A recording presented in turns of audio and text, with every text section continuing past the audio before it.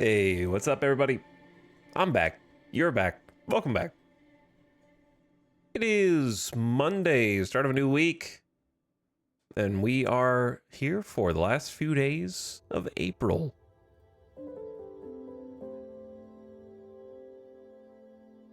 Hope you're all having a nice Monday.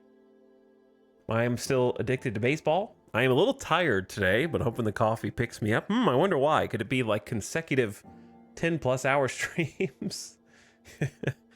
And I've been sleeping a little weird too. I feel like I've been waking up every few hours. I don't get that like long, solid, uninterrupted sleep like the old days. But I don't really toss and turn either. I think I just get overactive mind. I really think like, you know, I guess it's mind racing. I'm not really like, not anxiety. It's not anxiety related. It's more just like I close my eyes. Maybe it's overstimulation from playing video games 10 hours a day. Because when I close my eyes, it's almost like nonsensical things are still happening even though I'm not asleep and I'm not dreaming. Like behind my eyelids. Like you wake up, I'll go to sleep and I'll wake up like 3 to 4 hours later. And I'm not suffering sleep paralysis or anything like that, right? Like I can move, but it's almost like I'm 20% asleep and it's like I'm experiencing rapid eye movement, but I'm awake kind of. And there's just moving shapes, sounds, and pictures in my brain that is like keeping me from actually being asleep, but I also am not awake. I don't know, it's weird. But it's not sleep paralysis or anything like that.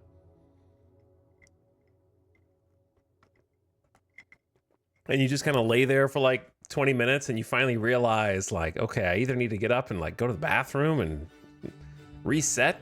Like you gotta like get up, move, and like reset your brain almost to fall back asleep, like truly asleep. It's weird.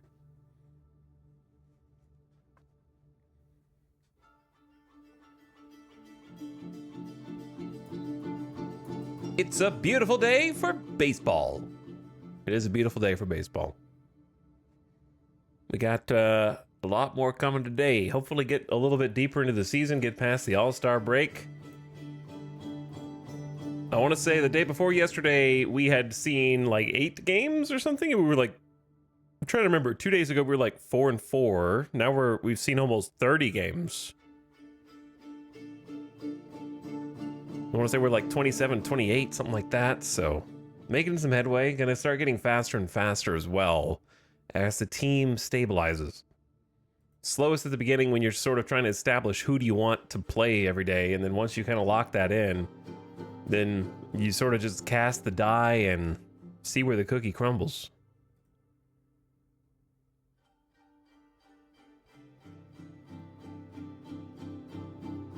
My doc called it conscious sleep, but I don't know if that's the right term. It might be. It very well could be. But I was doing a little bit of poking around last night before bed into the game. Messed with a few things that will hopefully pay off today. Which I will show you here in just a moment.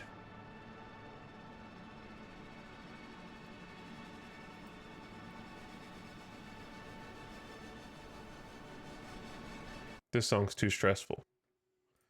This is the Far Loan Sales soundtrack. I don't remember if that gets us muted or not. Hello. We're here. How's it going, everyone? What's up, arrivers? Welcome back, Steven Shanzi, Fargman, Farming Purrs. Hello, Lou M, Death by Matum, Oko, Finksy. Sub Wisco Joe, Valkyrie. Chat thinks they could hit a baseball off of a pro pitcher.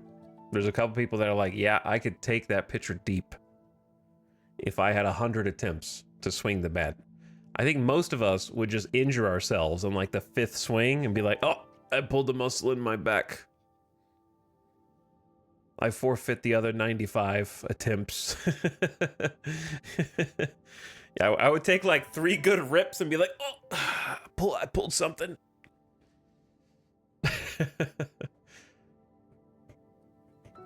too old for that, man.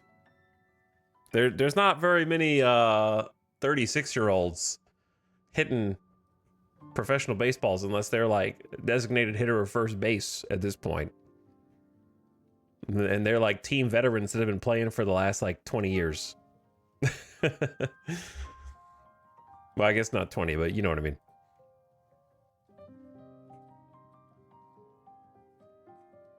What's up, Bucky's, Venator, Wootonius? What's up, Icer Joker?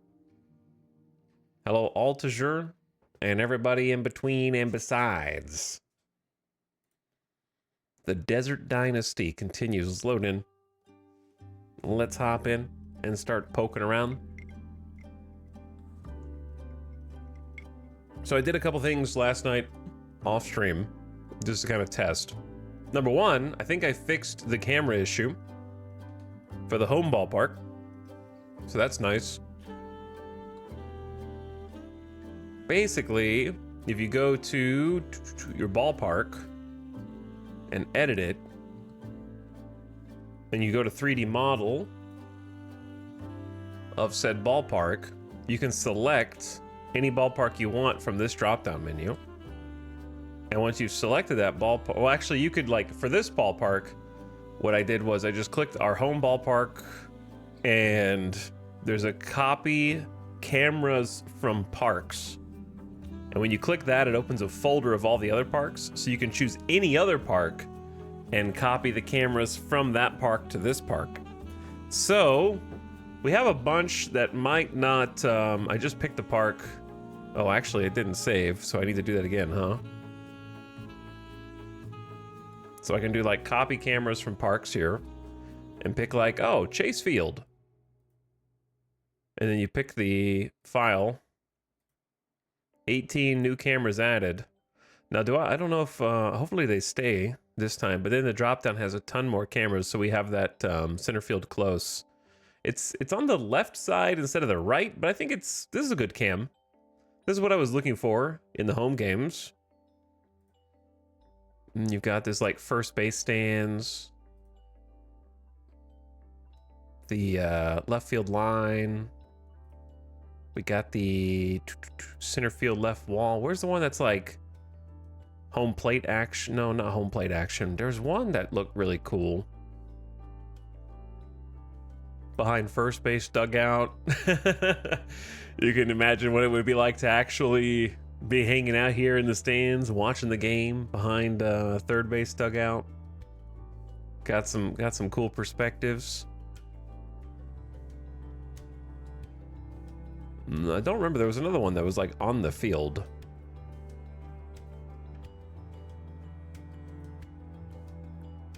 I keep clicking on the same one. There was one that was like on the field, like from here looking down the line. Oh, I guess it is first base line, yeah. And third base line. And then the freaking blimp camera flying high in the sky. This will pack a lot of people in, man. I really like this mod, but I think logistically, there's too many bad seats in this stadium.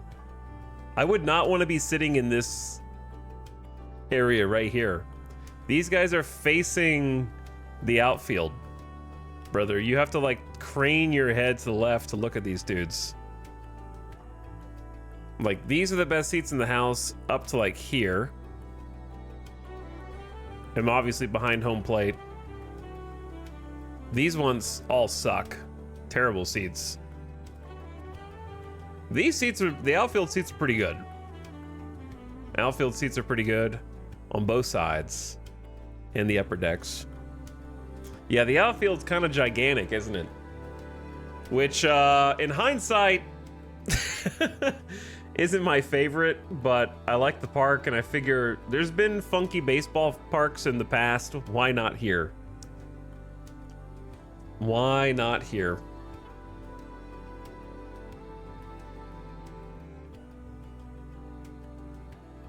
I think this probably be the funkiest ballpark. Well, I don't know where that camera goes. It probably would be the funkiest one. Where was the default, the real default? It was, I clicked on it like 3 times. My brain, chat, my brain's gonna not be working so well today. We got outfielders with cannons, it works well. It would be very interesting for a team to build a ballpark that technically fits the regulations, but it's different enough from all the other ballparks where they game the system, right? Like, let's say that this were real and it has a really deep outfield, lots of outfield grass, and you build your team to win at home. If you can just win most of your games at home and then half your games away or less, you can still go to the playoffs. Like, that would be kind of funny, where if you know that your outfield fence is super deep, don't get any power hitters, don't go for homers, just go for small ball and try and like build the team to win at home. I don't know, that would be kind of funny. Feels like the Red Sox were built that way a few times over the years. Yeah, it's hard to tell how big this park actually is because it looks huge. But I'm looking at the stats here. Maybe if we pick on another park, because doubles rating is 1.141. Any number above 1 equals, the simulation is going to increase the numbers of doubles and triples here. 141 and 180.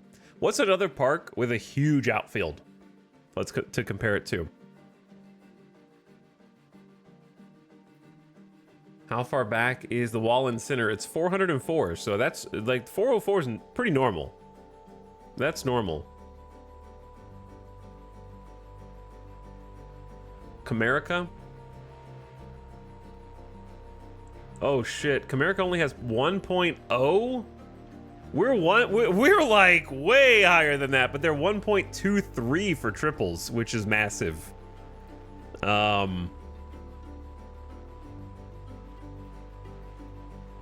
Yeah, we're only 1.18 for triples, but we're 1.14. So it's like 14% more likely for doubles if this is a percent.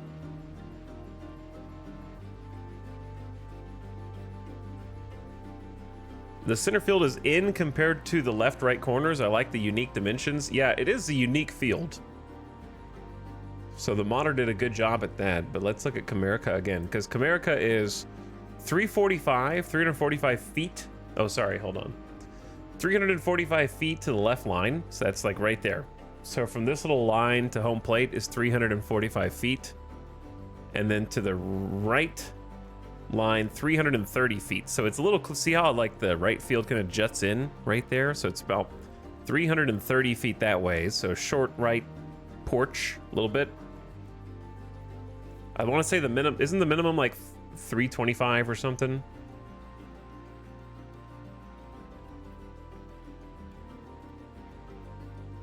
How do I find the stadium menu? You just go to your team, front office, anything that shows you that this top bar, and then hit info, and then ballpark, and then edit ballpark. And then you have a drop down, but be careful what you pick here. Like, I don't know if this changes your home field ballpark, so make sure you put it back on your actual home field just in case. I don't know if that edits your actual home one. But anyway, I'm kind of comparing Comerica and Omnibus. So they have a 330-foot right field wall, okay? Then right center is 403, so that's this spot right here. That's 403 feet away from home. Deep center is 420 feet, so that's massive. So, okay, like, that does kind of put things in perspective, right? What's the deepest center field in baseball?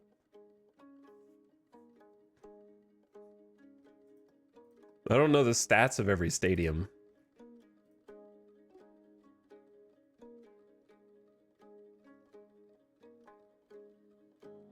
I'm gonna be real, because I'm an American leaguer. I did not know that Atlanta played in, I don't know what the National League parks are named. I didn't know Truist Park was the Braves.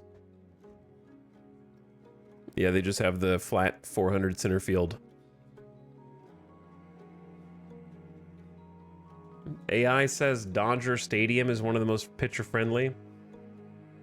Coors is a hitter's park, though. I don't think Coors is going to be big. Coors is 415 to deep center.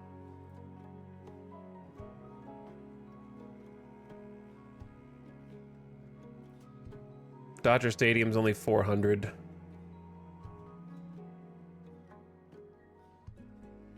And they have very few triples.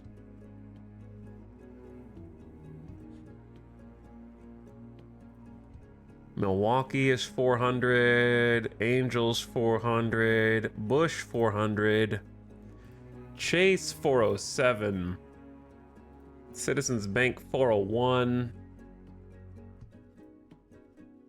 Dyken Park. Wow, deep center for the Astros is 436. That's crazy. So center field, way the hell back there, but then 315 feet to the left line. I didn't realize that compared to other stadiums, formerly known as Minute Maid Park, now Dyken Park, is 436. Good gravy. But they make up for it with the extremely short, one of like a few parks that you could hit a homer at 315 to 320.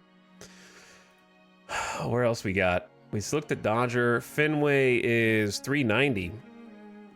That's cheating. I'm just kidding. They have a 9-foot wall, and of course the Green Monster.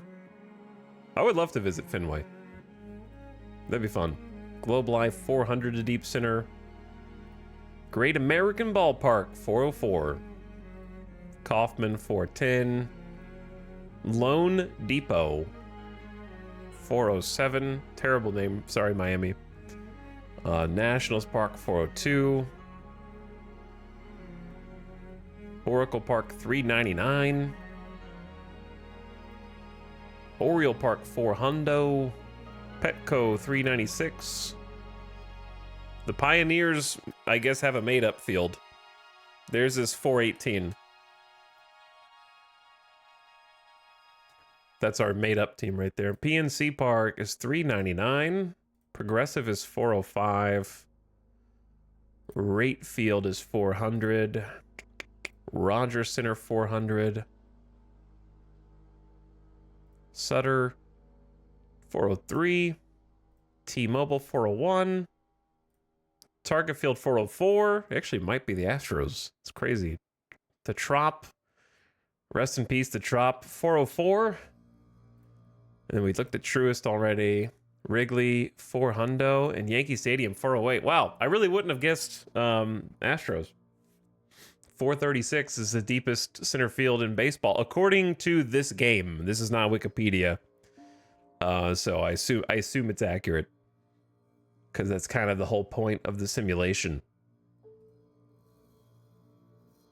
But yeah, 436 feet to deep center is crazy. But like, it's so deep, it's almost like a square, because it's only 315 to left, 325 to right. Very favorable for left-handed, and I think reasonable for very reasonable for righties, and I think good enough for lefties, like 326, 373 to right. So like 373 to right field for the Astros compared to us 379. So like it is harder to hit a homer in our park.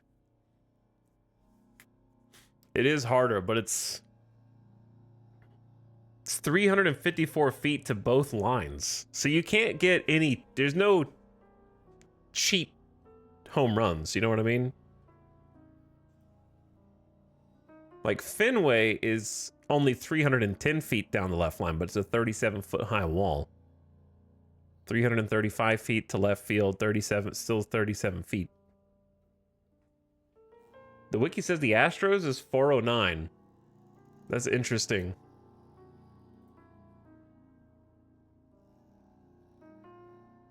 So I wonder what it's I wonder why it's got 436.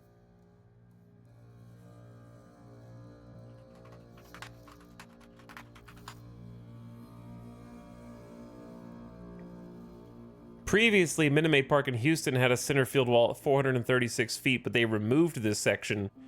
According, let's see. Maybe it's just old info?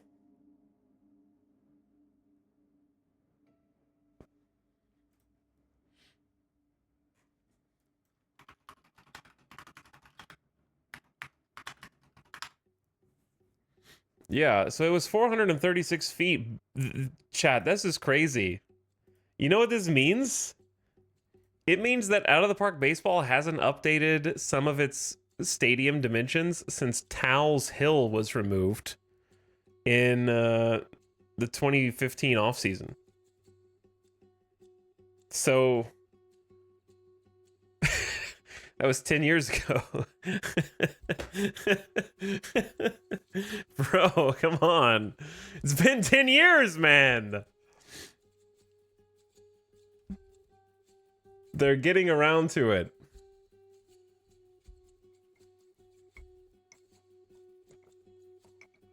So that's why it thinks they have a 436 feet deep park.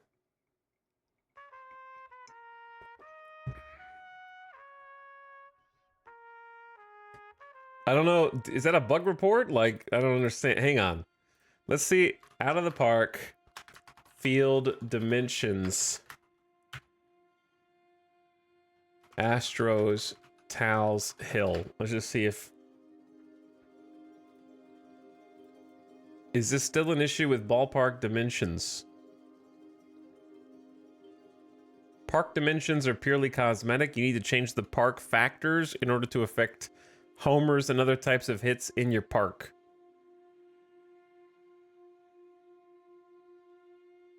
Okay, so I guess it all comes down to these numbers right here and not this. Is the moral of the story. So I don't know if these have been updated for the different stadiums in the last 10 years. So this is more important than the distance. It would be nice if it was accurate, though. All right, I got distracted. I usually do. It happens. What's up, Tyrion? How's it going?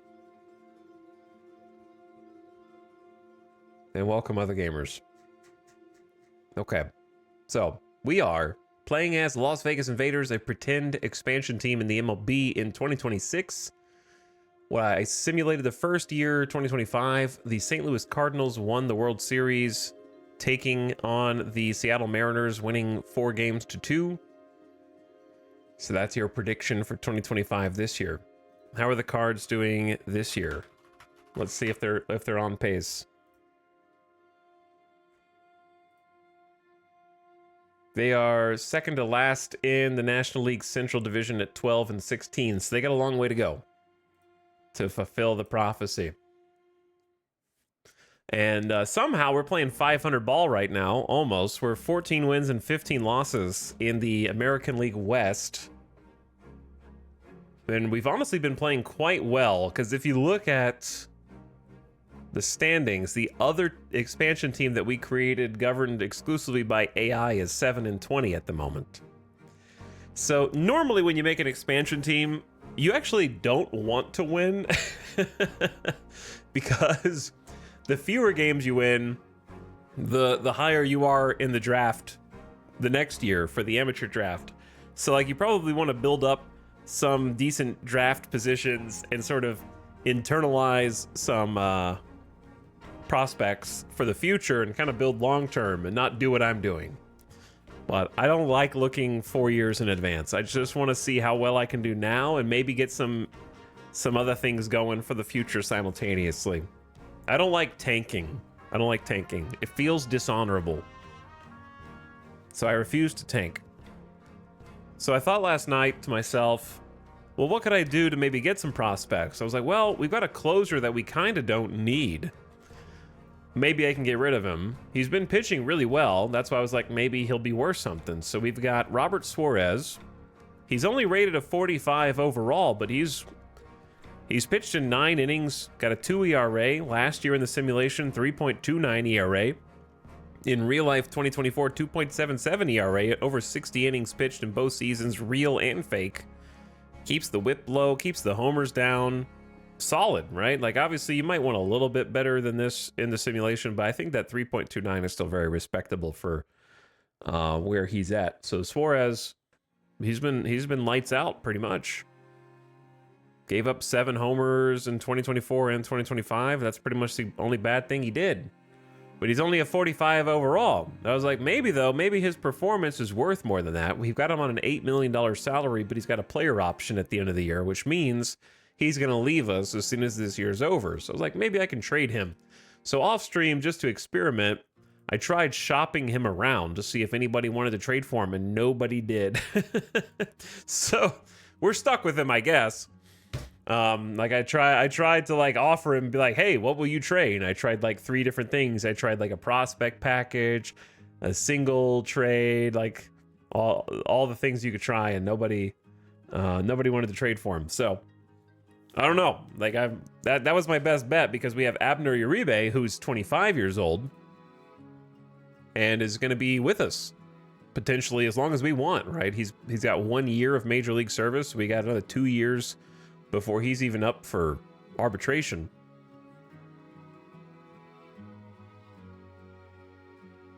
Well, he's got 7 years as a professional, but he's not going to be arbitration eligible this year for sure. And he's pretty solid, 50 overall, 50 potential, but he's struggled in previous years because he's 25, like he's almost 26. So he just got kind of blown up. Numbers high equal bad.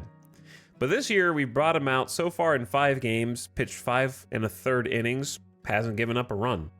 So I gave him a few innings in AAA to kind of just make sure he was doing okay.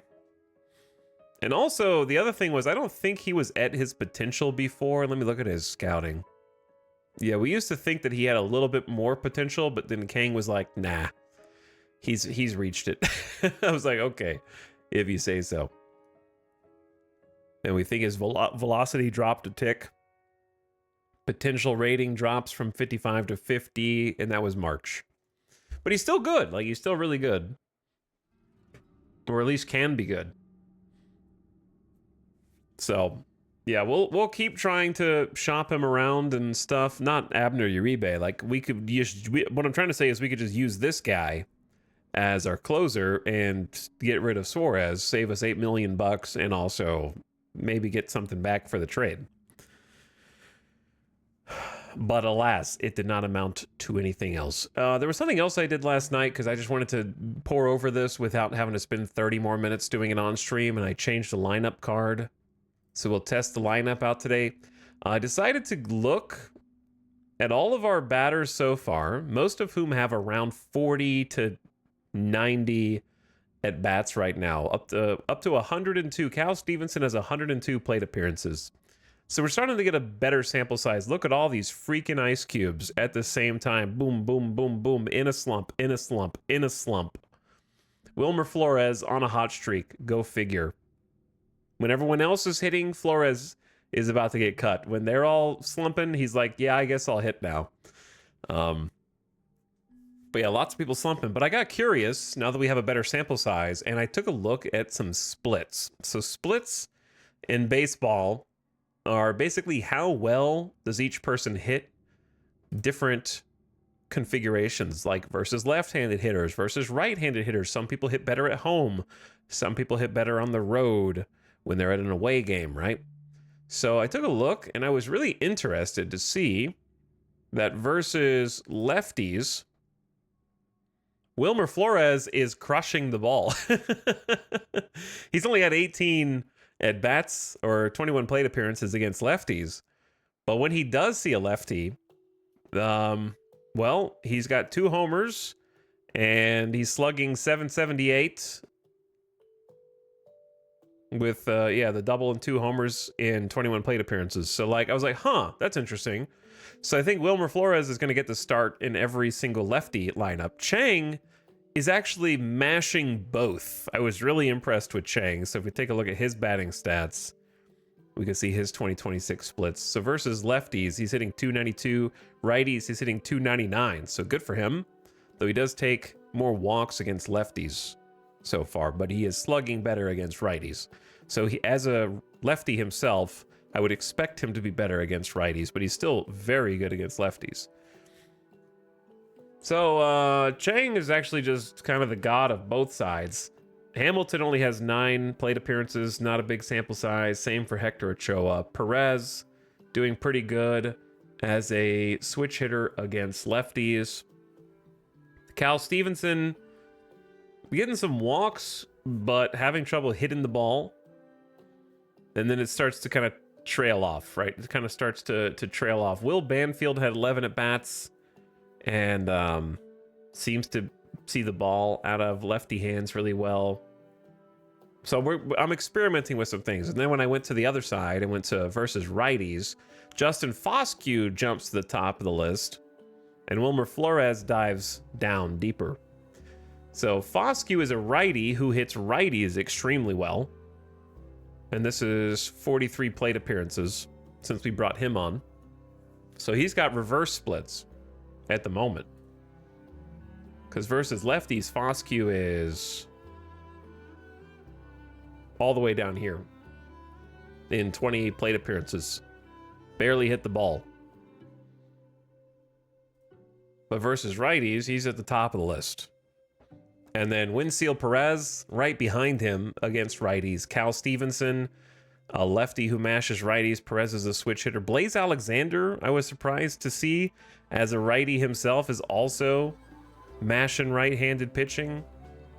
Chang, of course. We talked about Arenamo, another righty hitting righties better. Maybe he hasn't had that enough at bats against lefties, but it seems like we really struggle against left-handed pitching.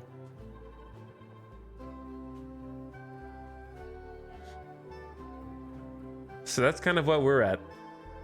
We just suck against left-handed pitching.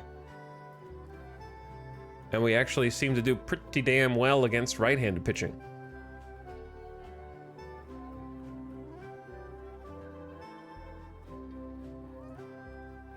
But yeah, Banfield just absolutely atrocious against right-handed. Ochoa, who we're on the hook for $4 million because of a chat hunch. The good news is about Ochoa is that our scout thinks he has potential to be better. So that's nice. Though his power and eye potential dropped from 60 to 55. So right now he is ice cold. So I tried to create a lineup based around who was strong at left-handed and right-handed pitching. So since we're playing, the next game is at New York against Zach Eflin. 95 mile an hour throwing righty. I'm going to try out this lineup where we have Cal Stevenson at his traditional leadoff spot with his great eye, taking some walks. Chang in the 2 spot where he's produced very well. Foscue, who as we just mentioned is slugging the best against righties so far in this lineup in 43 plate appearances. So we put him in the 3 spot, hoping to bring some power. And then Winseal Perez has also been slugging very well against righties. So we got try Perez in the cleanup spot. Blaze Alexander has also been hitting righties very well. So we got him starting at third base. Wilmer Flores is just kind of in the lineup because I started to run out of people. There's not really a better designated hitter right now, but I could maybe move Arenamo up and put Flores down. I think that would be a good idea. I didn't really finalize this last night, so Arenamo maybe 1 spot higher, playing second, and then Ochoa because he's a lefty, and I think he's gonna figure it out. Like right now, I think he's gonna. I gotta trust in him to figure it out. And then Rafael Marchand starting catcher in the 9 spot. And then if we're playing against a lefty, it goes very different because we got Chang in leadoff, then Foscue, then Flores, Perez, Freeman. So we get Freeman in there, we get Hamilton in there, we get Banfield in there, and try that out.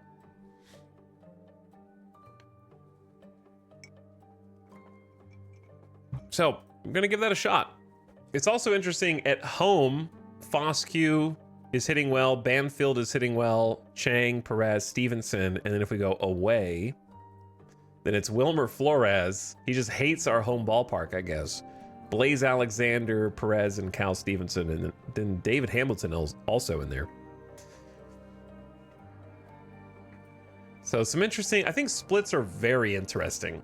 Splits are very interesting. I like seeing, you can also go even deeper.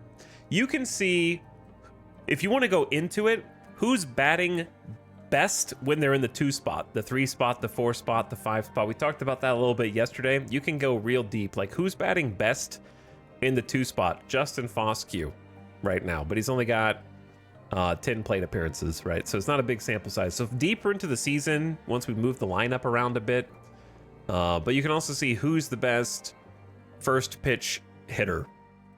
Chang, easy right now. Perez. So the more these sample sizes will become more important in the middle of the season. Who's the best high leverage hitter? Foscue, Flores, and Chang delivers when the pressure is on. Blaze Alexander delivers when the pressure is on. But it's just fun to look at. I'm not making any decisions off of it, but it's just like interesting. Who's the best low pressure? Winseal Perez, Arenamo, Marchand.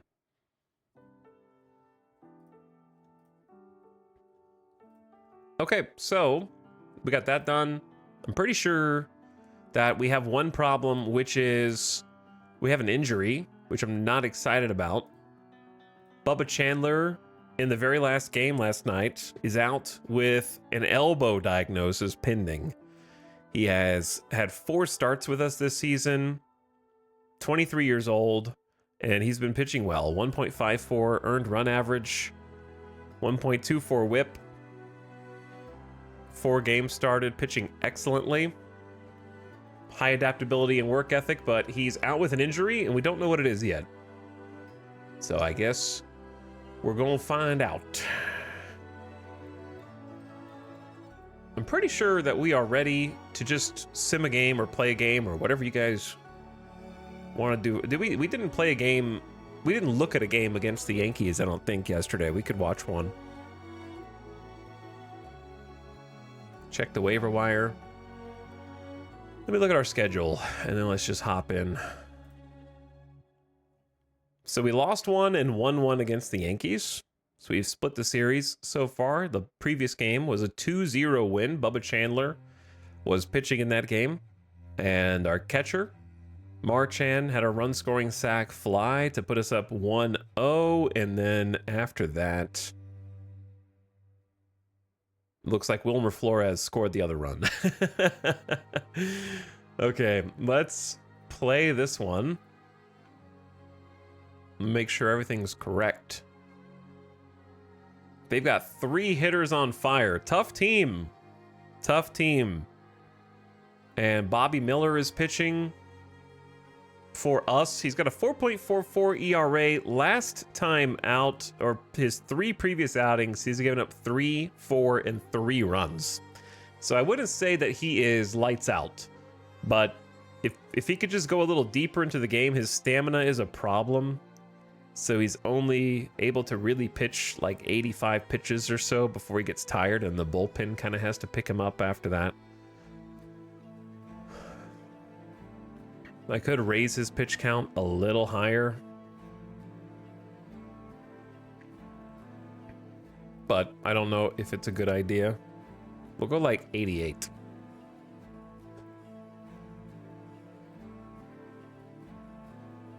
But yes, the Yankees have still a pretty stacked team, though their team is shifting around a little bit.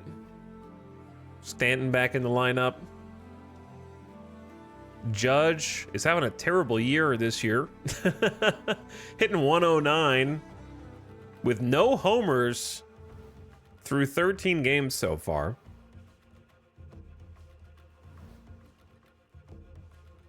Their best, honestly, they don't have anybody who's like a hitter god right now. Some of our hitters are a little more consistent than theirs, which is a little weird. Their best hitter is 275, Alex Vargas, but their best OPS is Jock Peterson. Jock Peterson's and Ben Rice are mashing some homers. 11 homers already for Jock Peterson. And then Ben Rice has 4 homers, but what a crazy catcher from a hitter's perspective, but he's not great defensively. All right, let's hop in and play this one out. I'm just gonna watch it.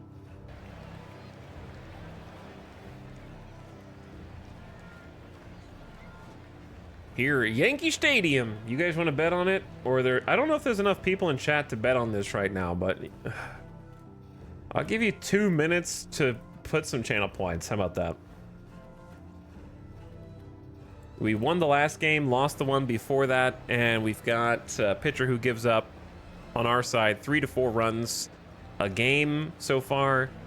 Zach Eflin seems to be a little more consistent. Gave up 2 runs last game, 3 runs game before that, 2 runs, 2 runs. So he's been a little bit more consistent with a 3.15 ERA, 1.05 whip, not many base runners on him.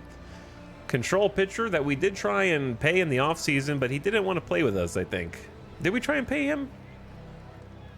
So if you want to put any channel points on, now's the time to do it. We're trying the new lineup against righties and see if that has any impact whatsoever. It may not. But playing matchups a little bit. Oh, the other thing I did was I went and changed all of the strategies on the overall team strategy. I'll show you, remind me, and I'll show you that after we get back to the game menu.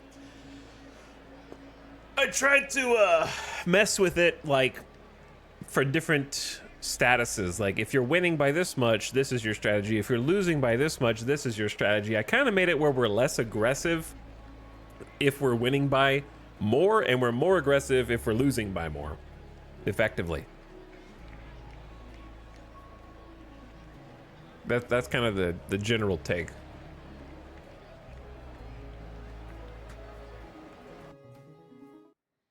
Let's listen to this and hopefully not get muted. All right, your time's almost up, channel pointers. Put your channel points now or forever hold your peace.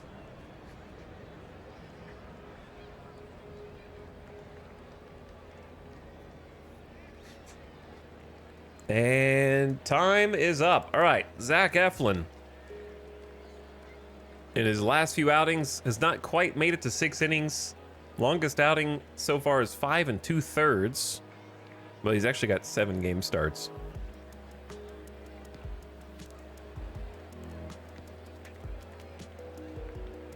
He pitched 7 1/3 innings back in March, but hasn't made it to 6 innings since. And up to bat first for your Las Vegas Invaders, left-hander Cal Stevenson, who's been doing pretty well from the leadoff spot, though he's slumping a little bit now. 0 for his last 4 games, or sorry, last 3 games, and 1 hit in his last 15 at-bats. Looking to turn that around today, playing left field for the Invaders. We're just going to watch the last pitch of every at-bat, so we're not going to watch the full at-bats. We're just going to skip to the outcome of each encounter here. So here comes the first one. Good evening, folks. Welcome to Yankee Stadium in New York. Great camera work, by the way. The 5th place Invaders have a 14-15 record, and New York has the inverse of that. First pitch coming up. Zach Eflin starting. And second pitch put in play back to the pitcher, who makes the out at first for out number 1 on 2 pitches. 1 up, 1 down for Tsung-Che Chang, playing shortstop today for the Invaders. First pitch he sees, and he'll loft that into shallow center. He loves those first pitch singles. He's a pretty good, we were just looking at that, weren't we? He's a pretty good first pitch hitter. He's like one of the best on the team at average on the first pitch. So Chang will be a 1-out base runner, possibly looking to steal a bag here for Justin Foscue, hitting in the 3 spot today, playing first base. Got 12 runs batted in on the season and 4 homers, leading the team in home runs. And the ball gets away from the catcher. Rice spins around and chases the wild pitch. And on the wild pitch, Chang will advance to second base. In scoring position early for the Invaders.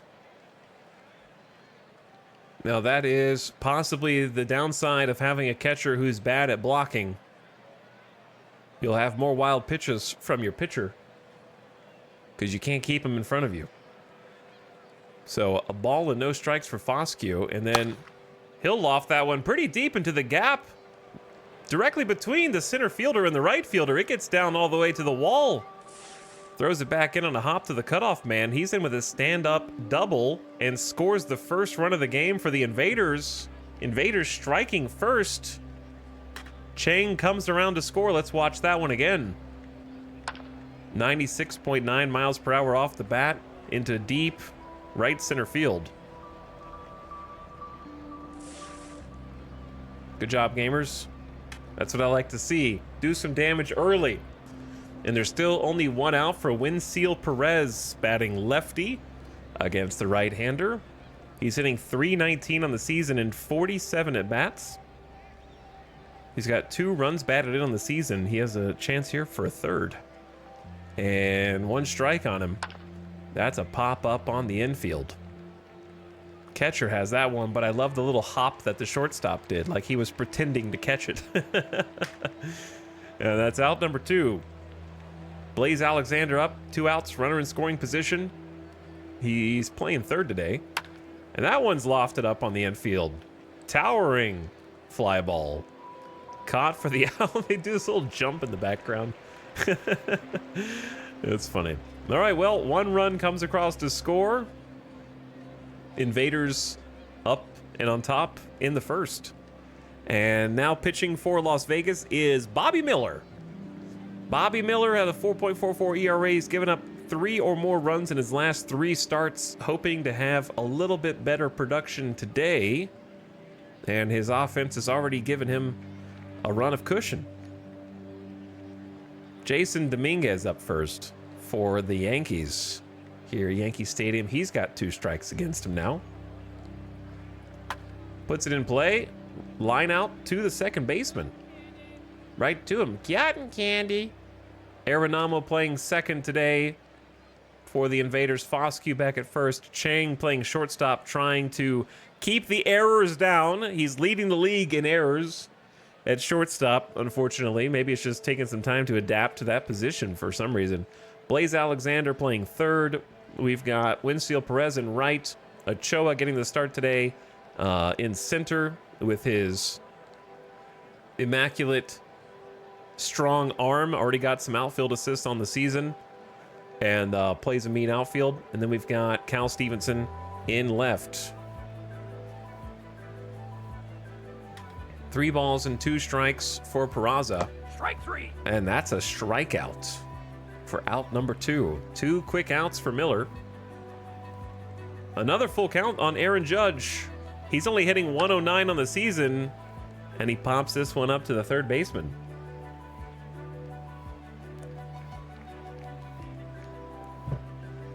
Three up, 3 down. That was an 8-pitch battle, but a 102-mile-an-hour fastball from Bobby Miller managed to catch Judge getting under it and skying it up on the infield.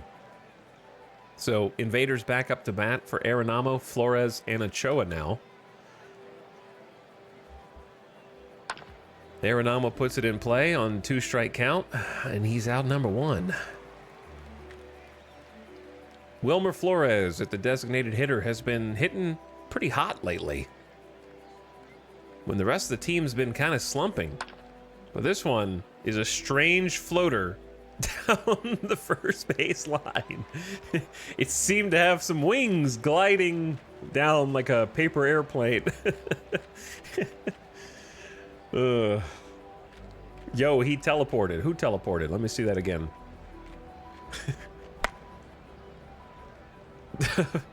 The first baseman just skated down the first base line.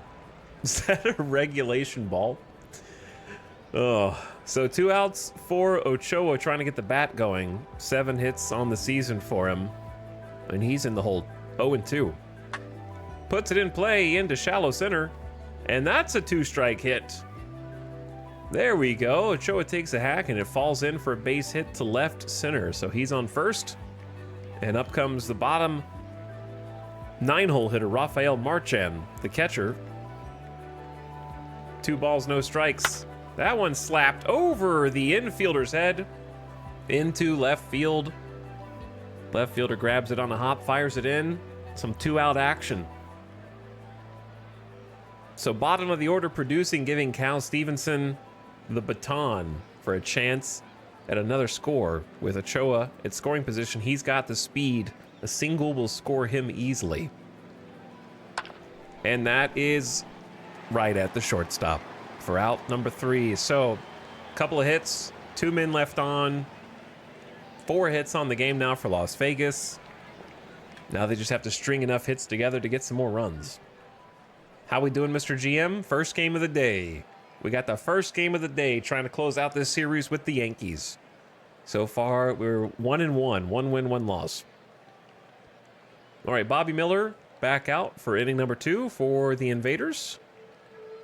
Yankees up. Jock Peterson hit 11 homers this season, so he's a threat with the bat. But he's a 3-pitch ground out for out number 1 to start the bottom of the second. Giancarlo Stanton playing right today for the Yankees. And he hits it sharply to the third baseman, who handles it cleanly. Alexander gloves it. Nice play down the third baseline. Let's watch that one again. 85.6 miles per hour off the bat. Looked a little hotter off the bat in the 3D, but still a nice play. Guarding the lines. Got the changeup out in front. Ben Rice hitting .243 on the season, but he has an insane on-base percentage, and his OPS is over 1. He's got the power, and he's got the ability to take the walks. 27-year-old left-handed hitter. 2 balls and 2 strikes on him. Strike 3. And he's a strikeout victim. Miller got him to chase the slider. That's the inning. 1-2-3 go, the Yankees. Las Vegas still out in front. All right, back to Chang. He's 1 for 1 today. Had a leadoff hit, or he had a 1-pitch hit last time up. This time he'll be a ground out after running the count full on 6 pitches. So we're getting some deep counts on Zach Eflin. I'd like to see that keep going. All right, Justin Foscue back up. 2 balls and a strike. And that is dribbled past the pitcher. Thrown over to first. That's an infield single. He legs it out with an infield hit. They can't get it over to first in time. Foscue's got enough speed to beat that out. Winseal Perez looking for his first hit of the day. And instead he'll line out to the third baseman after working the count full. That was the 8th pitch of the at-bat, and Eflin wins the battle. 2 outs for Blaze Alexander. Hard hit. Third baseman dives, keeps it on the infield, but can't pick it up. Cabrera double clutches the transfer and has no play. Foscue advances to second base on the infield hit. 2 runners on, 2 outs for Jader Arenamo. 3 balls and a strike. Smacks it up the middle. That's going to be down for a single. Play at the plate. Pitcher cuts it off. Throws it home. Foscue slides. And they get him out at the plate. Play at the plate. The outfield assist is made. How did he not score off of that? I have to watch that again. 103 off the bat. I like the aggressive send. I would have sent him too. The relay, and apparently he got tagged out. Unfortunate, but that's out number 3. Good play by the defense there. I like the send. I would do the same. Also, ad's gonna start in like 30 seconds, so. This could be a fun online league.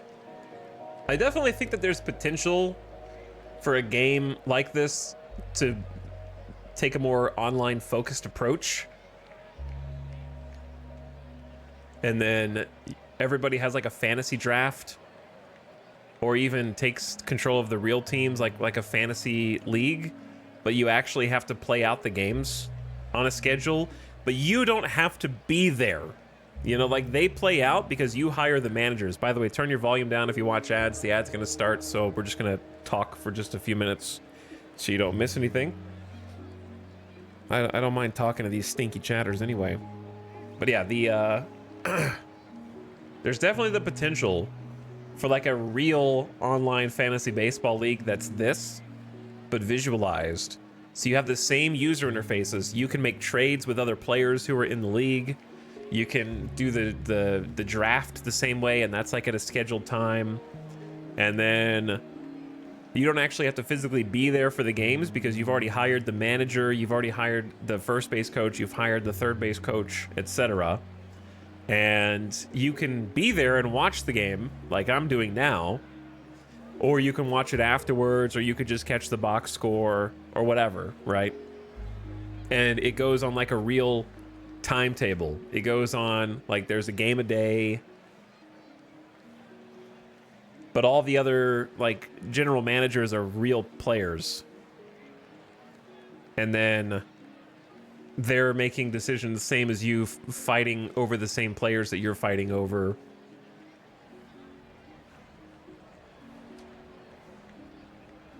That's how the perfect team mode works. I don't think it is. So if it's not, I'm gonna ban you.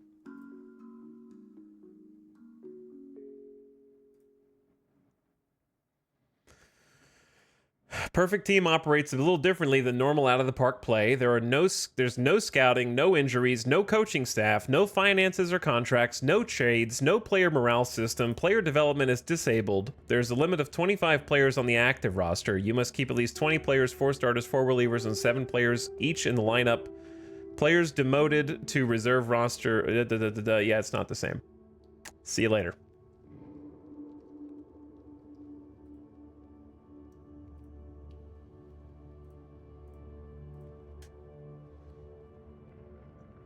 See you, bud.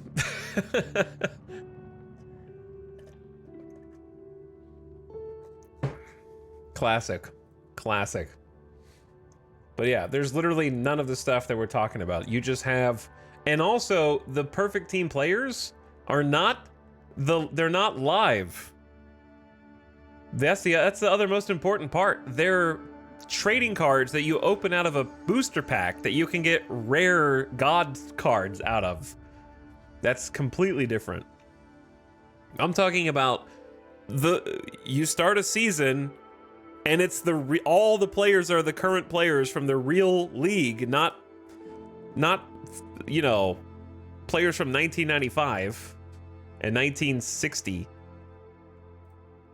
Everything else is the same.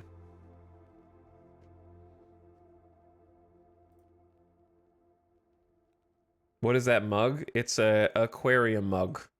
It's fish. It's just I don't know if you can even see it. It's just got a bunch of fish on it from an aquarium.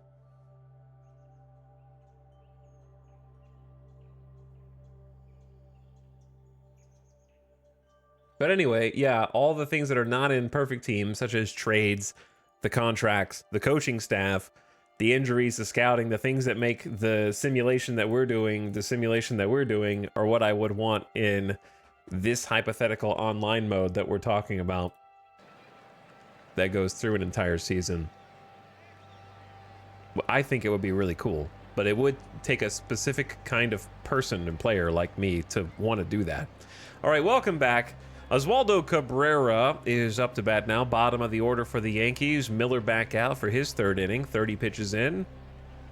1 strike on Cabrera, and that is into shallow center field for a leadoff single. That'll bring up Trent Grisham. Apparently he's on fire, says the game, but he's hitting 146 on the season. And he'll watch ball 4. Take his base. Runners on first and second. Nobody out. This is not what you want to do. You want to challenge the bottom of the order so you don't have to go back to Judge, Jock Peterson, and Giancarlo Stanton. You want to challenge them and not just work around them and give them the free pass. We struggle with walks, I feel like. Alexander Vargas up. He's hitting well. Shortstop for the Yankees. This one goes on a line to the left fielder, and they get the ball back in quickly to stop the runner from advancing to second. So that's a nice out, number one for Miller, who's now just a ground ball away from getting out of the inning. First pitch. That's a grounder. Is it enough to turn two? They make the play to second to take the runner, but not enough to turn the double play. So now runners on the corners, 2 outs. Nice play by Miller there to get the lead runner. Well, not the lead runner. You know what I mean.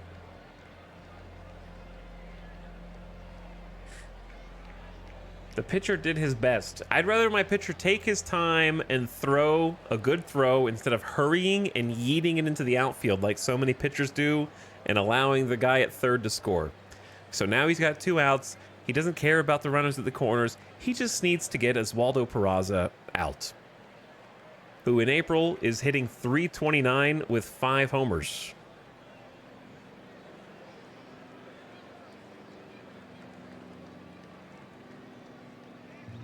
So that's not good for us.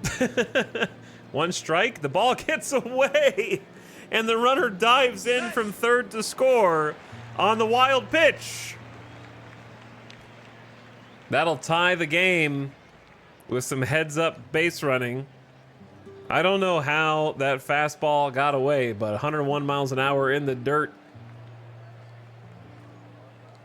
A full count now for Peraza. And he scoops this one into shallow left field. Left fielder's got it, holds it, throws it back in. Not sure if it's going to get in time. It looks like safe at home. Despite the strong throw, that's a run-scoring single. New York up 2-1 now. Takes the lead in the third against Miller. Miller trying to get out of this inning. 2 outs. And can't seem to get that third out. And he walks the next batter he sees.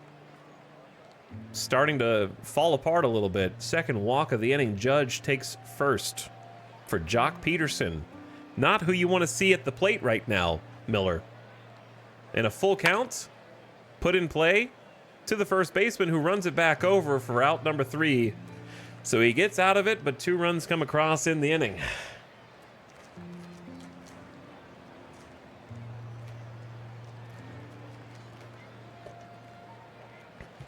No, the only allergy medicine I take is like Claritin at the moment. Do you know what the threshold is when a player gets hot or cold? No, but I don't really care to know either.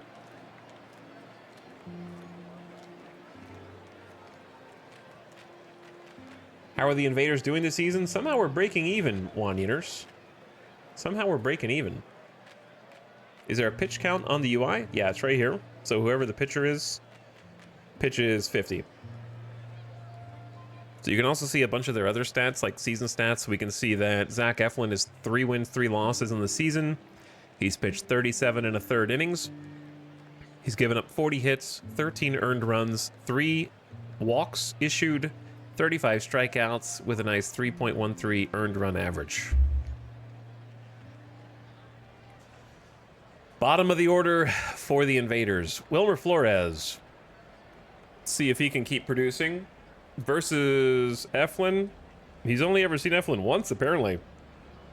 And it's in this game. 2 balls and 2 strikes to Flores. He puts it in play. Down the line, they were playing the shift on him, not expecting him to take the ball the other way. So that goes all the way to the back of the wall. And Wilmer Flores slides in with a leadoff double.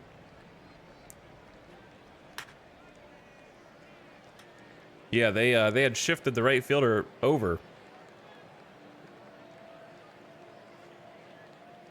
Let's watch that one again. 96.3 off the bat. Nobody there to pick it up. Stayed just fair. The pitch overlay is cool. the pitch overlay, like F8, that one. For the batter's spray chart. It's called a spray chart. If you hit F8, it shows you where a given batter statistically hits the ball.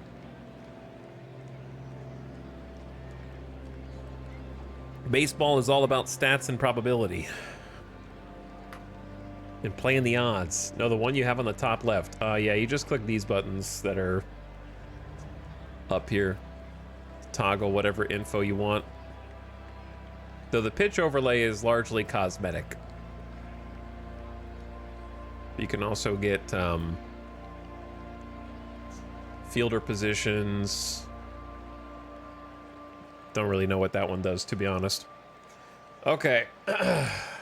So Ochoa up now. Flores at second in scoring position. Nobody out. Ochoa with a hit today already, trying to warm up. He slaps it down the left field line. That goes all the way back to the wall. So one line drive to the right field wall and then one line drive to the left field wall. Cameraman doing a fantastic job looking for the ball. Las Vegas evens the game up at 2. Let's watch that one again. 102.5 off the bat. His second hit of the game. So Flores with the leadoff double comes in to score. And we are tied. Great job from Hector Ochoa. Using a little bit of that gap power. Getting a couple of hits today off these Yankees. And now we got an opportunity for Rafael Marchand to take the lead. Ochoa, the go-ahead run at second base. First pitch. And that one into pretty shallow center field. Nobody's able to get there. And that's down for a single. Play at the plate. Ochoa is called safe. Marchand to second. He runs on the throw home. And Marchand has an RBI single as Las Vegas jumps out 3-2 with 3 hits in a row. Well done. Getting to Eflin a little bit now. And the bottom of the order, Flores, Ochoa, and Marchand all producing. Bringing it back to Cal Stevenson to do more. Cal Stevenson over to third. Grounds strong throw. Out number 1. The runner will stay at second. Now Chang is up on 2 pitches. He lines one into the left field. I would say gap, but it was more like shallow left field. And it's going to move the runner over to third. That is his second single of the game. Runners now at the corners as Chang has another multi-hit game, hitting .309 on the season. Then they are kind of battering Eflin here a little bit. Foscue has a chance to do some big damage. Eflin hoping for a ground ball to get the double play, but Chang running well. 60 speed has a chance to stay out of it. Foscue, first pitch, steal attempt. Chang using that speed and that aggressiveness to try and stay out of the double play has his 4th stolen base of the season. And he moves into scoring position. So 2 runners in scoring position for Foscue now. 2 balls, 2 strikes. He puts it in play into the gap in right. Hopefully deep enough to score the run. That's going to be an out. But the runner from third comes across to score. So Marchand tags up and puts Vegas in front 4-2. The 3rd run of the inning. So nice small ball by Foscue. Team first approach. Got it deep enough to score the run. Looking good. And now Chang at second with 2 outs for Winseal Perez. And that is slapped into shallow left field. Another single. The base hits continue. Not sure if Chang is running. He is. He slides in safe, able to go second to home on that single to left. Wheeling around the base paths, and that's the 4th run of the inning and the 12th hit of the game for Las Vegas as they continue to batter Zach Eflin. He is fast. Winseal Perez with his first hit of the game. It's called the action cam because it misses all the action. True.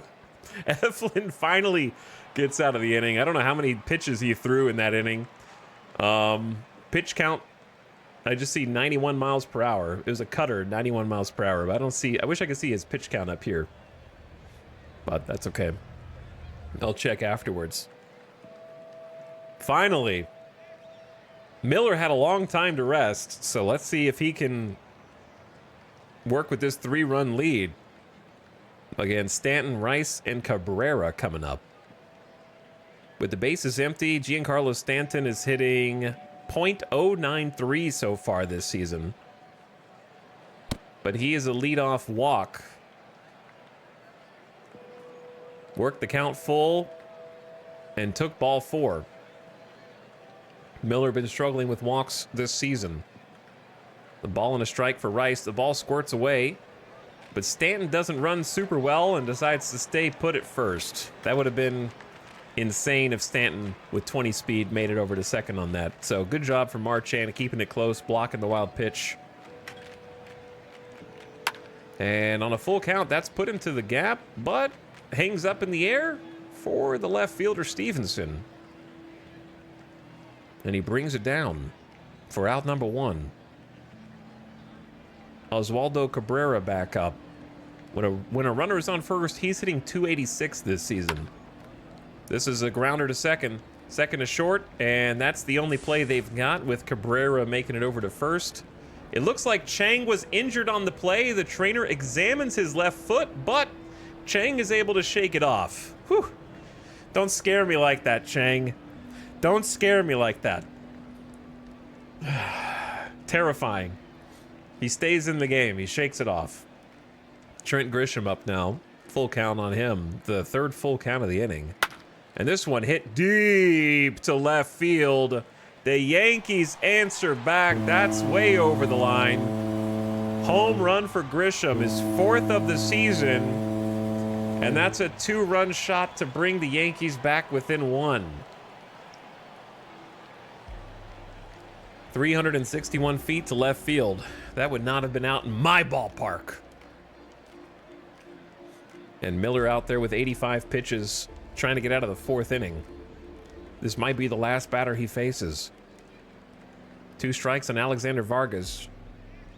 He reaches back and hits him with the fastball. So 2-run score on the home run. The walk comes back to bite him, as they so often do. And that homer went from a solo shot to a 2-run homer because of the walk. All right, so 2 runs across. Man, this is definitely a game right here. So now it's a 1-run game. Arenamo up, Flores and Ochoa. 12 hits for Las Vegas so far in the game. 2-2. Leadoff hitter puts it into center field on a line. Grisham makes the catch on the run. Out number 1. Flores, 2 balls, 2 strikes, 1 for 2 with a double. And this one looped into shallow right field, but it finds a little bit of grass. Flores doing pretty well, and a new pitcher finally comes in for the Yankees. So Eflin taken out in the 5th inning. Gets through 4 1/3 innings. I don't know why his pitch count is 0. He only struck out 1 and gave up 5 earned.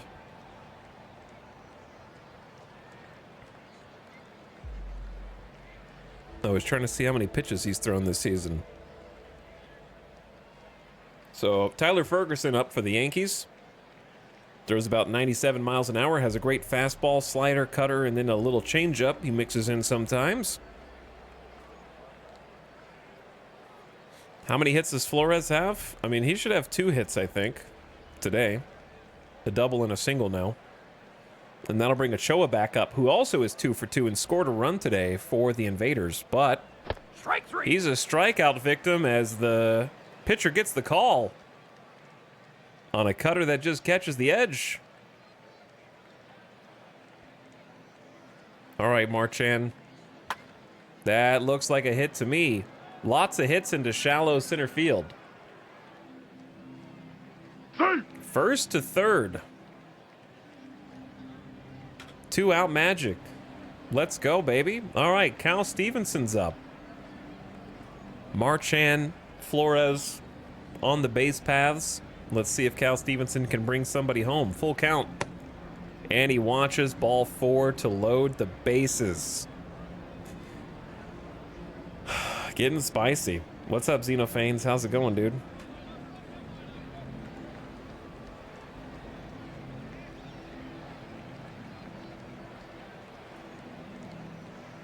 Xenophanes also, thank you for the 73-month sub. Chang almost got injured earlier on a close play at second on defense, but he's back to bat now. 2 for 3 today so far, but he's got 2 strikes. Strike 3. And he swings at strike 3. They strand the bases loaded. The Invaders load him up but fail to score. Vegas is still out in front 5-4. All right, Miller is back out for some godforsaken reason. See, this is why I don't understand the AI. My AI manager doesn't make any damn sense. I have a pitch count on Miller that is 88 pitches in the settings. He's at 88 pitches. So why is he coming back out for another batter in the 5th if he's on a hard pitch count? He's at exactly the pitch count that I thought that I limited him to. So why even bring him out? Just go to the bullpen.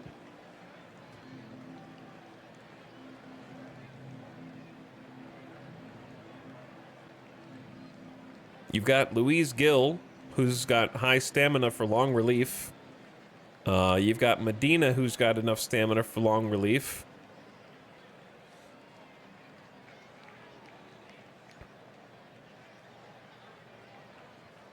So, like, he's obviously gassed because he's supposed to be able to throw 100 miles an hour. He's throwing 95-mile-an-hour fastballs now.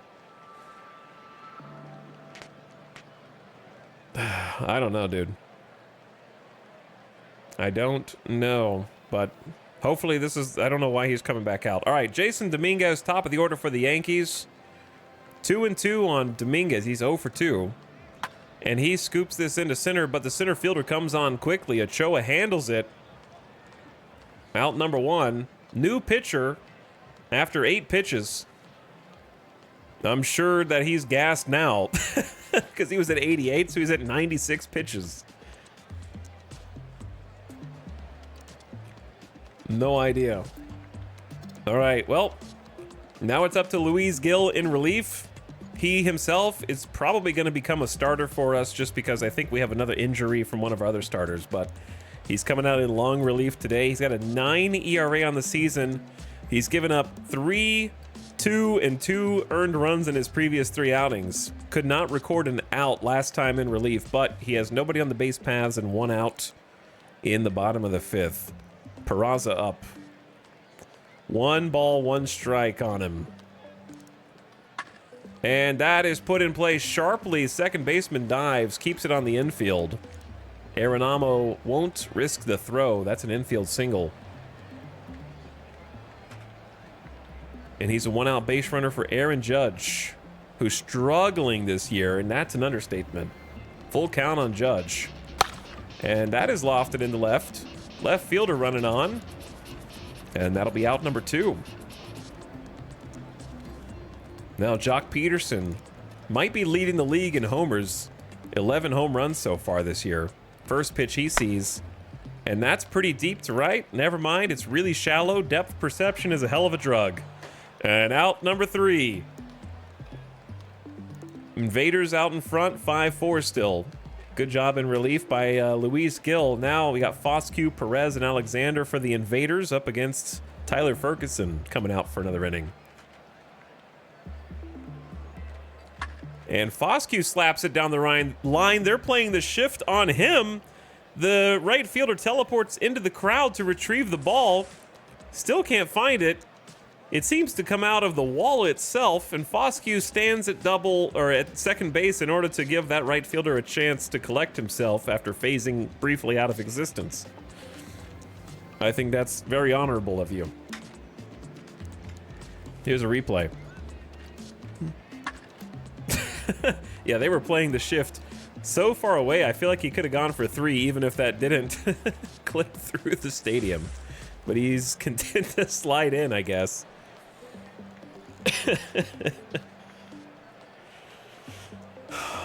So Justin Foscue continues to impress, takes a fastball that caught way too much of the plate down the right field line the other direction. And he is 3 for 3 today, having himself a game with 2 doubles and 2 runs batted in. Leadoff base runner in scoring position to try to get some cushion for the bullpen here. Perez up, he's 1 for 3. And he will slap this one into left field. Dominguez comes in for out number 1. Blaze Alexander has 1 hit today. And he puts this pretty deep to right. But unfortunately, Stanton is right under it. And that is out number 2. All right, Foscue still in scoring position at second for Jader Arenamo, looking for his 2nd hit today. And that is scooped to straightaway left as well. So each of the outfielders have their opportunity to watch as the ball goes directly to them, I guess. So the leadoff double amounts to nothing. The outfielders are input reading. Some hard hit balls, but can't find a gap. Luis Gil will have to get it done against Stanton, Rice, and Cabrera now. 2 strikes on Stanton. Strike 3. Gets the called strike on the slider that catches a pretty good amount of the corner of the plate there. Stanton down on 5 pitches.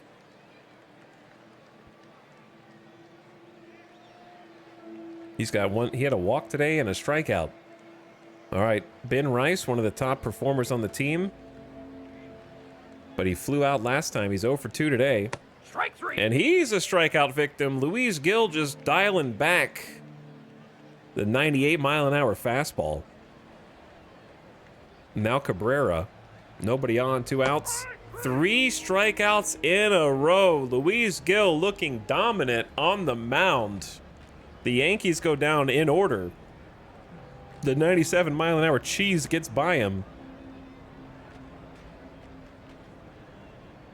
Luis Gil trying to get his revenge on this former team. Yeah, he was a Yankee, wasn't he? All right. Top of the 7th, bottom of the order for the Invaders. Flores, Ochoa, Marchand, some of the top producers so far this game. 2-2 Flores.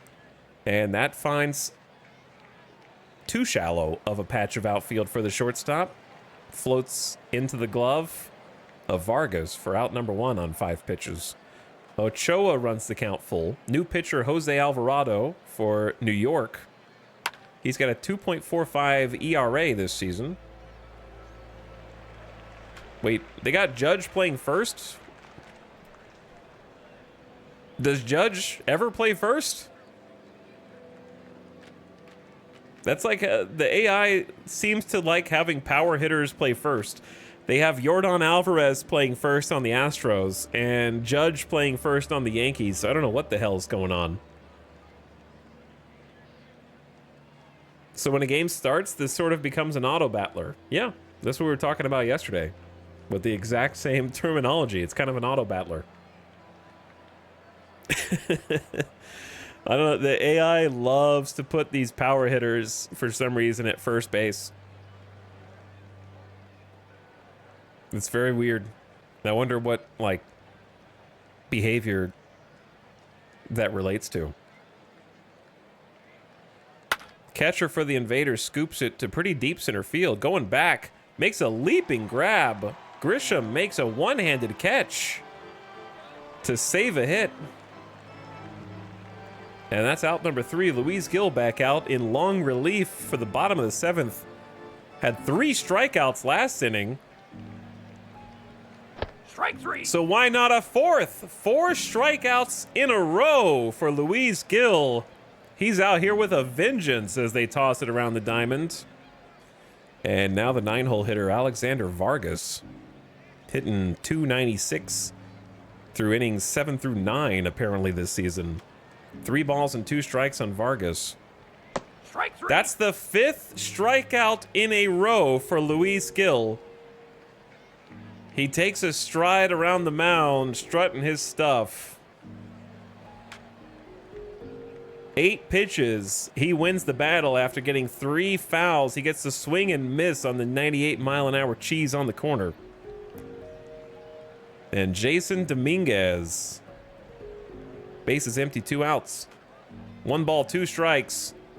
Strike three. Strike 3! 6 strikeouts in a row for Luis Gil in an absolutely dominant performance. 6 for 6. Well, I guess, well, he did come out for a different inning. So I guess he's not 6 for 6. He's 6 for 8. 6 Ks and 2.2 innings of work so far. So he's 6 for 8. He's just dialed back and he's in a groove, man. He's in a groove. That's insane. 6 strikeouts in a row is like, oh my God, what is happening? I'm curious what the most are. Most strikeouts in a row by one pitcher MLB. 13 consecutive strikeouts. That's insane. For 51 years, Hall of Famer Tom Seaver held what looked to be an untouchable record. 10 consecutive strikeouts. And then, long story short,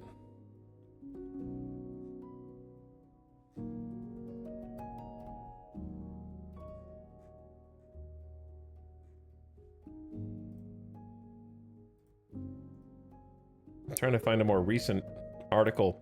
It was Jeremiah Estrada gets record 13 straight strikeouts in 2024. He surpassed the Phillies' Jose Alvarado for the most strikeouts in a row by a pitcher since at least 1961.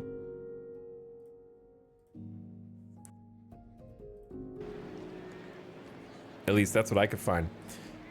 Speaking of Jose Alvarado, holy moly, what are the odds? What are the odds that that's the exact guy who's out on the mound pitching against us right now? That's weird.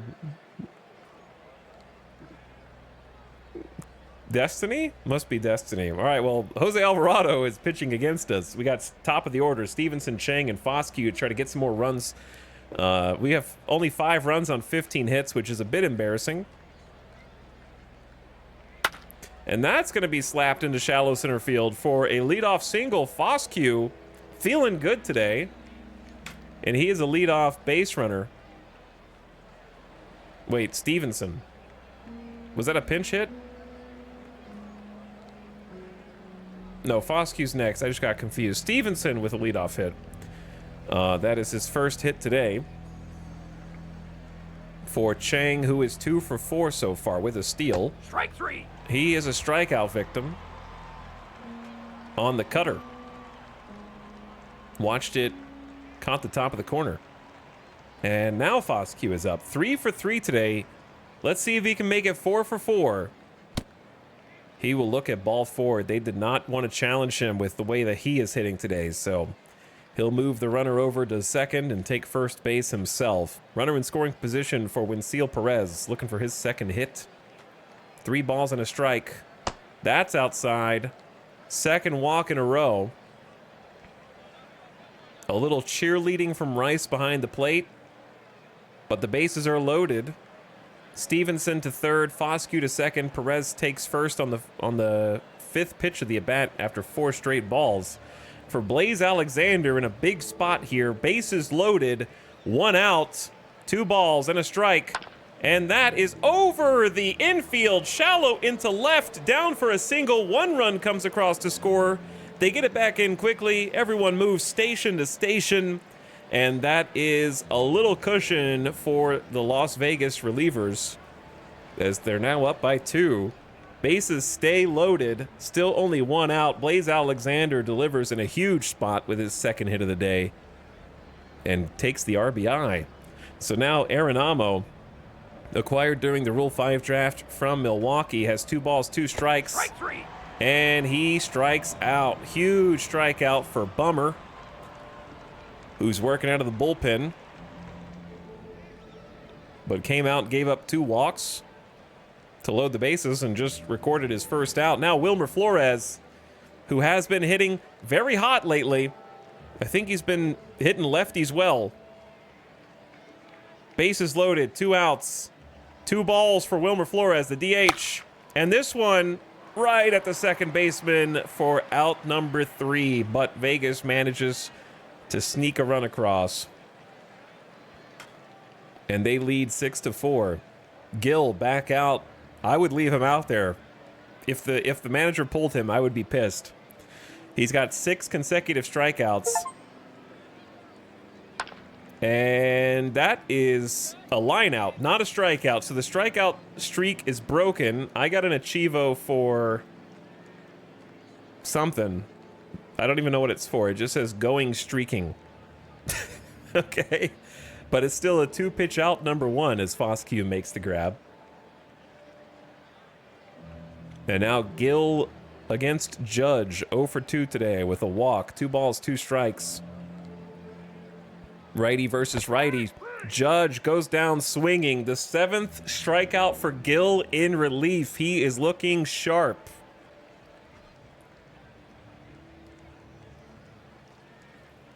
Now Jock Peterson, one of the toughest outs on the team. 3 balls, 2 strikes, full count.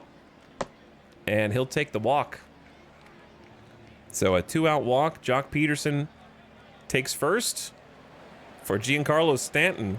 0 for 2 today with a walk himself. A ball and a strike for Stanton. Oh, Snyder. Colin Snyder's out. And Colin Snyder gets a grounder to third. So they pulled Luis Gill. Though I probably would have left Luis Gill in because he was dealing. So kind of over-managing the game, in my opinion. But I guess that's all they wanted him to face.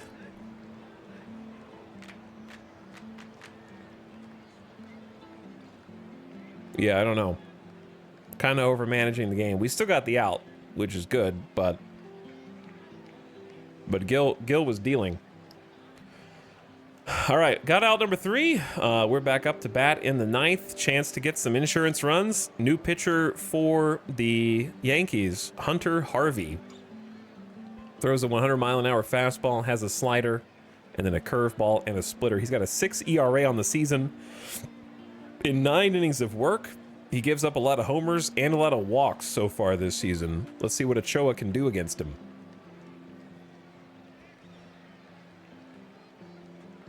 Strike 3. Ochoa strikes out swinging for out number 1. And now the catcher, Rafael Marchand, 3 for 4 today, having himself a game. Why not make it 4 for 5, Marchand? What a game from the starting catcher. Batting way above his station. That'll raise the average up. And he's a 1-out base runner at first, bringing that average up to 247. For a 4-hit game is spectacular. And now, unfortunately, he doesn't run super well, so the double play risk is real with Stevenson, who puts the ball in play a lot, but also takes a lot of walks. Stevenson has pretty good matchups against righties. Let's see how he does against Harvey. 2 balls, 2 strikes. He puts it in play, but the third baseman has it, and they double up Marchand at first. Hit it too hard right at the third baseman. And let's watch that one again. Marchand got caught leaning off the bag a little too far. They got the ball back before he could touch the base. On the line out. So now it's going to be up to Snyder. Got a 96-mile-an-hour fastball from that sidearm slot. Changed the arm angle on the batters who've been used to the traditional way of pitching. Nasty slider as a put-away pitch. He's got a 1.1 ERA on the season in 18 games. 16 1/3 inning of work. He has been lights out. Let's see if he can take the save for Las Vegas today against Rice, Cabrera, and Grisham. 3 balls on Ben Rice. And that is a 4-pitch walk to bring the tying run to the plate. In Oswaldo Cabrera. He's a career 246 hitter. 2 strikes, puts it in play over the infield, and that is going to be a single. The tying run moves to first. Rice, after the walk, moves over to second. And now the hot-hitting Trent Grisham, apparently. The game says that he's on fire right now, but he's 1 for 2 today with a homer and an RBI, so I guess I believe that. 3 balls, 2 strikes for Grisham. Strike 3. He gets the strikeout. Chases, wanted to be the hero. Instead, he is a swing and miss on 8 pitches. Goes for the fastball. Outside, huge strikeout for Snyder. Could have loaded the bases on that walk if he had sat back on it, but got the swing and miss instead. 3 balls and a strike on France. And that'll walk the bases loaded. Second walk of the inning. Just pitch to him. Just make him hit the ball, brother. Substitute. Apparently, the manager has seen enough and is bringing Abner Uribe in, who has low control himself. Bases loaded, 1 out for Jason Dominguez. Top of the order for the Yankees. A ball and 2 strikes on the fireball throwing Uribe. Strike 3. And he gets a very important strikeout here. Uribe, 100-mile-an-hour ground baller, has a sinker and a slider that are elite. Coming in relief here to try and close this one out. Bases loaded. Oswaldo Peraza on. He's 2 for 4 today. A ball, no strikes for Peraza. And that's hit deep to right field, but not deep enough. Perez is in on it, hauls it in. Ball game over. 3 achievements unlocked. Nail biter there at the end. Shouldn't have been with 18 hits in the game. It should never have been that close. 18 hits to 5, but yet it was. And that's baseball. How can you not be romantic about baseball? Las Vegas comes in and wins the series against the Yankees in Yankee Stadium, taking 2 out of 3 games.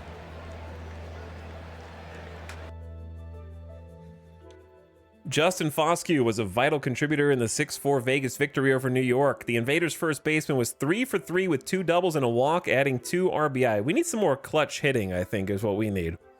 Abner Uribe picked up his 2nd save of the season. The Yankees dropped to 15-15 and continue a mediocre start. With 1 out, top of the 8th, Blaze Alexander had a game-changing hit. The 3rd baseman slammed a run-scoring single off Aaron Bummer, making the score 6-4 Las Vegas. Scott Tyler called it a good, solid win. See, this is where I think you just should have left Gil out there for another inning.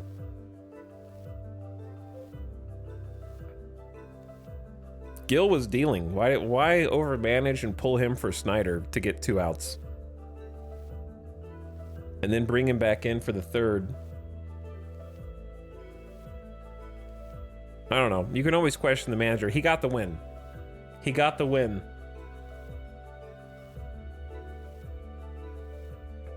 That's what counts. We should have scored more off of 18 hits.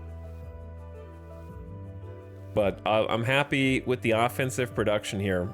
Justin Foscue got 2 doubles. Ochoa got a double. Flores got a double. Lots of hits to go around. No homers for us, which is pretty typical.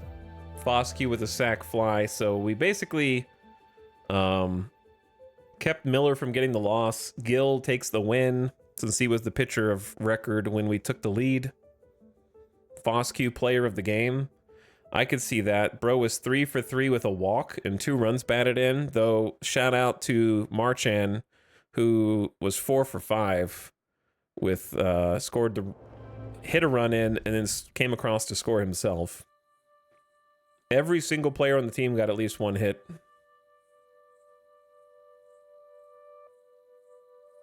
Everybody on the team got a hit, so Bat's lighting up right now.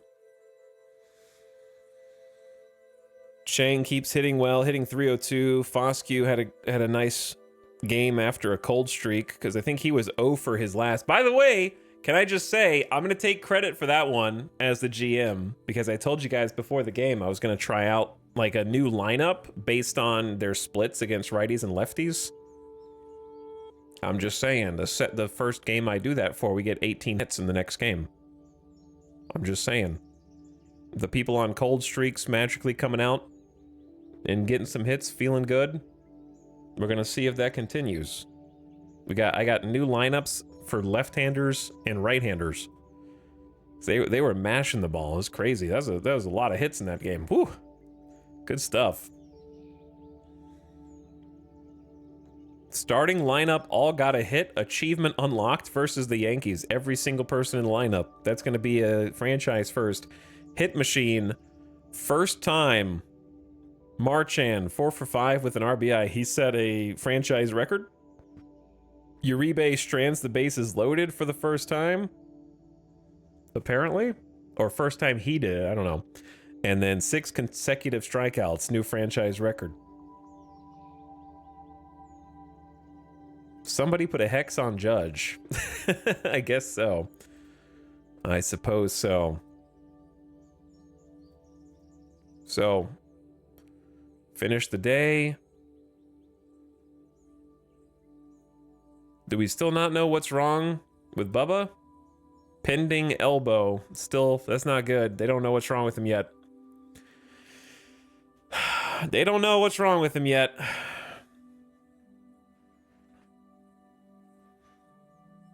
Make sure to save that one.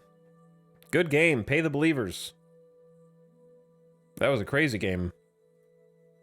And a nice, strong first win of the day. Winning away at Yankee Stadium. So we're going to... Waiver wire. Shaq Genie, I just pressed finish day, brother. I haven't even had a chance to click my mouse yet. You know what I'm saying? We'll check everything.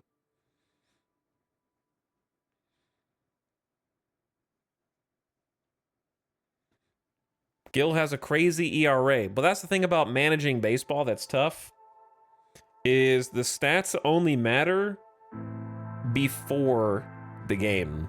Does that make sense?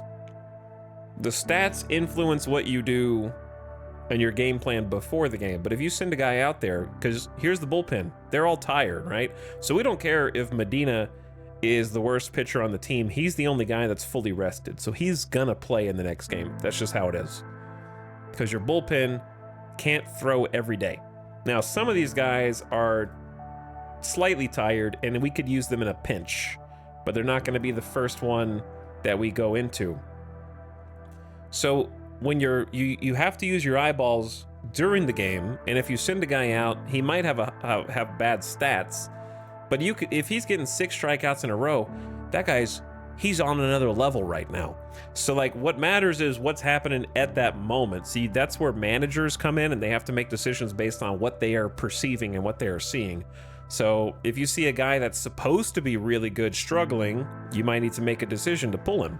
If you see a guy that's supposed to be kind of bad, but for whatever reason he's on another planet today, then you have to make adjustments based on what's happening right now. Because baseball is such a vibes-based sport that the players who are playing well or poorly, a large percentage of that obviously is their natural talent and how much they've honed that, but another huge portion of that is how they're feeling.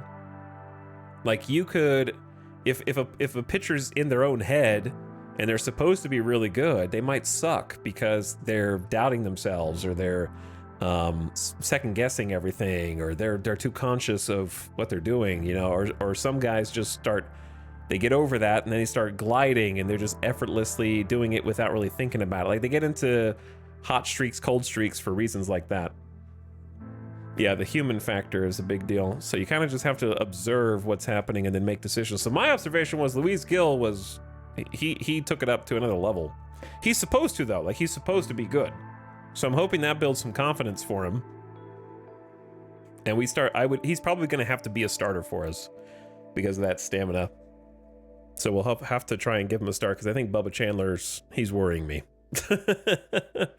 He's worrying me. Charlie Morton just retired. You also don't have to check the waiver wire every single day.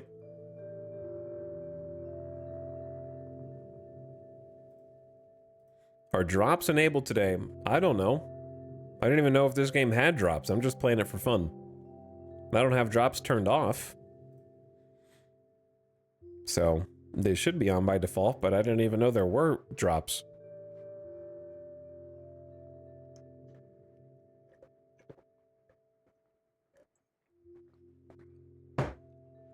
I wish it would say how much their stats dropped or raised after a game. Well, I mean, their natural stats don't drop, but they're like...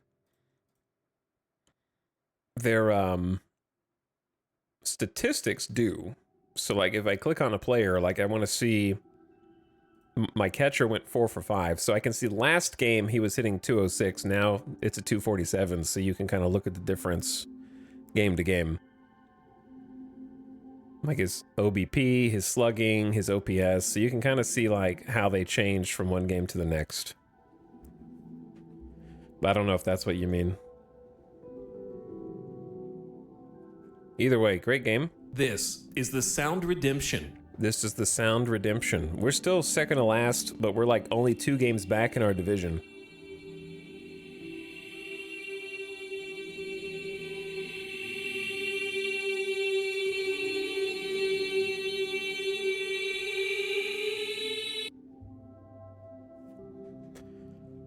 So I was gonna show you guys my strategy changes. I don't know how much of a difference they're gonna make.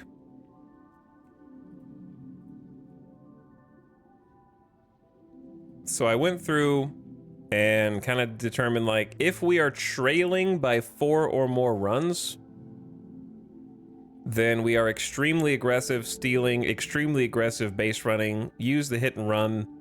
I don't like sack bunting if you're down by 4 runs. Squeeze bunt is fine because we have some fast players, might create some chaos. No bunt for hit because our team kind of sucks at bunting. Don't pitch around. Don't intentional walk anybody. Hold runners on medium amount. Defensively, play the infield in. I like infield in. I think we have solid defenders that can make those plays. Corners in a little bit less. Guard lines, less important to me. I love the shift. So I keep these up. Hook starting pitchers quickly. If they're trailing by 4 or more runs, they should be gone. And like, it really depends. That's the problem. So like, I think I need to change this to, if you're in the first and you're down by 4 or more runs, don't hook the pitcher, don't hook the starter. Hook means substitute them. If you're in the 7th and 8th, then you're starting and you're down by 4 or more runs, your starter should probably be gone, I think. You know what I'm saying? I feel like that's not controversial, because if he gives up... I wish it wasn't 1st through 6th. I wish early was 1st through 4th, and then there was a 5th and 6th. Like, if you give up 6 runs in the 1st, you just stay out there and finish the game. You know what I mean? But if you give up 4 runs in the 6th, then I kind of want you to come out. So I wish there was a little more granularity there. Because there's a 7th and 8th and also a 9th. So, I don't know. I would say 1st through 6th, you're down. I would say... I don't know. Yeah, I need to have like a 5th and 6th timing button. Because there's a big difference in giving up 4 runs in the first 4 innings and 4 runs in like the 5th and the 6th inning, I think.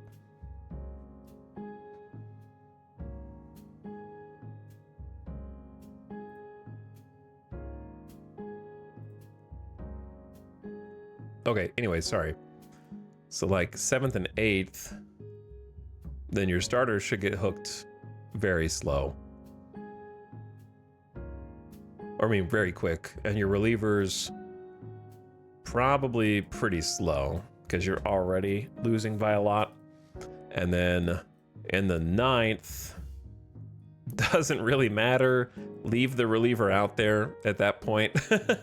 It's 4 runs in the 9th. You're not coming back from that.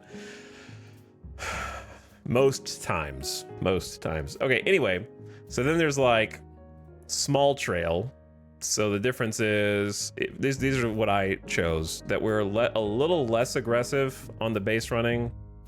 I still want to do steals when we're I want to be like very aggressive when we're only losing by 2 or 3, but just slightly less than 4 runs. So most of these are just tweaked ever so slightly down. So we hold runners a little bit more, and then we play matchups a little bit more, left-right pitching matchups when we have a small trail, just a little bit more. And then when the game is really close, we're a little less aggressive stealing, just because it's only 1 pip down, and a little less aggressive base running so we don't get out on the base paths for no reason. Maybe sack bunt just a little more, play that small ball, but we're just bad at bunting. Small lead, we get a little even less aggressive, and then large lead, we get less aggressive and more shift focused to just hold that lead. So when 4+ runs, play the maximum averages. Don't hook the starting pitcher. Basically, don't hook relievers, that kind of thing. And then no stealing when you're 4+ runs ahead. That's not just an honor thing. There's no reason to risk the outs.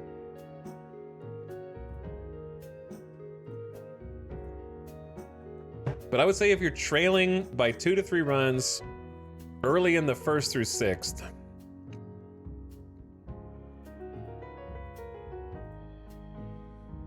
I don't know, I still don't really want to hook the starting pitcher that quick. I like leaving them out a little bit, but it really depends on how they look out there. But mostly slow. But in the 7th and 8th, then you should be hooking them much faster as a starter.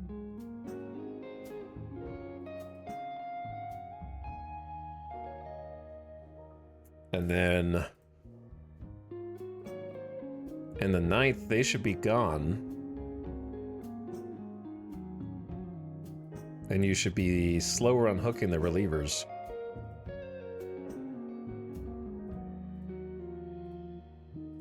When the game is really close in the 1st through 6th, I still don't want to hook the starter like ever.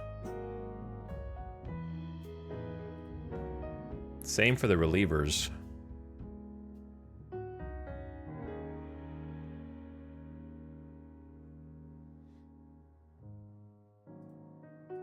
And then in the 7th or 8th, if the game is really close, I would say hook the starter a little faster because they're going to be tired. And then if it's the 9th, they should be kind of gone. Unless it's like a special situation.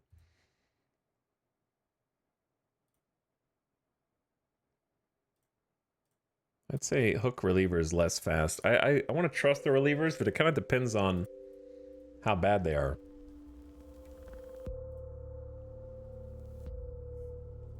So we have a small lead.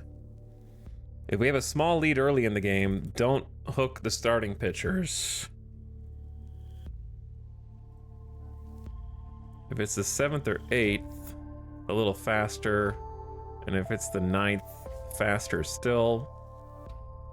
And then large lead, 4+ runs.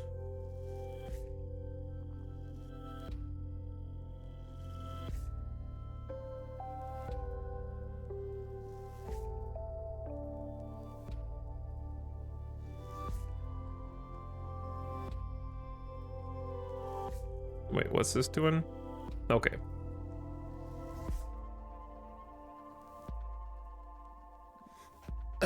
Large lead, 4+ runs, just pretty much don't hook anybody. I think that's reasonable.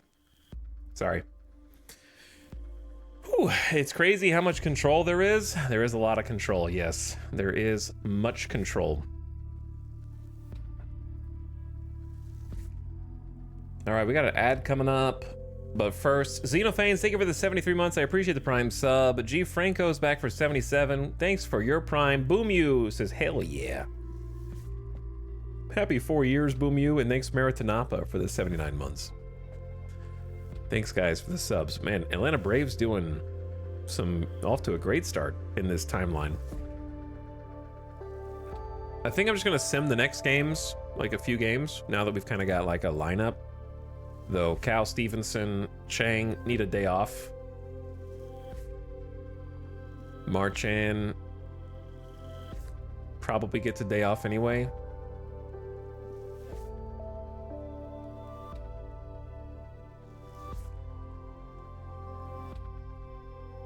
So, ad's gonna start here. It's gonna be 3 minutes of mid-rolls. I'm gonna take a quick bathroom break and get another drink. And then we're gonna see how the team does with Brandon Woodruff, Dustin May, and Tyler Malley. Our pitching staff looking pretty good except for the injury. I can't believe we're playing 500 ball. But turn your volume down if you are an ad watcher so you don't get blasted. And I will be right back. I don't know what music's been playing. Whoops. Those are things I should know, probably. Sometimes I get a little distracted. All right, BRB, thanks for watching.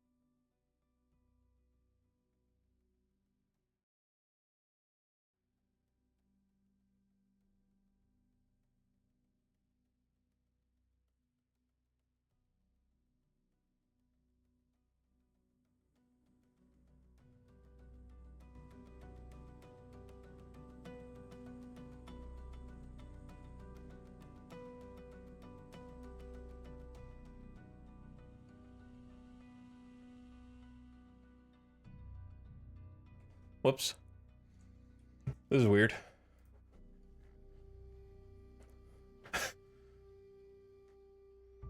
Hello. I'm accidentally controlling the music volume on the stream with my phone. I don't want to do that. So if you heard it just go down and back up, that's why. I don't really understand it. Whoops.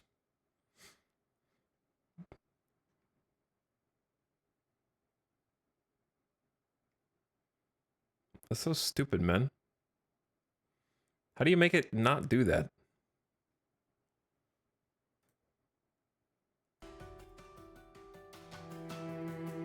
Okay, whatever.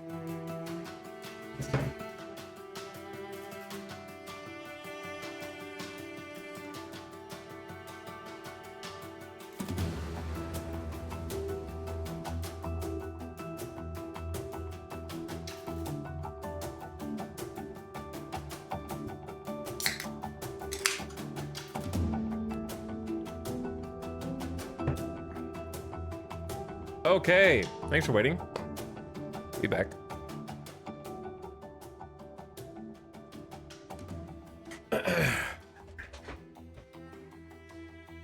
What are we doing? I think we are checking the lineup and hitting the next game. Things should start to click a little faster now, because I've got a lineup to experiment with, but I want to give guys rest so they don't get injured. So Cal Stevenson and Chang. We're playing against lefty Shane McClanahan, the Tampa Bay God.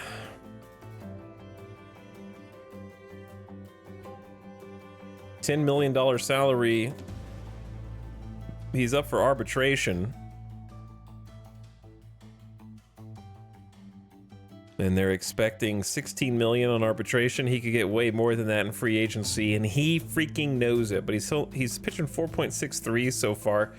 This season, 18 earned against him, 7 homers on the season is a lot for him.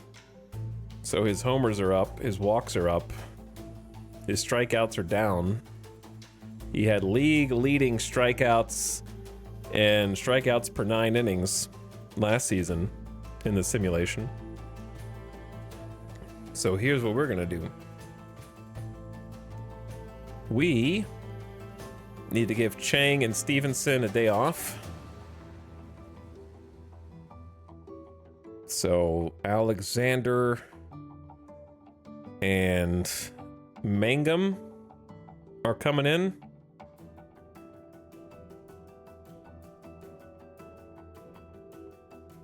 Unfortunately, I don't like icing people's bats.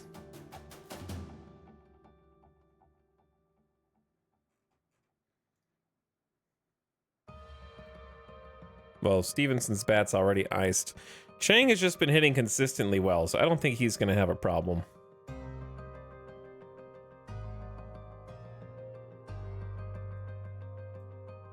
Okay, Stevenson out.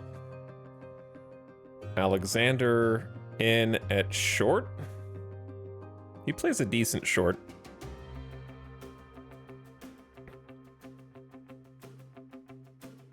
I have such a goldfish memory. Mangum.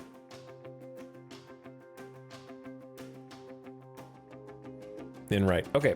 So I don't want this to be the leadoff situation, so we're just gonna have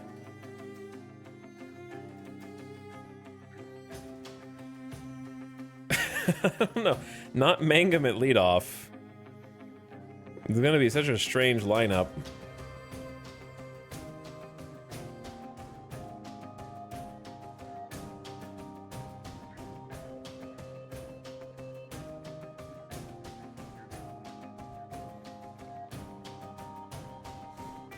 I guess Foscue,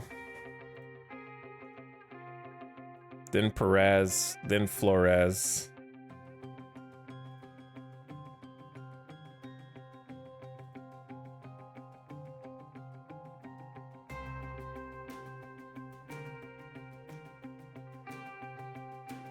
This is a losing lineup almost certainly, but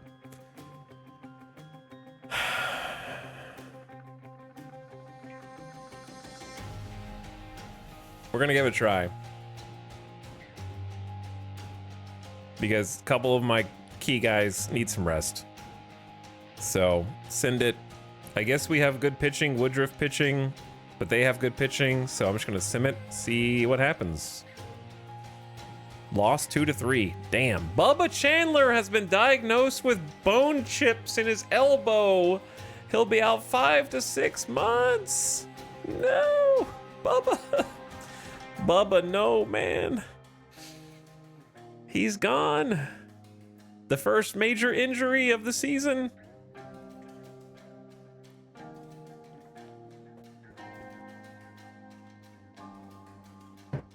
He was having such a good season too.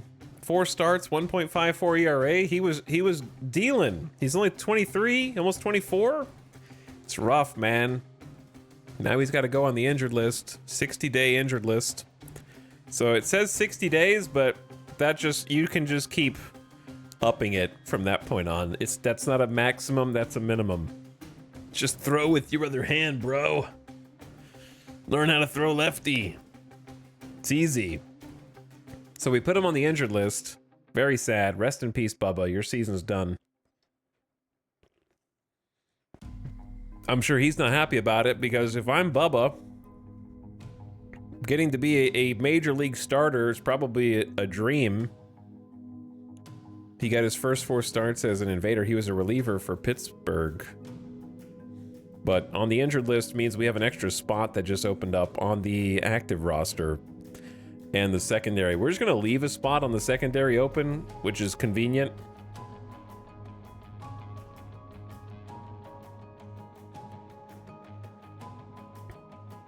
And then I think Gil has earned the starter position after his last outing. So Luis Gil's got to earn that 2.7 mil now. He's got the stam. He's got the pitches. He's got the stuff. He's got the power. He just needs the confidence. So maybe that last outing built his confidence up, because he's got to go in the rotation now. Though I need to keep an eye on him to make sure he's rested when his start comes. I don't want him to be unrested, so we'll see how this goes. Pitch count can go way higher than that.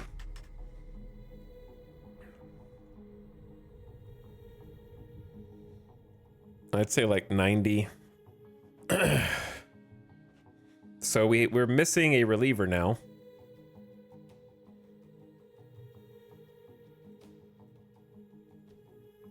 You've been informed by Rick Jameson that Bubba Chandler's been diagnosed with bone chips, out 5 to 6 months.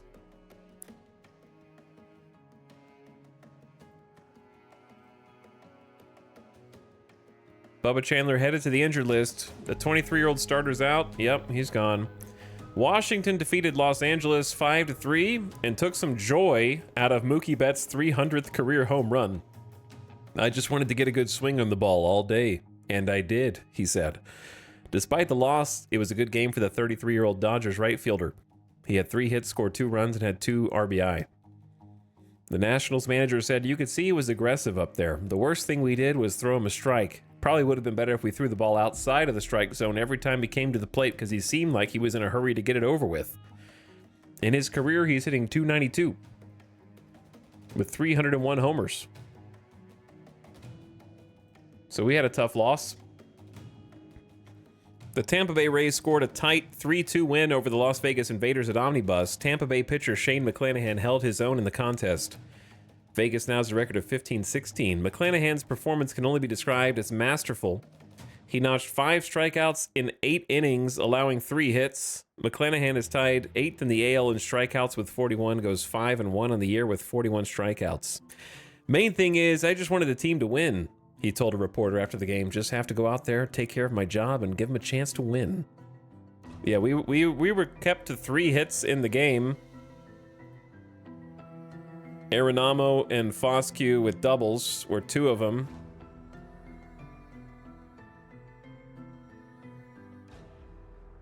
Banfield had an RBI. I assume sacrifice fly. No walks on the game, wow. And only the 3 hits from Foscue, Flores, and Arenamo. So the 2 people I had to bench to rest. It was unfortunate timing. McClanahan went 8 innings, But don't let that hide the fact that Brandon Woodruff went 6 innings of 2-run ball. Very respectable outing. Quality start. Spencer Howard gave up a run in 2 1/3 innings. He's just kind of a guy that filled in for another injury that we had. I'm not attached to him, but he's just kind of like in the bullpen to eat some innings, which he did, 2 1/3. And then Medina came in for 2 outs. So, you know, not our finest moment, but I kind of expected it. We suck against left-handed pitching anyway, so our pitchers at least kept it close for us.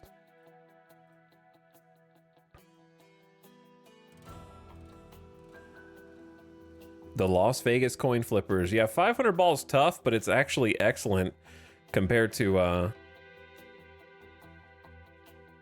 what we're expected to be doing if we can keep doing this for the season.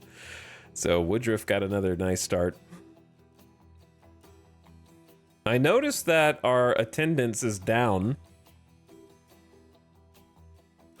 So I lowered the ticket prices to $19.99 to see if that does anything. And then another thing that I did was I looked at the staff roles because I didn't realize this before. We've got a staff cohesion bar, which seems to be happy. There are a few people with a bad relationship, including that one dude, Spencer Howard. Ian Hamilton, and for some reason, Foscue has a bad relationship now. What we need, I think, is a team captain. I think team captains can sort of quiet the clubhouse if people are starting to have bad relationships with other players. We have people with high leadership, but we don't have, like, Tyler Freeman was a huge pick just because of the spark plug and leader. We just want him to get some better at-bats because he's been struggling. Attendance should go up after beating the Yankees. True, but the team is generally happy, so that's good. And then I noticed that the staff has player relationship here as well. So we have no coach has a bad relationship with the players. And the best part is the manager, Scott Tyler, has a good relationship with the players. I think that's the most important thing. He's the guy out there making the decisions every day. And then the team trainer has a good relationship with them as well. The other coaches have just average. I'll take it. And it also shows you if the coaches struggle with any of the other coaches. So none of them struggle. We were very careful to keep that in line. And some of them work well with each other, so that's good. There's 5 normals. I didn't mean to get normals. That's just how it worked out. I got a bunch of normies in my team. And then there was another cool thing I noticed that you could do. There's so much just hidden menus in this game that you're like, whoa, that's awesome. There's a hidden menu on this screen that I didn't know about until earlier. Ugh. If you click this drop-down menu on any of these boxes, you can change the information that is displayed. So this is incredible information. So I can go to expenses and I can choose to see our record history over the years as the franchise builds. I can see budget history from previous years. I could see attendance history over the years. I can see the highest paid players on the team, but you could go to salaries for that. You can also go to payroll. We're 31st in player payroll. The most important one, I think, is Rule 5 eligible players. So you can look and see who on your team is Rule 5 eligible to make sure that you either use or trade those players before the Rule 5 draft in the offseason, so that you don't have some crazy talent here and then another team snipes them. Luckily for us, we don't care about any of these players. These are just random free agents that we mass invited to our organization to fill out the minor leagues. So these are all like quad A players, quote unquote. So I was really impressed. I was looking for how to figure out who on the team was Rule 5 eligible once we get some like prospects so we don't accidentally lose anybody. There's a lot of good info here. Vesting options and bonuses that you might be due. All of our pitchers, if they pitch enough innings. get a bonus. Upcoming free agents. Wilmer Flores. Cost-efficient players. That's a cool screen. Who's getting paid the least for the most amount of WAR? Which stands for wins above replacement, which basically means they're doing better than the average player at their position and winning you games single-handedly. Bobby Miller, 0.9 WAR. What a gamer. Bobby Miller. What a freaking gamer, dude. He just wins. You can also set the screen layout on the organization screen so you can see all your minor league teams and international complexes. There's a lot of like cool hidden menus. I wish I could like add more windows. I don't really know which of these, wait, what was this set to? Was this set to expenses? I guess if I don't really use these, like I could get that info off the, I feel like I could get this info off the accounting screen. So I probably would change both of these to like popular players. Joey Gallo, you've got to be kidding me, brother. The people want Joey Gallo.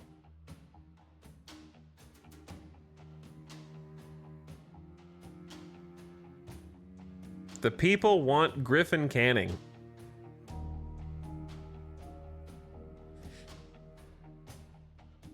Apparently. So what was it? The organization screen?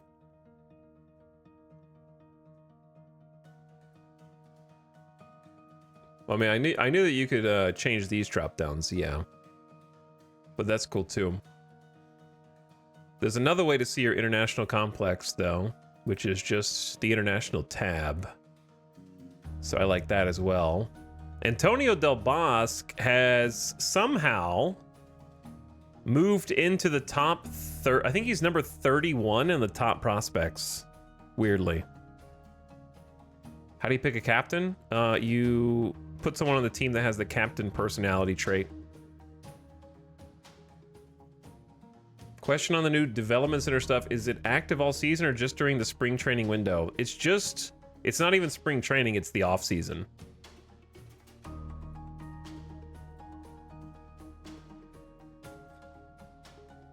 So you do the development lab during the off season and preseason. So you want to start it the second the season ends, unless you're planning on getting some free agents that you want to put in there.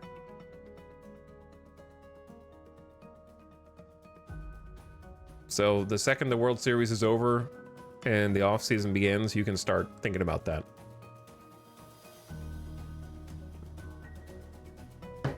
Ugh. But it's not active during the season, to answer your question better. You can't do it during the season. I'm gonna sneeze in a sec. But I might look at, you can look at your Rule 5 players there too, I guess. There's multiple places that you could set that up.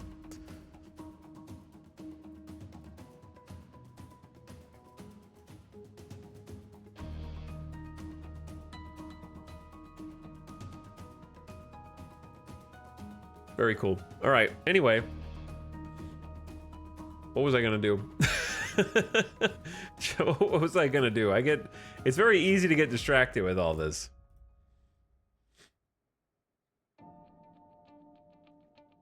There's just so many different areas that you could invest time and energy. I'm pretty sure we looked at everything. Okay, just ready to sim the next game, I guess. Oh, the one thing that we have to think about is we need another player on the active roster due to the injury. So who do we have?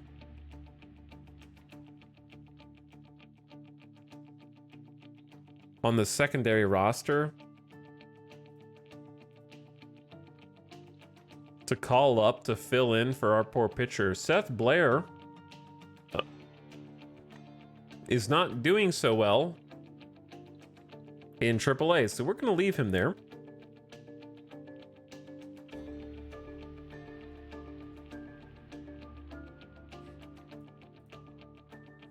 Sam Bachman has potential.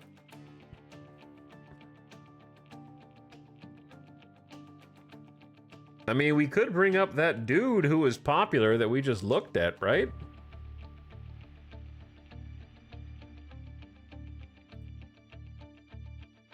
Griffin Canning.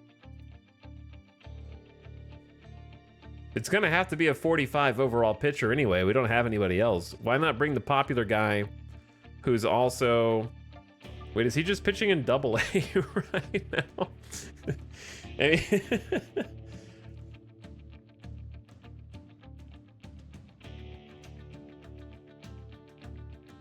Apparently he's very popular locally. Get some more ticket sales. He's kind of like just as good as anybody else, right? Like, we don't know. There's not really anybody, we don't have any depth. The best way to look at this would be roster, pitching stats, and then look at the AAA team. And only pitchers. Mike Mikolas. Great control, terrible everything else. Got a freaking ring. 2025 MLB. Imagine being a 2025 MLB champion on the St. Louis Cardinals and then going to an expansion club's AAA team the season after, and how that feels.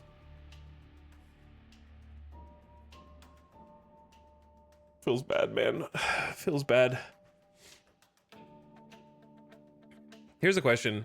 Are any of these guys already on my 40-man roster? Because that's almost more important to me. I don't want to add... I want to keep that 40-man spot open so I don't have to DFA anybody. Secondary roster is an asterisk. So we got Bachman. We got Seth Blair. We got Ryan Burr, who we sent down recently because we were angry. We got Mason Montgomery.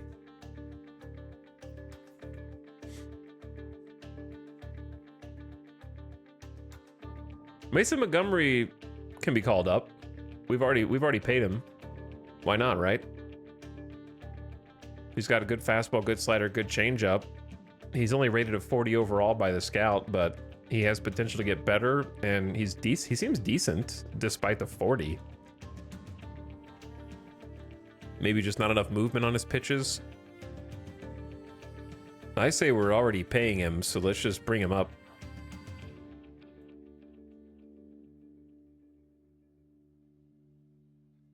I like the popular guy. Too bad. I don't want to pay the popular guy $770K to take up a spot on my secondary roster and my active roster when I already have pitchers. So, too freaking bad.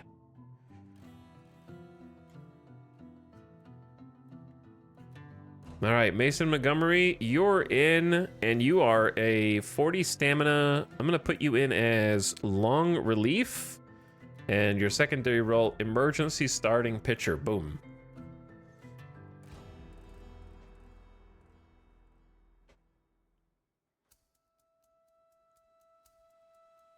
Looks good, looks good.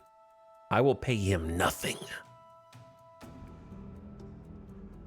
Nashville High Notes is a good baseball team name. It is, isn't it? I came up with that myself, so thank you. All right, I think we're ready for the next game. Tampa, Tampa, Tampa, Tampa, Tampa, Tampa. We got, oh, people are tired, man. How do they keep getting tired?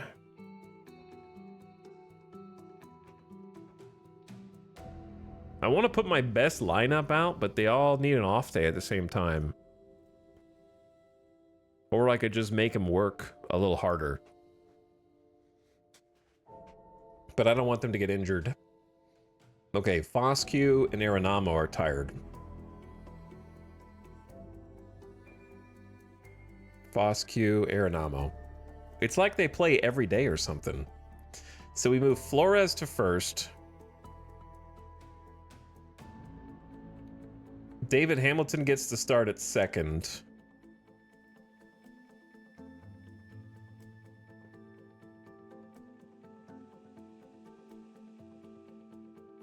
Wait, yeah. We don't have anybody to cover third, so we'll have Blaze play one more day because he's at 85. Okay, so here we go. Lineup. So Flores plays first. Foscue gets a day off. Aeronamo out at second for Hamilton. And then Mangum in at DH. It's a couple of bench players getting a day. Excuse me. All right, so Stevenson, Chang. Let's go Perez.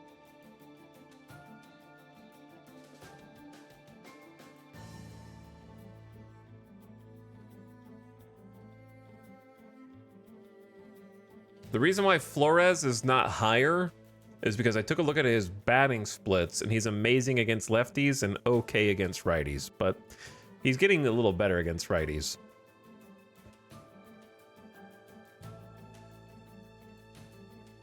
But I'm actually mostly okay with lefty, lefty, switch, switch, righty, lefty, switch.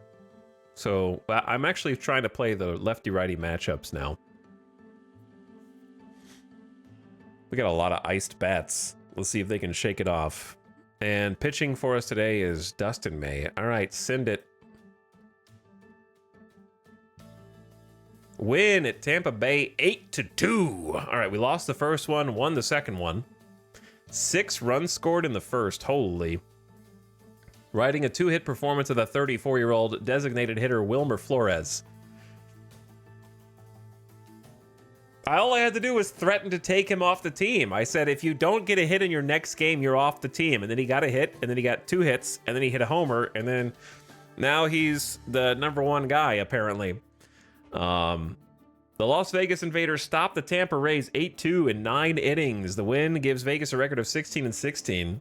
With Vegas leading 2-0 in the bottom of the first, Flores hit a fastball from TJ Nichols for a bases-clearing double. It was his 6th double of the season, putting Invaders ahead 5-0. Wilmer leaves the last at bat behind him, whether it was good or bad, and goes up there and competes on every pitch, said Vegas manager Scott Tyler.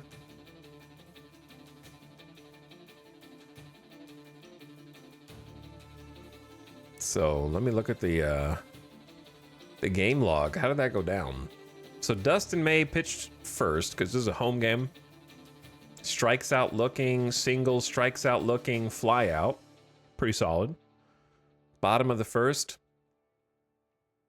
Cal grounds out. Chang with another single. He is a single machine.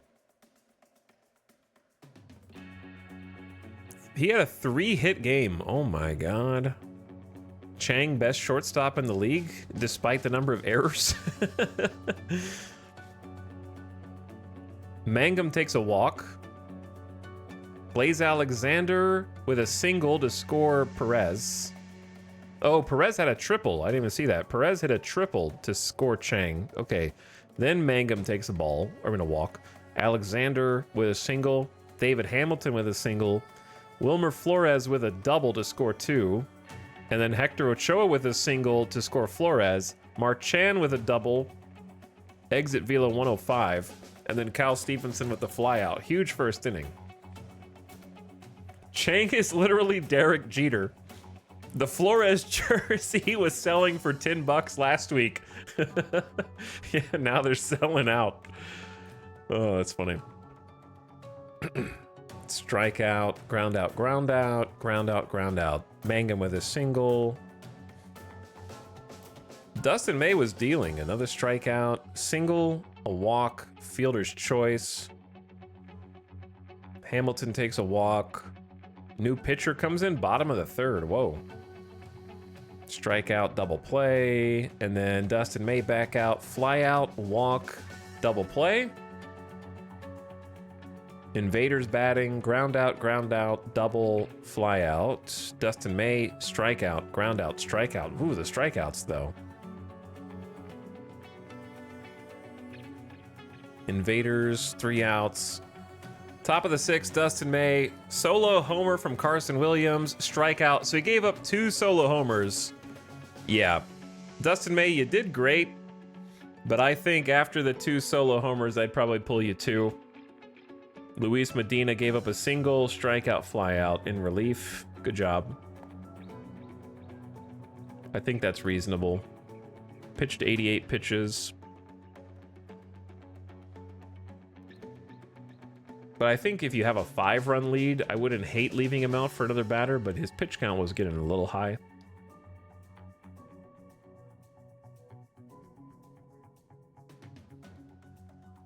Luis Medina, walk. Here's the walks, man. Walk, fly out, pitching change, strikeout, Sal Frank. Good job. And then Winfield Perez gets a single for David Hamilton, single for Wilmer Flores, score. And then Sal Frank got a strikeout, double, single, walk, bases loaded. Oh dear. Strikeout, Ha-Seong Kim, and a fielder's choice to end the inning. Crazy inning. He trusted his boy, Andrew Sal Frank, to get it done. He did. Walk, single. Runner from third tags up and scores. So we got a sac fly. Sal Frank out again. See, I wouldn't have let Sal Frank come out. Oh, wait, no. It was Spencer Howard. Okay, so good substitution. Not our best pitcher, but he got it done. Cool. So Chang 3 for 5. Perez 2 for 4. He's still hitting hot baseball. 2 runs. Mangum, nice substitution day. Place Alexander good. David Hamilton good. Flores continues to hit well. Ochoa starting to get a few hits at least, putting it together. Marchand doing pretty great for a catcher. Perez with the triple. I like it. So Dustin May, 5 1/3 innings, 2 earned. I wouldn't have hated for him to stay out a little longer, but I do have like a 90 pitch count on them. So maybe I could increase that a little bit for the guys who are really good now.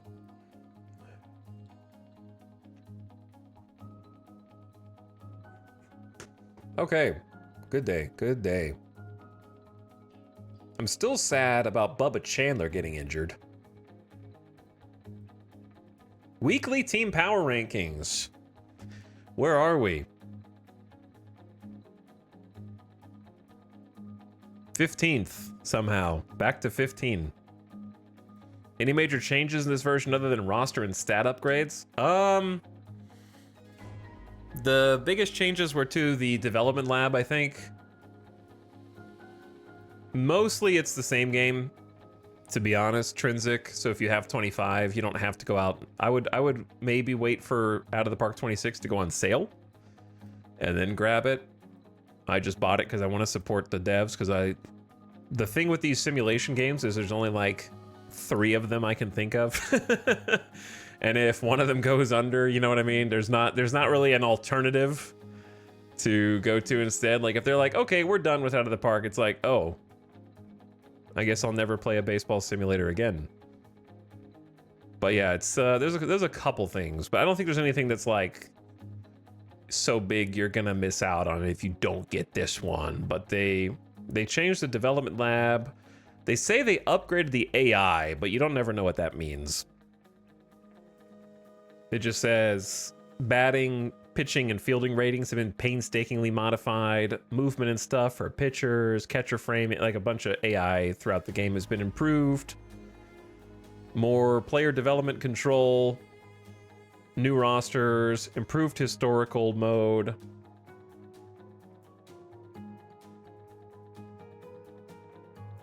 Dozens of upgrades, big and small. Trade packages changed.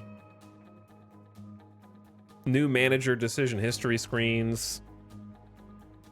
Isn't WBC new in this one? I thought the WBC was in last year's, but I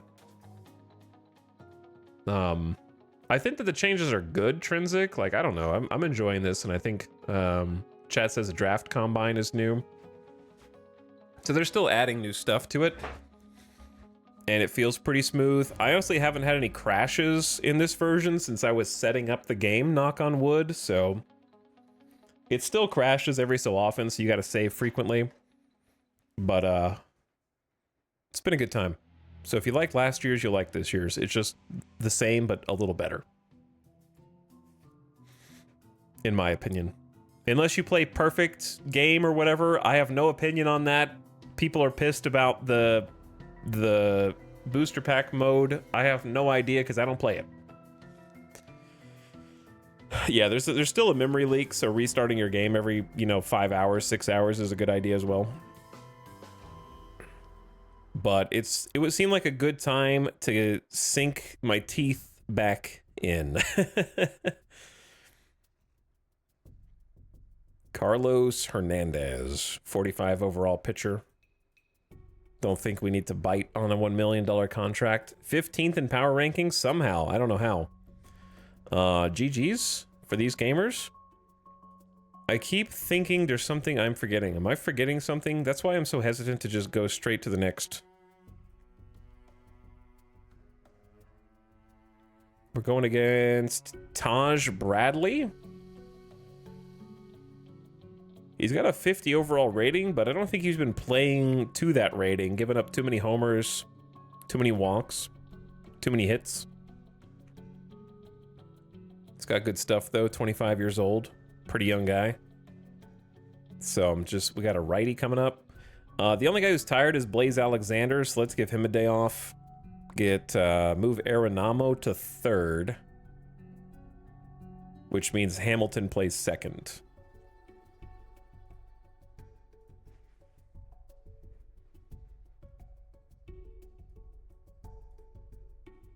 That's why I have my depth chart set up. All right, Hamilton back in for another consecutive day.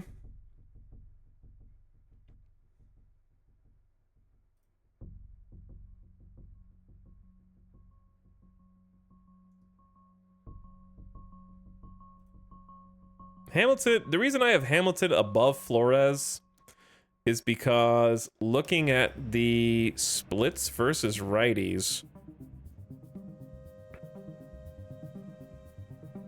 actually, Flores is doing way better. Wait, no.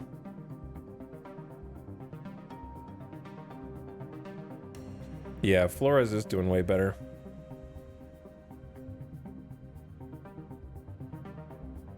Ochoa is actually doing the worst.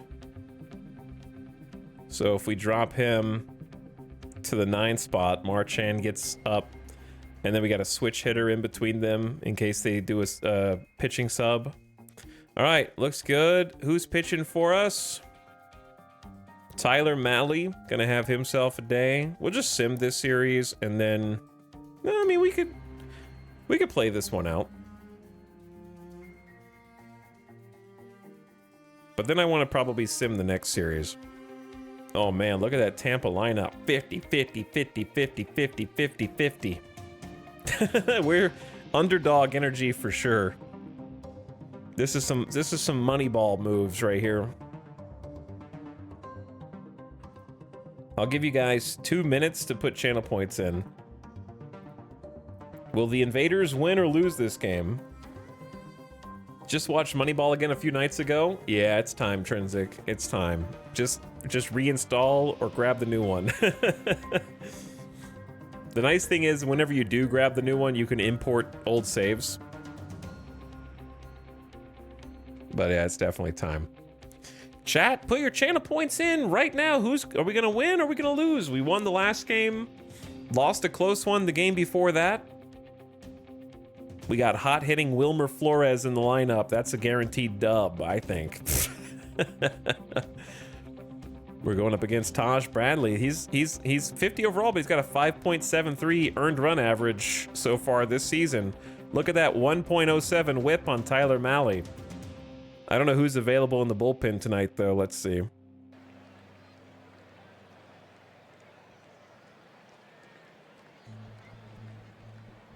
We've got Colin Snyder, Ian Hamilton, and Abner Uribe, as well as closer Robert Suarez, pretty fresh. So bullpen looking fairly solid, I think, for tonight. And we're playing in our home ballpark in Las Vegas, where I actually hopefully fixed the camera. That would be nice. What did I just click? What did I just click? Dude, how do you get the cameras to save? I loaded them in, but I don't know how to save them.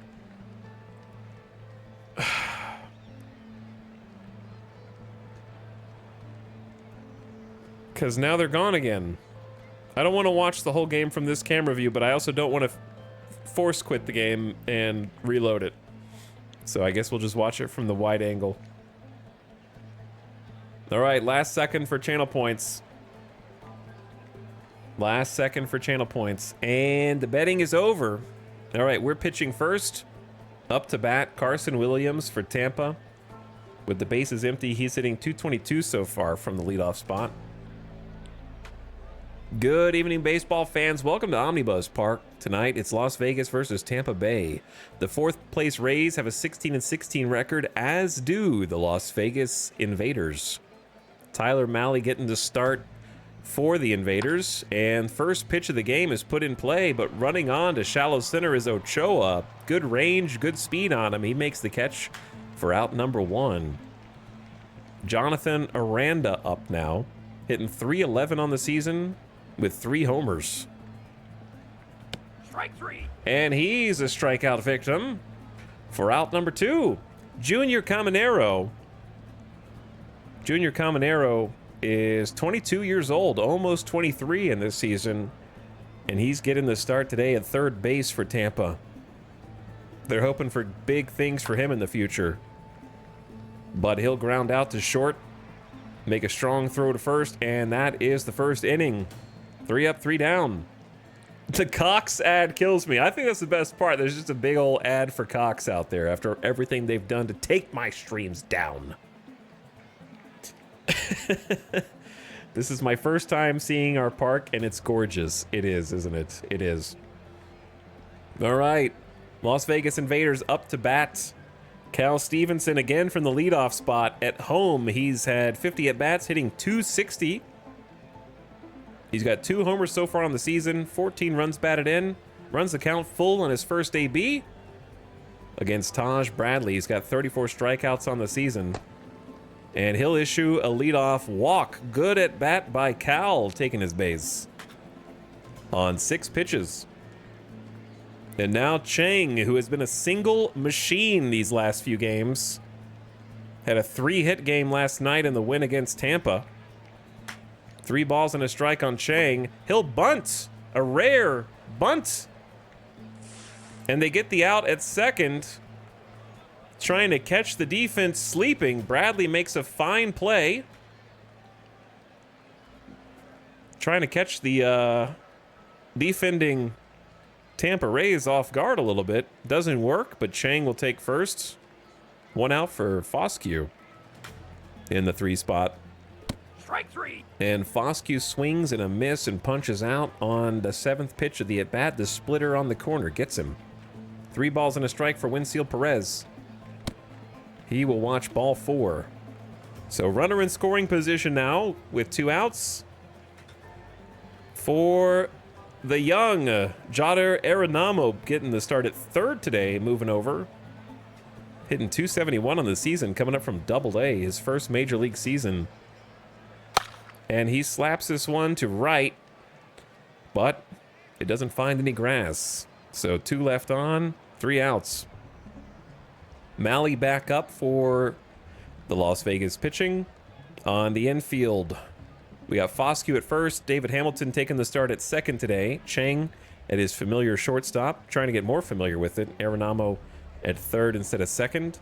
And then Perez still coming in late, not late in the season, but he wasn't a starter for us, and he's just been hitting .321. So, hey, you know, you keep doing that, and we're going to keep putting you out there. Ochoa in center had a much slower start with the bat. Started to get some hits lately, but he plays an incredible outfield. And then Stevenson in his familiar spot in left. All right, new inning. 1 strike on Taylor. He's got 2 homers on the season, and this one goes pretty deep to left. Deep is part of left field. Stevenson is after it. That might have been a home run in certain other ballparks. And here, it is a 107.5 mile an hour out. I wish it said how far the pitch went. Or, sorry, how far the ball went. You could probably calculate it based on the exit velo and launch angle.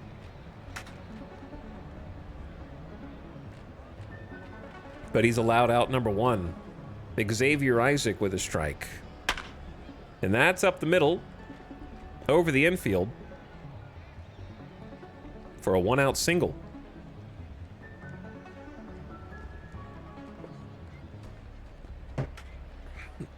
All right, heart of the order, Christopher Morel coming up for Tampa. He's hitting .377 in April. Monster at the dish. No idea why he's batting 6th in the lineup, but clearly the Tampa manager knows something I don't. This time he's a strikeout victim. The steal attempt, safe at second, so attempting a hit and run. Almost got to strike him out, throw him out, as it's called, where you get the strikeout and you catch the runner stealing. Instead, it's stolen base number 3 for Isaac on the strikeout. Runner in scoring position with 2 outs for Josh Lau, also hitting .298 on the season. Again, maybe the Tampa Rays know something I don't. 2 balls and a strike for Lau. This one pretty deep right field. The center fielder doesn't even move. He just looks up and watches it go over the fence. That is a 2-run homer from Josh Lau with the 2-run jack, 401 feet to right center field. And that puts the Rays up 2-0. Malley probably not happy about that one. Nor are any of the believers. Malley's going to have to bounce back now. Get the final out of the inning. Give his offense a chance to pick him up. This one in play toward the gap in left. Catches a little too much airtime. And it's out 3. So the home run scores 2. Tampa takes the lead.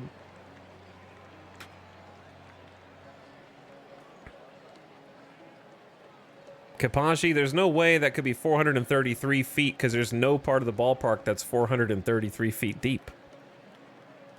The deepest part of the ballpark is like 401. So the math is wrong somewhere.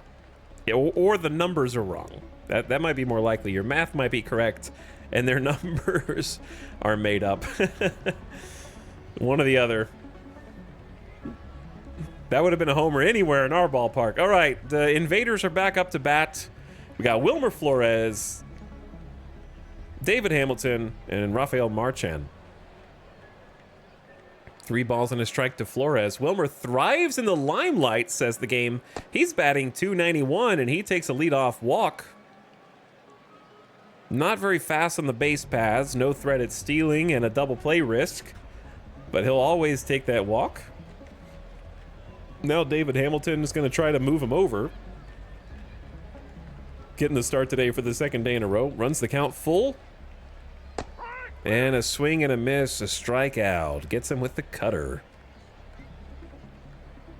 On the 6th pitch of the at-bat. All right, Rafael Marchand. Let's do it. A ball and 2 strikes on Marchand. He swings and misses, so 2 strikeouts. Bradley gets the K, and that brings up the 9-hole hitter, Hector Ochoa. On the first pitch he sees, he lines it out to the 3rd baseman.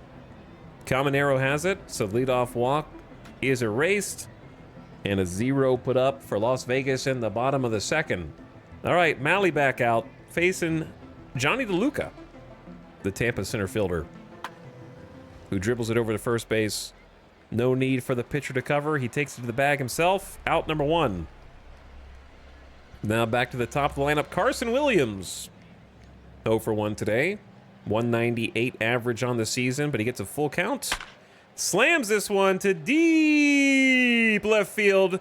The outfielder makes a leap. He jumps the wall, but can't come back with it. That's long ball number 4 this season for him. The ball landed 368 feet from home plate. The Rays up the lead with the solo shot. It's 3-0.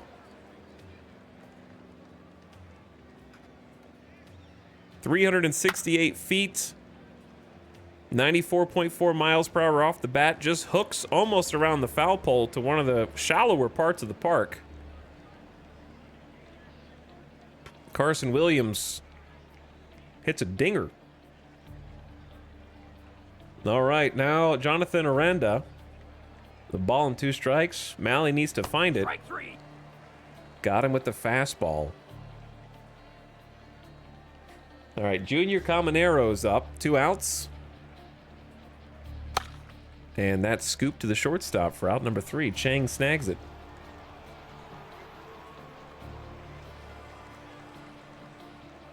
All right, Invaders need to crawl back into this one. They don't have a hit yet. Cal Stevenson looking to change that. Strike 3. But he's a strikeout victim. He thinks he checked his swing in time, but the ump thinks otherwise. At bat over for Stevenson. Bradley with his 4th strikeout of the game. Now up is Chang. And he slaps it to the first baseman for out number 2. 2 outs for Foscue. A ball and 2 strikes.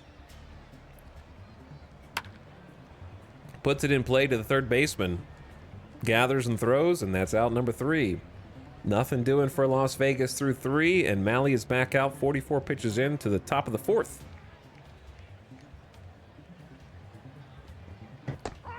And that's a strikeout. His 4th strikeout of the game. All right, Xavier Isaac up versus righty so far this season. He's hitting .227. And he's a strikeout. Back-to-back Ks for Malley. Maybe finding a little bit more of his command. Gets him with a 91-mile-an-hour fastball. Low in the zone. Caught a lot of the plate. And a strike on Christopher Morel. That's scooped to deep right into the gap. And that one's gone over the fence. The 3rd homer that Malley has given up this season. The Tampa Bats continue to pound Malley, having his worst start of the season. 4th hit and the 4th run for Tampa. Another solo shot.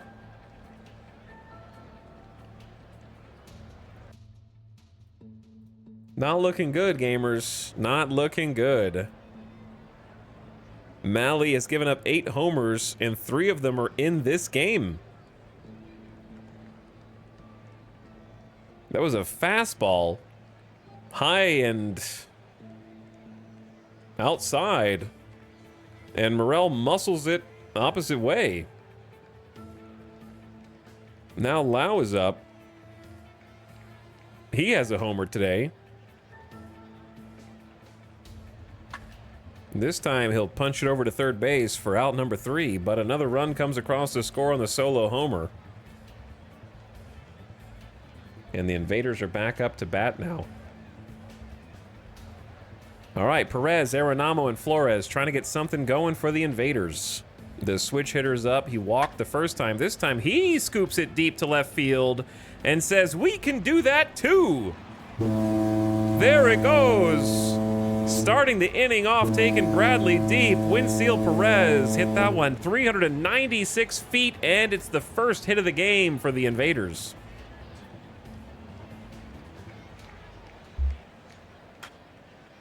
So they get one back. They get one back. Well done, Perez. His first homer of the season. All right, Arenamo. It's like it's a new inning. No outs, nobody on. 2 balls and 2 strikes. He flew out last time. This time, he grounds it over to third for an easy out. Number 1 on 5 pitches. Rolled the curveball over. Wilmer Flores back. Strike 3. Another strikeout. Taj Bradley up to 5 strikeouts in the game. Now David Hamilton up. He struck out last time. This time he lofts it on the infield for an infield out. 1 run, 1 hit, no errors, nobody left on. But Las Vegas gets one back. Malley back out after giving up 3 dingers. to see if he can get the bottom of the order for Tampa out. A ball and a strike for Salvador Perez, who's getting paid a lot this year, I remember. And he lines one down the right field line. It goes all the way back into the corner. And that is a leadoff double. Perez beats the throw. He's not very fast, is he? 25 speed? Perez getting $19 million a year to hit in the 8th spot. We had the opportunity to pay him, and we chose not to. Maybe I should have. It would have been nice to have a team captain to fill in. All right, runner on second. Nobody out for DeLuca. He puts it in play to short. That'll hold the runner at second. Strong throw to first. Out number 1. Played cleanly by Chang. So 1 out, runner on second for top of the order, Carson Williams. 3 balls. 4 pitch walk. The double play is in order now. For Jonathan Aranda, 0 for 2 today. He's hitting 300 on the season. And this time he lines it into shallow right field. That's down in front of the right fielder who gets the ball back in. Perez does not run well, and I assume will hold up at the third base. Yes, cameraman, you're doing great. So bases are now juiced after the Aranda single. Only 1 out, bases loaded. Mahle in a bit of a jam now against Junior Caminero, who's 0 for 2 today. Full count. And he walks a run in.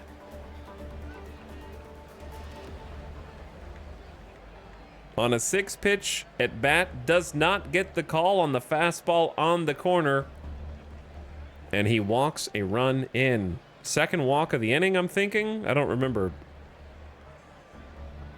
I think so. Bases still loaded as the run comes across for Braden Taylor. Strike 3. And he gets a much-needed strikeout. 2 outs now. Bases loaded for Xavier Isaac. He's got 7 homers on the season so far. And this one taking deep to right field. That one's leapt for. Perez takes off after it, but it just clears the wall. That's an Xavier Isaac grand slam. Oh, no. Oh, no. Maybe the first grand slam ever hit in this ballpark. I don't think anyone else has done it yet, and it's Tampa going down in the history books for this ballpark. Blue Believers in shambles. The Believers are in shambles. That is the 4th homer that Mahle has given up this game, and finally a pitching change will come out. To be honest, I don't blame them for letting Mahle continue down by 4. I don't blame him. Someone's got to pitch. But after the grand slam, he's got to go. He's got to go. I would have left him out there too, but clearly, like, I don't know. Mahle has been good all season. 5-run innings seem rare. They are. Yeah. Especially the grand slam is especially rare.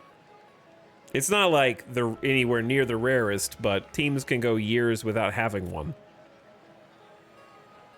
It's not something that frequently happens. Like, that might be, I don't even know how to see how many grand slams a dude has had.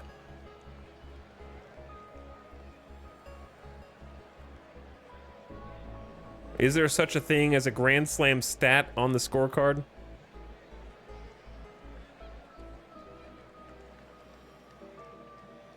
I can just see extra base hits.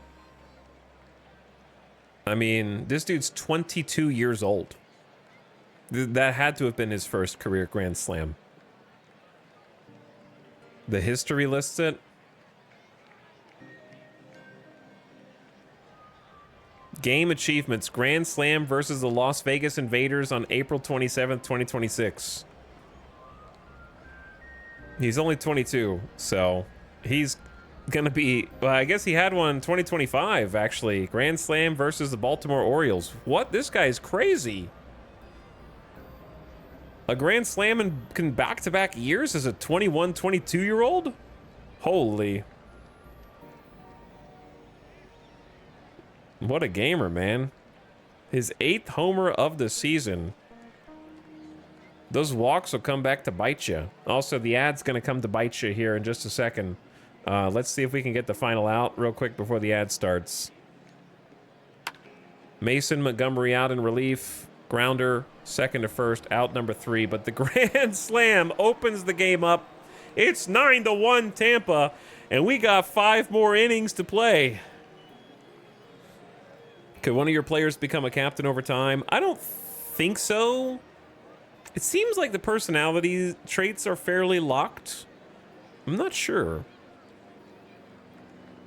But new players who enter via International League or the Amateur Draft can be captains.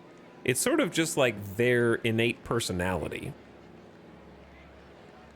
So some of them are spark plugs, some of them are outspoken, some of them are pranksters, some of them are different things that kind of fill in those slots. I've seen captains downgrade to leader before. Really? That's interesting. Maybe they can evolve. I wouldn't put it past this game. I just don't know. But anyway, ad starting. Turn your volume down. I'm just going to keep it here and just chill for a sec so you guys don't miss anything. I mean, we can press the space bar and take the field to see what's going to happen. But yeah, it would be nice to have a team captain because it would probably handle a lot of the squabbling between a few players. And we'll look for a captain after this. Typically, captains are catchers, I've noticed. At least the ones that are in free agency. I've noticed a lot of captains that are catchers, which makes sense because they play the most. Like a starting catcher will get the most starts on their team usually. And catchers are usually older. Especially the ones that are still in free agency. They'll be in their late 30s frequently, so they kind of have that like veteran. Like on Tampa, it's Salvador Perez, who is 35. So catchers tend to be slow as dirt, but you just want them because they have that potential team captain or are decent hitters or whatever. Or you want the opposite, a good defensive catcher. Catchers do a lot of research. Yeah, they try to, since they're trying to call pitches, you know, they're studying the lineups each day, seeing what the data says about whoever they're going to be playing the next day or whatever the series is, figuring out how to pitch everybody on the other team, where are they strong, where are they weak. Yeah, they have a lot of game knowledge. Do we have a winning record? Well, we're losing 9-1 in this game right now, Influx. We're actually hitting, we're playing 500 ball right now. We're kind of like win one, lose one, win one, lose one, which is way better than I expected, actually. Our division is not the best either, so we're only 2 games back from the front of the division at the moment. My home team hit a grand slam in the first inning and then lost the game. Feels bad. Feels bad. By the way, Tune-Up Pickup, thank you for the 74-month sub. I appreciate the tier 1. And Oxygen says, a swing and a miss. Thank you for that sub. Gnome saying, says, life threw a wrench in my regular stream attendance, but I'm excited to see the invaders at 500. Yo, thanks. Sorry for whatever's going on in your own life. I hope things smoothen out for you soon. But thank you for popping in. And I saw Visual Warlock and Xenophanes earlier. Appreciate you guys. All right, the ads will be back in like 15 seconds. Or done, you know. But Shinfish is here. Wilmer is the game's Marv. Who's Marv? Who am I supposed to know who Marv is? All right, welcome back from the ad, everybody. We got a large mountain to climb here for the invaders, so let's get it started. Marchand. That probably would have gone foul. Curve down the line. Morel ranges over, makes a running grab for an unfortunate out. He forgot Marv. I don't know who Marv is. I have amnesia. Ochoa pokes it back up the middle, but they're playing up the middle. Good defense by the shortstop.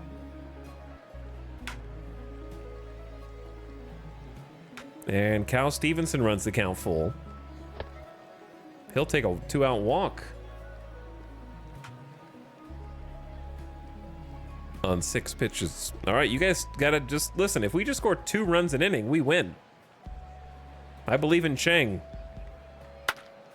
Chang smacks it to deep center field, but not quite deep enough. That'll be a long fly ball. Out 3. All right. Mason Montgomery coming up off of AAA, replacing the injured Bubba. So Bubba's injured. Mason Montgomery called back up. We're already paying him, so we may as well use him for some long relief to eat some innings. And first pitch, grounder to second for out number 1. So Lau is down, Salvador Perez up, full count. And that's going to be a 1-out walk. Can we stop with the walks, please? We got to lead baseball in walks. Uh-oh. Mason Montgomery walks 2 in a row. That one on 4 pitches. Now we're back to the top of the order. Carson Williams, 4 straight pitches. Can't find the zone. This will be up to the shortstop, who makes the play to second for 1 out. Chang gets the out there, but they have no play at first with Williams' great speed.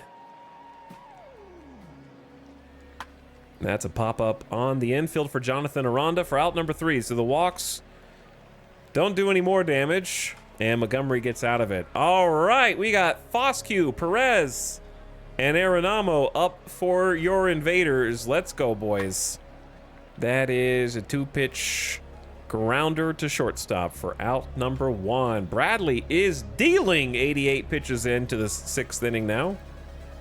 Winfield Perez hit the homer earlier. And this time he will line out to the shortstop, who makes the catch to retire. He went digging. I don't even know how you got the bat to that ball. That was in the dirt, brother. Could have laid off for a walk. And Arenamo with a full count. Strike 3. And he'll strike out. Strikeout 40 for Taj Bradley this season. He looks like a new man. 6 innings of 1-run baseball for Bradley. And for the Invaders, Montgomery back on the mound. In long relief, first pitch. Grounder over to short. Good play. Chang reels it in for out number 1. All right, Braden Taylor. 2 strikes. He struck out last time with the bases loaded. Strike 3. And Montgomery puts him away for another strikeout on 5 pitches. Xavier Isaac hit a grand slam earlier. And this time he will ground out to second base for 3 outs. Mason Montgomery getting it done. But the Invaders only have 9 outs left to score 9 runs. Up comes Wilmer Flores, David Hamilton, and Rafael Marchand. New pitcher for Tampa, Connor Siebold. 5.87 ERA. Maybe a chance to do some work. That one lofted into the gap. But it catches too much hang time. Out number 1 for Flores. David Hamilton. Shallow into left center field. That's going to be a 1-out single.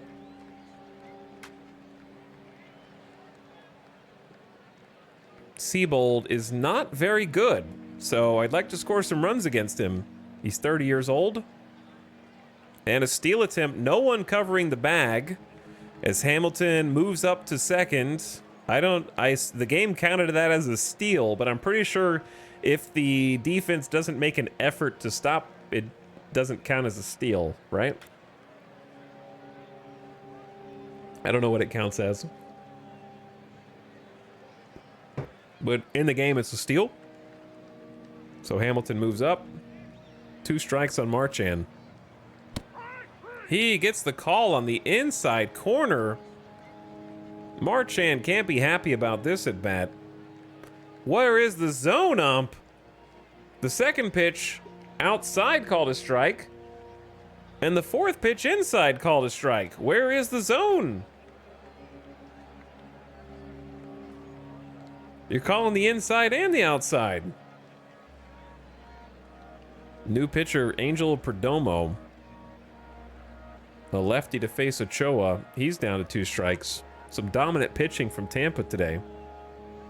This one smacked into deep center field, but unfortunately right to the center fielder. Unlucky for Ochoa. Montgomery back out again. Full count. Over to first base. First baseman throws to the pitcher covering, and that's out number 1 on 7 pitches. Montgomery is at 33 pitches. He's probably facing one of his last batters here. 2 pitches. Quick out to the shortstop. Chang makes the throw, and let's see if he can get the final out. Salvador Perez, 1 for 2. Keeping the shortstop busy. He bobbles it. Chang boots it. The blunder gives his 4th error at shortstop this year. Someone needs to explain this to me. Why, with this aptitude and these defensive ratings, is he leading the league in errors from this position? His 4th error of the season. He's got a hole in his glove.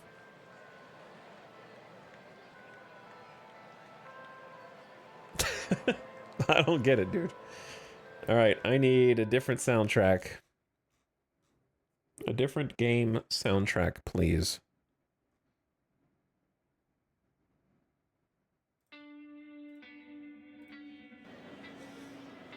I know he likes second base better, but he's supposed to be reasonably good at short. Well, now we got to get an extra out. Instead, on a full count, Mason Montgomery with another walk. I'd pull him at this point. He's tired, man. He's gassed, bro.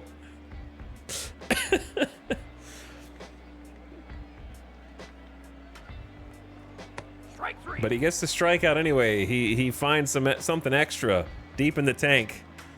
So the walks don't haunt him. That's got to be his last inning. But good job, Mason Montgomery out of the pen, if nothing else. All right, Cal Stevenson up, trying to get something going for the Invaders, who've been scoreless since the 4th. Only 2 hits on the game. Stevenson takes the walk with his keen eye. Rocking a 385 on base percentage. And now Tyler Freeman as a pinch hitter. The coach is just trying to get something going. This will be lofted into the gap, but it hangs up for the center fielder for out number 1. Justin Foscue with 3 walks and a strike. New pitcher Evan Reifert. That's hit really deep, past the center fielder into the deepest part of the field. He's going for 3. The runner's coming around. I don't know what's happening. Foscue with a run-scoring double gets cut down on an aggressive send to third. Chaos on the base paths. That was 105.6 miles per hour off the bat. Here's the replay. So going first to home is the first runner. On the throw in, he tries to take an extra 90 feet, and they gun him down off the relay. I don't hate the aggressive send there just to try to get some runs. We're down by a lot. I have their aggressiveness set to max when we're down by this much, but that'll count as a double for him. Unfortunately, since he's out on the base paths, the bases are clear. 2 outs for Winseal Perez. We do score 1 run, though. For what it's worth, we're not going down without a little fight. Just a little fight. Invaders get a run for Ian Hamilton coming up in the 9th against Tampa. Strike 3. And he gets a strikeout. So when you're down by this much, the reason you keep watching the game is to see how the rest of the players do, right? Because how the relievers perform still matters, and how the fielders perform still matters for how you want to handle future games. Even if you end up getting blown out. So, like, if Hamilton gets out of this clean, 2-strike count, a couple pop-ups, left fielder just kind of watching that one. Pretty good outing. In relief. All right, final 3 outs. We just have to score 8 runs and walk it off. Starting with Arenamo, just 8 homers in a row. That's up the middle. Time for a 9th inning rally. Arenamo starts the inning with a single off of Evan Reifert, who's got a 1.88 ERA this season, 14 innings pitched. So he's been pretty lights out coming up from Double-A for Tampa. But a chance to do some damage now for Wilmer Flores. He's hit by the pitch on a 2-strike count. Pitched him in too tight. Arenamo goes to second. 2 runners on now. For David Hamilton, the lefty batter, 1 for 3 today. 2 balls, 2 strikes. Slaps it to the shortstop. The shortstop makes the play at second. And that's the only out they will take. So out number 1, runners on the corners for Rafael Marchan, the switch hitter. And that's going to be over to the first baseman, who makes the out at second. For out number 2, the run does come across to score on the fielder's choice. Didn't have the play at first. So Las Vegas gets 1 run back, 2 outs. The final hope for the Invaders is Hector Ochoa. And they hit him too. Time to clear the benches. Let's go! Fight these guys! 2 hit batsmen in the inning? Come on, man! Get the bullpen out here. Let's brawl. Ochoa and Marchan on the base pass for Cal Stevenson. He's 0 for 1 today with a couple of walks. And they wild pitch, ball squirts away.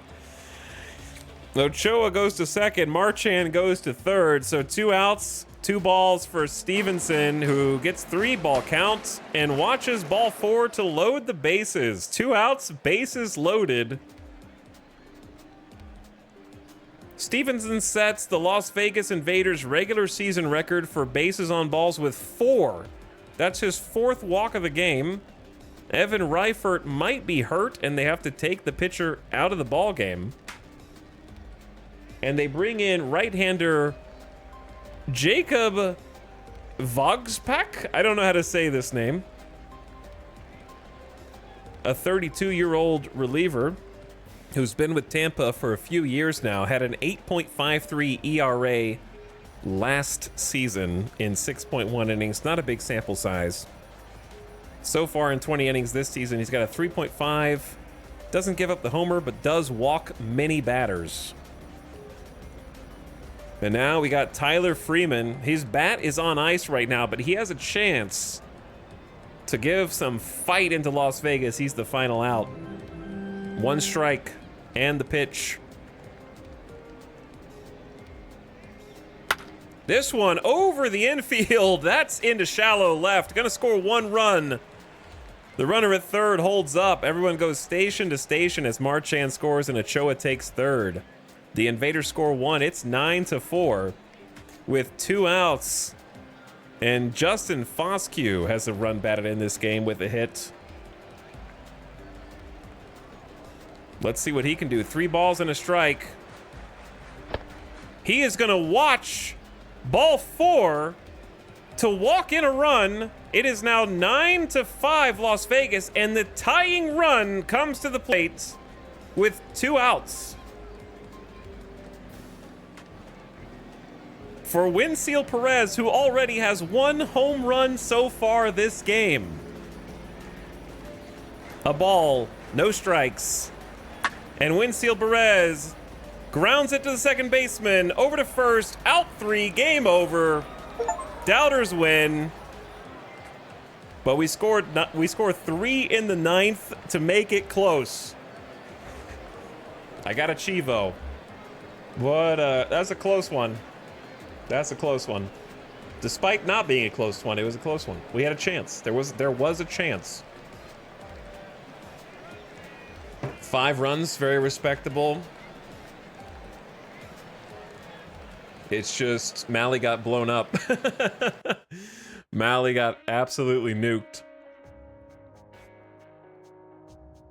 I don't know if that for sure is the first Grand Slam against us because we've simulated some games, and I don't remember.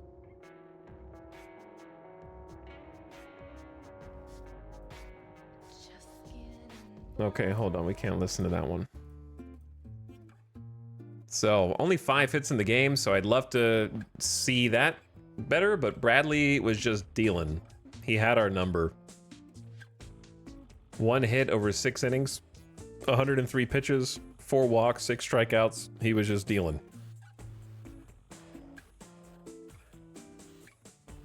Mally, 9 earned on 4 2/3. His worst start of the season. Very unfortunate for him. I'm sure he'll try and do better next time. So, just had a bad start. Tampa's now 17-16. Vegas is 16-17. High ERA is bad. Yes. Low ERA for pitchers, lower is almost always better. First time 9 men have come to the plate, so batting around, the entire lineup got to come to the plate in the 9th inning. To make it close. I don't think Luis Gill's going to be ready for this start.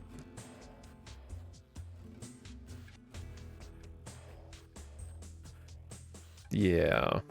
I don't know who the starter is going to be then.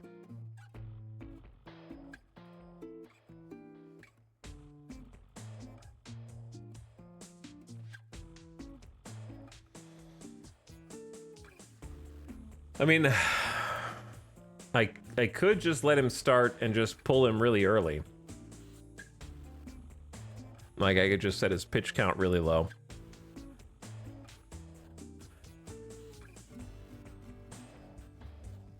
Make him like a pseudo opener. But then I don't know who picks up the game from there, because we only have Snyder, Hamilton, Suarez, and Uribe. None of them have a ton of stamina either. There's a couple people that are just kind of tired.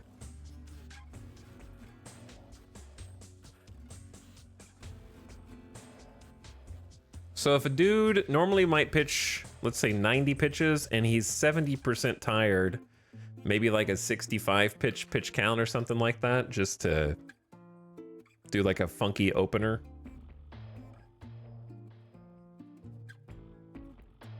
Or is that just a bad idea, no matter how you slice it?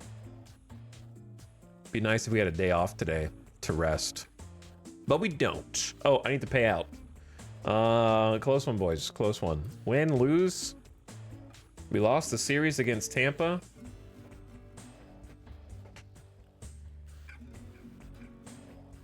Feels bad.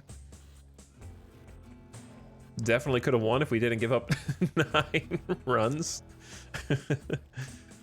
But it is what it is. Anything going on in the league news? Nope.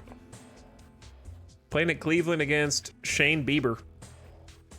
Shane Bieber, 4.78 ERA. It's gonna be a funky one. Marchand is tired. He can do one more game. What's our schedule look like? Tomorrow versus Lefty Ortiz? No. Righty, lefty.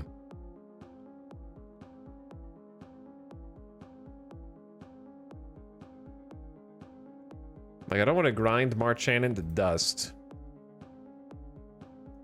But also, if he can get to the lefty, he can have a day off then.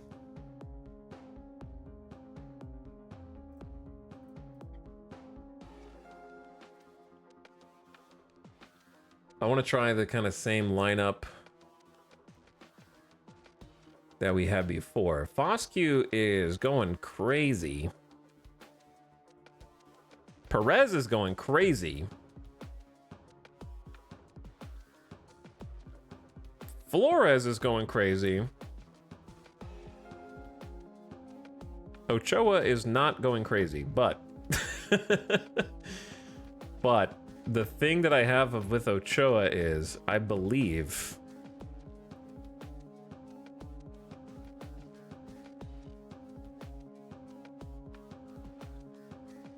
wait.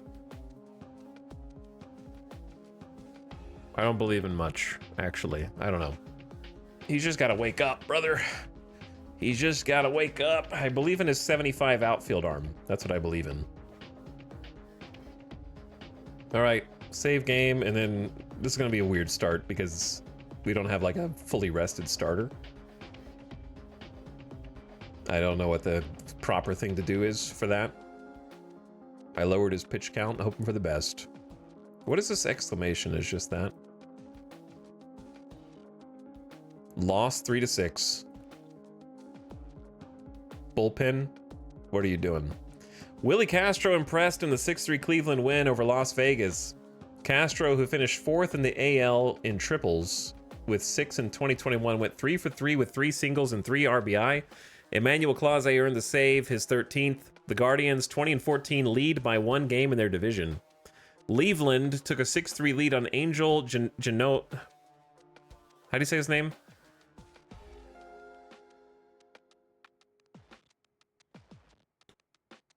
Angel Genow? 4th double of the season. The bases clearing double left Ian Hamilton visibly frustrated. So Spencer Howard is kind of like stinky and we don't want him anyway. But someone's got to be there. He lost us the game and then some.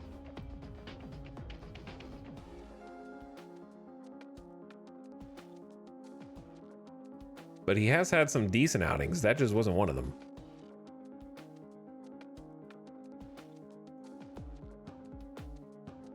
He's got an option here if there was like a AAA pitcher.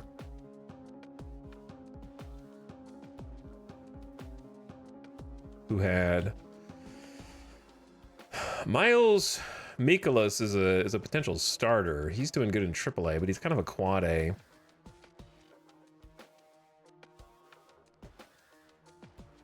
Some of these guys are just gonna get lucky every so often. All right, anyway, for our batting, we actually had 9 hits, only 3 runs. Chang went 3 for 4.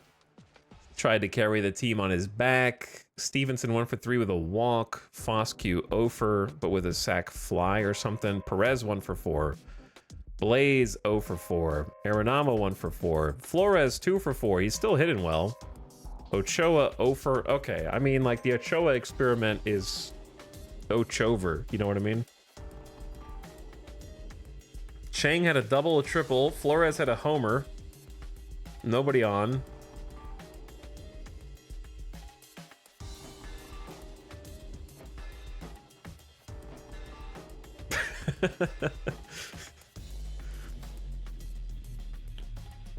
I mean, we got 3 runs off of Bieber, but he still went 7 2/3 innings, so pitched a dominant outing, in my opinion, and then we weren't going to get off of Clase. It is what it is. Look at this. You're going to win. Just kidding. You gave up 5 runs, you dingus.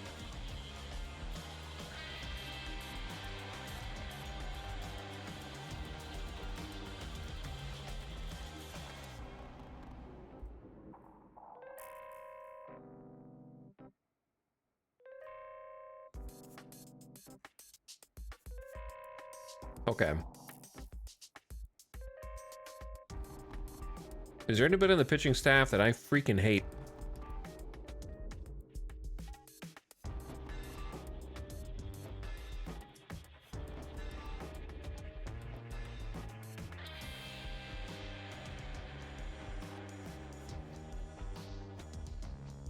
Sal Frank and Spencer Howard are definitely like the worst. Sal Frank has been a little lucky this season. Howard just had his first like bad game, so I think we have to be a little patient and just say it's going to happen sometimes. And we didn't have like a full starter effort from Luis Gil either, and now it's Bobby Miller at 100% rest, but the bullpen's a little taxed. But we still have Snyder, Suarez, Uribe, so like, and then can take some from Medina if necessary, and Sal Frank if necessary. Yeah. Okay, well, it's a righty up. Marchand tired. All right, we're gonna give Marchand a couple days off then.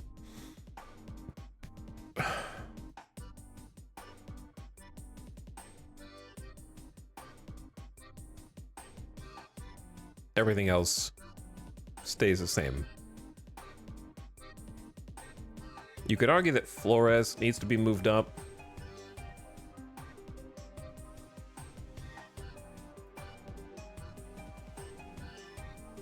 And Blaze needs to be moved down. Which I agree with.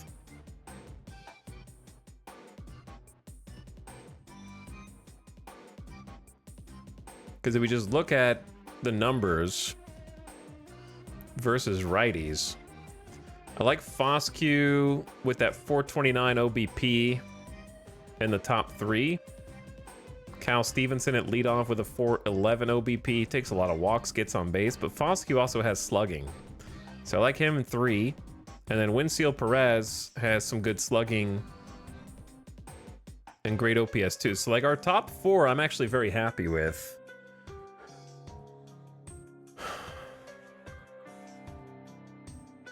Like Chang is doing well.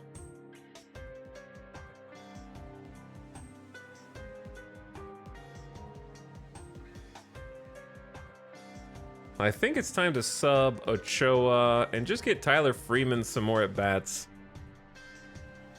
They're both about equal.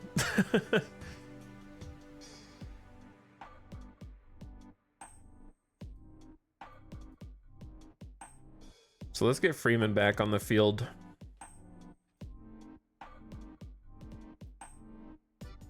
Give him a shot.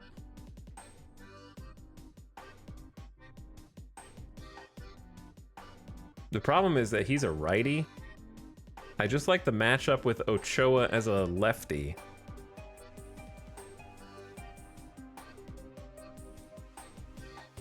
But it's just not working. So like it sucks having a bunch of righties here against righty pitching. But we have a bunch of righties who are better at hitting righties, which is also strange. All right, sub the next one, or sim the next one, I mean. All-star voting is going to begin pretty soon. Win at Cleveland 2-1. Man, close game. Bobby Miller played a key role in a gritty 2-1 Vegas Invaders win against the Cleveland Guardians. Miller yielded 1 run over 6 innings to notch the win. He scattered 4 hits, walked 3, and struck out 3. His record improves to 1-4. He got his first win of the season. Cleveland falls to 20-15. Vegas used a clutch at bat from Tyler Freeman, who I just subbed in at the last second to capture the win. He hammered a 2-run homer in the top of the 3rd to put the Invaders ahead 2-1. It was his lone hit in 3 at-bats, but it was a humdinger. I just tried to attack the bottom of the zone, said Miller. We only had 5 hits. No, we had 9 hits in the game. Damn, 9 hits and we only scored 2. Lots of people left on base. Stevenson went 3 for 4 with a walk. Whew. That'll definitely improve the average and the on-base percent. Yeah, his Cal Stevenson's been real good at that leadoff spot. I was right to put him in there with that 70i. Pretty decent gap power. We'll see if it holds up over the season, but what's crazy is he's batting lefty, so yeah, he's hitting right-handed pitching really well, so that's kind of helping him out. He hits left-handed pitching very well. Chang 1 for 5. Foscue 0 for 4. Perez 0 for 4 with 2 strikeouts. Flores 0 for 3. Ochoa with the sub. Arenamo 1 for 4. Blaze Alexander went 3 for 4.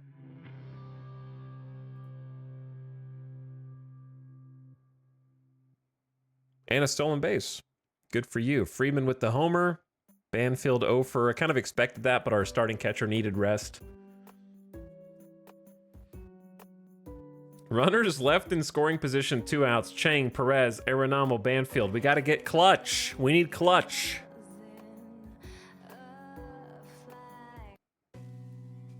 We need more clutch. Love Bobby Miller so far, man. Don't let his win-loss record fool you.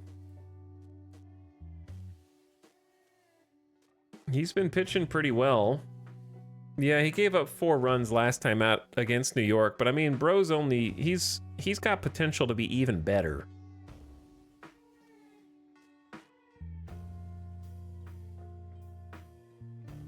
I'm happy enough with him. 3-4 innings an outing. He's gonna get better.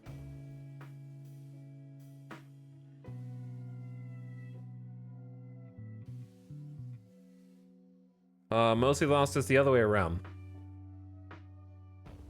Typically, on average, again, it's not a hard and fast rule, but typically the batter wants to be the opposite handedness of the pitcher. And the pitcher wants to be the same handedness of the batter, typically. But people have reverse splits. Like, I don't know every player in baseball, but on the Astros, Yordan Alvarez is a lefty batter who hits left-handed pitching really well, for example. So there's a bunch of people who it's not true for. That being said, this year he's not hitting much at all very well.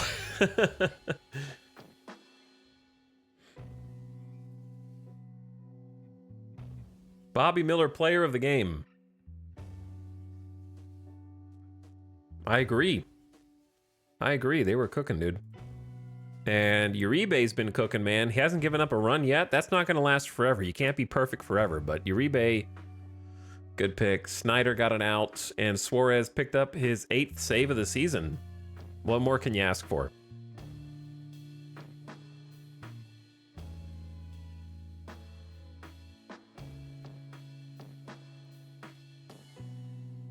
Okay, one more game in that series. Let's check. I just like checking this every day.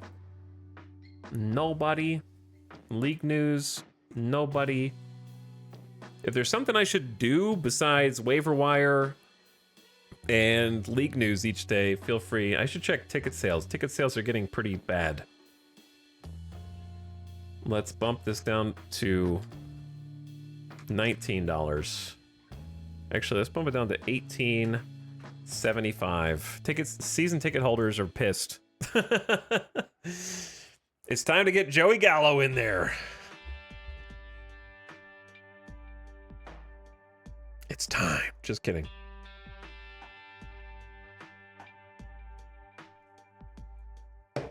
Rookie draft combine? Not yet, I don't think. Combine's not till June. Deploy Dollar Dog Night. Yeah, I do need to deploy Dollar Dog Night. You're right about that.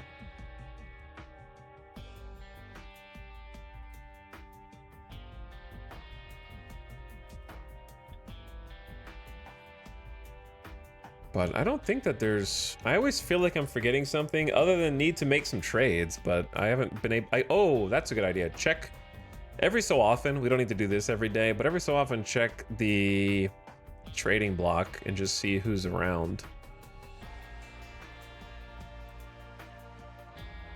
Candelario. Low adaptability. He's a good teammate. Hitting 214 on the season with Cincinnati. Oh, that's why they're trying to trade him. $13 million they want to get off the books. Like, some of these dudes would be okay additions to the team for sure. Like, Jonathan India's going crazy this year in the simulation, but you have to pay him $9.2 million. And the other thing is, he kind of replaces a guy that's already producing. We got Foscue at first base, who's hitting only 257, right? Like, if you had to compare them, Jonathan India is going to be better, but is he $9 million better?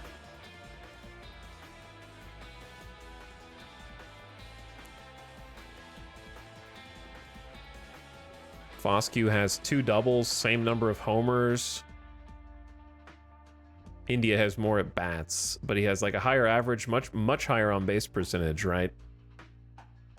But like, Foscue is producing more with fewer at bats, in my opinion. He's got a higher OPS than India does. Slugging better.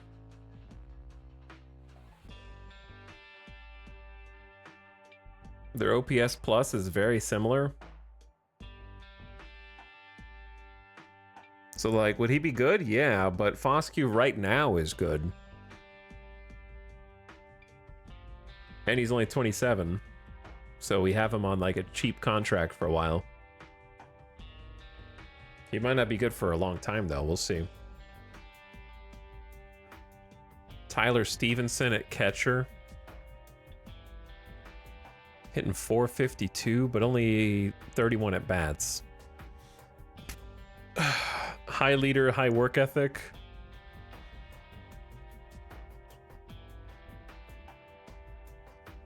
And he's got an arbitration year coming up. Nope, he's free agent after contract. So it's just like these guys are running out of their contracts, so we don't really want them anyway.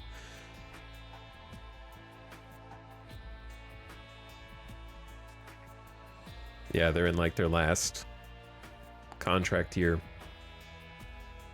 So these aren't really guys we're looking for. However, if we went here and said search all leagues for hitters, doesn't matter, doesn't matter, doesn't matter. Personality captain, we can search by personality and say, I want your defense to be at least a 40, and I want your overall to be at least a 45. Any position. And let's say I want free agents only. These are the free agents still left who haven't got a team. They're all catchers. And they're the only ones on minor league contracts. Yasmani Grandal, ancient catcher. He's 37. Been on a number of teams. Slow as dirt, but decent at everything except his poor arm. Very poor arm. But he's got that captain personality class. I would say at least request a scouting report on these guys to try to get like higher scouting accuracy. Carson Kelly. So none of these guys even have contracts. But those are the only real captains. And then fan favorites? None. Pranksters? None. Interesting.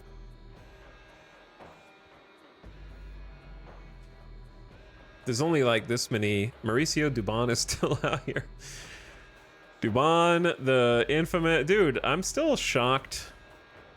He had negative 1.5 WAR in the simulation. Utility defender, just give guys days off. Carlos Santana, 40 years old. 40-year-olds only playing first base.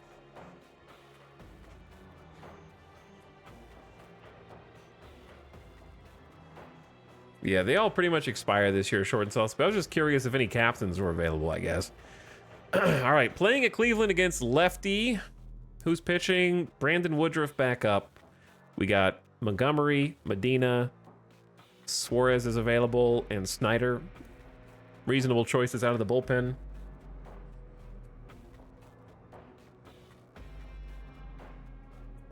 So, for the lineup, Chang, slightly tired.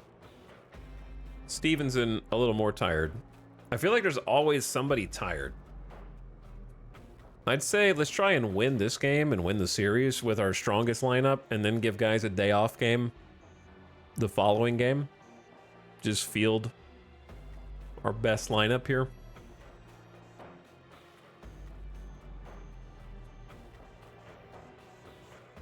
In my opinion. Try and get the dub. See what happens. Sim this one. Boom. Well, it's going to save again, apparently. It must be the end of the month or something. We won! Hey, we won the freaking series. Let's go. Against the Guards. Las Vegas Invaders pitcher Brandon Woodruff was all business, helping his team muzzle the Cleveland Guardians 4-1. Woodruff yielded 1 run over 5 1/3 innings to notch the win. He scattered 7 hits, walked 1, and struck out 5. Earning his 9th save for Las Vegas was Suarez. Sick. Las Vegas won the game in part because of Wilmer Flores. The designated hitter ripped a 2-run home run in the top of the 6th to put the Invaders ahead 3-1. For the game, Flores had 1 double and 1 home run in 4 at-bats. When Brandon is on, he can really move the ball around, said Vegas manager Scott Tyler. This puts Vegas back to 18-18 for the season. 7 hits in the game. Wilmer Flores 2 for 4 with a 2-run homer. Foscue hitting a walk. 3 strikeouts, not my favorite, from the Avoid K's guy. Perez 1 for 4. Freeman 1 for 4. Hamilton 0 for 4 with 3 strikeouts. Oof. Arenamo 1 for 3. Stevenson 1 for 4. Banfield 1 for 3. And then subbed out. Okay. Banfield had a double. Flores had a double. Stevenson had a double. Flores with the homer. 2 stolen bases. Perez and Freeman. Banfield with the error as a catcher. Unfortunate. Woodruff with 5 1/3 innings. 96 pitches. Being too careful. I guess the 7 hits. Sal Frank, 2 1/3 scoreless. Snyder got an out. Suarez with the clean save. Good. Woodruff, player of the game. So he scored in the 3rd, the 6th, and the 9th. Who scored in the 9th?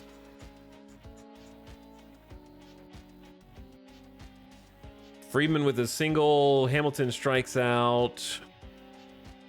Freeman steals 2nd.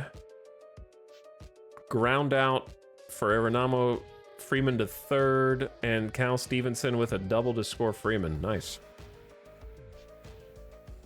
Remember when you wanted to yeet Flores into the sun? Oh, I remember. But I told him I was going to let him go if he didn't start producing. And then he started producing. So now I got to leave him in. Even though my scout thinks he's a 40. Somehow. He's just got the point. He's just got the 50-50-50 where it matters. I guess.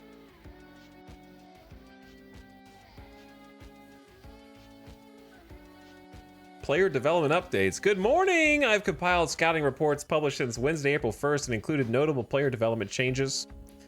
Bubba Chandler, potential movement drops from 55 to 50. Well, he's injured, so you're just rubbing salt in the wound. Hector Ochoa, current and potential power drops to 55. I drops to oof. Ochoa dropped. I mean, we could kind of tell. Wilmer Flores dropped from a 50 to a 45 on contact. Overall, drops to 40 as a first base, it says. Tyler Visa in AAA. Stamina improves, velocity drops. Nathan Lavender, velocity improves in AAA. We were kind of watching him. Wow, the OSA thinks he's a 55. My head scout's like, nah, fam, 45. That's crazy. That's a big discrepancy. We think Joey Gallo drops from 75 to 70, I down to 75, speed down to 40, and overall drops to 45. I stand vindicated. Gallo is not a 50. He's a 45 who can mash home runs in AAA, and that's it, okay? Kevin May drops. All right, if Kevin May is... They're all bad. Luke and Baker overall drops. Nobody is never good news, man. Bryce Wilson in AA drops.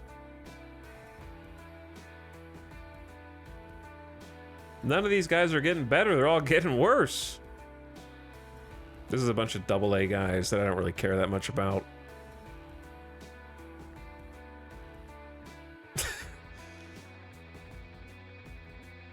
Jaden Hilton, potential power drops from 80 to 65. That's a steep cliff.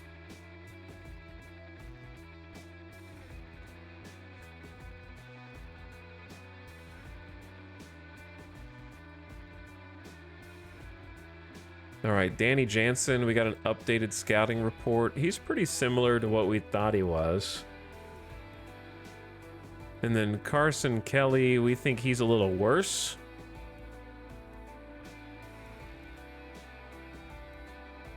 So, problem with Danny Jansen, the batting average going to be really low.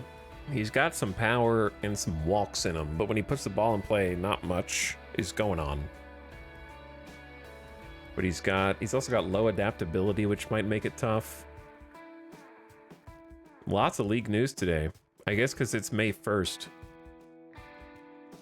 It was a terrific day for Andre Lara of the Washington Nationals. The right-hander stood out with a fantastic 3-0 no-hitter against the Cincinnati Reds. I knew I had a no-no going about the 6th inning when I noticed no one was talking to me anymore, he said, referring to the time-honored superstition of avoiding the pitcher so as not to jinx the no-hitter. Don't let people fool you. Everyone on the field and the ballpark knows what's happening. They just pretend they don't. For the game, Lara totaled 1 walk and 9 strikeouts in a very strong outing. His mechanics were perfect, and I don't think he threw one bad pitch the whole game, manager Dave Martinez said. He was that good. Vladdy Guerrero Jr. battered American League pitchers all April and wound up taking home Batter of the Month. I've been around the league long enough to know you really have to work hard day in and day out to be able to put up this kind of consistency, he told reporters. I put in a lot of work, even on the days I might not take the field, and it's always nice when everything comes together for me like it did last month.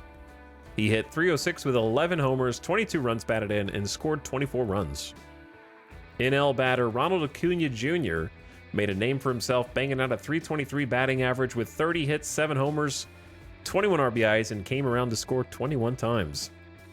Garrett Crochet of the Red Sox, April's top pitcher, demoralized American League hitters with a 4-0 record, limiting opposing batting to a .159 average with 42 strikeouts and a .99 ERA.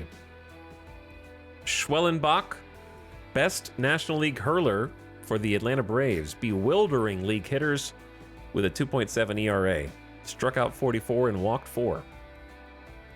When it came to hitting, Bryce Matthews had few peers in the AL last month. The second baseman for Houston tagged opposing pitchers for a .277 average and got Rookie of the Month for April with 9 homers. Oof.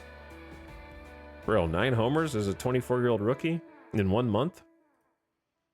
Adael Amador, still a bit shy, but then who could blame the newest National League Rookie of the Month honoree? He hasn't been around long enough to know the ropes, despite the fact that he's putting up veteran numbers. He was hitting .316 with 31 hits, 5 home runs, and 14 RBI.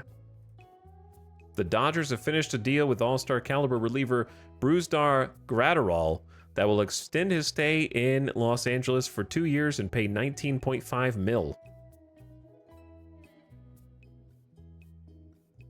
Good for all of you guys, okay? Good for all of you and your good hitting.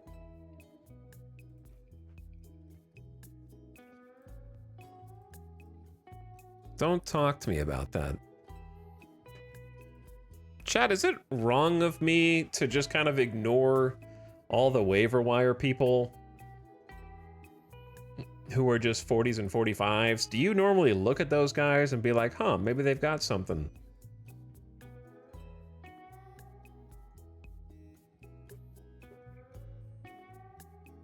What's up, Durf? Nopers. I see. Relievers I do check. Yeah, because I mean, Suarez is I would say 40 is a little low, but maybe 45 for relievers. Because yeah, I feel like relievers at 45 can be better.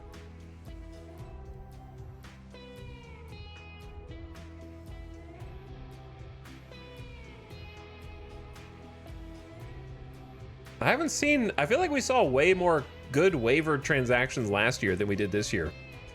The worst trade we've made, the worst one we picked up so far was Ochoa, who's $4 million for doing nothing. So, all right, Dustin May coming out to pitch. We got Medina, Hamilton, Uribe, and Mason Montgomery in the pen.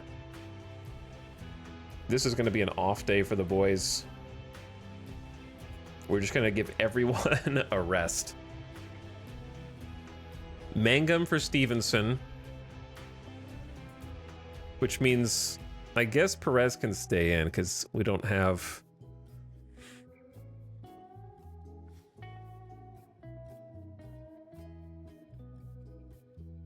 Okay, so Hamilton for Chang and Mangum for Stevenson. Oh, it's an off day. That's good.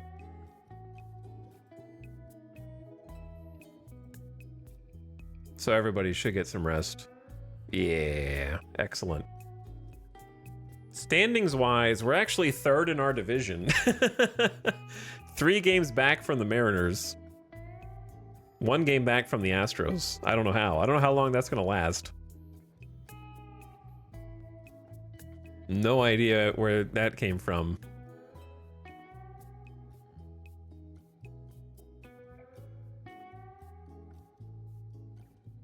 Is this how many wins we got against each team? 500 baseball, baby. Yeah, let's go. Team officials for the Toronto Blue Jays have revealed a recent injury for Charlie Morton will keep him out for 5 months. He just announced his retirement, and then he got injured, so I guess he's done. The 42-year-old starter suffered shoulder inflammation and hasn't played since. Yeah, he just announced his retirement.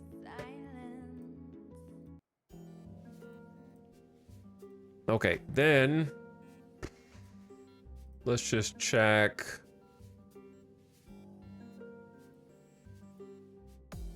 Trading block, see if anybody new showed up. Not really. Well, these are only batters. Joe Mantiply. He's not got a good contract for us. They're not going to be trading anybody that has good contracts. They're only going to be trading people who have bad contracts. They're like, hey, take this $11 million contract off of me.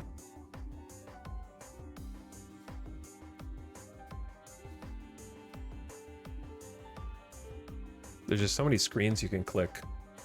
Okay, in that case, who do we play? Baltimore against a righty. Nice day off for everybody. Daily lineup, paste that righty lineup in. Do I want to change it at all?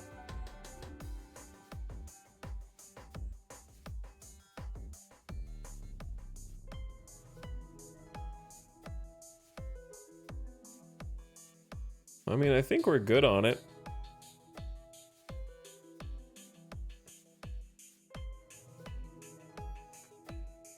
Freeman got a couple of starts, and he has a hit in each of his last 3 games. So I'm just going to keep him out there, even though he's been sucking.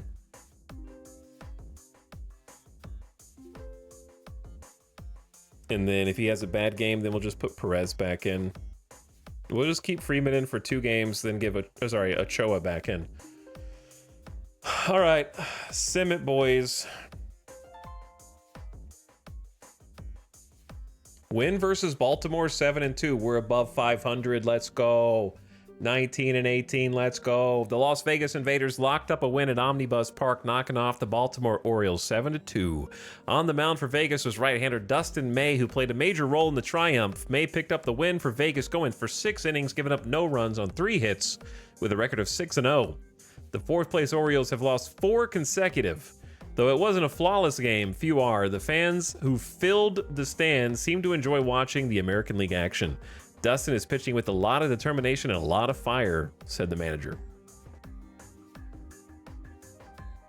7 hits for both teams. Stevenson 2 for 2 with 2 walks and 2 RBI. What an OBP gamer. 422 on base percentage. Whew. Chang 1 for 4, 2 strikeouts. Foscue 0 for 3, but he had a sacrifice for a run. Perez 1 for 2 with a walk. Mangum pinch hit. Flores 0 for 1 with 2 walks and a sacrifice for the run. Batted in. Alexander 0 for. Arenamo 0 for. Freeman 1 for 4. So he's still getting a hit. He got 2 runs batted in, and starting catcher Marchand 2 for 3. I like it. Stevenson with a double. Marchand with a double. Freeman with a double. So some good doubles using the gaps. 2 out RBI, so some clutch hitting. 5 left on base. 1 caught stealing. Brother. What does that say? What does that word say for stealing bases? How are you caught stealing when your team strategy is set to never steal? Eh? Eh?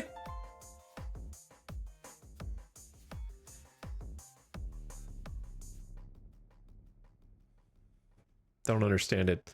6 scoreless innings. Dustin May getting the quality start. Holding it down. 1 walk, 8 strikeouts, 98 pitches. Luis Medina coming in, getting 2 scoreless as well. Mason Montgomery got tagged for 2 runs, but we were up 7-2 by that point, so I think that's acceptable.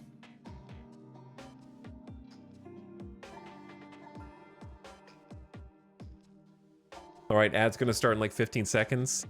I need to take a quick bathroom break. Baseball talk is heating up as the MLB Draft League preseason begins. The schedule's out and teams are starting to make roster decisions. I don't know what that means. What is a Major League Baseball Draft League? Gamba? Yeah, we're gonna show another game here in a sec. I think I'm gonna sim the next one versus Baltimore, and then we'll play that one and let you guys bet on it.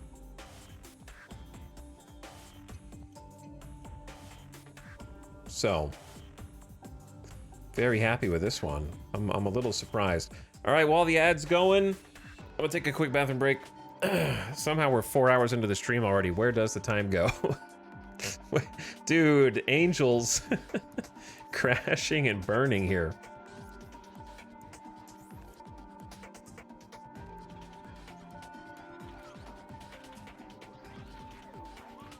We're tied for second in the division somehow. All right, ad just started. Thanks for watching, everyone. Hope you're having a nice start to the week. I'll be back in just a minute.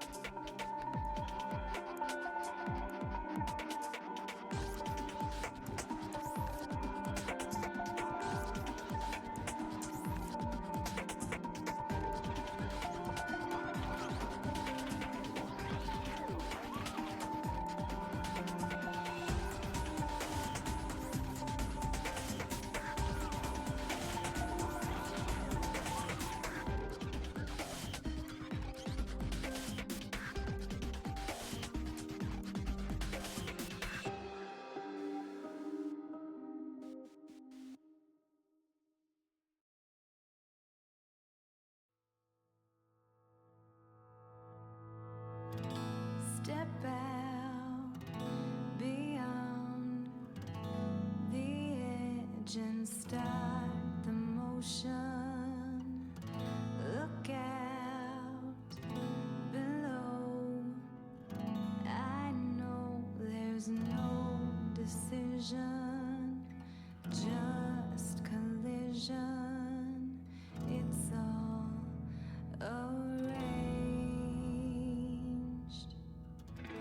Too late for me, no reason to recover.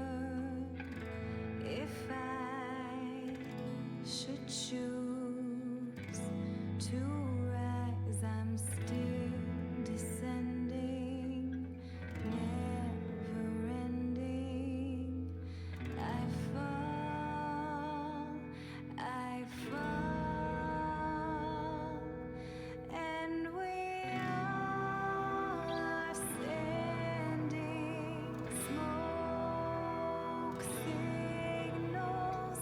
Keep pretending. Hello.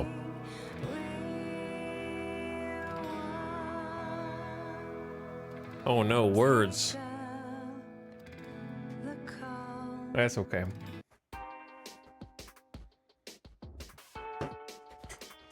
That's okay. Yo, yo, yo. We back, gamers. Check the waivers.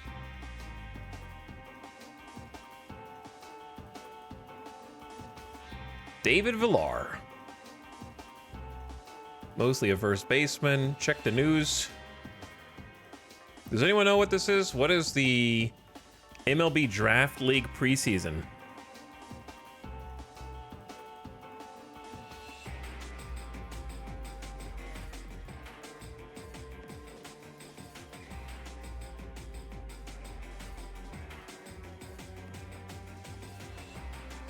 I want to say that it's like the amateur draft is doing like games to show how good or bad they are or something.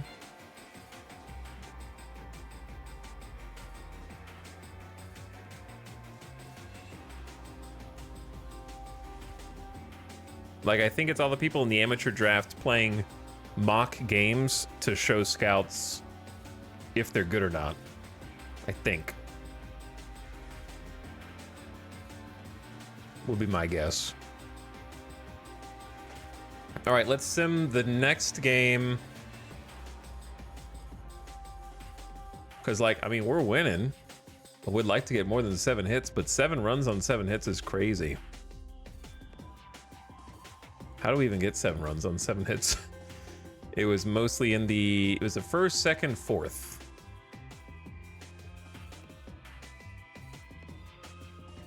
Walk, single, runner from third tags up, scores, so sac fly.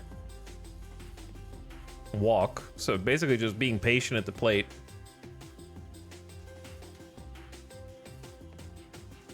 Chang steals third. Perez to second. Was it a double steal? Was it a double steal, Chang and Perez? That's crazy. Runner tags up, so 2 sac flies in the inning on 2 walks. That's small ball, baby.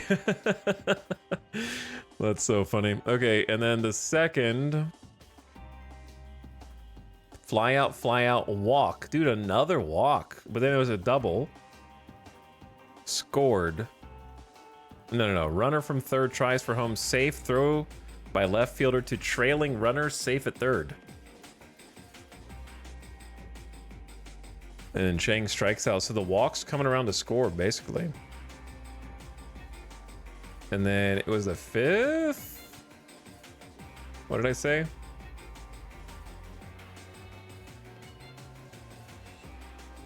Sixth? Oh, is it 6th? So Perez single, another walk, Flores walks, fly out, strike out, Freeman double, scores Perez, Flores to third, runner from third tries for home, safe, no throw, Marchand double, scores Freeman, new pitcher, Cal Stevenson single, scores Marchand, strikeouts. Basically, we just like tagged them up. All right, cool. Very cool. Now we got a right-handed pitcher. Paste that right-handed lineup. If it works, it works. So I'm not going to touch the lineup today.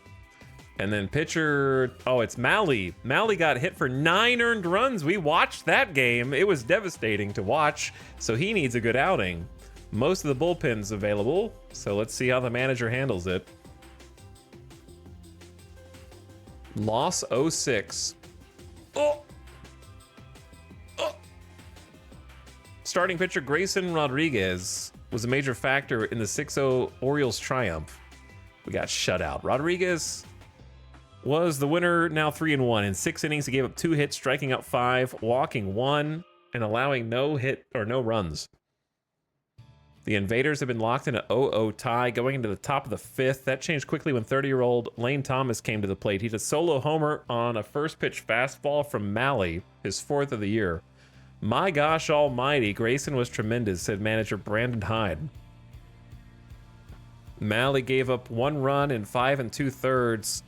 Spencer Howard gave up 3 runs. Ian Hamilton gave up 2 runs, and Uribe nothing. Unfortunate. Unfortunate for all involved. Only 3 hits, and they were all Justin Foscue.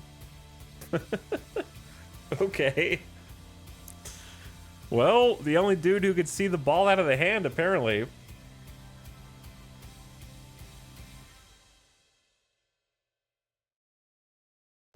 Do you see that Chang made his 6th error at shortstop?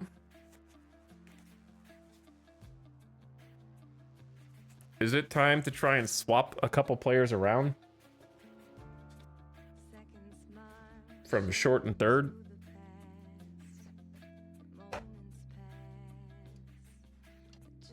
Is it time to try and find a, oh, like, he definitely wants to be second base. Also, 1 sec.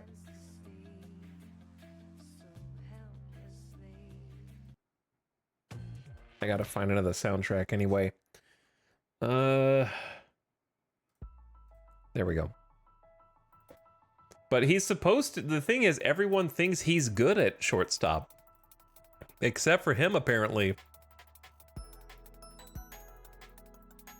So then the problem becomes, who do you put there? Because we don't have any, like, other goated shortstops, I don't think. It's, I guess we could put Alexander. Wait, how? Alexander's playing third. Arenamo is playing second. Where Arenamo is at his best. So we could put everyone at like a suboptimal position.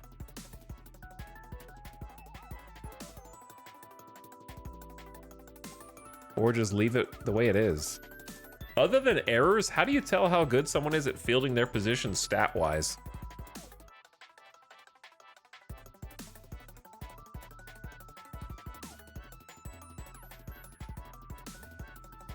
Like, this is at shortstop. He's turned 17 double plays. I'm gonna ask a question that's gonna sound stupid. What is RNG in baseball? Well, like the actual acronym RNG.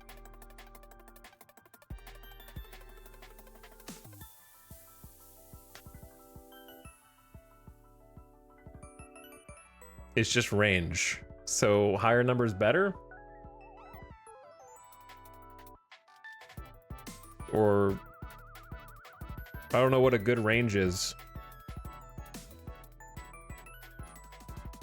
EFF, something efficiency, MLB fielding EFF. Defensive efficiency ratio? That's DER.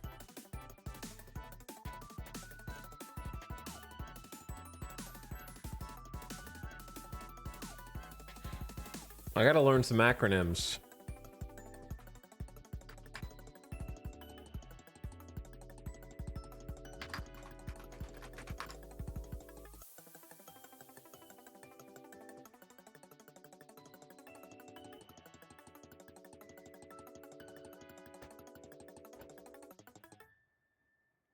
Okay, but yeah, it's just tough. I know he's got 70 assists, 35 putouts. Total catches. And then we got some of the weird stats. Biz. I don't know what any of that is. Okay. Anyway, we got shut out. Very embarrassing. And I think I need to get rid of Howard. Who do we got on the 40-man roster that we can send Howard down for?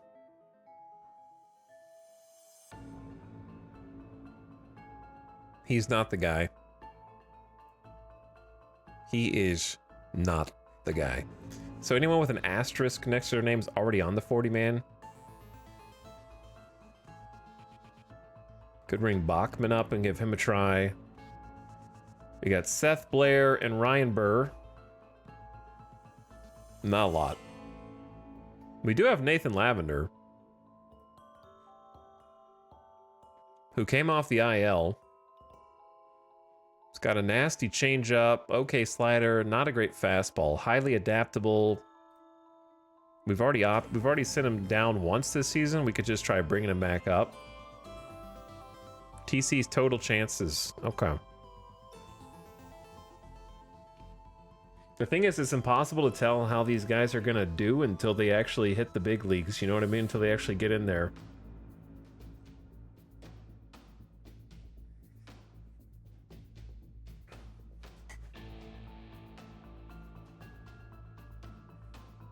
We got 3 different chatters. I took a look at the forum. Seems DE and ZR are the 2 stats to tell how well players doing defensively, what I could gather. I don't know what they mean. Well, thanks anyway. There's a glossary link.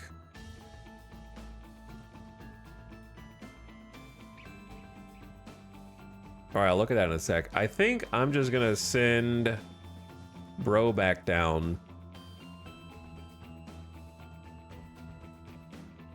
Was it Spencer Howard? Yeah. Okay, Spencer Howard. Where'd you go? And try taking Lavender. Give him a shot. Where did he go? Why is he rated at closer right now?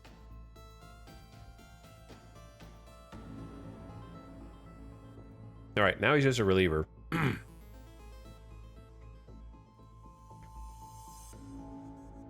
Strictly bullpen. Fly ball pitcher, 90 to 90. He's got not very much velocity, but we're already paying him, so it doesn't hurt to just try him out, you know? Give him a shot. I would say I'm going to make Uribe optional closer, secondary role closer.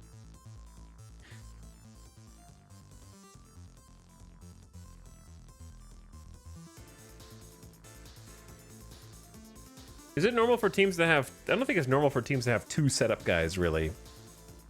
I think Snyder's been killing it.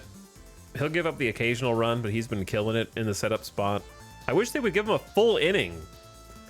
It's driving me crazy how the AI manager's like, here's one out, go save the other pitcher. No, just give him his own inning. Why is he coming in and getting less than a full inning every single time?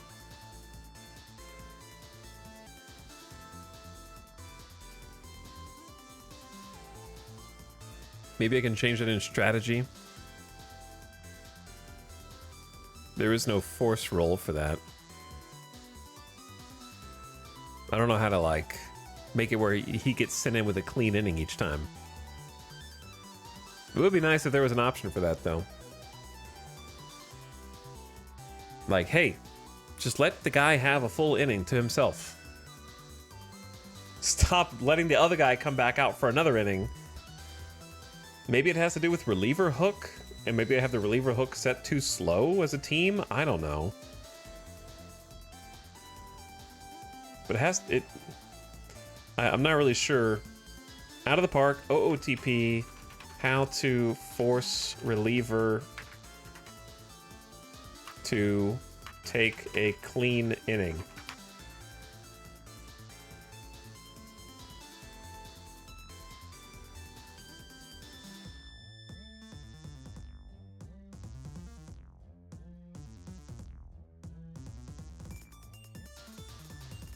This is from 2019.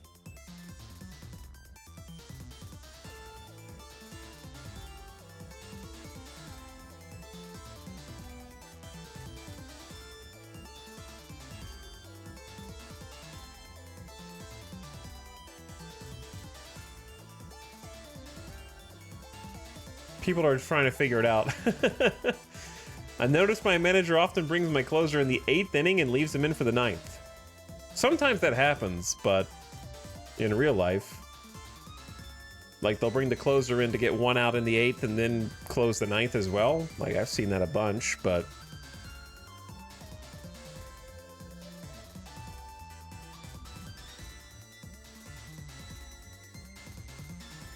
they're just discussing whether to change like the game settings, which is not exactly what I'm trying to do. Okay, anyway, back to work. This is the last game versus Baltimore. We're going to take a bet on it. So here you go, chat. Start a prediction. Will we win or lose against Baltimore? You got 5 minutes. We'll dive into this one. It's going to be Luis Gill, so very risky for believers. Getting the start today. He's a starter now. He was a reliever that had been giving up a bunch of runs. But he's a starter because Bubba got injured. And we're paying him 2.7 mils, so he's gonna pitch. He's going up against Paddock, Chris Paddock, who I think we tried to get in the off. Did we try to get him in the off season? I think we did. He was with Minnesota. Now he's with Baltimore. So we won the first game of the series, got blown out in the second one.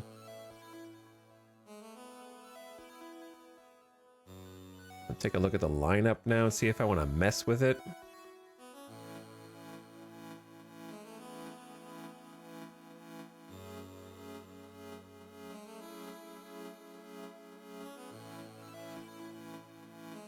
I like my top 4.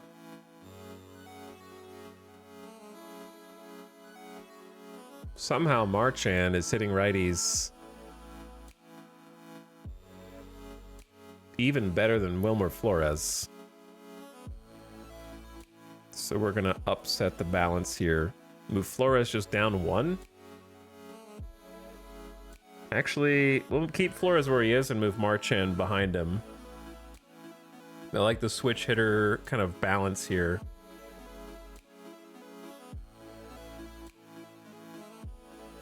I think Mangum in right. Like, Freeman is clearly doing the worst on this lineup.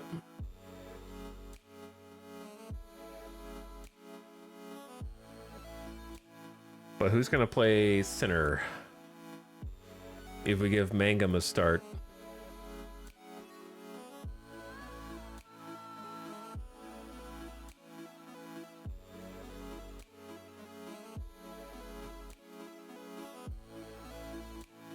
Perez can technically play center.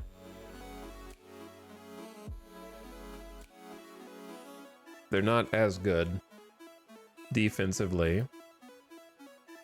They both have the same range error arm. Wow, they're almost identical. I'll just leave Stevenson in left. Put Perez in center.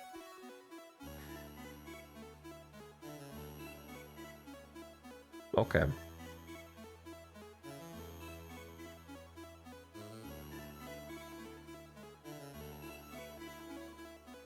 Yeah, that'll be the lineup. And then backing up and right is Ochoa and Freeman.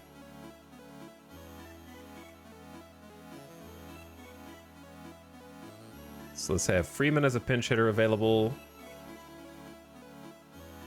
Hamilton as a pinch runner. Ochoa as a defensive sub if necessary.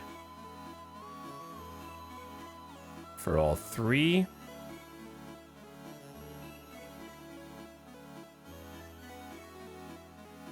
I would say Hamilton as a pinch hitter. Okay, there we go.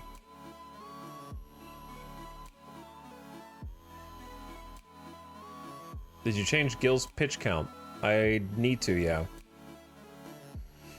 That would have been awkward. I knew I was forgetting something. We'll give him 90.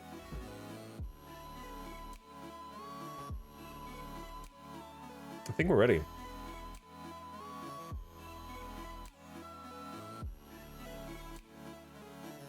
Looks good. Looking good. All right, here we go. Man, we got to deal with Alex Bregman, Gunnar Henderson, Tyler O'Neill.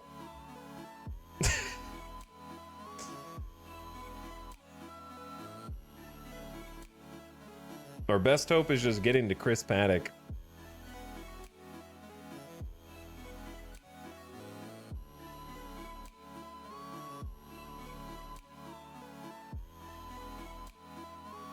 So here's what you're looking at. Channel points almost over. If I don't see 1.5 million channel points, I'm canceling this prediction.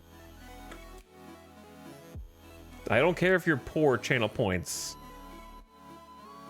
You better put it on the line right now.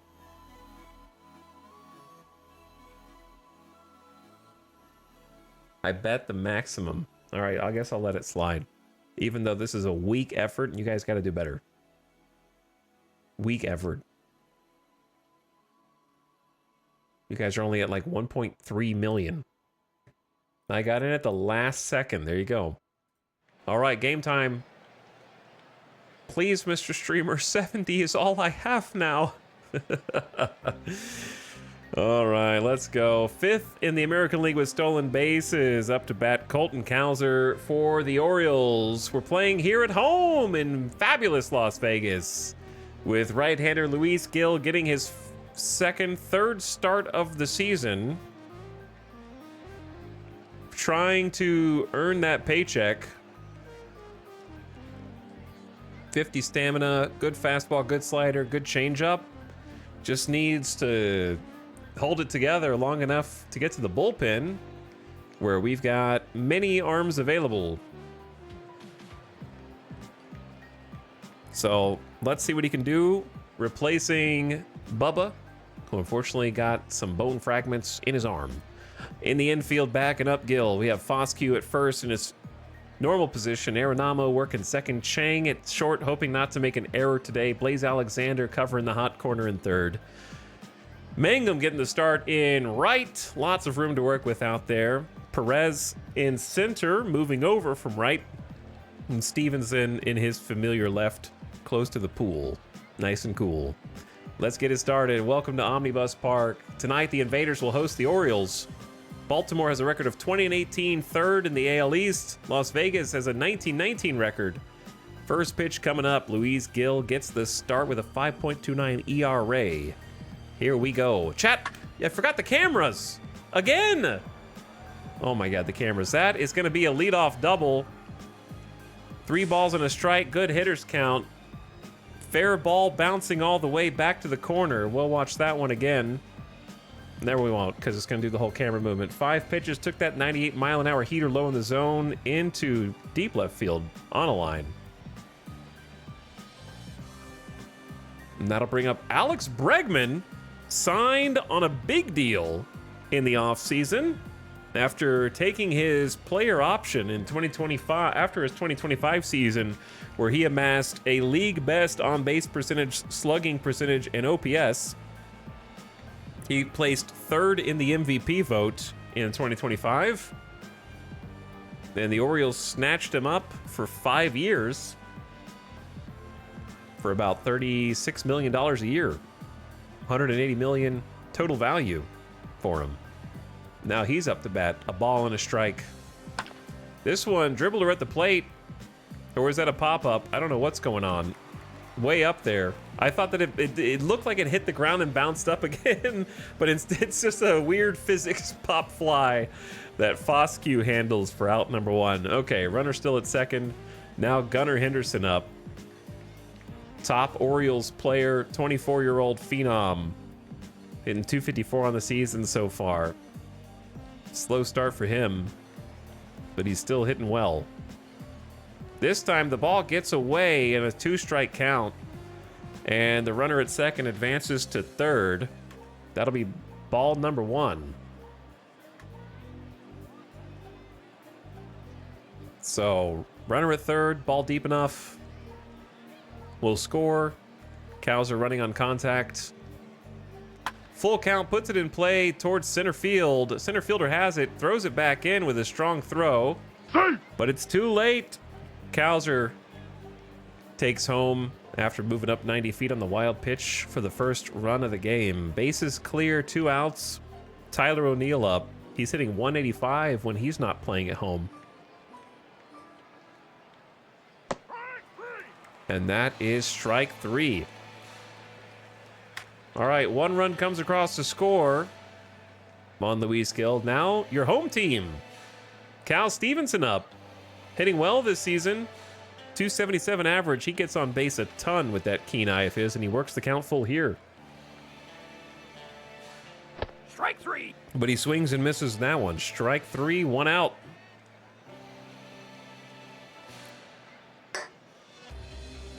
Chang is up. 2 balls and a strike. This one hangs up for the right fielder. Softly hit in the air. Thomas catches it for out 2. And now Justin Foscue. He's got 4 homers on the team. Hits this one to straightaway center. Line drive. Friedel chases it down. 3 up, 3 down. All right, Gill back up to pitch. And now Basallo, Jackson Holiday, and Lane Thomas. 3 balls and 2 strikes. This one put in play to second. Out number 1. Sorry. Okay, there we go. 6 pitch at bat. Gill up to 24 pitches now. Jackson Holiday scoops this one to center field. But the center fielder moves a couple steps to his left and Mangum converges on it. All right, Lane Thomas last year hit 277 with 20 dingers. This year hitting 259. He'll pop that one up just behind the infield. For out number 3, good inning by Gill. Nothing doing for Baltimore. Now we got Tyler Freeman for the home team, Wilmer Flores and Rafael Marchand, the catcher. Full count for Freeman. And he strikes out after working the count full on a 7-pitch battle. But Paddock wins this one. And Wilmer Flores, 2 strikes in the hole. Will hit a soft fly ball to left for out number 2. And now Rafael Marchand puts it up the middle, diving as a shortstop. Great play. And makes the throw. Gunnar Henderson knocks it down and hurls it to first for out 3. 3 up, 3 down. All right, Gill back on the mound. 30 pitches in for inning number 3. TJ Friedel hits that one into center field for a single. And he's a leadoff base runner. Come on, Gill. Friedel, how fast are you, bro? Not very fast, but he's apparently excellent at stealing anyways. Ryan Mountcastle now. That'll be a line out to second, so diving back is Friedel to avoid getting falling into the double play. Colton Cowser, 1 for 1, smacks it, diving as the second baseman. Great defensive play. Arenamo spears it, springs up and throws him out. Friedel advances to second on that 7-pitch at bat. Chases the changeup low on the corner. Alex Bregman back, 2-2. Pops it up again. And that should be out number 3 unless anything crazy happens. Chang makes the catch. And Las Vegas back up to the plate, bottom of the order. Blaze Alexander, we got Arenamo and Mangum looking for the first hit for Vegas so far this game. Strike 3. But Blaze will strike out. He missed the breaking ball, 3 pitches. Arenamo steps in. He puts it in play to third through the legs of the third baseman, and Vegas has its first hit of the game. Jodar Arenamo, the young second baseman, makes it to first after taking the changeup into left field. Okay, Mangum, 9-hole hitter, runner on first, 1 out. Takes the second pitch he sees, back up to the second baseman, who makes the play to short, and they turn 2 as Jackson Holiday shovels it to Henderson for 1. It's a 4-6-3 double play. And Desai is retired. All right, Luis Gill's back up for his 4th inning of work. But Gunnar Henderson's up to the plate. Dangerous hitter, and this one's going deep to center field. Going back on it, almost to the warning track. Freeman makes out number 1 on the first pitch. Tyler O'Neill, when the bases are empty, hitting 179 on the season. That's going pretty deep to right field. He may only be hitting 179, but this one is out of here. That is a solo homer, 400 feet. And that'll put the O's up 2-0 over the Believers. Gill gives up a dinger to Tyler O'Neill, his 7th of the season, with team-leading 22 RBIs driven in despite his average. Gill's going to have to forget that one. and try and get these guys out. Instead, he'll give up a single up the middle. A line drive. Puts a man on first on 4 pitches. And now Jackson Holiday, who's been on fire lately, hitting 333 in his, I guess he's 3 for his last 9 would be a better way to say that. He holds up on the full count, takes ball 4. Now this runner's on first and second, only 1 out. For Lane Thomas, 0 for 1 today. Runners in scoring position, he's hitting 179. This time he slams it to left field, but luckily right at the left fielder. That was a hard hit ball, but Stevenson hauls it in. Let's watch that one again. 96.3 off the bat, but it couldn't find any grass. 2 outs. Gill sees a way out of this, but he's got to get Friedel out, who's reached today already. He gets the called strike 3, picks up the strikeout, strands 2 runners. Bunch of subs coming in all at the same time. What's up, War of the Worlds? Thanks for gifting us up to K-Rad. I appreciate it. And welcome back. Cetacean, thank you for the 38 months. I bet it all on Invader Green. My home might be repossessed by the bank. Well, they're going to have to try and scratch some runs across. And Smirksmarg, Peepo pitch. Is there such thing as a Peepo pitch? Is there a good baseball emote that we could have on Better Twitch TV? All right, the home team, Las Vegas, up to bat. Cal Stevenson is 0 for 1 today. 2-2 is the count. Puts it in play toward the second baseman. And Holiday with the pickup. That's out number 1. Chang 0 for 1 today. 2-2. That's hit pretty deep to left, but it'll hang up pretty deep. But the left fielder makes the catch. Out number 2 after a 6-pitch at bat. And now Justin Foscue trying to get the second hit for Las Vegas today. He'll put that one in play. Fly ball out to left, gently hit. Kowser's got it again, and that's 3 outs. All right, Vegas, we got to get something going here, boys. Gill back out for his 5th inning of work, 71 pitches in. He struck out 2, walked 1, and given up 2 runs so far. Second pitch, third baseman has it. Alexander to first. Good strong throw, out number 1. Is there one? Hold on.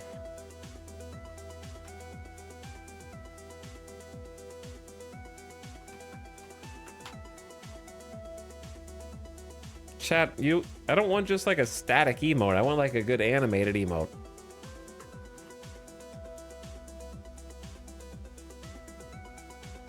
Nobody likes baseball on Twitch.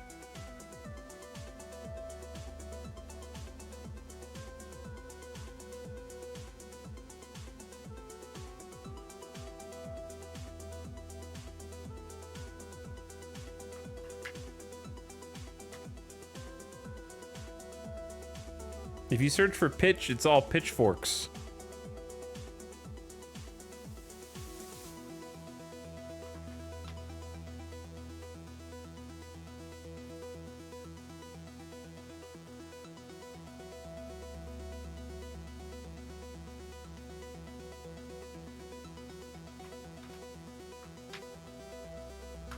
All right, I don't see anything. Where was I? 1 out, nobody on. Gill still pitching. A ball and 2 strikes for Kowser. He's got a double, and now a strikeout. Kowser has a word with the ump about that call.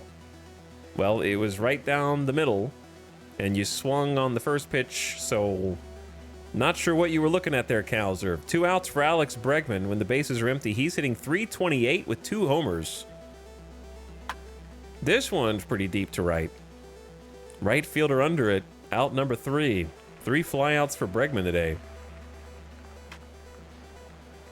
Gill working with what he's got, but he needs his team to pick him up now. Freeman, Flores, and Marchand having a shot. I don't know why Freeman is playing center. Do we have an injury? Oh, we did. Mild hamstring strain day today for Winseal Perez. Okay, so yeah, we did have an injury. Chat was right. But it's just a mild hamstring pull. So it should be fine. But Freeman's up 0 for 1. 2-2's the count. He smacks it between the hole in first and second. And he will be a leadoff single, giving the crowd something to cheer about after 4 innings. He's got a hit in each of his 4 of his last 5 games, trying to get something going. It was an exciting pickup for the Invaders, and then his bat got frozen. But he's on for Wilmer Flores, looking for his first hit. Strike 3. But Flores will strike out for out number 1. Paddock with his 4th strikeout today. That'll bring up the catcher, Marchand. Marchand, the lefty, lines it to left, but right at the left fielder. And Kowser has it for out number 2, a hard hit ball that couldn't find any grass. And now Blaze Alexander takes the first hit pitch he sees. Shortstop handles it, and they'll take it to second. That'll retire the side on 1 hit. The Orioles pitching cruising right now. And Gill for the Invaders is back out for his 6th inning. 2 balls and 2 strikes on Gunnar Henderson. And he gets the called 3rd strike, his 4th strikeout of the game. Striking out some tough hitters now. 3 balls and a strike to O'Neill. And O'Neill scoops it to left. That's going to fall in front of the left fielder for a 1-out single. O'Neill pretty fast on the base paths. But is he fast enough to stay out of the double play? Basalo, the catcher, up now.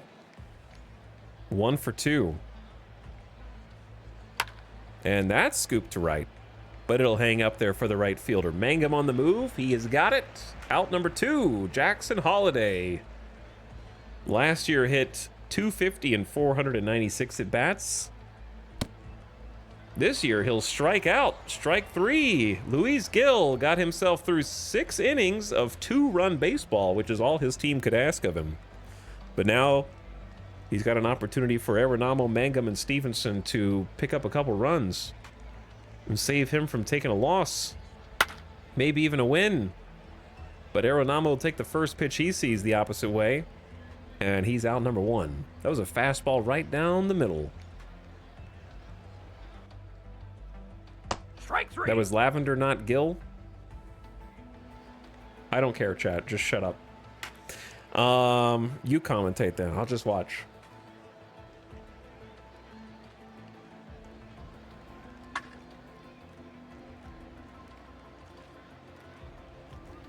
Why aren't you saying anything?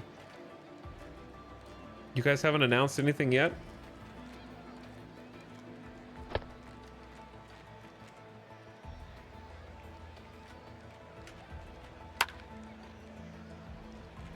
I think my mic is muted.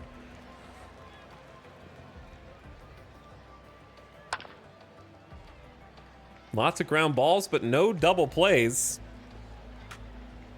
Grounders on the infield, but the runners are too fast. Friedel at second, and 2 outs for Kowser. That'll be out number 3. Okay, why did they even pull Gill?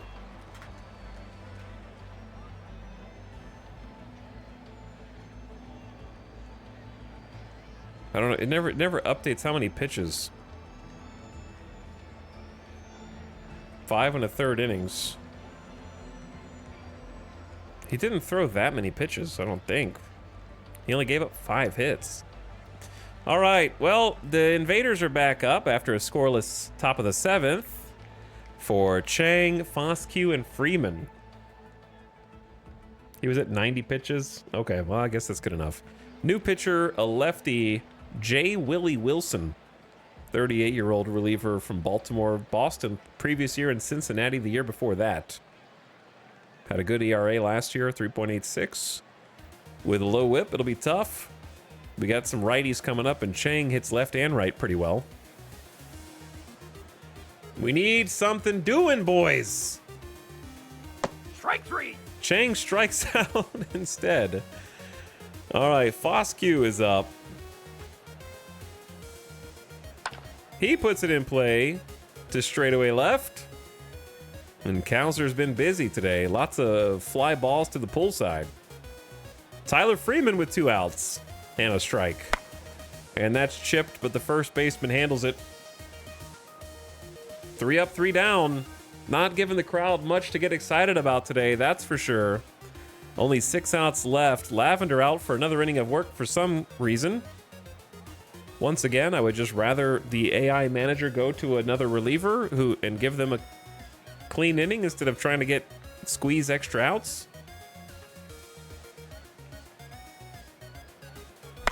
Bregman with his 4th pop-up of the day.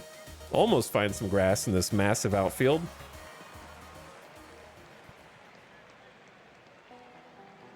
But Bregman's out number 1. All right, Gunnar Henderson 0 for 2 today, but he's got a sac fly. And he runs the count full, swings and misses. He's out number 2. Let's see if Lavender can get the last out. He's looking a little gassed out there. Tyler O'Neill's 2 for 3 today. A tough out at the plate with a homer. I wouldn't let him face him, but I am not the manager. He gets him to ground to short for out number 3. The manager's smarter than me, I guess. And 3 up, 3 down. O's have the lead.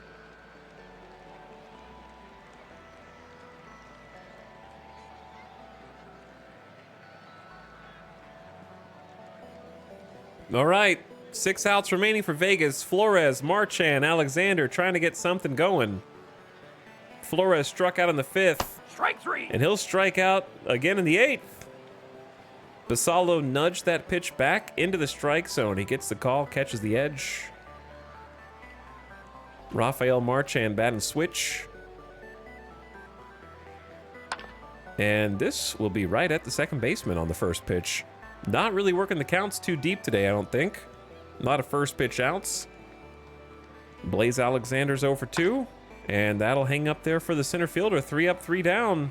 Crowd starting to get restless. Baltimore holds on. Snyder trying to keep it close to give Vegas a chance to walk it off. Colin Snyder's been dominant this season. Hitters only have a 461 OPS against him. And he'll get a fly out into center on Basallo on 5 pitches. Now Jackson Holiday will fly towards center as well on a full count. 2 outs for Lane Thomas. 2 balls, 2 strikes. Strike 3. Gets the strikeout. Snyder did his job. Pitching staff has done their job, but now the bottom of the order for the Invaders has to face Felix Bautista. The 98-mile-an-hour power pitching closer in this situation. It's not good, man. He's got a 2.93 ERA this year, 2.04 the year before that in 66 innings of work. 0.92 whip, dominant with 4 amazing pitches. He throws some heat. But it's up to the 22-year-old Arenamo. See, at this point, I would probably pinch hit Arenamo for somebody else. He'll take the second pitch that he sees from Bautista. Arenamo has a hit today. And this one will be a little grounder to short. The throw is high, but he's out number 1. The cameraman's dizzy. 2 outs left for Vegas. Mangum up. He's hitless. This will be up the middle over the shortstop's head, and he is a 1-out base runner. His first hit of the game and giving Vegas a chance. Only the 3rd hit for Vegas in the game, but he'll pass the baton to Cal Stevenson. Mangum with a speedy disposition. Wants to stay out of the double play as well. Stevenson 0 for 3 today. Looking for his first hit. They'll put this one high, pop up in the infield for out number 2. 1 out left for Vegas. It's all up to Chang. Hitless today. Chang will dribble it back to the mound. Pitcher covers, gets it, fires to first. Shutout. It's a terrible game to have watched on stream. And the Doubters win this one. My money! My money! Bad game, boys. Gil did the best you could ask for him. As did the bullpen. We lost the pitcher's duel. When the announcer says it's a terrible game to watch. Yeah, I mean, look, you watch 9 innings of shutout ball, I'll be like, I'll tell the audience, yo, you guys should have gone fishing today. You're more likely to have caught something interesting there than here, that's for sure. All right. Losers getting paid out.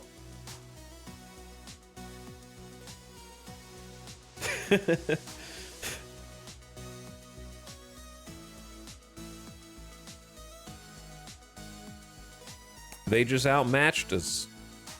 They just outmatched us. Waiver wire, nothing doing. League news. Stephen Kwan will have to wait a while longer. The Cleveland left fielder was informed he'll miss another 4 months with a broken kneecap. The injuries kept him off the field since May 4th. He hoped to return soon, but he has no choice but to be patient. We fall below 500 again. He was hitting .235 on the season, 24 hits, 3 homers. 4 straight belief losses. Oof. Oof.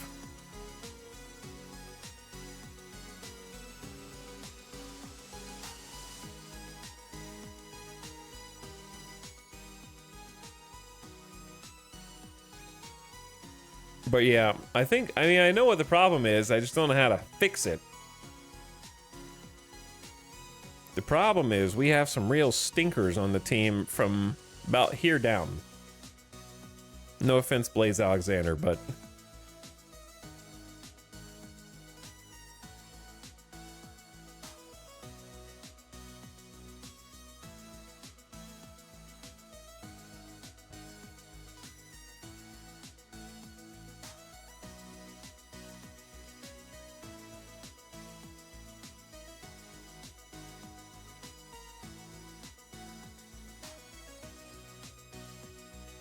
no offense. We're just terrible against left-handed pitching. Like, it's embarrassing. Only Wilmer Flores can hit lefties right now. Our next best hitter is hitting .250 against lefties. When you look at righties, we've got 7 players around 300 or better on base percentage. And 6 players at 700 or better OPS. Like, we hit righties way better.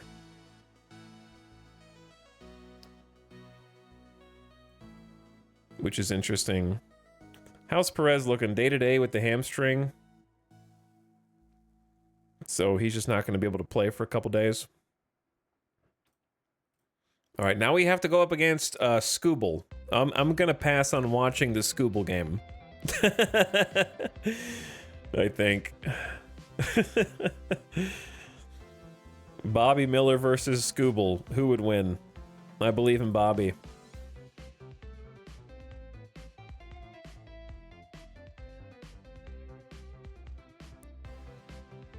Power throwing lefty.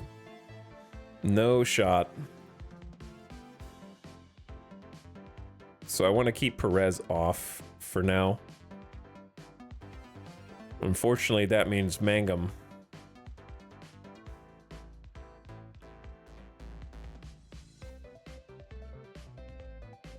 This whole lineup is cooked.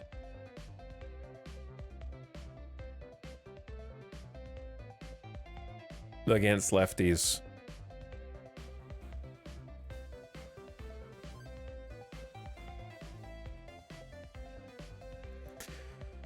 It is what it is. All right, throw it in. Throw it into the pile. Is anyone tired? Chang and Stevenson are a little tired. Do you give them an off day against the best hitter in baseball? Almost. One of the best hitters. Oh, Scooble's tomorrow. Oh, my bad. Scooble's tomorrow.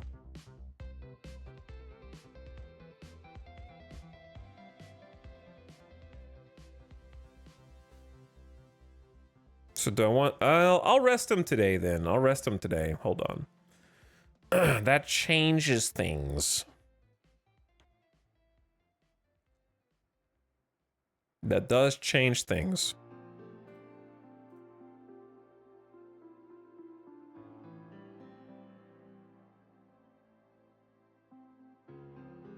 Man, we're pretty bad, man. Okay, Chang for Hamilton. And Stevenson. Mangum's already in. So let's go left. Stevenson day off. Chang day off.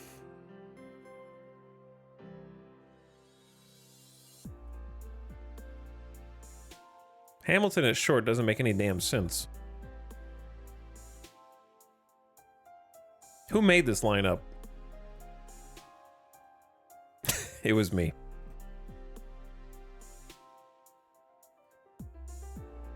It should be Blaze. Blaze at short, then Hamilton if all else fails. Okay, so move Blaze to short, then who takes third? Arenamo. This is weird.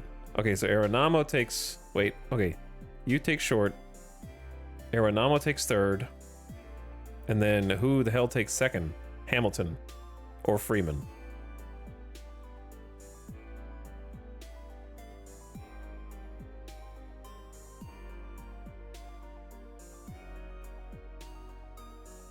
This is a weird lineup.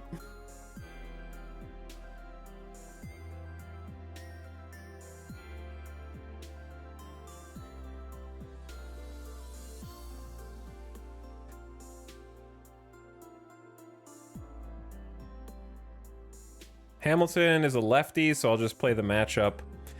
All right, there we go. Oh, I need a one hitter. Uh-oh, who am I missing? First, second, third, short. Left field. What a weird lineup this is.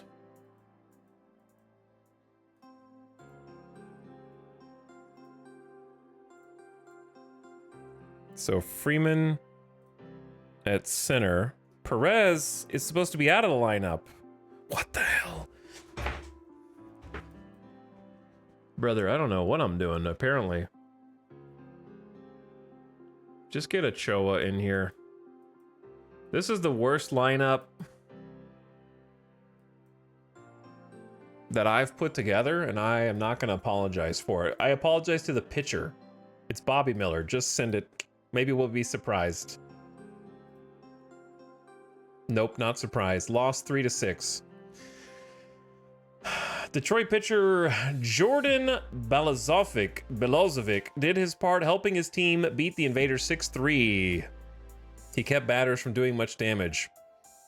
He threw 5 and a third inning of 2-hit ball. The loser was Mason Montgomery. At 22-18, Detroit is second place in their division. We have a lot of confidence in Jordan, said Detroit manager AJ Hinch. We only had 4 hits. Our offense has just been shut down recently, but also we had a terrible lineup. So Ochoa, Mangum, Hamilton, and Arenamo had our only 4 hits. Somehow we got 3 runs off of an Ochoa double. 3 on. So bases loaded double in the 4th. And then pitching, Bobby Miller, 4 runs... or 2 runs on 4 innings. How are they only getting through 4 innings and 88 pitches? Like, I don't understand how to, like, I see so many modern pitchers go 5, 6, 7 innings. I feel like all my pitchers are getting pulled in the 4th with 90 pitches. I'm gonna raise their pitch count a little bit to try to get them to go deeper. But it keeps happening. Montgomery took the L, 2 earned. Sal Frank gave up to Uribe, and Suarez came out just to pitch, even though they're not needed. Alexander with a steal. Okay, we kind of knew that was going to be a loss anyway. All right, ads are going to start in just a second. Scott Alexander is retiring. So turn your volume down if you are an ad watcher. And I am going to grab a snack during this quick break, and then I will fix the camera, as chat noted. Is there a cutoff where you can't change your own starting pitcher? In real life, you have to submit the lineup to the umpires at a certain point. I don't know when that exact point is. Thank you, Winter Rose, for the sub. I appreciate the 43 months. That's very kind of you. Thanks for subbing. All right, Marchan is gonna take a seat for this game, and we'll field our lefty lineup and get crushed. Let's go. But we're back. Chang, this is our lefty lineup. Chang, Foscue, Flores, Freeman, Hamilton, Arenamo, Stevenson, Banfield, Mangum.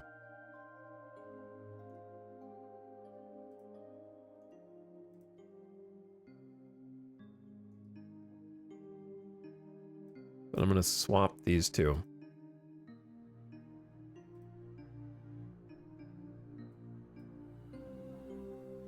Okay, ad just started. I will be right back. Thank you all for watching and hanging out. This is a different soundtrack. Man, this keeps happening to me. Let's go Citizen. Let's go Red Strings.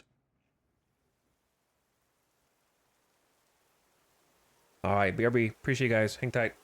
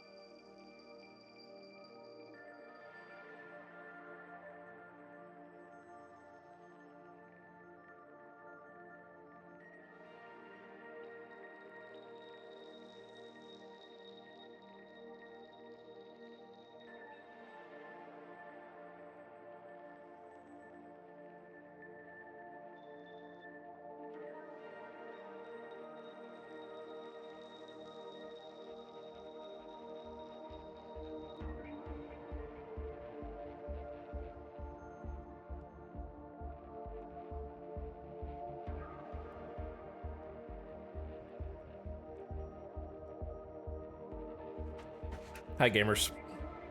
Thanks for waiting. Sorry for the extended BRB. But I felt a little weak last night after streaming because I was just hungry. So I decided to try and like kind of, you know, it turns out going 10 hours without food and talking for 10 straight hours is not a great idea. So I decided to just eat a little bit. I did actually have a little bit of like a taco last night, but I was just really hungry after the stream. So I had a few chicken wings just now that Alice brought home. So I had a few chicken wings. Get some energy so I can take these beatings from Detroit, who is currently second in their division. We've fallen to 19 and 21. Kind of was inevitable as we face better and better teams. That being said, I still have hopes for this team. Was there anything we needed to do before simming? I want to get some shimming in. Besides, I know I need to fix the camera. I know, I already know. I knew someone was going to write it. I was right. I don't really understand what part of it is not saving, though. Because it's copy camera from park.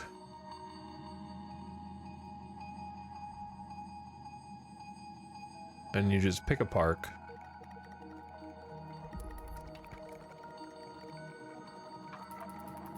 And then center field close, then save cam.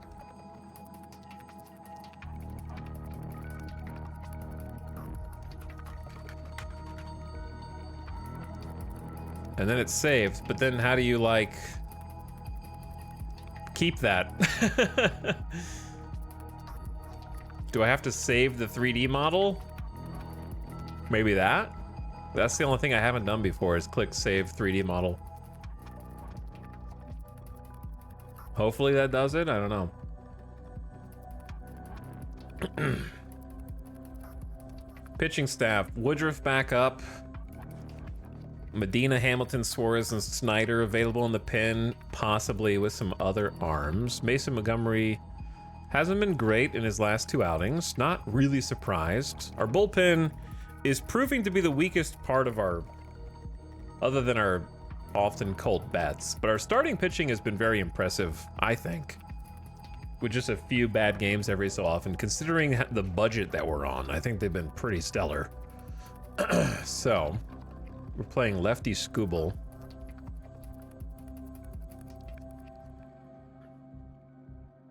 Did I fix this? I think I said it was going to be kind of funky because we don't get to play Perez. All right, sim it. Loss, predictable. Scooble's a god. We scored one run off of him. Led by Colt Keith, the Detroit Tigers down the Vegas Invaders 5-3. Keith went 2 for 5 with a home run and a double, adding 3 RBI and scoring for the Tigers once.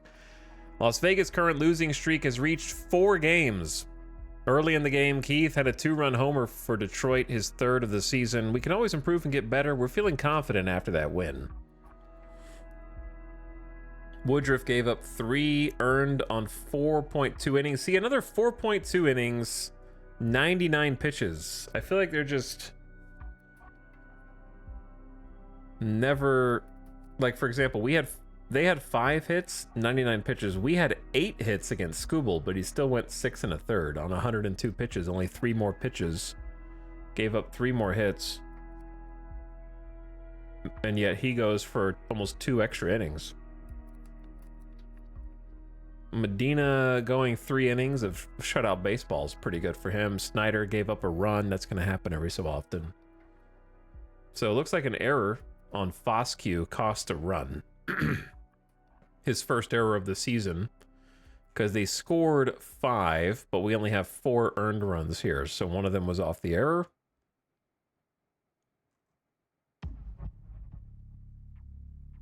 Though I don't know when that error was.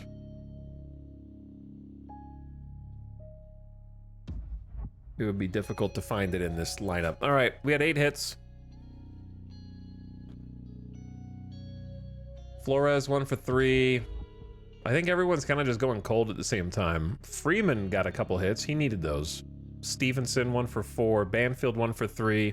See, Banfield does pretty good against lefties. If your catcher hits 1 for 3, he hit a homer in this game.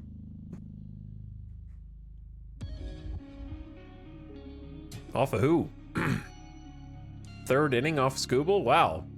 Our 26-year-old backup catcher hit a homer off of Scooble. I'll take that.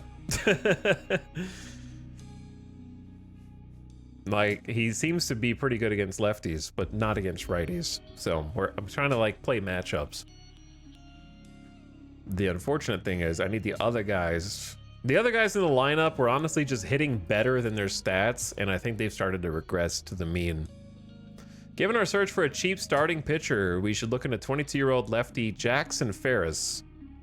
He'd be someone I would look to add to our rotation. If we work out a deal, we could approach LA with a trade offer. Assistant GM Chris Diaz.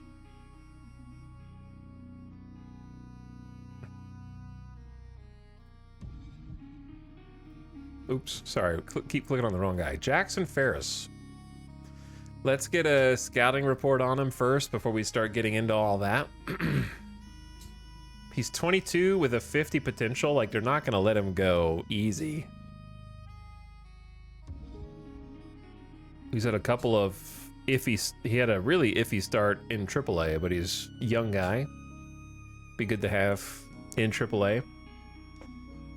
I mean, they're already paying him though, I guess.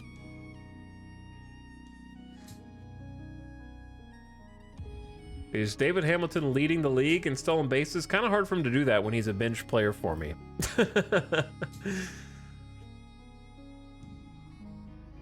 So, no, unfortunately.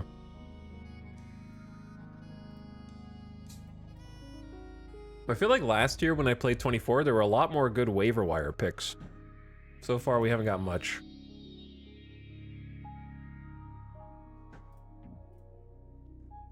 Trying to check the trading block every so often, but might be worth looking for some relievers.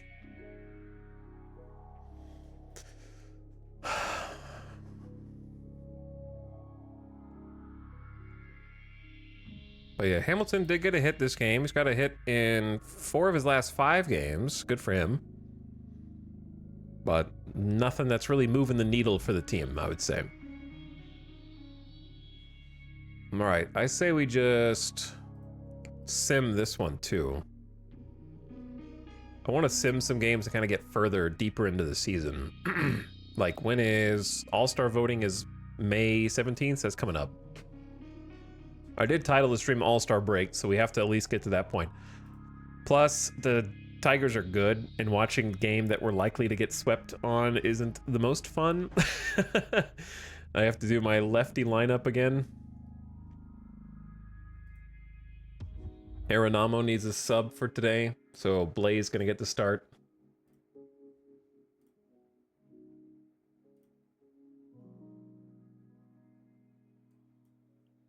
Blaze was doing okay, but David Hamilton is in the lineup today. Lefty, righty, righty, lefty, righty, lefty, righty, switch, righty. I believe in you, Chang. Send it. Loss. Got swept. Damn, we scored 5, too. Behind a fine performance from Akil Baddoo, the Detroit Tigers knocked off the Vegas Invaders 8-5. Baddoo was 2 for 4 with a homer. He drove in 2 and scored once for the Tigers. Ryan Thompson claimed the win after being brought in from the bullpen. The right-hander allowed 1 run on 2 hits. His record stands at 1-1. Second place Tigers have won 4 in a row. Yeah, they swept us. In the top of the 6th, catcher Dylan Dingler had a productive... Dude. Dylan, I'm so... Man, how are your parents gonna name you Dylan Dingler, bro? Why you have to make it alliteration? It didn't have to be alliteration, okay? You could get by with last name Dingler, just if it doesn't. Like, if that were me, my nickname through school would be like, you call me Double D. I'm Double D now. You know what I mean?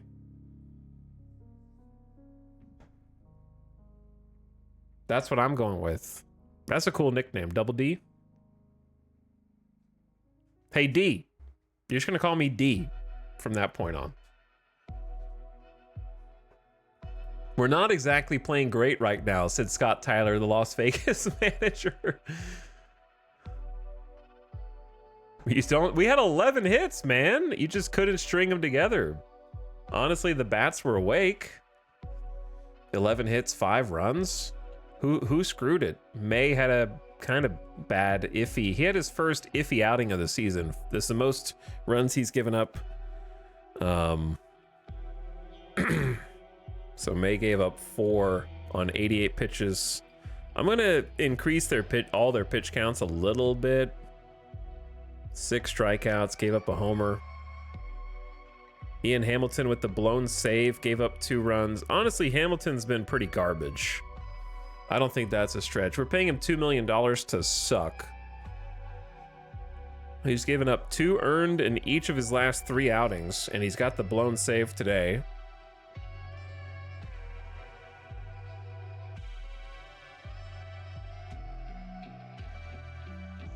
He also has a bad relationship with somebody on the team. I think we're gonna make I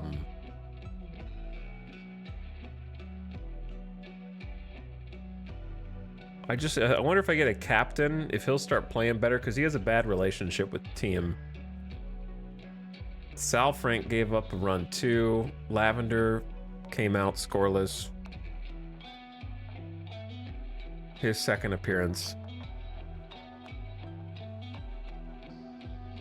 He's a real player? Yeah, almost all of them are right now. Sal Frank had an error at the pitcher's mound. Chang caught stealing. Just kind of a bad day all around. They couldn't get anything going. Chang 2 for 3 with a walk. Foscue 0 for 4. So Foscue's really cooled off. He is 0 for his last 16. Struggling at the dish a little bit. Flores 2 for 3. Still doing pretty good for himself. He had a few poor games. Ochoa came in with a pinch hit. Impressed. 2 for 4 David Hamilton. 0 for 4 Freeman. Still sucking. Banfield 2 for 4. He just hits lefties. I don't know. He does. He hits lefties. So I'm gonna keep sticking with that.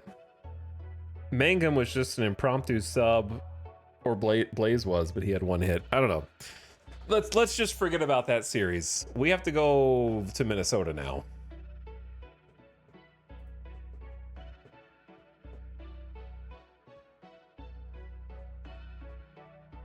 We gotta go to Minnesota.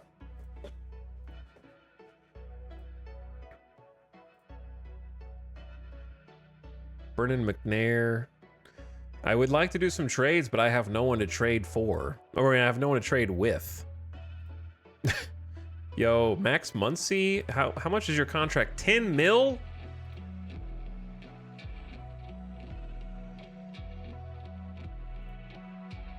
I see why they're trying to get rid of you. Yeah, I don't think I want a $10 million 1-year player. Sadly. Who is also hitting 192 on the season.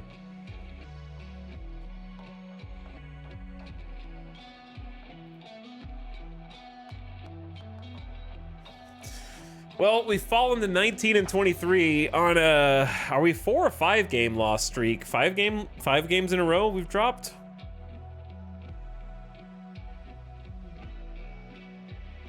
We're 3rd in stolen bases in the league, 3rd in base running, 2nd in runs against. Does that mean that we, like, good or bad?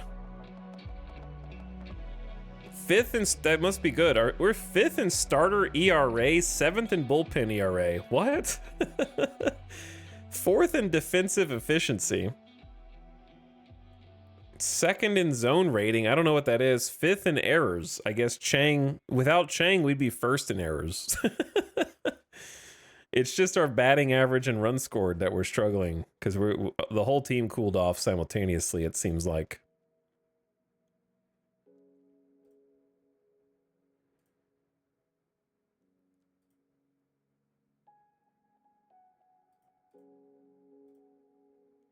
So Andrew Saalfrank's ERA has kind of ballooned, but we never thought that he was a goated pitcher or anything like that. I'm just going to make him like the lefty specialist, quote unquote.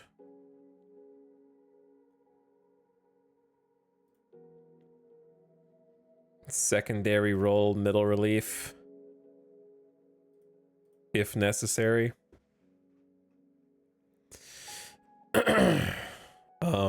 I would say Hamilton, avoid high leverage.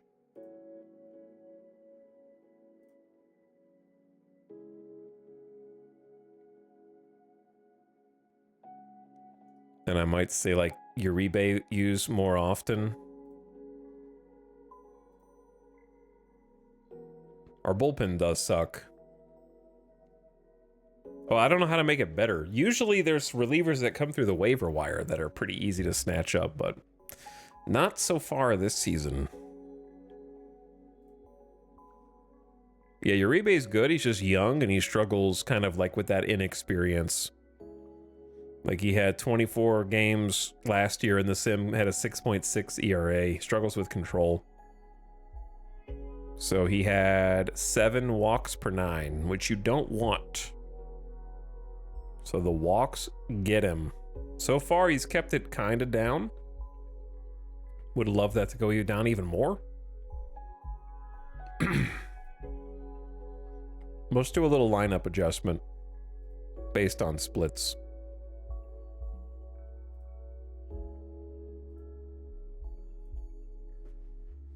I enjoy playing the splits. All right, versus righties. Foskew's still the best. Cal Stevenson's still the best. Perez, still the best. Chang, also still really good. I like Chang in the 2 spot has been pretty good. This used to be a 500 team. It used to be, yes. So I got these 4. Cal Stevenson's still got the highest on base percentage. I have Foskew a little bit back because of the slugging. But Chang has high slugging too.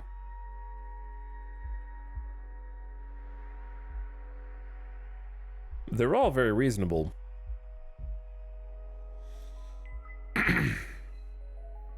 Marchand's OBP is even higher.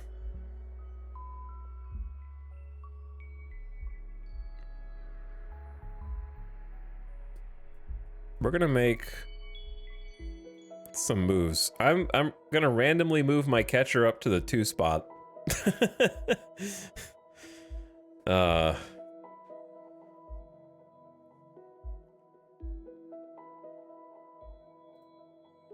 Foskew, Perez, and Chang.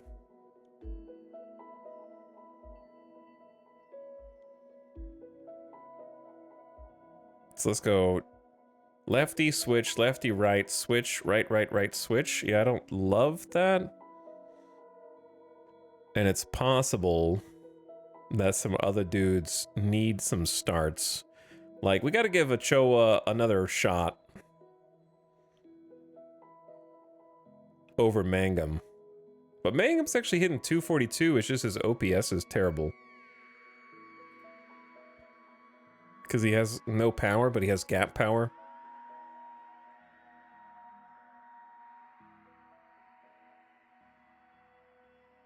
I don't know. If you were going to sub out one of the outfielders, it has to be either Cal, which is not going to be, Perez, which is not going to be. So Mangum is the only other guy. How are his batting splits? He hits righties 242. He hits lefties garbage.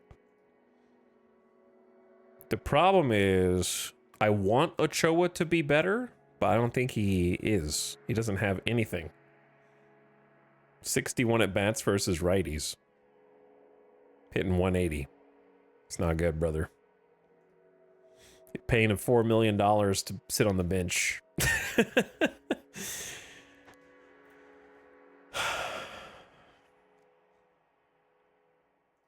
But I want to give him a few more at bats.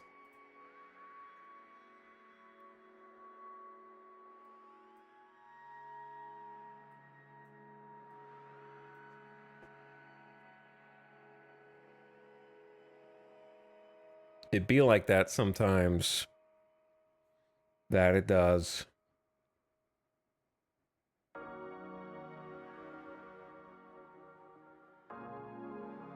don't like having my lefties all bunched up here.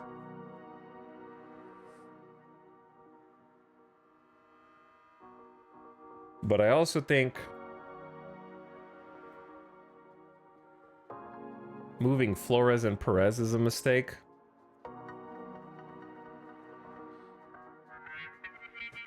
All right, I'm just gonna leave it.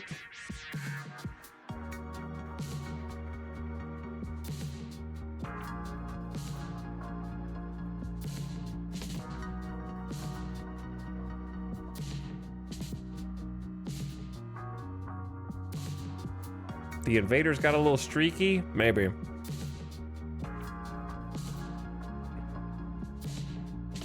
Let's see, splits versus left.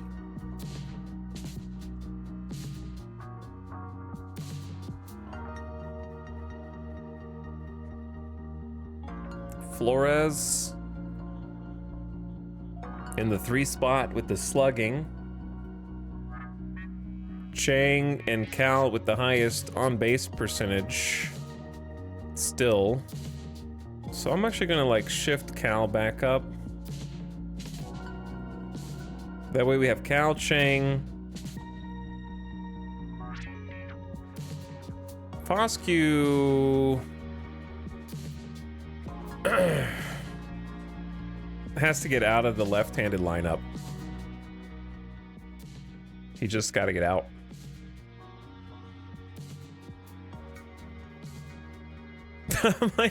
I'm thinking about moving,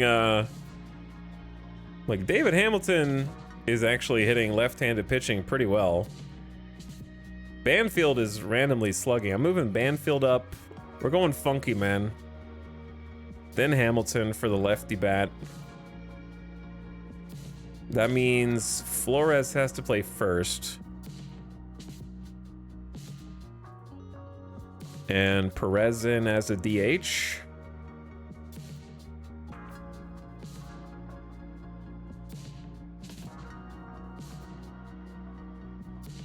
Mangum needs to get out of left. Actually, Perez can just play left.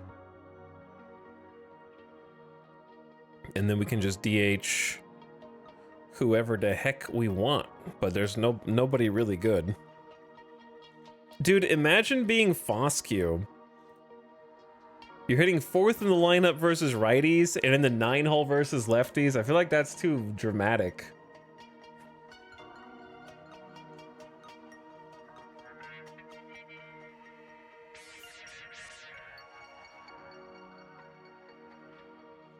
That's like a big shift.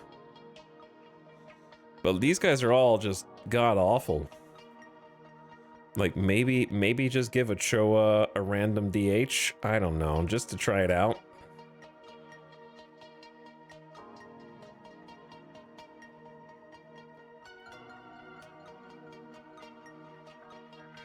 Okay, we'll get it. We're gonna go weird. Who's fast? You're fast. You're fast. All right, Mangum pinch runner.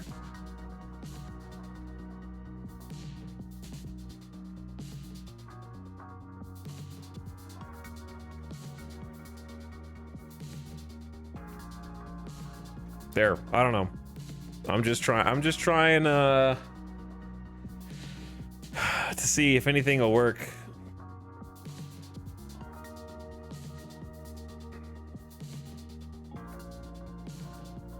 I think I'm gonna sim this one too.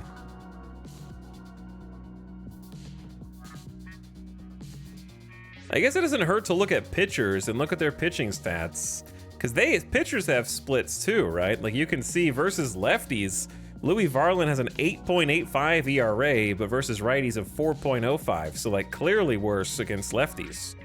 So stacking a bunch of lefties in the lineup just to try and mash against him makes sense. He's given up almost twice as many homers to lefties. Doesn't hurt to look at that either. There's probably more research that we could do. But let me go ahead and just boop, click the button. Loss 8-9. Oh, the losing streak continues. I'm glad I didn't watch that one. That's a heartbreaker, brother. They walked us off in the 9th. Look at this cliff. Oh, they took Suarez deep. His first blown save of the season.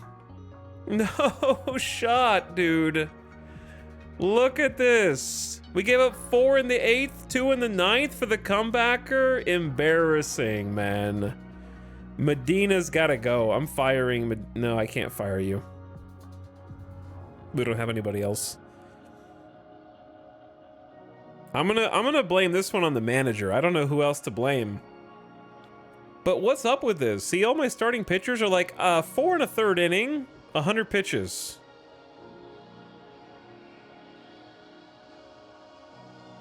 Bro, we got 5 runs up in the first.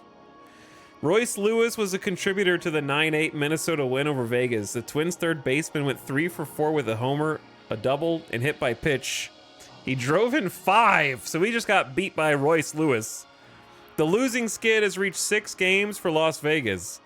Minnesota got a knockout punch from Byron Buxton. The center fielder hammered a 2-run home run in the bottom of the 9th inning to win the game. We had 15 hits. They had 14. And we lost it 9-8 in the last 2 innings. Unbelievable. Wasting a good start from Malley, even though he only pitched 4 1/3 innings.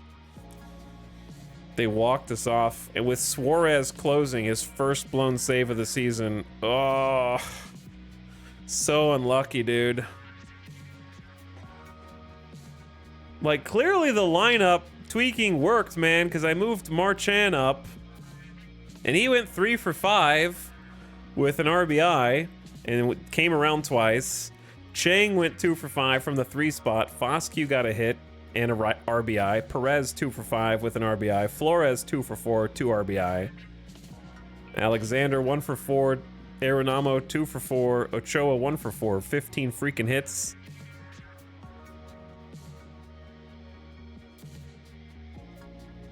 Flores with a double. Ochoa with a double. Glad to see it. Stevenson. Perez. Marchand with a double. 5 doubles. Marchand with a homer in the 6th. No on, 1 out. Flores with a sac fly. Only 7 left on base to their 15. That would have been a good game to watch. You shut up. I don't want to watch us lose in the 9th. Why would I want to watch that? Arenamo caught stealing his first of the season. And they had 2 fielding errors. We each had an outfield assist. They caught Marchand at home, and we caught Lewis at third base. So Mason Montgomery gave up a run. Medina gave up 3. Snyder got tagged for a run, and Suarez got hit for 2. So our best pitchers, Snyder and Suarez, giving up uncharacteristic runs to this Twins offense. Heartbreaker, bro. And the 6th straight. The title is Slumping Invaders. Lose 6 straight. Big oof.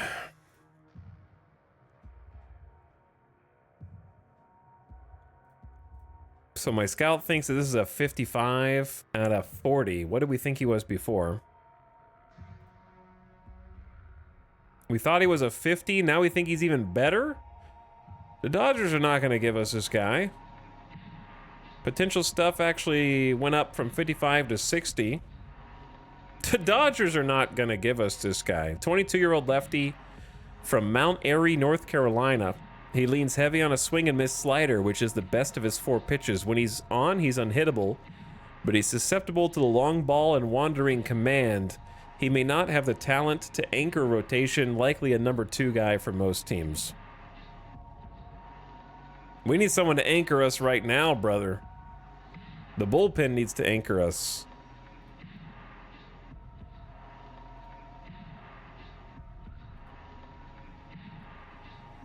Okay. Trade. What happens if you click make this work? You have no player who makes this deal work.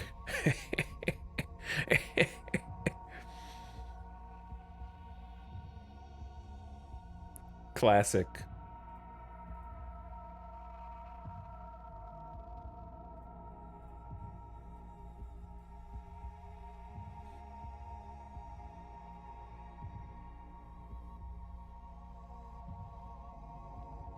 I don't consider this an insult. You need to make this much more compelling. I just want to see if the make this work button even works.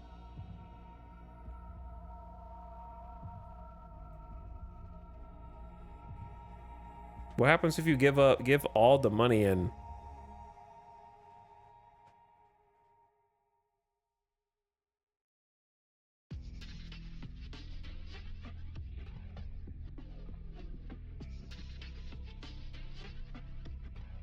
Okay, nothing, doesn't matter.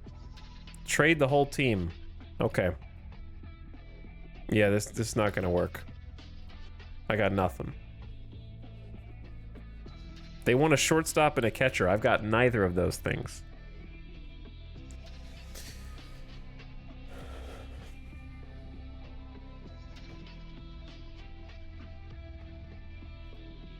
Okay. Man, that's a heartbreaker.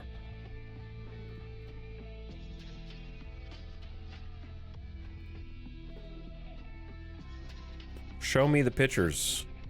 Mason Montgomery, brother, I took you up to give you a chance. I've given you 3 chances.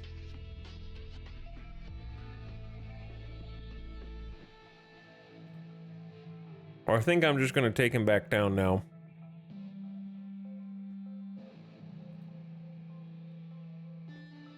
Here's the other thing I want to do.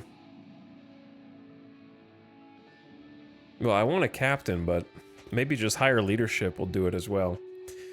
Ian Hamilton's been rough, dude. 2 earned in each of the last 3 outings, brother. He's out of option years.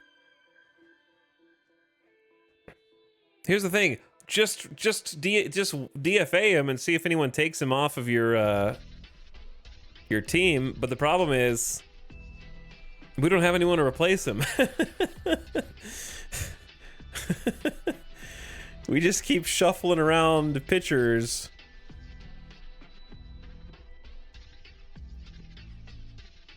And it's not working out so good.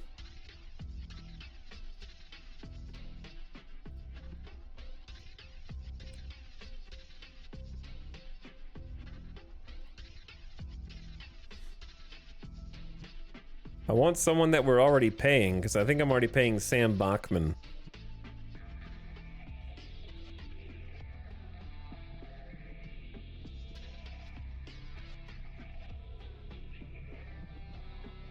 I believe we are already paying Sam Bachman. And I think he's already on the roster.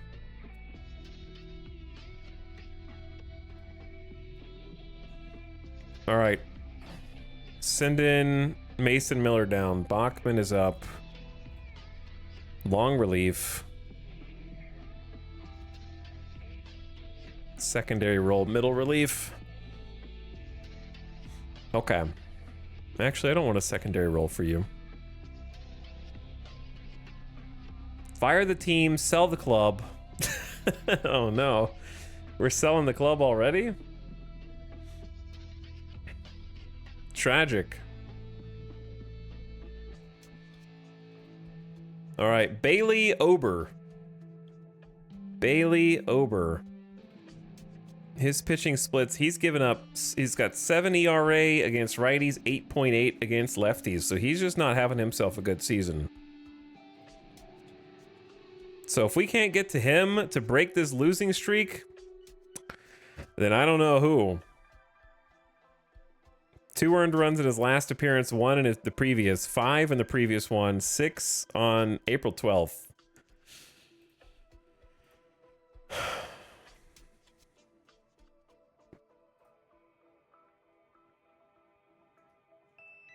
We got Cal Stevenson, Marchand, Chang, Foscue, Perez, Flores, Alexander, Arenamo, and Ochoa. Let's see what happens, boys. Who's pitching? Luis Gill? Oh, no. I'm up in all you guys' pitch counts. Because I am tired of seeing you all come out on the 4th freaking inning.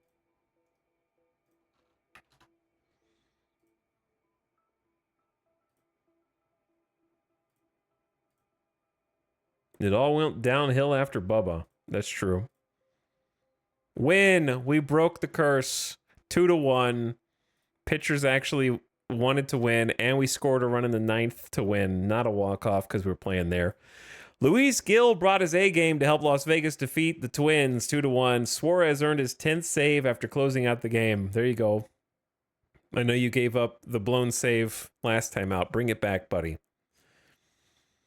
Las Vegas used the timely hitting of Justin Foscue to seize the win. The first baseman stroked a run-scoring single in the top of the 9th to put the Invaders on 2-1.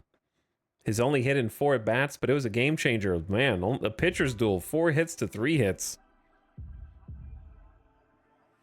In post-game comments to the Vegas Observer, Foscue said, "If the effort's there, the wins will come." Who got the hits? Foscue, Perez, Flores, and Arenamo. 2 walks. Arenamo with a double. Flores had a homer, his 6th of the season. How does he do it? Stevenson with his 3rd stolen base of the year. Gill, 6.1 innings in relief. 1 earned run. Or sorry, as a starter, not in relief. He's normally a reliever, but now he's a starter. 1 run, 8 strikeouts. What a gamer. Quick, buy back the club. Uribe, an inning of clean work, and then Sal Frank for 2 outs, and Suarez with a clean inning. There you go, boys. Luis Gill, player of the game. Only gave up a hit to Wallner, Larnack. Wallner hit a solo homer off of him. Look at this, like, pew! Spike up there. We are so back. We're 7 games back now. The Mariners are starting to run away with the division.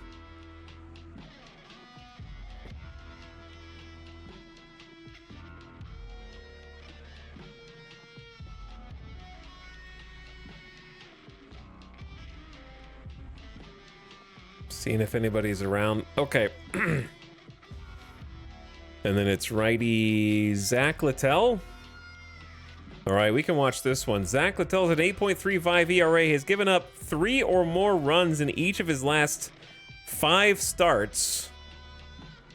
We're going to be pitching Bobby Miller, who has given up 2 runs, 1 run, 4 runs, 3. He's a bit of a firecracker. So it could go either way.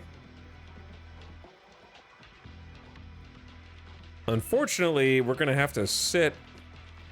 Actually, we'll just sit Foscue and give the other guys a day off on the next day.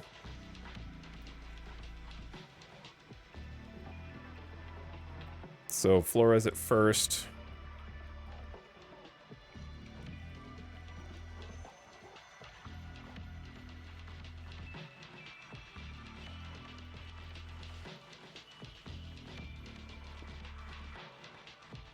Get Mangamon as a pinch hitter. I mean, a designated hitter.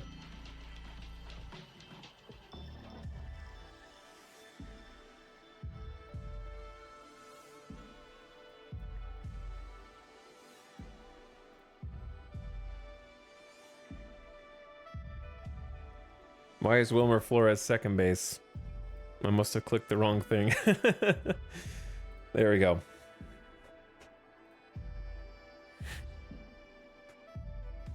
Okay, we'll play this one out. Here you go, chat. 2 minutes, channel points, win or lose. Are you feeling lucky?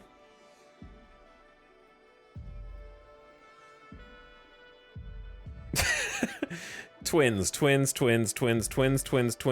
tie. Las Vegas. Well,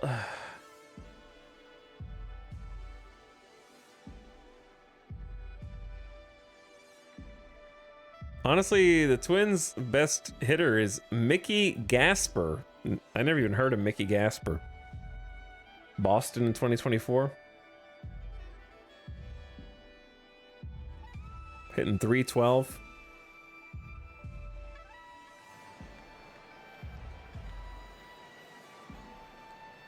Playing in Target Field.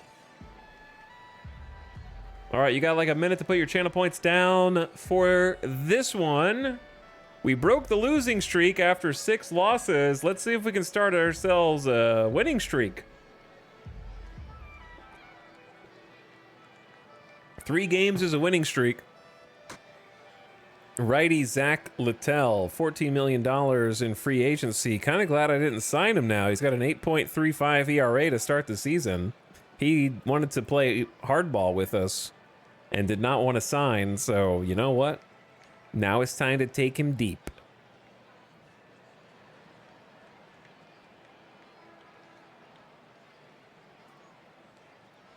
But yeah, we got Cal Stevenson at the top of the lineup. Rafael Marchand, the catcher, previously coming from Philadelphia, having himself a pretty decent season. Only 2 homers on the season, but he's taking some walks and seeing the ball pretty well. Despite what our scout thinks about him, plays a good defensive role at catcher. And then Chang in the 3 spot now, hitting 281. And then Winfield Perez in the cleanup, followed by Wilmer Flores, Blaze Alexander, Jake Mangum, Jadier Arenamo, and Hector Ochoa. Let's get going. Welcome to Target Field, folks. Today the Twins are up against the Invaders. Vegas is 4th in the AL West at 20-24. The last place Twins have a 16-28 record. For the Twins is Zach Littell. 2 balls and a strike, and that one goes back to the mound. Pitcher Fields. Throw, but safe. He speeds through the bag. That is an infield hit for Stevenson, as they can't make the play. Stevenson fairly speedy on the base paths, but Littell just couldn't grab it. It went to an awkward spot. He's a leadoff base runner for Rafael Marchand.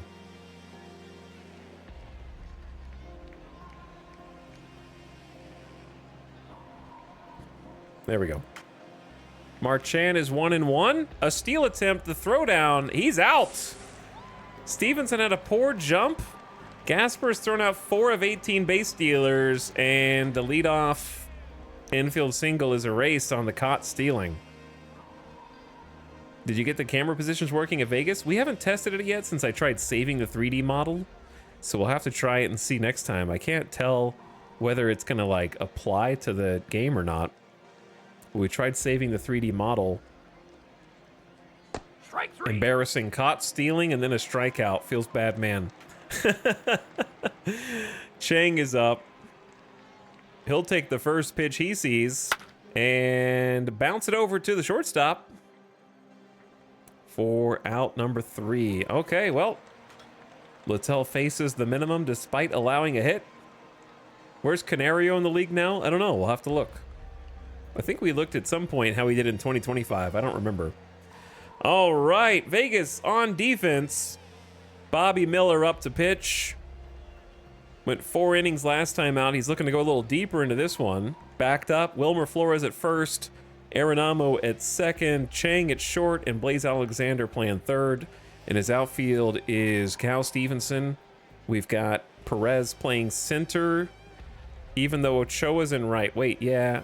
That's my bad. I should have moved Ochoa to center and then Perez to right. Am I allowed to make a substitution?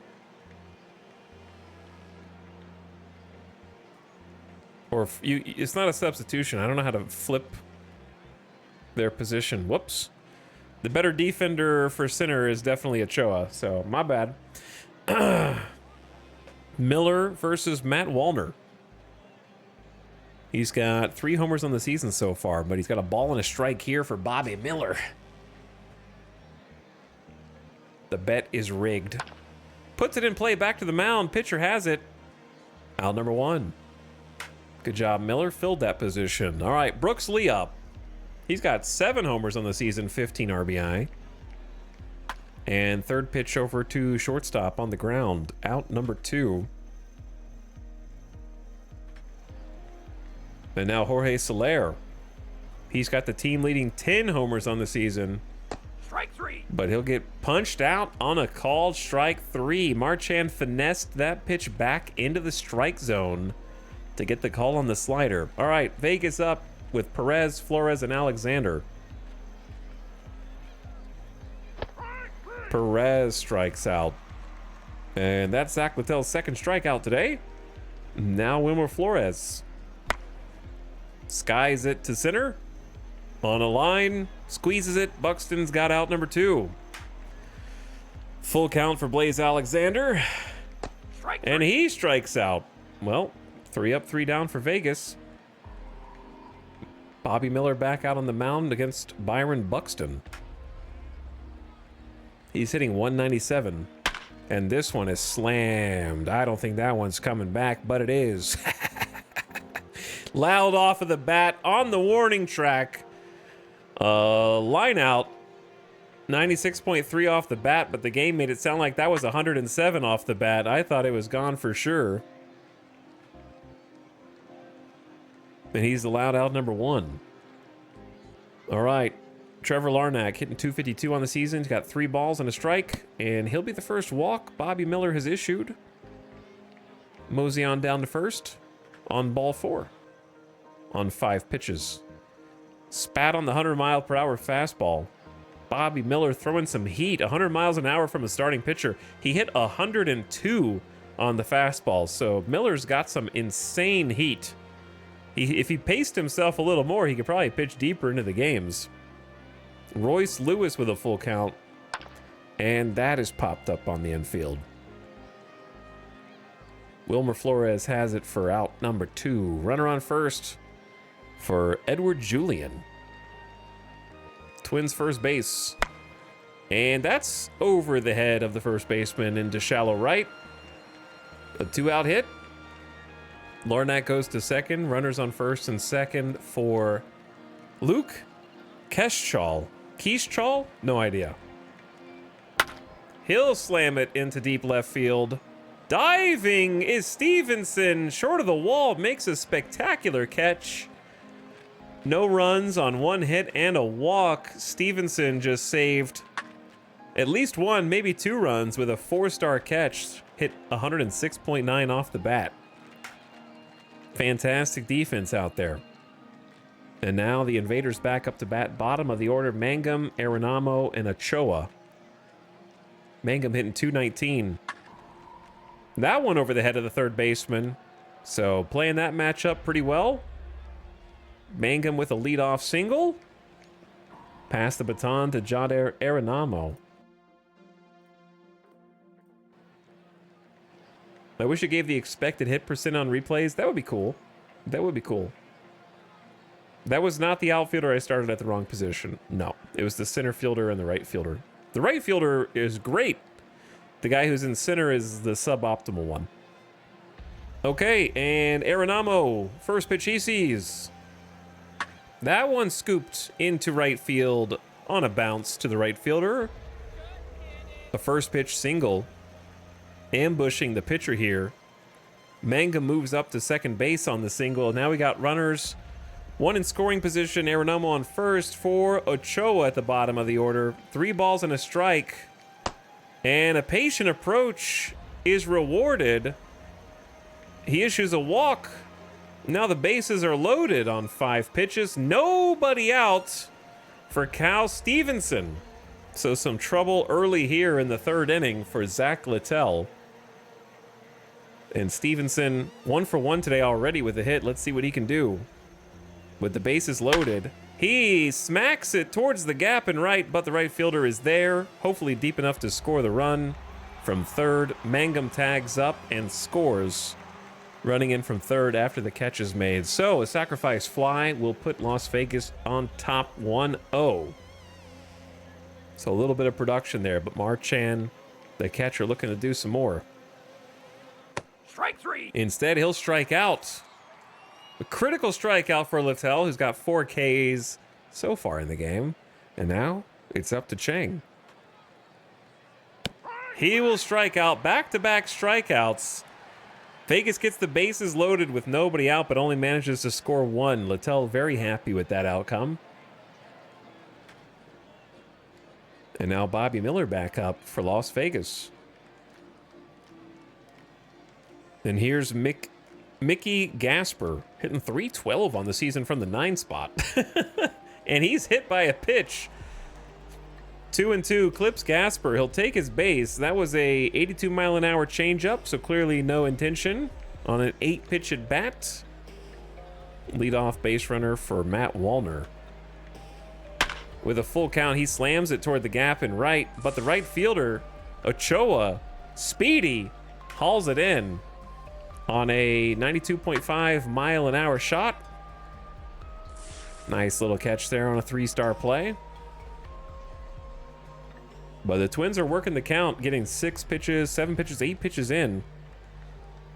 1 out, 1 on for Lee. And that's a grounder over to third, third to second, second to first. And they turn 2. The double play. 2 outs. Retires the side. And now we've got the heart of the order for Las Vegas. Winfield Perez, Wilmer Flores, and Blaze Alexander. Perez struck out last time. This time, he'll poke it over to second for a 1-pitch out.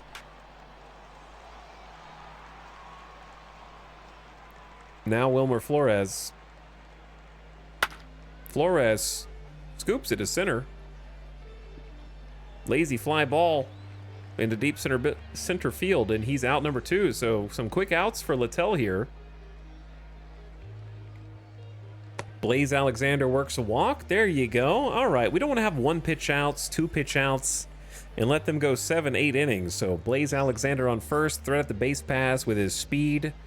Good base running. Mangum 1 for 1 today. Strike 3. But now he's a strikeout victim. So 1 walk, 1 left on. Bottom of the 4th, Miller back out, 48 pitches in.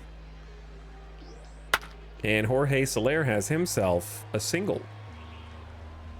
Leadoff base runner drops in for a hit. Byron Buxton up, only hitting 178 against right-handed pitching this season. To the shortstop, shortstop to second, second to first, and that is another double play in consecutive innings. As Buxton hits into the double play for 2 outs, scratches off the first hit. Now the bases are empty for Trevor Larnach. Larnach on a line to left, and on 3 pitches, he's out number 3.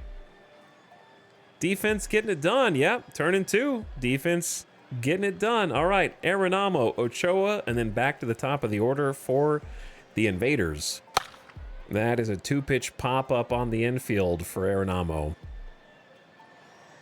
Out number 1. Now the 9-hole hitter Hector Ochoa looking for a hit. He took a walk earlier.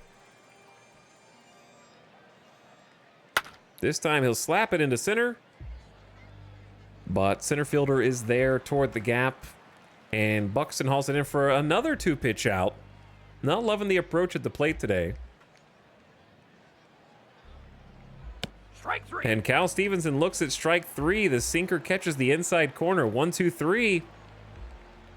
They go down in order.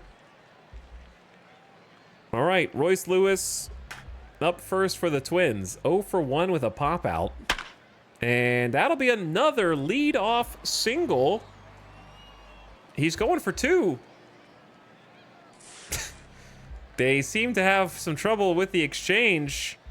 Lewis slides and he's safe. Apparently that's a double. That was 107 off the bat, brother. And you were right in front of it. How does that even get in? Why would you even throw to the cutoff man there? And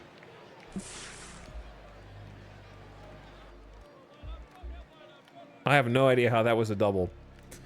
But okay, it went right to Ochoa, and Ochoa has a gun. He has like one of the strongest outfield arms on the team, but okay. Well, that's the leadoff double, not a single. Man in scoring position for Edward Julian. And he'll strike out, chasing the slider low on the corner on 4 pitches. Then now Luke Keschall. He's got 2 strikes. Pokes it up into right, but it hangs up there for Winfield Perez. Or no, sorry, that's Ochoa. Perez should be there. And that's out number 2. Gasper pops it up on the infield on a 2-2 count, and the leadoff double has no effect. We're through 5. 4 innings to go. And the Invaders back up to the plate. All right, ad's about to run. Turn your volume down if you're not a slub. We're going to keep it right here and talk to chat for a minute. So ad should be starting immediately. FYI. There we go. You want them to have good defense and offense? I don't know about that. I don't know about that. Chat, what's your favorite sports simulation game if you have one? Any sport. If you don't have one, then what's your favorite spreadsheet manager? Football Manager, out of the park. I was curious if anybody played things besides Football Manager. EVE Online. Fair. Victoria 3, that's kind of a spreadsheet manager. Front Office Football 8. I haven't played that one. That's by the same company, right? Or is that the different one? It's by the Out of the Park Gamers. There's a new college football. Yeah, I heard about the college football one. Because Out of the Park Developments has a hockey one. Right, they have Franchise Hockey Manager. And then there's that college football one. Rule the Waves 3, I don't even know what that one is. Football Coach College Dynasty is fun. I like watching wrestlers wrestle in WWE games. Journey of Wrestling's pretty fun, and free pro wrestling management sim. Have I seen that one or not? I don't think it's free. It might be free somewhere else. But it's not free on Steam. That's cool. College Coach Dynasty. I never really got into college football. There's Football Coach College Dynasty from January.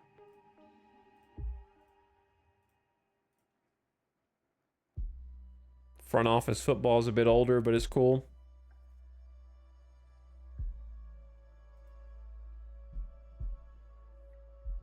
MLB Power Pros is underrated. I wish there was something like this, but for cricket. I don't think there's that many cricket video games. There's Cricket 24, which actually has 3D graphics, but that's not really like a management game. That's like playing cricket. This game has more bugs than any game I have played, and they don't fix the bugs. Oh, that's what. Next thumbs down. This game has turned into an absolute cash grab. Oh, whoops. That's what the reviews say. Backyard baseball. True. True. All right, welcome back from the ads. Gamers, Las Vegas up with Marchand, Chang, and Perez for the away team here. Strike 3. And that looks like strike 3 on as many pitches. Gets the call on the inside sinker to set Marchand down. Now Chang, he struck out last time. Puts it in play to first. But that's going to be out number 2. Come on, gamers. I want some production out of you. Zach Littell has been easy to hit all season, and then you guys are making him look like a professional. I guess he is. That's another strikeout. Littell's got too many strikeouts in this game. Miller's back out, 67 pitches in, and he's in the 6th inning. Matt Wallner up 0 for 2. Lined out last time up. This time scoop it up the middle. That's another leadoff hit. Miller can't seem to retire the leadoff runner. Pitching out of the windup. Seems to be better pitching out of the stretch, but we'll see how he does against Brooks Lee here. 7 homers for Lee on the season. He's 0 for 2 today. That's going to be up the middle to the shortstop. Shortstop does not throw. Chang charges in. He thinks twice, makes no throw with no shot at the runner. And that's an infield hit for Lee. 2 back-to-back singles for the Twins here. Took that fastball back up, and they just couldn't handle it. Rolled it over, but no way to get to it. Jorge Soler at the DH with 10 homers on the season. He's gonna walk to load the bases. Nobody out. Miller in some trouble here. Bullpen's got to have somebody warming up. Got a called strike on the first pitch, and then 4 straight balls for Byron Buxton. Buxton pops it up toward the infield, just behind the infield. They're still trying to chase it down, and the shortstop gets there. That is the infield fly in effect, apparently. Chang camps under it and makes the grab for the automatic out. Time to explain the infield fly rule. The umpires said, that guy's out, and there's nothing you can do about it. And they laughed. That's pretty much what the infield fly rule is.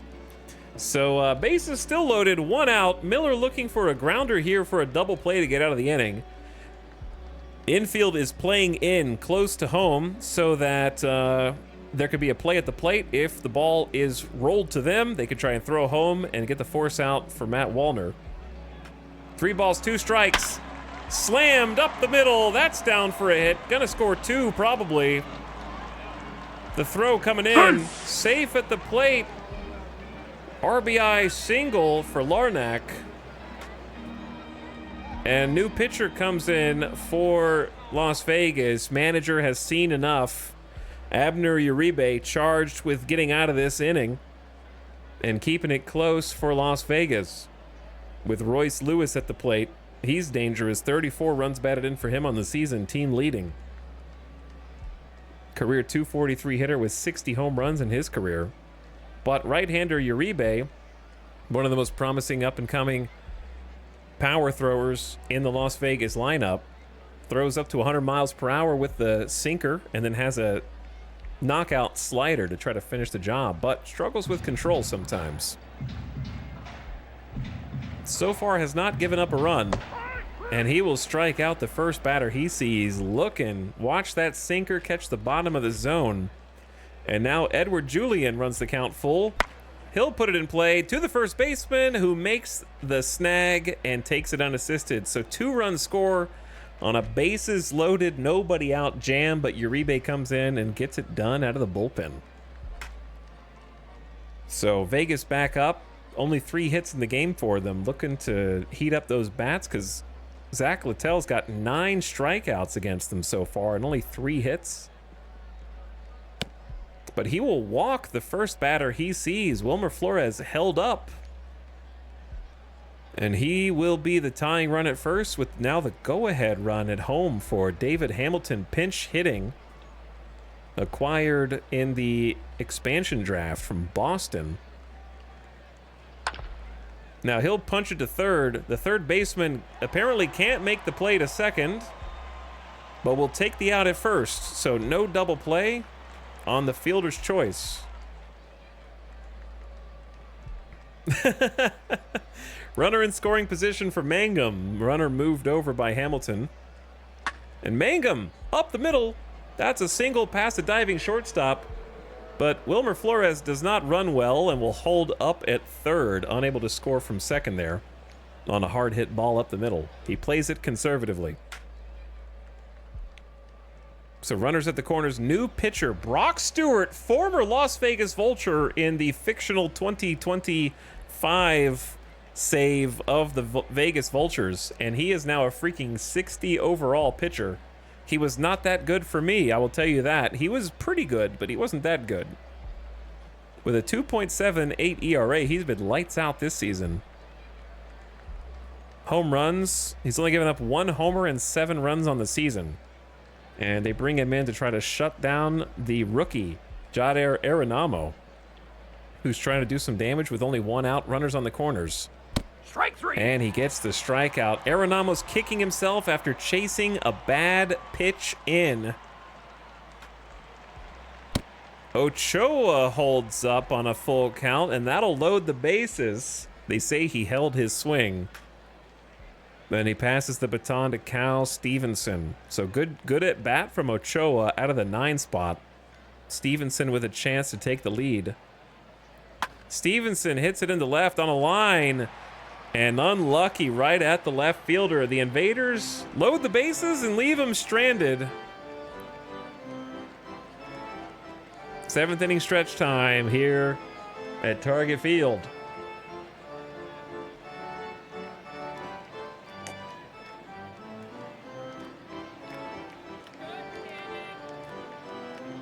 Cotton candy. Cotton candy.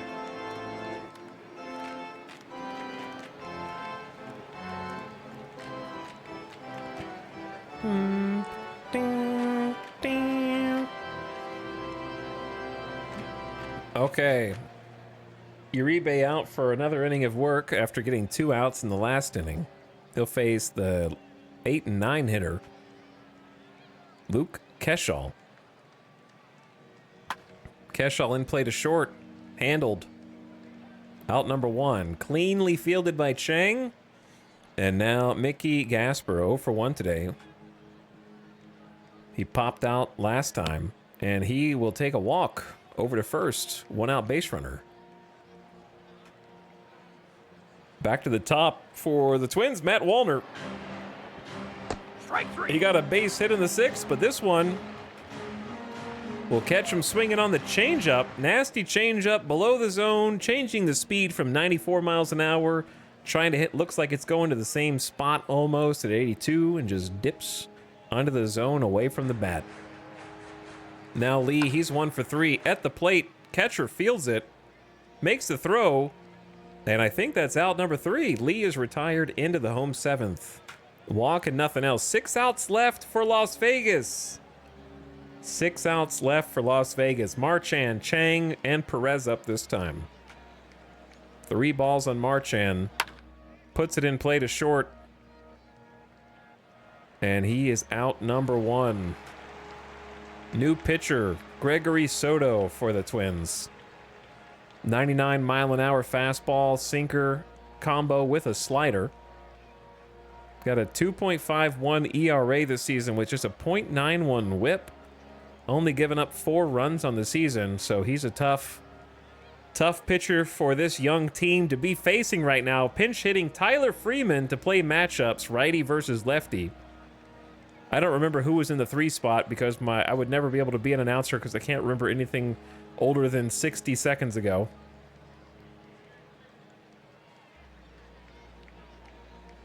It must have been Chang, so we're subbing for Chang. Freeman for Chang? I don't agree with that, but that's okay. I don't have to. I can just watch Freeman strike out from here.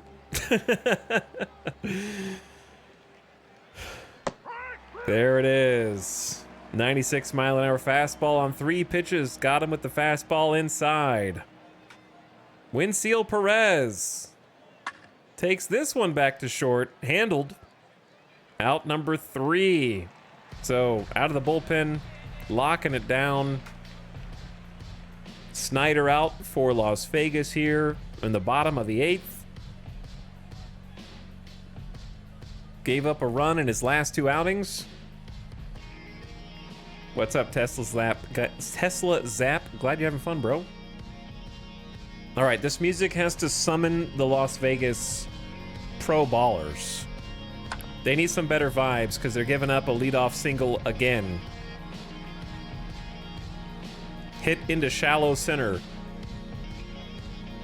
Jorge Soler has himself a hit. Byron Buxton to deep center field. Center fielder playing pretty deep, and Perez has it. Out number 1 on 1 pitch. Larnack to second, second to short, short to first. That's a double play. Snyder gets it done. He heard the vibes. 3 outs left for Las Vegas to take the lead or tie. And it's up to Wilmer Flores, David Hamilton, and Jake Mangum against Joan Duran. Or Joan Duran. Insane fastball, curveball, sinker, 100-plus mile-an-hour power pitcher. The bullpen for the Twins is formidable. So good freaking luck. He struck out 13 this year. He's credited with 5 saves, trying to get the save for the Twins today. Flores back to the mound. Pitcher's got it. Flores with his speed is out on the first pitch. 2 chances left. Hamilton up. 2 balls and 2 strikes. Puts it in play, but the second baseman's got it. And that is out number 2. Last hope for Las Vegas. Jake Mangum. 2 for 3 on the game. And this one smoked pretty deep to center, but it hangs up. And the center fielder grabs out number 3. GG's low-scoring game. 2-1 Minnesota. I'm tired of losing, Captain. Take me back to 500 baseball. Look at this. Pew, crashed and burned. The pitching from the Twins was outstanding. Miller did well, and our bullpen did well. But Zach Littell kind of worked us, man. 9 strikeouts. Whew. Doubters win again. Lost a bunch. We have lost a bunch of 1-run games. So Mangum got 2 hits. Arenama with a hit. It's rough out there, brother. It's rough out there.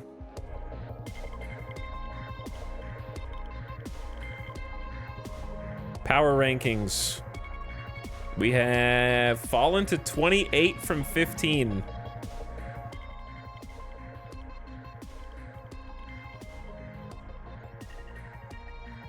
The latest news from the Astros clubhouse is starting pitcher Lance McCullers Jr. is expected to be out of action for another 14 to 15 months. Wow, this is so realistic.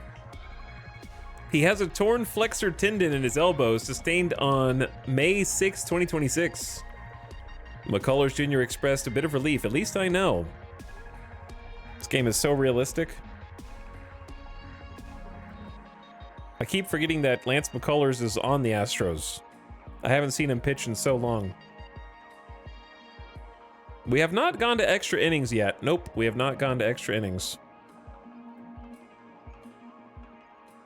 Player of the week, TJ Friedel. Yeah, the Orioles just kind of rocked our socks a little bit, so I'm not surprised. He's hitting .478 on the month. Mason Wynn of the Cardinals, 24-year-old shortstop, was 13 for 26 on the month. What a gamer. What a freaking gamer this guy is. How come everyone else gets all the good players?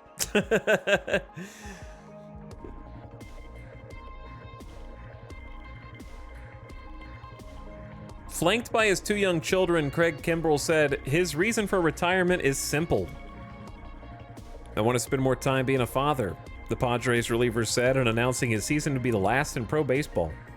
I'm 37 years old now. I think it's a good time to go.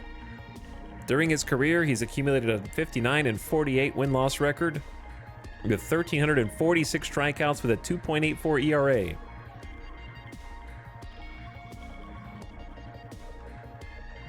Well, we're not the worst team. The Rangers are worse than us, and the Angels are worse than them. And then the Pioneers are 13-29, so we're better than them at least. So we got that going for us.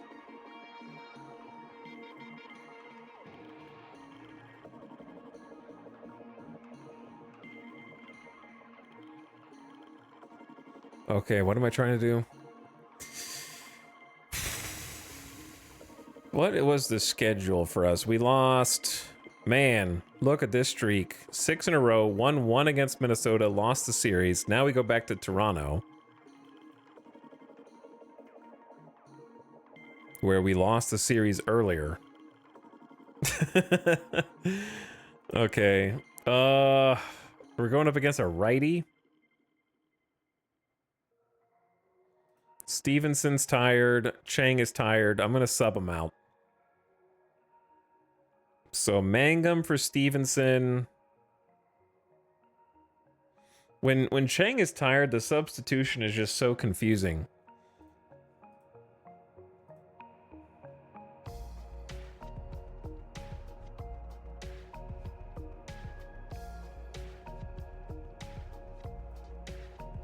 Okay, so Mangum in.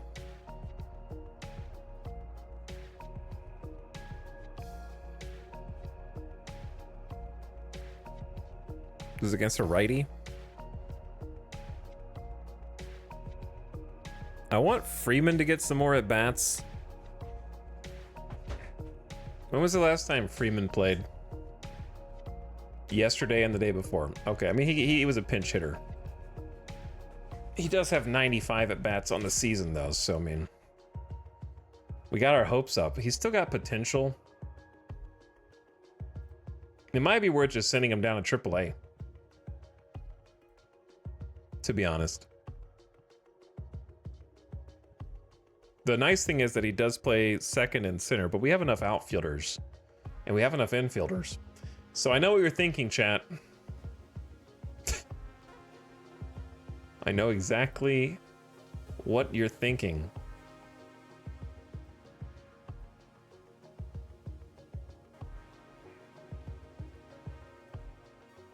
You're thinking bring in Joey Gallo. Aaron Shunk is actually, he's only at 14 at bats.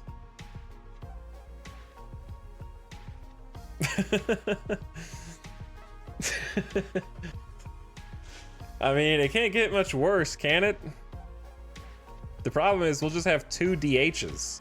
We have Wilmer Flores and Joey Gallo, so we're gonna have just like a, like that's the problem. We're just holding on to 2 DHs for no reason.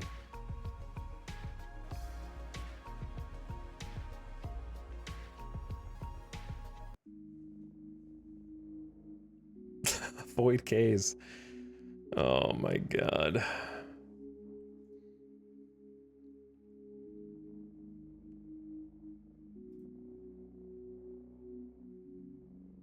Look at these AAA gamers.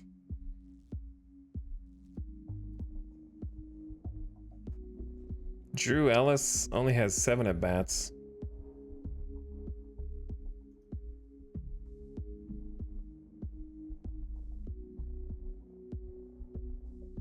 He's hitting almost 300. Yeah, it's called a quad A. They're too good for AAA. They're not good enough for MLB. That's why in 2024 he hit 161 and then went to an independent league.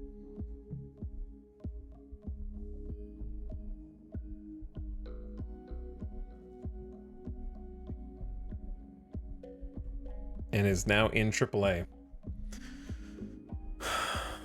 How does he have 2 gold gloves with this bad of a defense?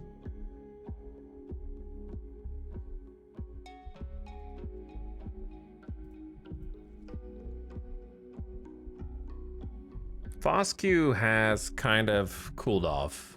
I like his numbers, and he has hot streaks.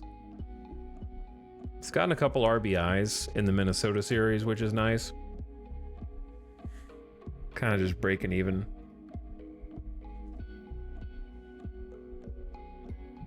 I'm just trying to figure out what to do. All right, let's just focus on the game at hand first. So for Chang to get subbed, Alexander moves to short. Arenamo moves to third. This is so confusing.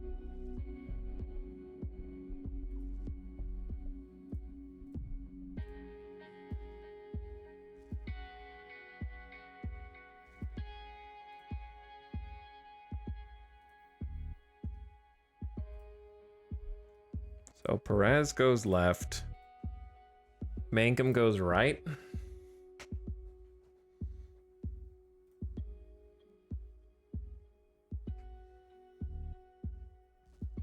Like, Hamilton should be able to hit righties.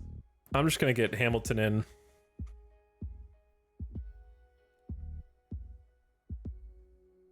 He's just not doing it because he can play second.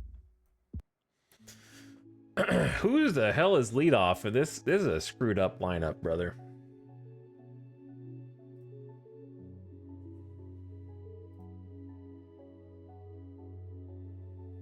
I'm gonna say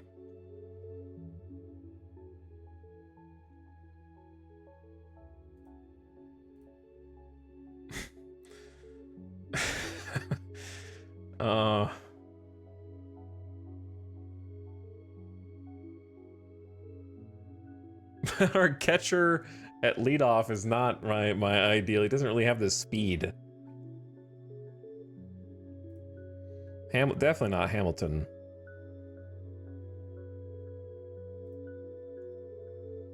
We're gonna have Perez at leadoff today. Then Marchand, then Foscue. Then Flores, then David Hamilton.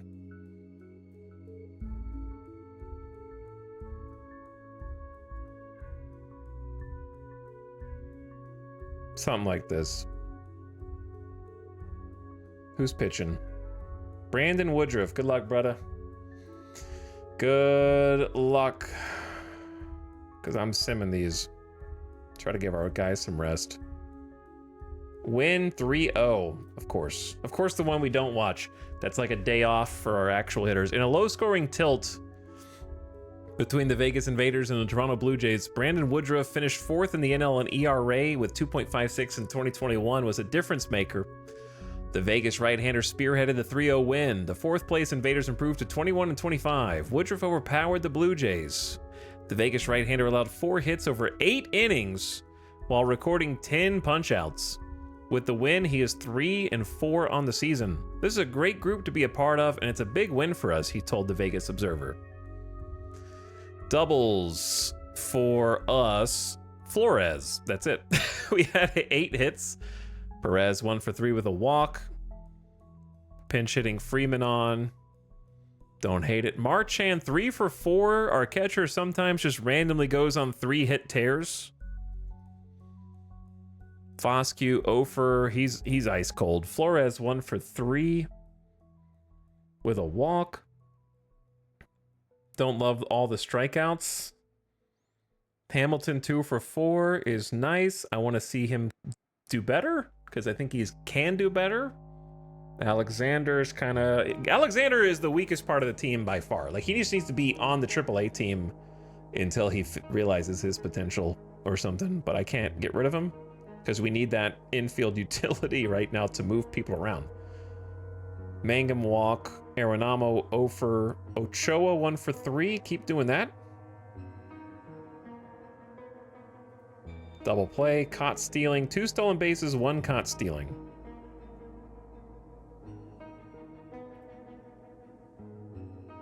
Woodruff went 8 innings of shutout ball. What a gamer. 107 pitches. Only gave up 4 hits, 1 walk. He was on. That'll bring the ERA down. He's at 0% now. And then Suarez picked up the save. His 11th. Whole bullpen got saved on that one.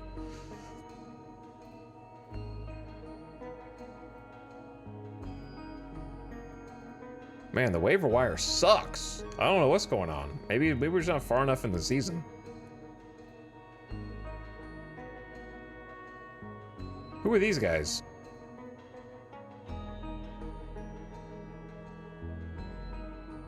Random 50 potential free agents. Where did these, like, 25-year-olds come from?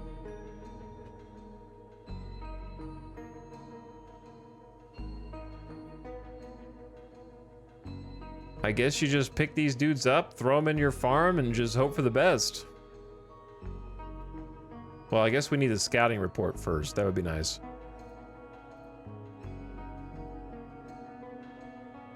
Someone else might snatch him up first. You could offer them a minor league contract regardless and not have to pay them. But this guy wants 1.1 mils, so, you know.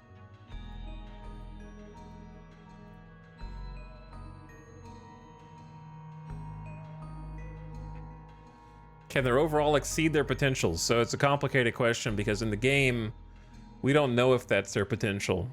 We just know that the scouting director that we hired thinks that's their potential. So it's an unreliable narrator situation. So you go to personnel, or you go to your front office, and then you go to personnel here. Is there a way to actually see? I guess that is the way to see. You go to the personnel page, right? And then you go to like scout ratings as your filter. And you could look at all the scouts. And based on how good they are at different aspects, scouting major, scouting minor league, scouting international, scouting the amateur high school or college players, and based on their preferences, they will give you different potential and different overall ratings. So they're not hard and fast. In addition to that, players can get better and worse over time by natural means, training, or random deviation. So yes, the short answer is yeah. But there's a lot of ways that it can also be lower. So I think that scouting system is actually one of the coolest parts of the game. There's like 5 different preferences.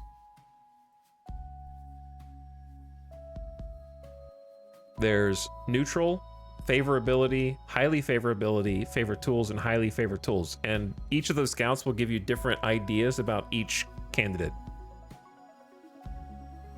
So favoring ability means that that scout is looking more at the floor of that player, and the tools is looking more at the ceiling. So if you have scouts that highly favor tools, they'll tend to show you players that have really like high potential, but just as much of a chance for them to not amount to anything. That was just like the highest gamba possibility.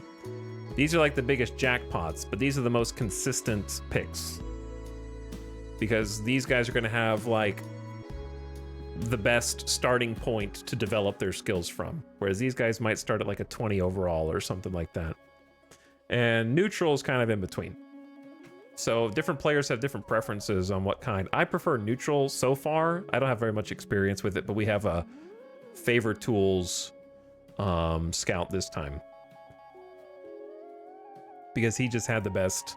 You're trying to find someone who's focused on what you're focused on, because you might have legendary this and that, but only good here, so it's hard to find someone who ticks all the boxes for you, which I think makes it fun. Hiring the personnel is really fun. So I'm gonna offer this dude a minor league contract, and then come back to this dude and wait for my scout to report back. Because we have extra money, it might be worth. If the scout thinks he's really a 50, it depends on how long he wants the contract to be. We'll see what my scout says first. You know what? I wouldn't mind listening to Endless Space 2. Let's just start that soundtrack over. Okay, who's pitching? Dustin May. Dustin May. Notice how I upped Woodruff's pitch count and then he went 8 innings, though he might get injured more frequently. I hope not. So Marchand is tired. Arenamo is tired. So let's get Hamilton in for Arenamo.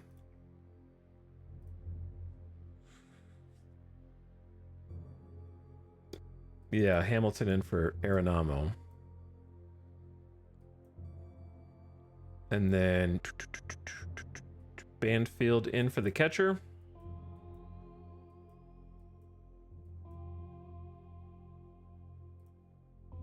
I'm trying to give Ochoa some more at bats because we're paying him so damn much. But we're also paying Freeman. Ochoa also bats lefty, which on paper, he should be better against righties, but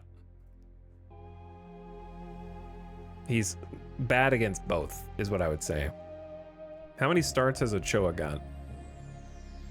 He's gotten a bunch recently. Let's get Freeman in just to give him something, just to give him a start.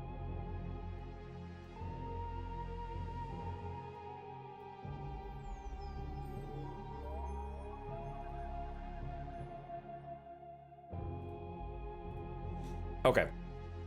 Looks as good as it's gonna get. Boop. Win 1-0. we gotta score more, guys.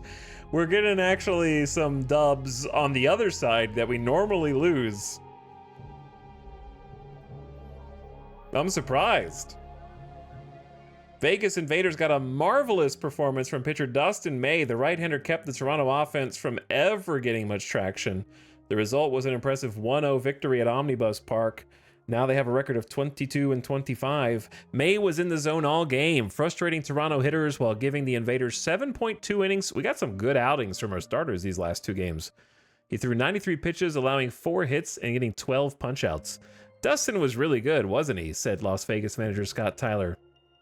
Where is Omnibus? It's a fictional park in Las Vegas. Did you sim the rest of the season or rewind to the start of the year? I would say, sorry, I was reading chat while I read that out loud. Two different brains. I simulated the 2025 season, and then I tried to start the expansion draft on, I think it was November 18th, which I think is the same day the expansion draft was back in 1997 or 8.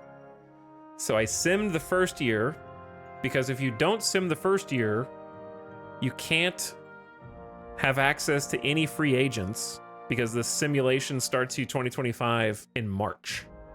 There's no free agents left. Unless, like, if you want all the other leagues, like the Korean baseball organization and the overseas leagues and the independent leagues, then the way I did it's the only way to do it. If you don't want those leagues, you can just do MLB only and start in the off season. Dude, I can't visit Omnibus in real life? Oh man, come on, man. 0 for 3 Stevenson. Yeah, he's cooled off a bit, but he had a walk. Chang 2 for 3. Good for you, bro. Mangum pinch hitting. Don't pinch hit for the guy. That is, I don't want to go into strategy and say don't pinch hit for him. Like, there should be not a never. There should be a, if he has 2 hits in the game, don't pinch hit him. That should be what it is. I am just going to have never lift for a pinch hitter because Chang's batting is great both against righties and lefties. His OPS is better against righties, but I think just don't lift him. That being said, Mangum did get a hit as a sub, so clearly something worked there. But I hate when the manager lifts some guy who's already got 2 hits in the game. Just let him swing again. He's feeling it. 0 for 2 Foscue with a walk. Perez 1 for 2 with an RBI and a walk. Bottom of the order got a couple hits. Banfield with a double. Mangum with a double. I mean, the pinch hit did work, but he can go somewhere else. It was a defensive sub for Arenamos, like a double sub. Stolen base Chang and Hamilton. May with 7.2. Scoreless innings, 12 strikeouts, 4 hits allowed. Snyder to get the last out in the 8th, and then Suarez with another save. He's gassed. I don't know why they used him all the way up, but he got the save. 20 pitches. Player of the game, Dustin May. Sets the Las Vegas Invaders regular season game record for 12 strikeouts. He's got the new record. 32,000 in attendance at Omnibus Park. Chat, attendance says,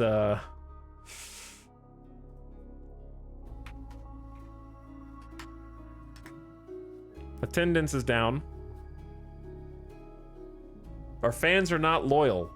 They're interested, but they're not loyal.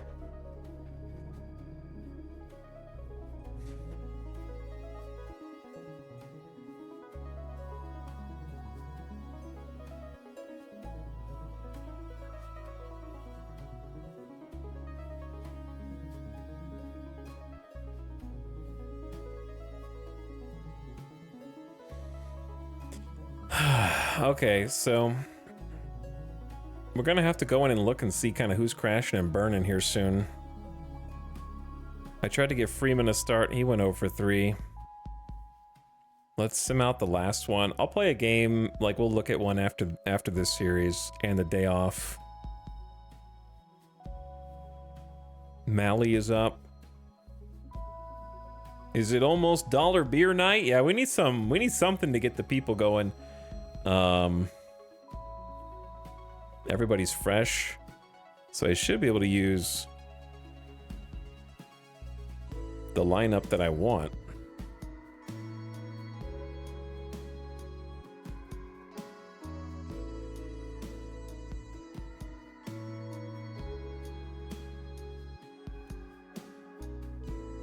Ochoa does have the defense, but I don't know why he's not in center.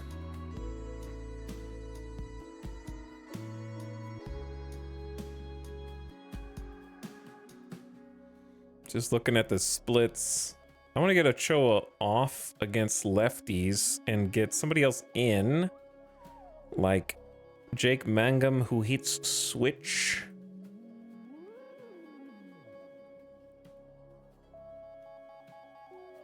DH Marchand here, that's pretty good. But he doesn't hit, Marchand hasn't been hitting lefties well at all.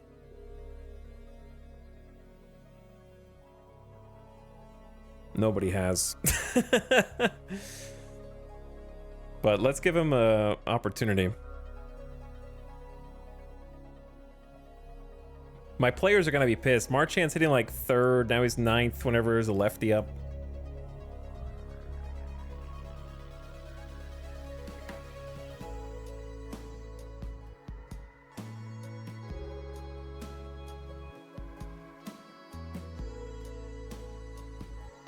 Okay, Mangum versus Alexander. They're both really good. Who's back up first base?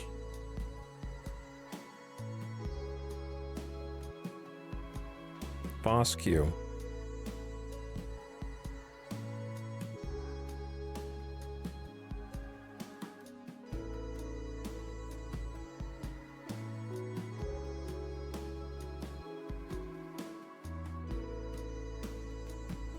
Ochoa is like better as a pinch runner. All right, sorry, just messing with the lineups. You know how it is. Paste the lineup. Cal Stevenson, Marchand, Chang, Foscue, Perez. Foscue's struggling. Let's switch these.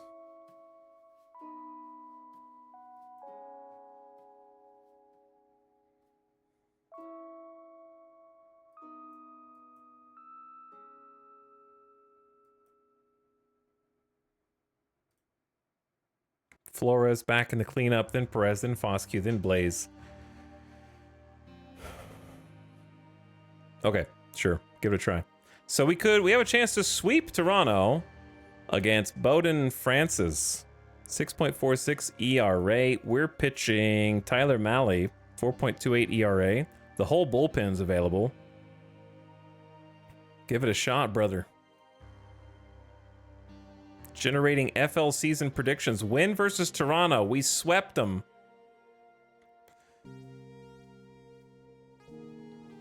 Invaders first baseman Justin Foscue put his stamp on the team's 7-2 win over the Blue Jays. He was 3 for 4 with a homer and 2 doubles. Wow, moving him down in the order, and suddenly he hits 3 for 4 with 2 doubles. He drove in 5 runs and scored once for Vegas in the contest. The Invaders now are 23-25 with the win. That's a winning streak, boys! With Vegas leading 2-1 in the bottom of the 3rd, Foscue batted against Toronto pitcher Bowden Francis. Hit a splitter to center for a 2-run double, his 12th double of the season. We can always improve and get better, but we're feeling confident after that win. That's a win streak. So Vladdy Guerrero Jr. was batter of the month recently. He hit a triple off of us. Malley, 6.2 innings, 2-run ball, 3 walks, only 2 strikeouts. That means defense was killer for us. Nate Lavender came in for 1.2 innings of scoreless baseball, and Bachman got the close. out of the bullpen. Outfield assist, Ochoa. Wow, we got someone out at the plate. Got a double play. Alexander made an error.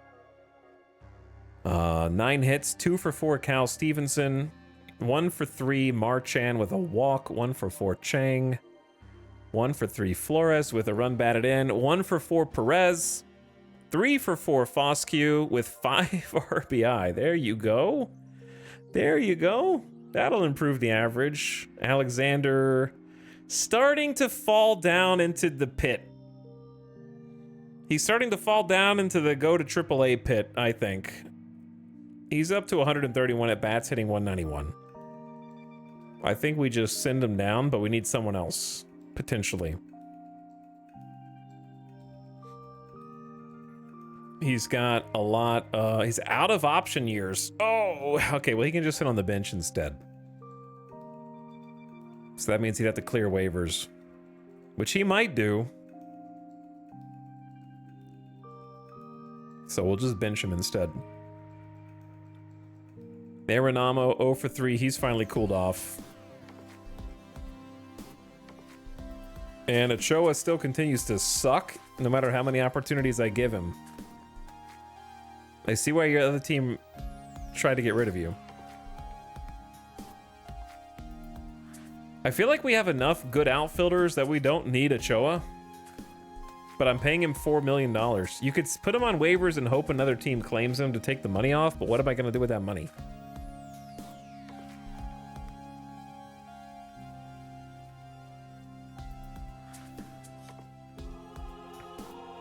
Tough for me, but I'm leaning toward Idaho Falls. If there's a way to work things out, we should do that. But for now, the Idaho Falls Chew Cars have put together a better package for me and my family. The who? Okay, we think this dude is actually just a 45, not a 50. I'm not paying him $1 million for that.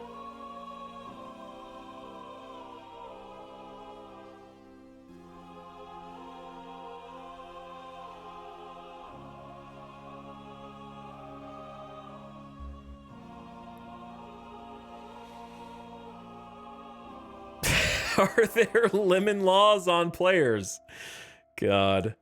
After an intense confrontation, both the Red Sox' Wilyer Abreu and the Orioles' Tomoyuki Sugano were handed their punishments today. League Commissioner's Office issued suspensions for an on-field conflict that occurred at a recent game. Wilyer Abreu will miss 3 games, while Sugano was suspended for 6. Sometimes we go too far and have to pay the consequences, Abreu commented. Hopefully cooler heads will prevail next time. Suspensions going out. Baltimore Orioles will no match for Patrick Sandoval of the Red Sox. Sandoval totally shut down Baltimore at Oriole. Why is it telling me about this dude who went 5.1 innings when I got a guy going 8? Why is that a news article? The Invaders are underrated by the league, man. Totally underrated. All right, empty day today.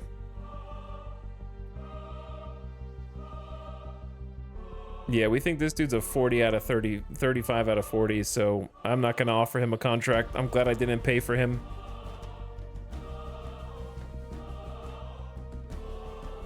We're 6 games back somehow. That's still pretty good. Done deal. 26 minor league second base Cooper Bowman from the Portland Pioneers in exchange for Kaysen Wells, a prospect. Come on, waiver wire. This is the ultimate Gamba, which is why I like it so much, but Gamba is not doing so good for us right now. I'm not getting anything from waiver wire. I had too many players from waiver wire last year when we tried this.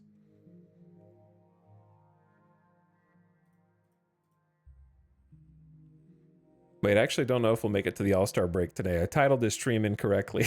It's in July. I'll try. I'll try. All right, depth chart. So I said I was going to sit Alexander, yes? But for who?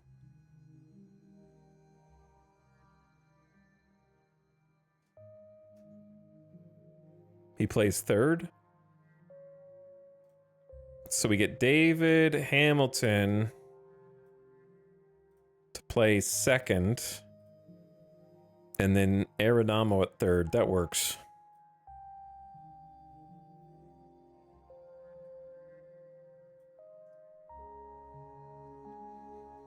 I'm curious. Wait, that's splits versus lefties. Either way, I think it's still... Wait, why is David Hamilton... He's had 64 at bats versus righties, and he just can't hit them.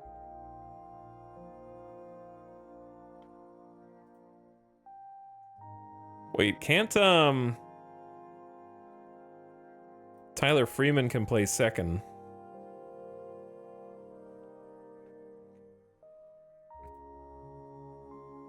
How many at-bats has Hamilton had? He has 64 against lefties, hitting 188.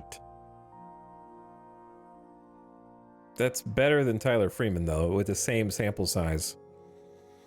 It is what it is. Even Ochoa is hitting better.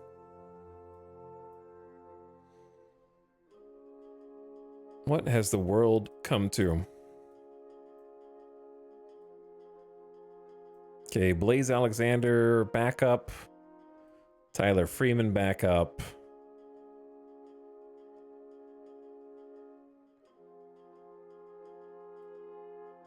Mangum back up.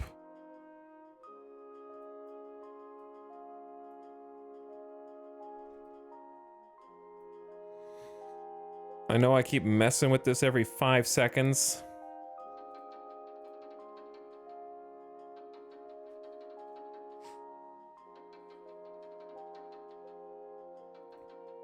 It matters to me, but I mess with it and we just got the sweep, so that's got to count for something.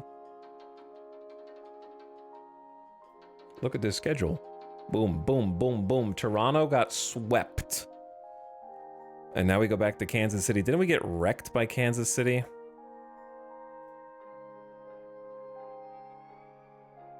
No, we actually won the series. Huh. Who's pitching for us today? Luis Gil. Had a great outing last time. 6 1/3 of 1-run ball. All right, get the lineup in. Nobody's tired because we just had a day off. Paste in the righty Cal Stevenson, Marchand, Chang, Flores, Perez, Foscue, Ochoa. Let's do it. We'll play one of these games. Loss 1-3. We can't win when we don't score, and we haven't been scoring recently. Michael Wacha, tied, or Wacha, for 8th in the AL in quality starts with 5, was locked in. The right-hander led Kansas City to a 3-1 win against the Invaders at Kauffman Stadium. Royals increased their record to 24-25. They were tied going into the bottom of the 5th, but Vinny Pasquantino came to the plate and hit a run-scoring double off of Luis Gil, his 5th of the year. Gil went 5 1/3, 3 runs given up. Luis Medina in relief, 2 2/3 scoreless. Let's go Royals. Ban that guy! Get rid of Shiny Coney. Get him out of here. Only 5 hits for Vegas. Cal Stevenson, Chang. 0 for 0 for. Bottom of the order had a hit each. Looks grim, brother. Chat, when do I get the good players? How do I get the good players? Where are they from?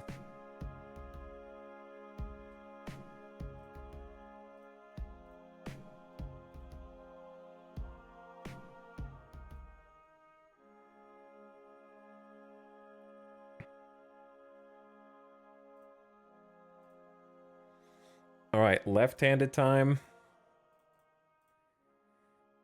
Paste lefty lineup. Cal, Chang, Flores, Banfield, Hamilton, Arenamo. What a funky lineup that is. Freeman getting the start. Wasted a pretty decent game by Luis Gil. Now it's Bobby Miller time.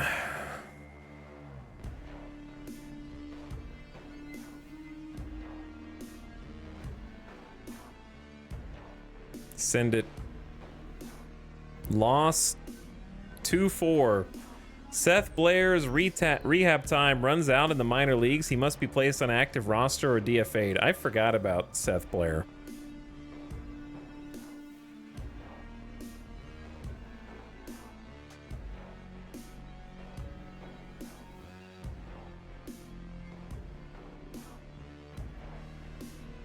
He has not been good. I'm just gonna DFA this bro if he doesn't have. He has 3 option years left. Okay, yeah, he's just gonna stay in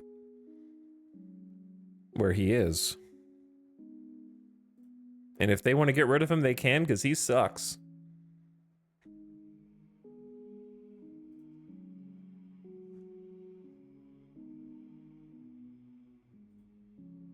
Move to AAA.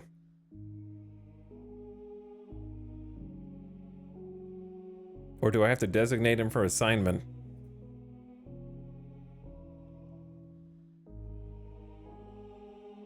Well, hold on. How do I know he's on a rehab assignment. I don't have to put him on. Do I have to put him on the active roster?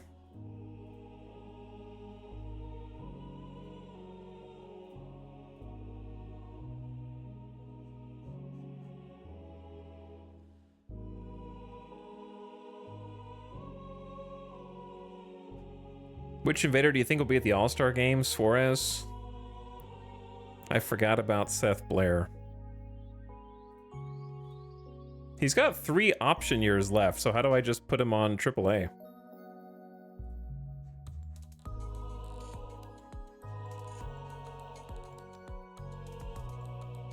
Did that work?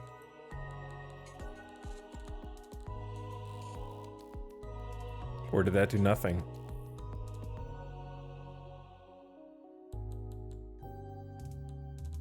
What do I have to do? Chat, I'm stupid. I don't understand what I'm doing. And my brain hurts. I need to stand up and take a little walk around in a few minutes when the ad hits. Expansion teams must wait 3 years for the good players. Yeah, I'm just confused why he has 3 option years.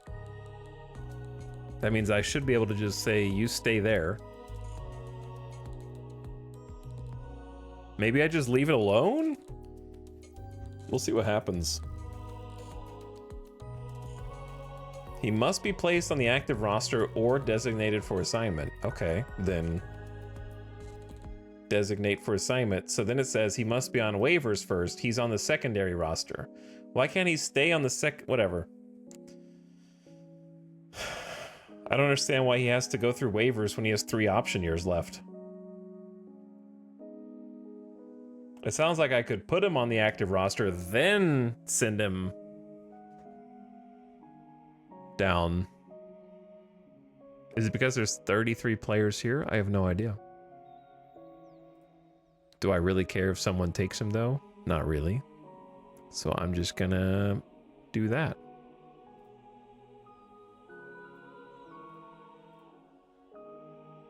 Brain not working. All right, there. He's designated for assignment. He has to be on the secondary roster because he has a major league contract. Game, what the hell are you doing, man? I just had him on there and you said no. Whatever, I don't care. Okay, apparently that worked, maybe. All-Star voting begins. Vote early and often. Cast your ballot up to a few days before the game when the rosters are released. There we go. So we lost at Kansas City 2-4. The Royals beat the Invaders 4-2 at Kaufman. The win in part due to Vinny Pasquantino. Didn't he win the last one for them? He's single-handedly beating our team. Angel Zerpa, who went 5.1 innings, was the winning pitcher. Charged with 2 runs on 8 hits, walking 1, striking out 3. In the first inning, Pasquantino had a 2-run homer for Kansas City. 10 hits for Las Vegas, and we only converted it to 2 runs. Sad day. That's just not good enough. Just not good enough. Flores and Chang with doubles. 2 for 4 Chang, 2 for 4 Flores, 2 for 4 Hamilton, and they're pretty close to each other, but they just couldn't bunch the hits. 1 walk. Marchand did not get a hit. Banfield did not get a hit. Both of my catchers are hitting. Miller takes the loss, 2 runs on 5 innings, 7 hits, 5 strikeouts. Uribe gave up his first run of the season in 1 inning. Sal Frank and Snyder, clean innings. Don't know what to tell you. Banfield committed an error. Chang and Freeman hitting into double plays. That'll do it.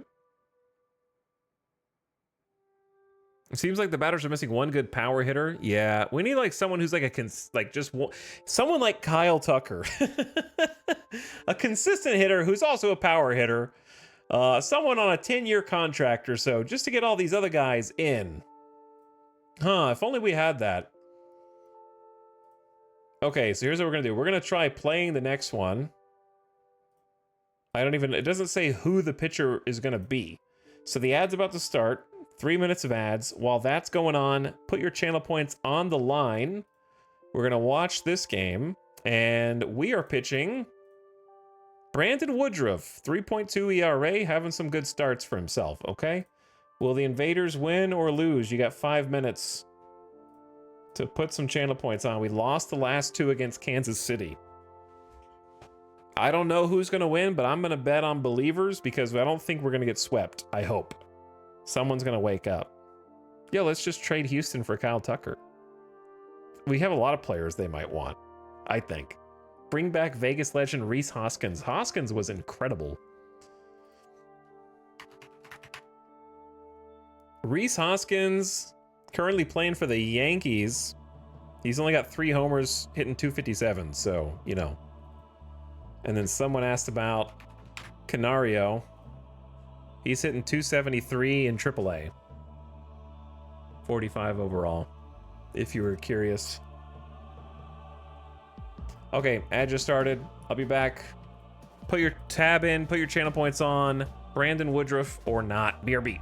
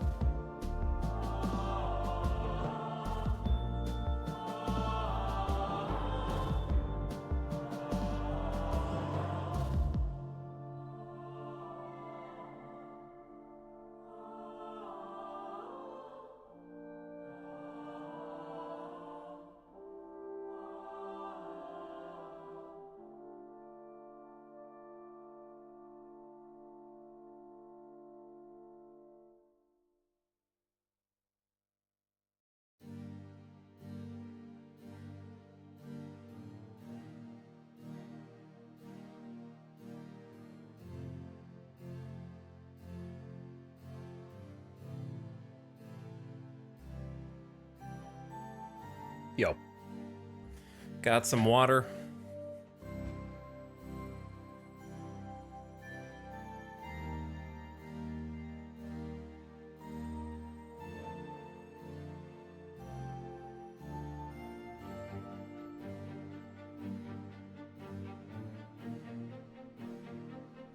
Had to do some squats. Get the blood pumping. Okay, where are we? Channel point betting is almost over. Do it before it's gone.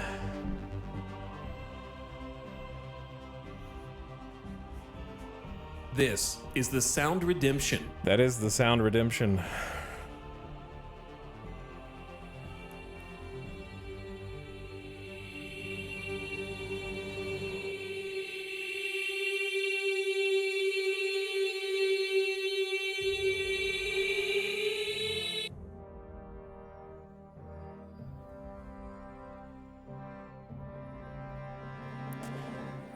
Just looking at stuff. Clicking on screens I never click on. We're third in the league in runs against. Our pitching is kind of god tier. We're somehow holding enemy. I love how I call them enemy. My enemies. I'm holding my enemies to very few runs. Wow, look at that. Yordan Alvarez is injured, but he was hitting 333 beforehand. Feels bad, man. Pending shoulder injury, classic. Kyle Tucker hitting 333 with a 965 OPS back on the Astros. Could have been us. It could have been us. My only regret is I didn't spend more. Okay, Tucker aside, that is my big regret. We have like $15 million in the bank. I should have spent more on the bullpen and like one decent batter in free agency.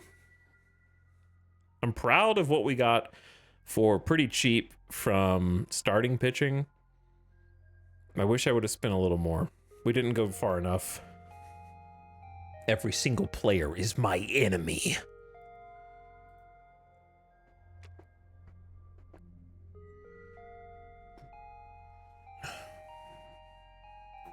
How about stats?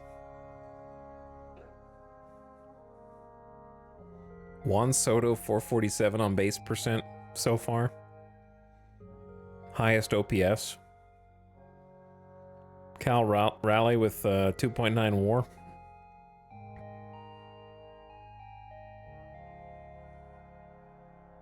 We might have a pitcher on the pitching leaders. Juan Soto has 38 walks. Whew. It's crazy. We do have a pitching leader. Dustin May tied for first with 6 wins. Good for you.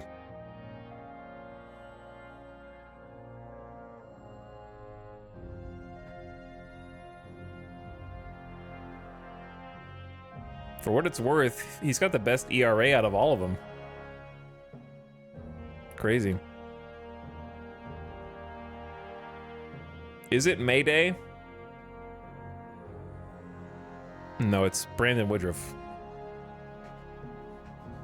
What determines injuries in this game? Probably random chance. But obviously it's random chance in proportion to a play that they make on the field.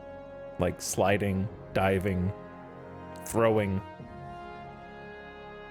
That kind of thing. So I'm sure it's weighted by the actions that take place in the game. Yeah, I think May should be an all-star for sure. Yeah, lots of math happening in the background in this game. It's crazy. I don't know how they keep up with all of it. Years and years of building the game series, no doubt. Woodruff is on an 8-game losing streak?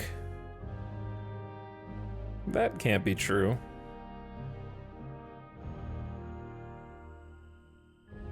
You got the win. Wait, what?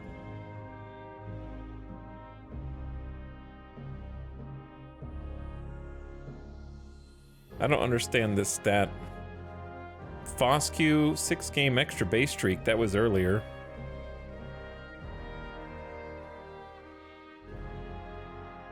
Don't show me projected batting or projected pitching.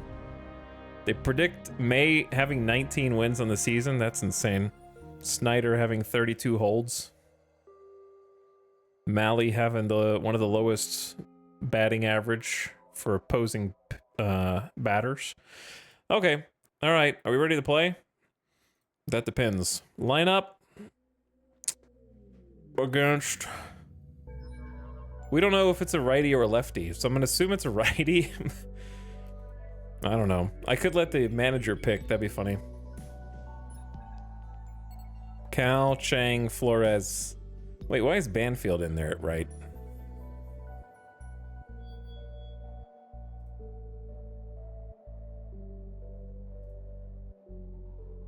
Banfield. Oh, I guess it's going to be a lefty. Because it's telling me to paste. Yeah. It doesn't say who it is up here. But it's Cole Reagans. Oh dear, we're in trouble. 3.38 ERA, chat. I don't know if I want to watch this one. Let's just watch it. He's a good pitcher. He's got 5 great pitches. But we've got Woodruff.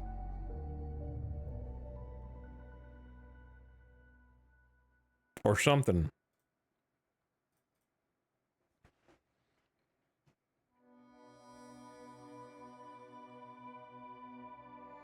So Cal Stevenson's actually done pretty well as a lefty against lefties, which is very interesting. He's doing okay.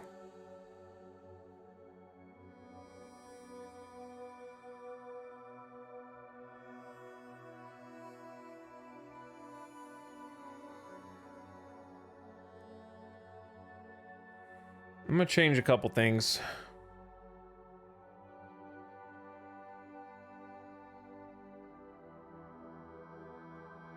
Banfield, you're out. Marchand in.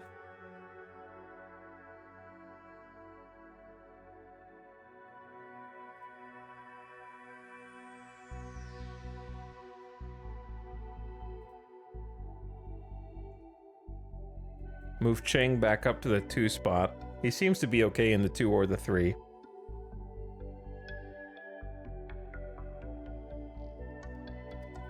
Have we tried Perez in the 2 spot?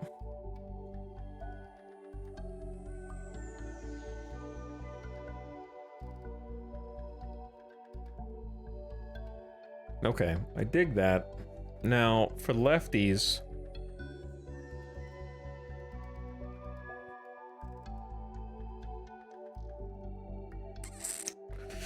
Sorry. Okay, I know I just took a BRB. My brain's got to start working. So Cal Stevenson, yes. Then Chang is good. And then I want Foscue and Flores. Flores is slow, so let's get Flores in the 4. Foscue in at first. Flores designated hitter. Okay.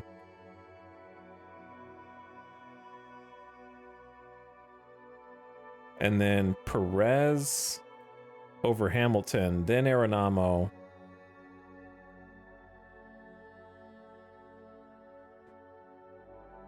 Poor Freeman, man, is just the worst on the team here. I'm gonna get Ochoa back in center. Batting last. All right.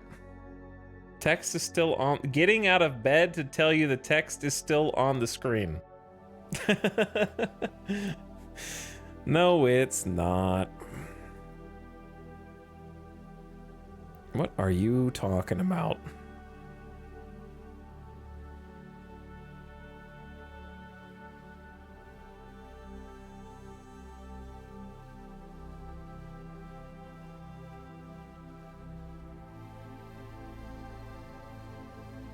Chad, I have bad news. I just made all those adjustments to my left-handed pitching based on no split.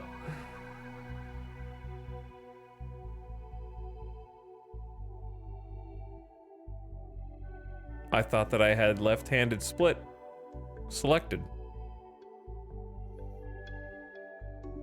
So it turns out Cal Stevenson, not quite as good. David Hamilton, way better. Look.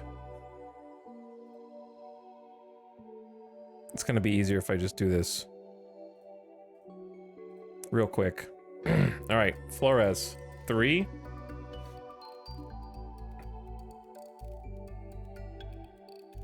Because Foskey, yeah, okay, so he's playing first, like I had it before. Like I had it before.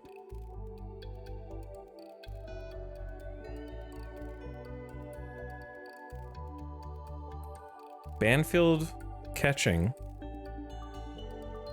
Because Marchand has a terrible OPS, but he's only got 27 at bats, but it's still pretty bad. All right, Chang at the 2, Cal at the leadoff, like we had before.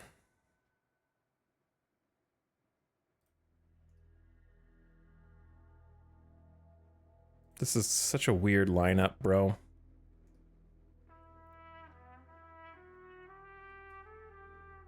I'm not trying to go strictly by OPS.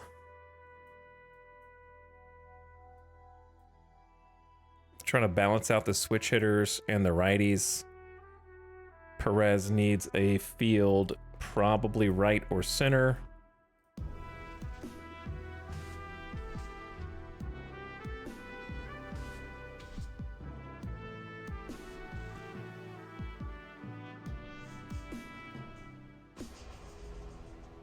Okay, Arenamo at third.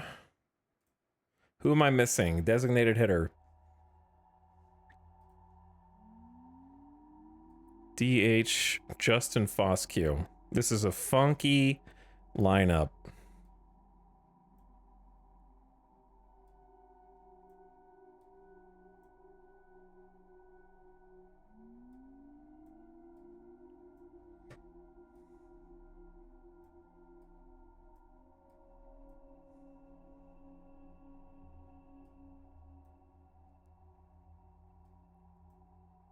Done. All right, pinch hitters.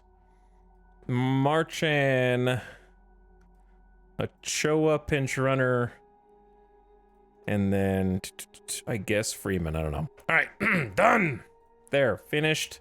Let's play ball.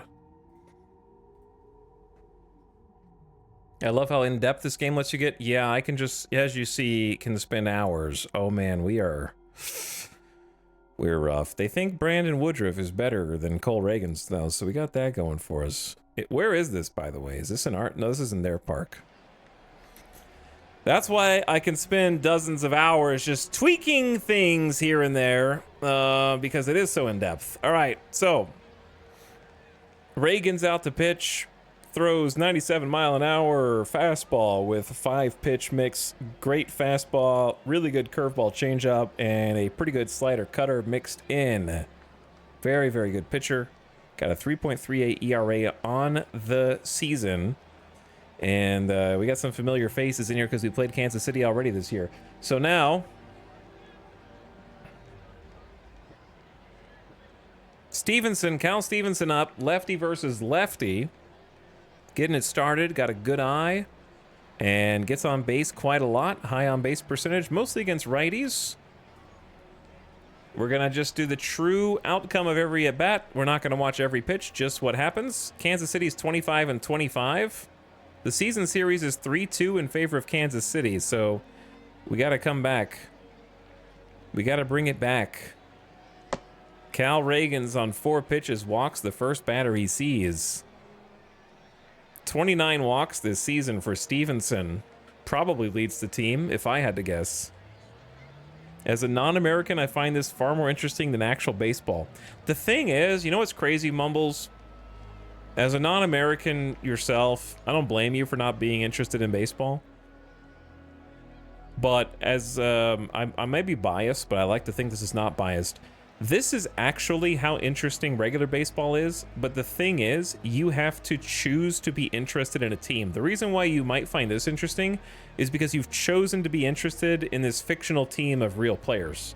But it really is this much fun to follow the team because there is a similar storyline for all the players. Tragic injuries, come from behind victories, defeat in the 9th inning, like all of those like triumphs and tribulations also happen in regular baseball. The trick is that if you're not an American, if an American wants to get interested in baseball and they don't care anything about it and they're just like, you know what, sure, I'll follow along for a season, then they can just be like, what city am I in? Okay, what's the closest team? I'll just choose that one. So it's a lot easier to arbitrarily choose a team. But you have to like choose to get into it.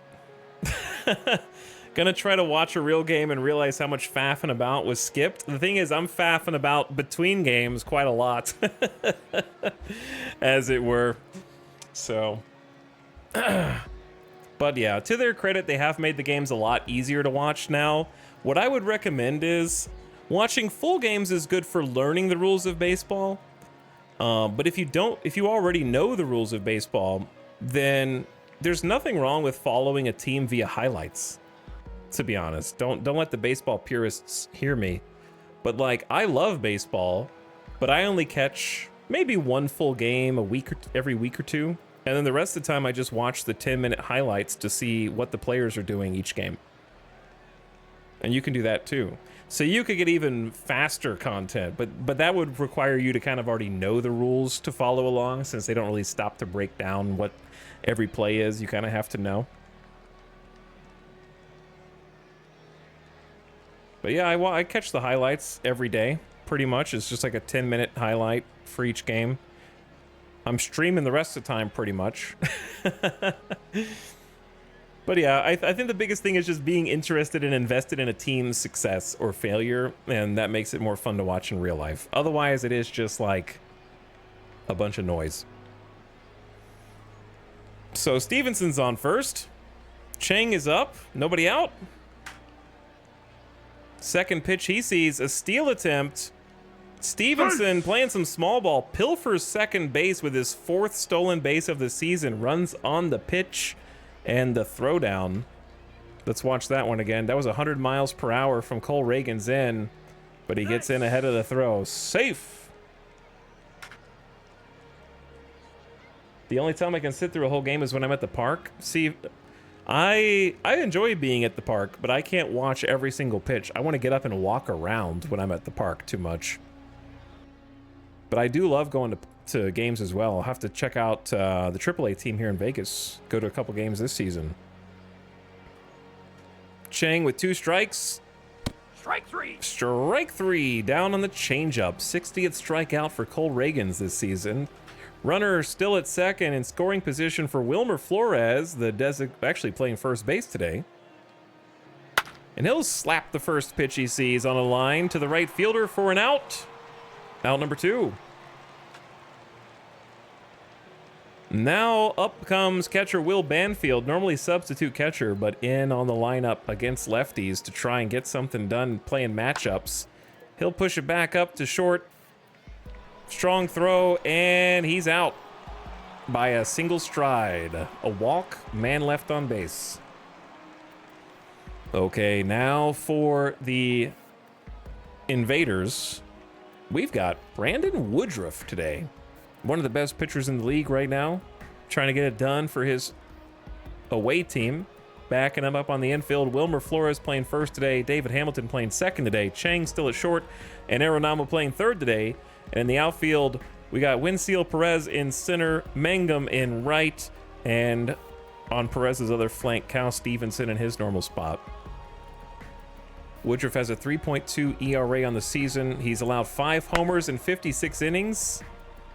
Runs the first count full, but gets him to ground out to first. On 6 pitches. Now, Michael Garcia hitting .237 on the season so far. The number 2 hitter. Puts it in play up the middle for a quick single. And he's a 1-out base runner.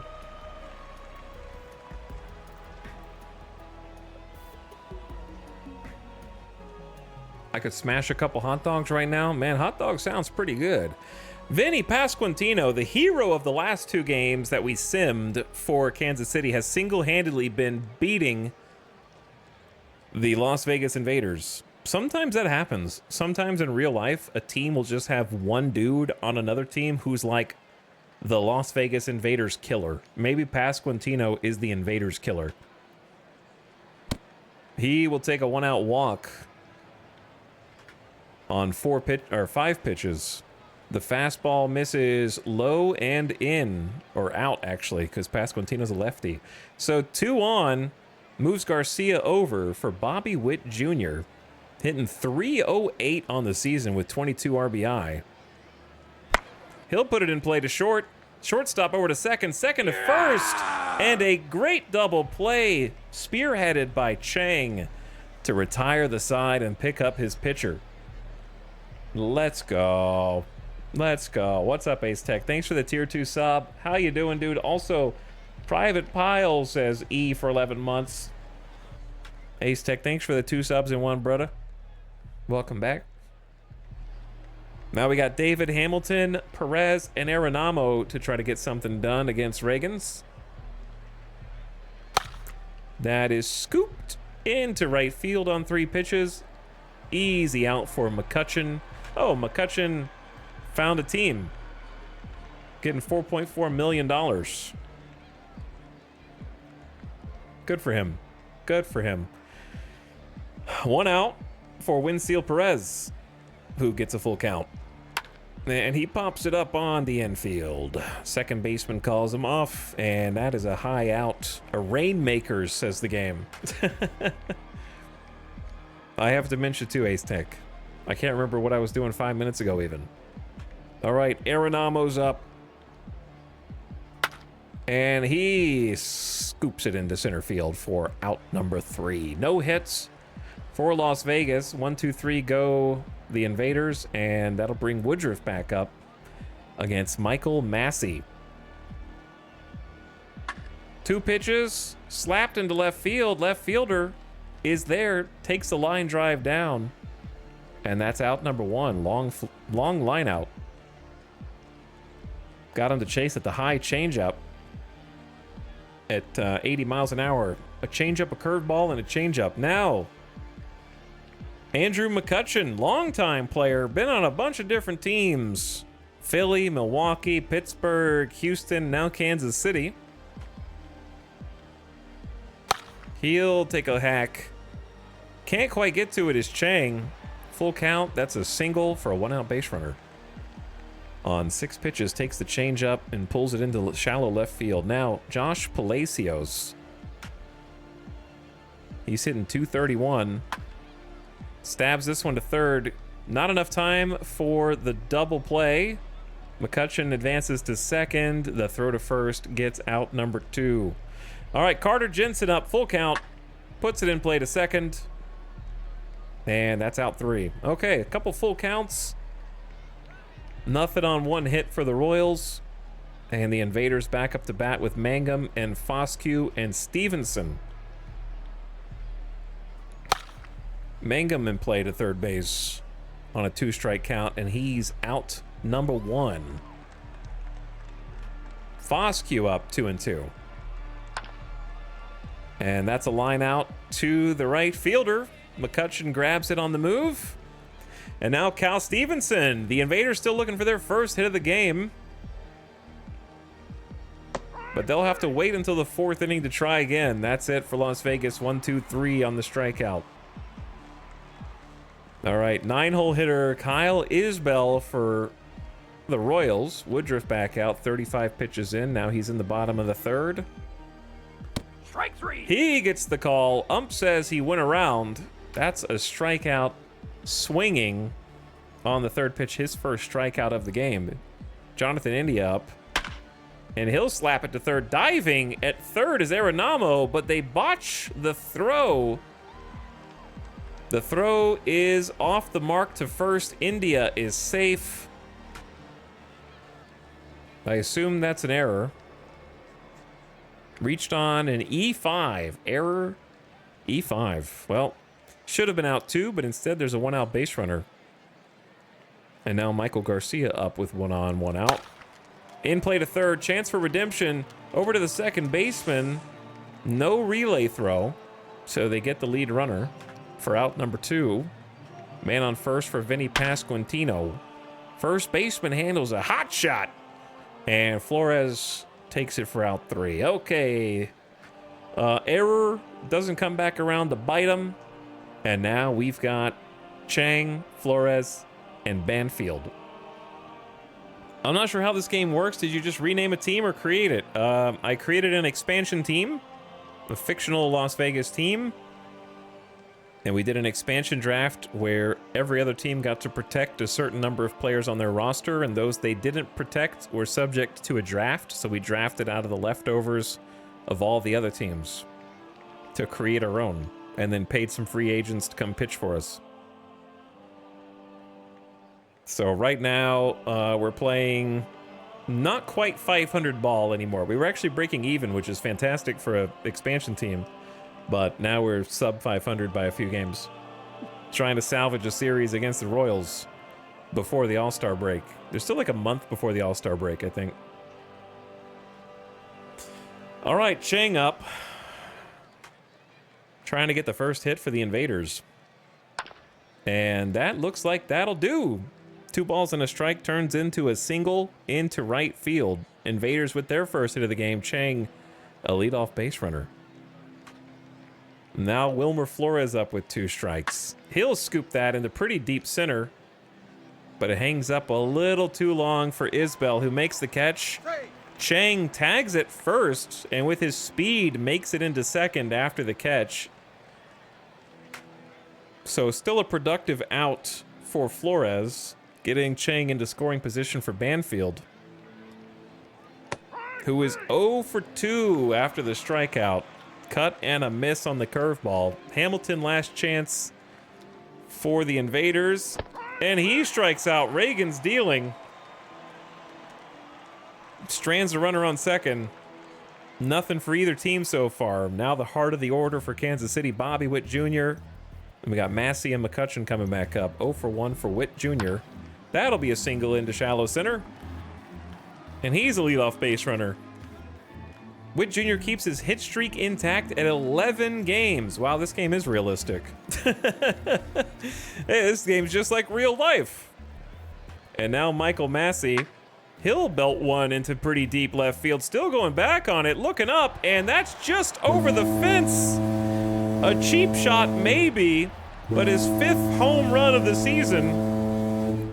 Kansas City grabs the lead 2-0 with that homer, and Believers are starting to feel the pain of getting kicked while they're down. Let's watch that one again. 98.1 off the bat, 377 feet, and just skirts to the top of the fence.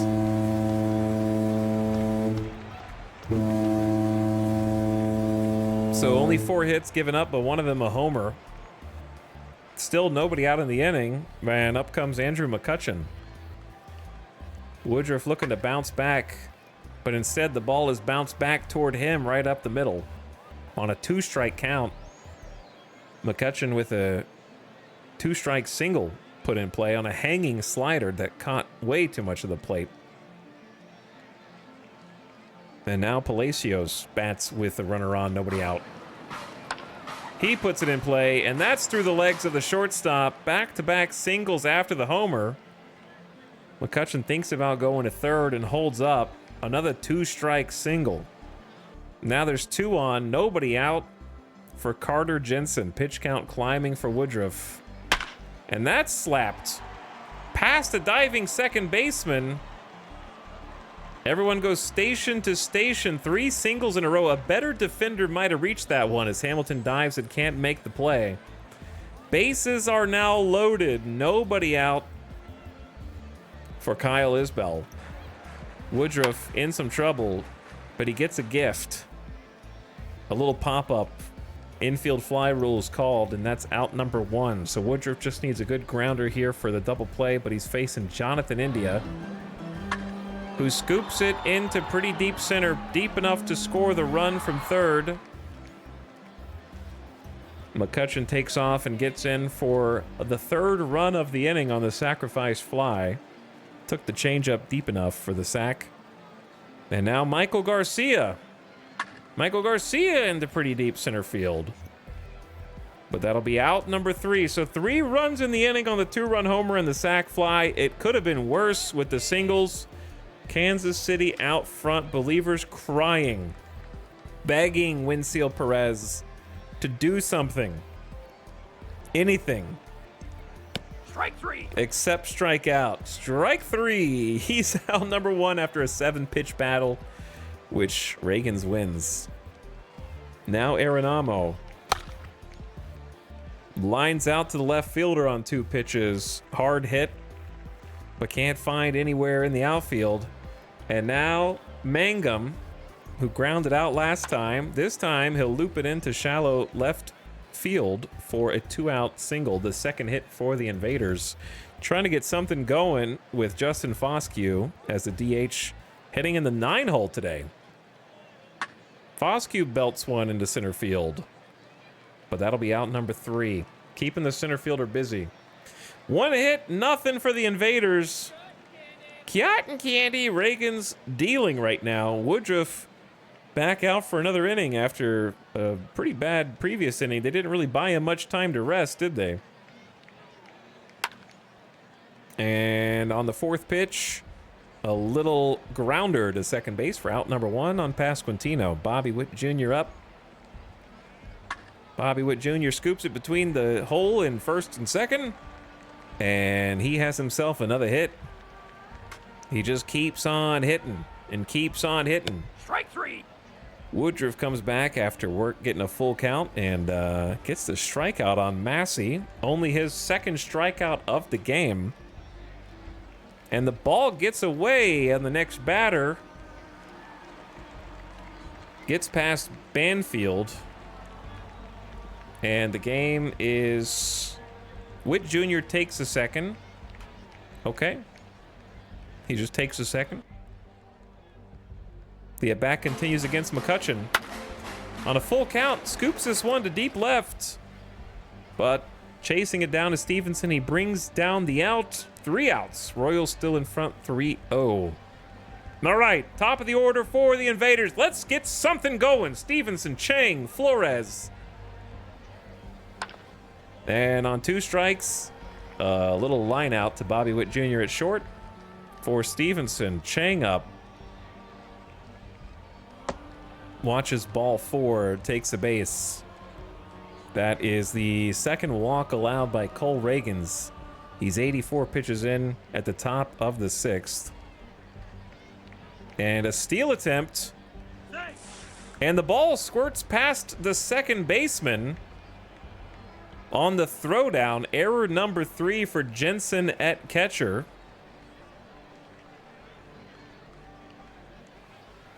On the season. So Chang advances to 3rd. Flores has an opportunity here with only 1 out for a sacrifice or a single or better. Runs the count full. This time he scoops it into left field, and that's going to be down for a single to score Las Vegas' first run. An RBI for Flores. Wilmer continues to be the chat favorite who's not named Joey Gallo, who's not even on the team. Hitting .273 on the season. And Las Vegas is on the board. 1 on for Banfield. Struck out last time. This time he smokes it to left, but the left fielder is playing toward the line and brings it in. Out number 2. David Hamilton looking for a hit today. Strike 3. Instead, he'll strike out after running the count full. 1 run across. Las Vegas answers back a little bit. And Woodruff back on the mound in the bottom of the 6th for Vegas. 2-2 on Josh Palacios. Swinging strike 3. 20 strikeouts on Palacios for the season. Woodruff gets his 3rd K. Carter Jensen up 1 for 2. Puts it in play to first. Good play. Wilmer Flores takes it himself out 2. Remember when you wanted to get rid of him? I do. I might still. The season's pretty long. He could he could cool off. I want to get rid of a lot of people. And that'll be a 2-out single for Isbell on a 1-strike count. Falls in for a hit. Manager's seen enough. That was the last batter Woodruff faced. He's taken out 5 2/3 innings. Almost got the quality start, but couldn't get the final out. So Ian Hamilton will come out to face Jonathan India now with a runner on, 2 outs.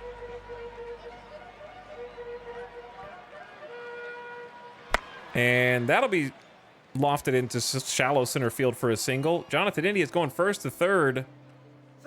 And he's safe. The throw is not in time. So single advances the runner over to third. Runners on the corners, 2 out for Michael Garcia in the 2 spot. And he puts it back up the middle. That's going to score a run. Ian Hamilton in relief allows the run to score, going first to third. And India slides in safe. Garcia scores 1. Kansas now leads 4-1, and I personally hate Ian Hamilton, who gives up another hit to Vinny Pasquantino. I'm getting rid of him. I'm getting rid of him after this game. Ian Hamilton's gone. He's gone. The Royals score 2 on the Pasquantino double, who is the Invaders' killer. He has had RBIs in each of the 3 games of this series. And he does some damage again. Pasquantino with a hit yesterday, which was a 2-run homer, and then had an RBI double in the game before that. He's got 5 RBIs in the series.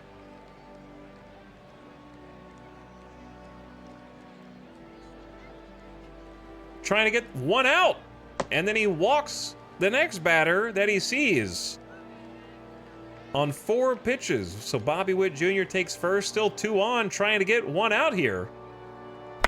And then the next batter hits a single up the middle. It's unraveling for Las Vegas. Long throw to the plate, but it's cut off by the pitcher. Flores cuts it off, fires to third. Arenama with the tag, and he's out on a close play. So the infield manages to get the 3rd out where the pitcher couldn't. And Ian Hamilton allows additional runs to come across. He's charged with 3 earned runs, gets credited with 1 out, and then because of his ineptitude, allows Brandon Woodruff to take a 4th earned run on the game. So I don't know what to do with Ian Hamilton, but he ain't worth $2 million, I'll tell you that. He just doesn't gel with his team. He's given up 2+ earned runs in each of his last 4 outings. I've been patient enough. Now we're down by just 6 runs. Just a 4-run inning for Kansas City. Reagan's back out in the 7th. Winfield Perez into the gap. On the 2nd pitch he sees, that goes all the way to the wall. And Perez is in with a leadoff double. The 3rd hit for Las Vegas. Kansas City up to 13 hits now. And now Arenama with a chance to score. Arenama over to short. They make the throw to first, and Arenama's a 1-pitch out. Perez cannot advance. All right, out of the game comes Reagan's after 6 1/3 innings to make way for Tyler Rogers. Tyler Rogers throws 85 miles per hour, submarine pitcher, which if you don't know what a submarine pitcher, it would be easier if you looked up a YouTube video because they're very interesting to watch. It's a pitcher who throws from underneath up, basically, from the side. So look up a YouTube video on submarine pitchers. They're pretty cool. So extremely slow, but he's a ground baller with a slider sinker, and the arm action makes him tough to hit. But let's see what Mangum can do with a full count, 1 out, runner on 2nd. He'll put it in play, but the first baseman handles it. Runner will advance to 3rd, but he's out number 2. Foscue, 2 outs, 1 on. And they hit him. Foscue hit by a pitch. He didn't appreciate it and says so to Rogers on a 75-mile-an-hour slider. Hit by pitch puts runners on the corners for Stevenson. 2 balls, 2 strikes, 0 for 2. puts it in play. Second baseman has it. And nothing doing for Las Vegas in the 7th. We're going to the 8th. I don't want to hear the 7th inning stretch. Did the manager really put Hamilton back out? You know what? I don't mind, because you dug us into this mess. Now you get us out. I wouldn't waste the other bullpen arms either, to be honest. Just Strike 3. gets a strikeout on McCutcheon. Palacios gonna put it in play. And diving, great catch in shallow center field. Stevenson making the catch. That was a 4-star catch on that little 91-mile-an-hour looper. They're winning and they're hitting our players. Time to clear the benches. That's right. Get them. 2 outs on Carter Jensen. Puts it in play. Good play at second. 3 up, 3 down. And we go to the top of the 8th. 6 outs left for Las Vegas to score at least 6 runs to tie it up. All right, Chang. 1 for 2 today. Ball and 2 strikes on Chang. And that'll scoot over to the third baseman. Out by a few steps. Chang is retired. Now Wilmer Flores. He picked up a single and an RBI earlier. And he slaps it deep into the gap in right field. And that is over the wall. A solo homer for Wilmer Flores. 395 feet to give Las Vegas another run. Flores continues to produce as a team's DH. Good for him. Good for him. The one good thing that the Vegas fans have to cheer about. There's the replay of it. Over the right center field wall. Fan just caught that one. Did you see that? They caught it. All right, Banfield, all you have to do is do the same. If all of us get a home run in order, then what's the problem? Like, we could just tie this up, no problem. Why didn't he do that last inning? That's what I'm saying. Why not? All right, and then a fly out and a ground out ends the inning. But 1 run scores. All right, Sam Bachman coming in relief in the bottom of the 8th to try and get 3 outs for his team, who are going to make a huge comeback next inning, guaranteed. The at-bat fizzles out for Isbell with a strikeout.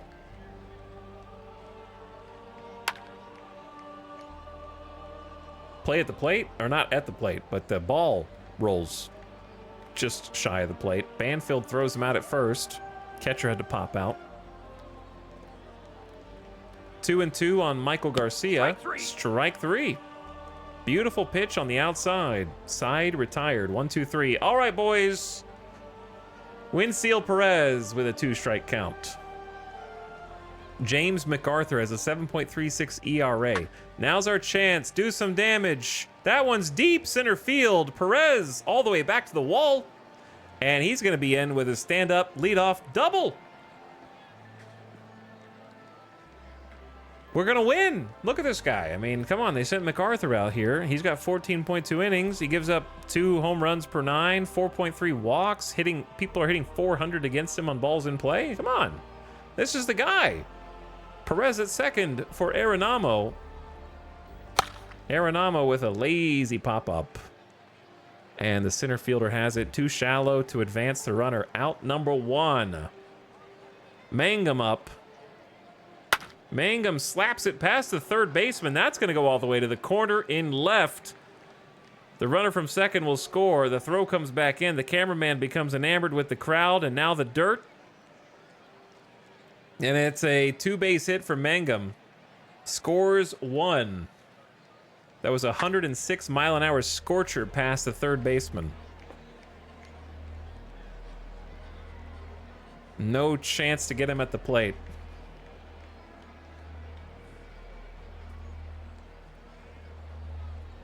And now, Justin Foscue in the 9th spot. He's 0 for 2 today with a walk. And he pokes it back to the shortstop, who fumbles the ball. Drops it on the exchange. Bobby Witt Jr. with an error on a very makeable play. His 7th error at shortstop so far this year. We thought Chang was problematic. Bobby Witt Jr.'s got 7 errors. It's just a hard position, apparently. That's just a tough position. Everybody, all the shortstops are giving like 10 errors. So now there's runners on first and second for Stevenson. Back to the top of the order. 0 for 3 today. Lefty on righty here. Tying run is on deck. 2 strikes on Stevenson. And that is poked into left field. That'll be down in shallow left for a single. Station to station go the runners. The bases will be loaded now and bring the tying run to the plate in the bottom of the 9th against MacArthur, who has given up 3 hits so far in the inning. And up comes Chang. Tsung-Che Chang, 1 for 3 today. He's got 1 homer on the season.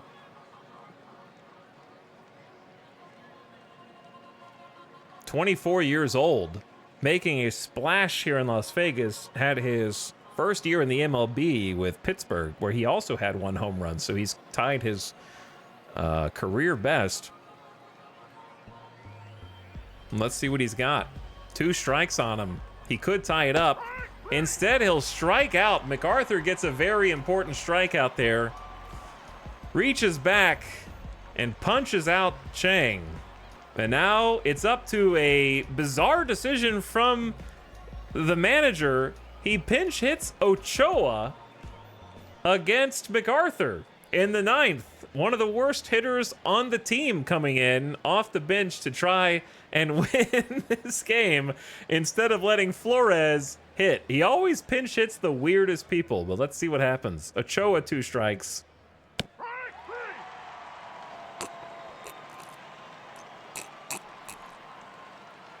Game over.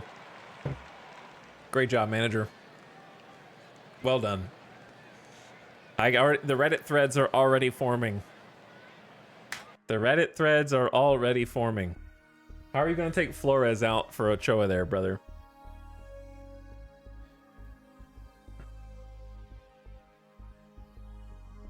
How? You're taking out the dude.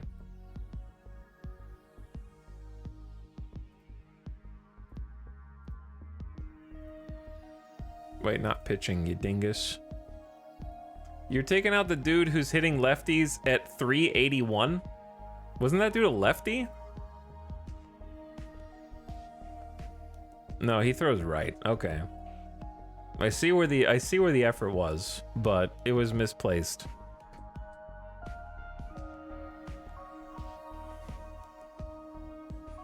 Flores is hitting 235 against righties, but he still has a 742 OPS, and he's still got pretty good slugging. And he was already hitting well in the game. It was a very questionable decision. Questionable decision. 8 hits for Las Vegas. Sad game. Another payout for the doubters. It's just one of those days. It's just one of those days. Some doubting often pays when you're playing expansion baseball. So basically, I'm just going to start sitting Banfield regardless. I was giving him a chance against lefties to kind of prove that he had something, some secret sauce that I didn't know about, but I don't think he does. 9 left on base. Got a couple stolen base, an error, an outfield assist was pretty cool to pick up the pitcher. We got to get rid of Ian Hamilton. He just doesn't vibe with the team. He also has a bad relationship with the team. Woodruff. I blame Hamilton for Woodruff getting tagged for a 4th run.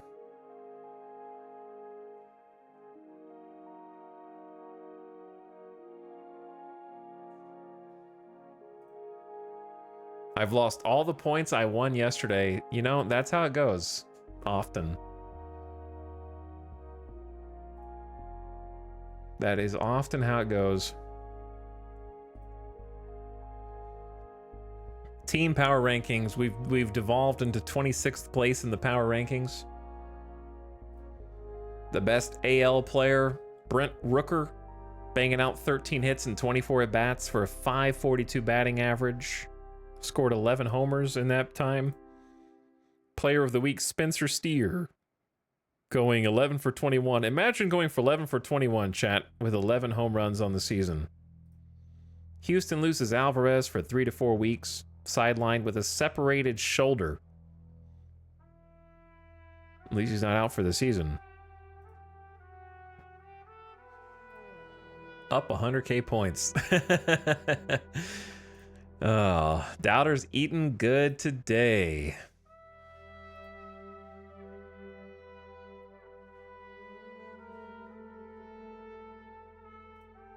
This dude is...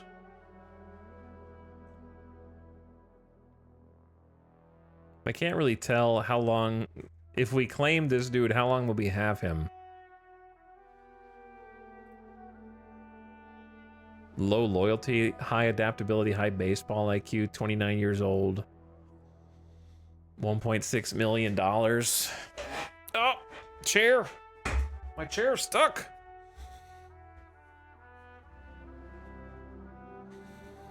Where's the game that mixes this style of sports management with storefront management for selling merch? Oh. That would be the perfect game. If the GM doesn't fire the manager today, I don't know if I can support this team. This dude looks pretty solid, doesn't he? I mean, he's 1.6 mil, but he's pitched 12 innings, 2.84 ERA. 1.5 whip.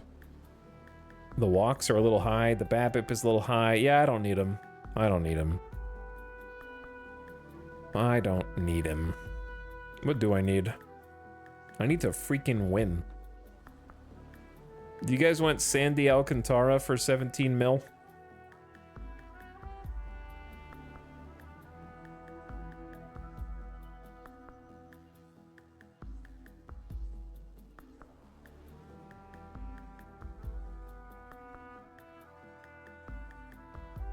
Just a cool 17 million. Technically have him for 2 years because we have to pay him 21 million the next year with a team option.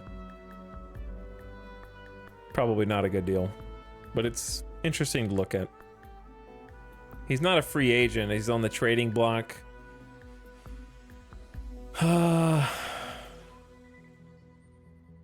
Just seeing like what is on the trading block. First baseman, but he's not hitting very well. We can do that without paying you $13 million.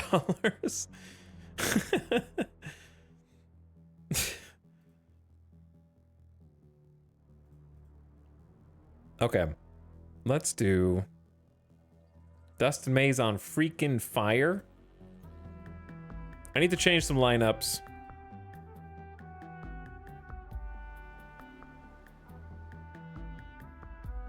Why are they trading a Cy Young winner? I don't know, dude. Maybe they just don't want the contract, or maybe they think they're not competing this year, so they're just trying to get him off the books and try and get some prospects or something.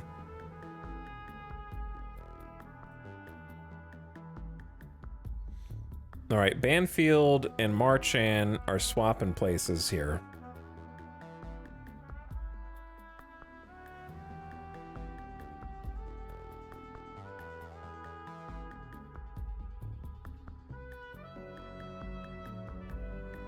Wilmer Flores has the highest OPS against lefties. But I don't like a slow leadoff man. I like him in the 3 spot. I think he's good there. And I think Stevenson, Chang, Flores is good.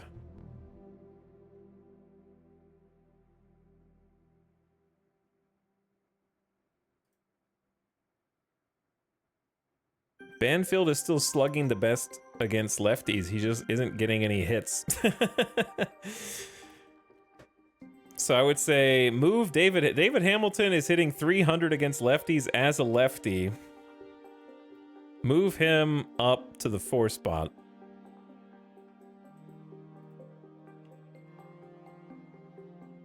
Then Perez.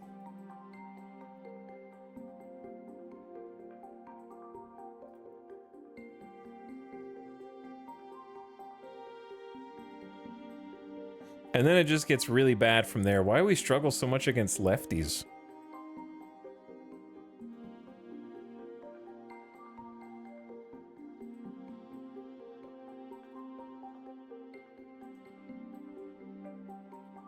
haven't seen players with this much, like, these hard of a split, man.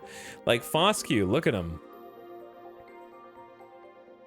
He's a righty, hitting 228 on the season in 144 plate appearances. Versus righties, he's hitting 276 as a righty. Versus lefties, he's hitting 103. Like, that's a huge gap. Huge. Whereas, like, Chang is hitting 295 and 282. Much closer splits. I mean, he's batting better against lefties on average and on base percentage, but he's slugging better against righties. Ad starting, turn your volume down if you're not a sub, FYI.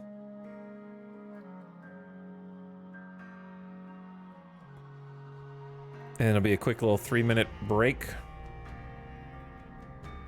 But yeah, Flores just absolutely dominates left-handed pitching, but he can't carry the team on his back. Everybody else is garbage.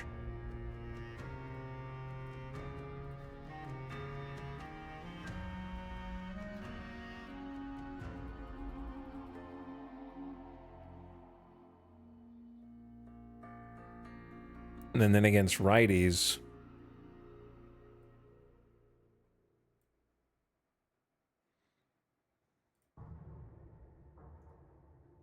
I'm gonna move Foscue back up.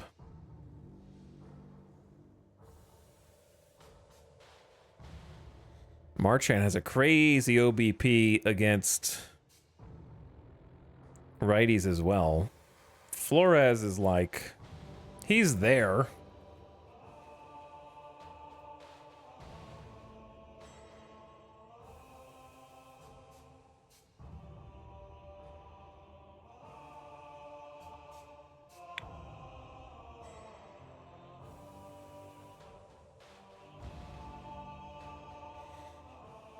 Dude, I got Ochoa just trying.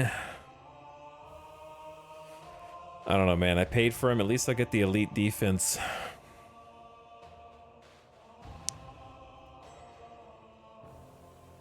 Tyler Freeman seemed like a good deal. He might just need to go down to AAA. But he's out of option years. That was the issue.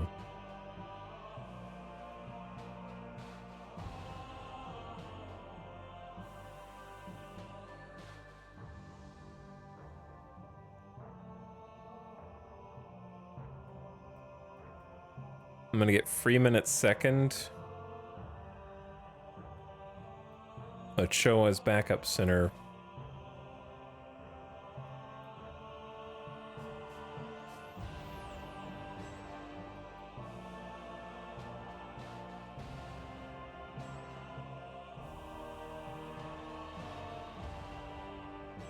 Wait, no. What? There needs to be an undo button.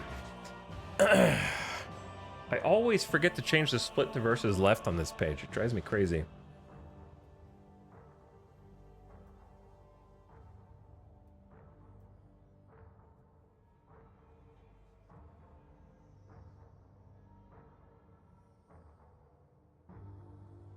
Who's playing center? Perez? Left is Cal Stevenson. Right is Mangum. Yeah, no, that makes sense.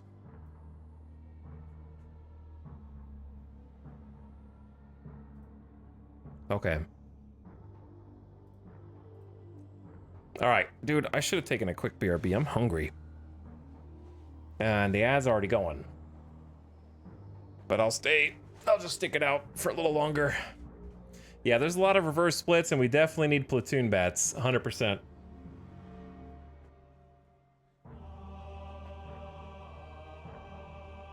+200 OPS against lefties is insane. Yeah. Okay. Oh, add over. We got to get rid of Ian Hamilton before I forget. That's the most important thing. How do I get rid of him? He's out of option years. Too freaking bad, man. I hope someone takes him off our hands. He just doesn't work with his team. Look at this. right? Team chemistry, bad relationship, Ian Hamilton. Everyone else is pretty happy. Foscue has a bad relationship now too, for some reason. And Nathan Lavender, I don't know why. We need that team captain. But yeah, I'm gonna go over here and go org, waivers, Hamilton.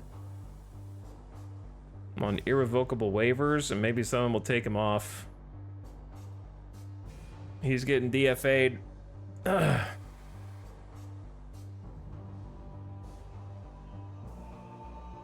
So that'll free up a spot.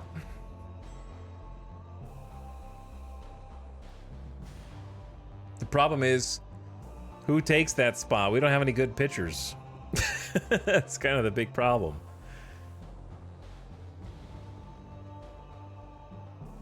Shop him? No one's gonna buy him, bro. Everyone always says that. But now they know he's DFA'd. No, everyone always says that, but nobody, it never does anything.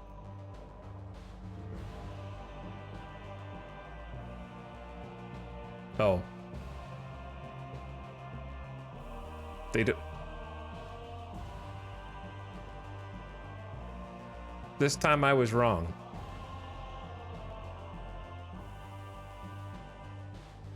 This time I was wrong. Can I trade him even though I DFA'd him and before waivers take effect the next day, or do they already know he's on waivers? I guess they may not get him on waivers. We could just get, we have to pay more money. He's a free agent after his contract, so that's kind of a bad offer, right? Joe Mantiply, he's pitching well, but we only have him for the rest of this year.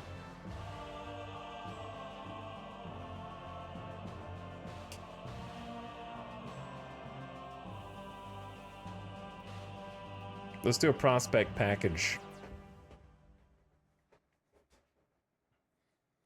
Seems bad.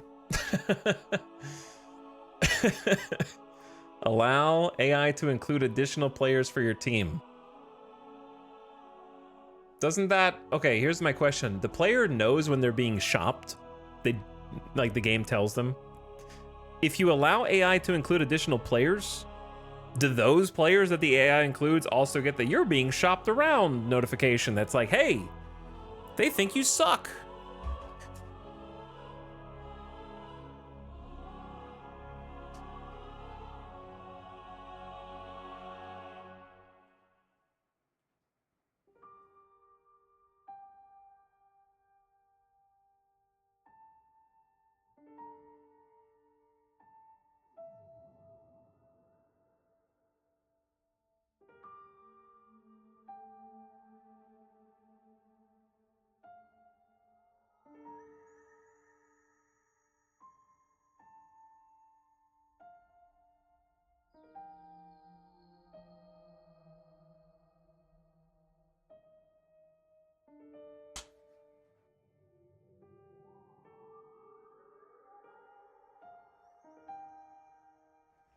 I don't believe so, but I also don't really pay attention to the morale hit from shopping. I see. A computer has deemed your performance unsatisfactory. CA's Tech, they're the computer. I'm the real human. Let's just see what happens if we field Ian Hamilton with a prospect package. Allow the AI to include additional offers from your team. And see what comes of it. They have to really think about this one because there's probably like tens of thousands of possible combinations.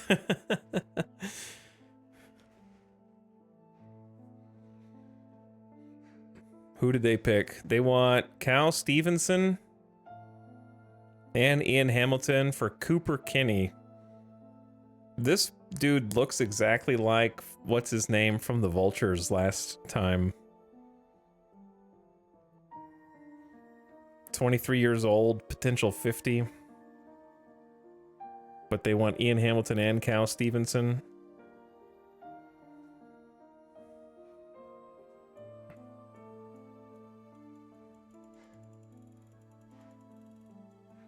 Okay, there were a lot of offers, but they're all kind of bad in my opinion. Yeah, Meisner. How did you remember it was Meisner? I mean, if we're just going on potential alone, I guess, like, it just seems stupid to try and get a guy from 30 to 45. But I like Cal Stevenson. He's been good for us. So I would say none of these.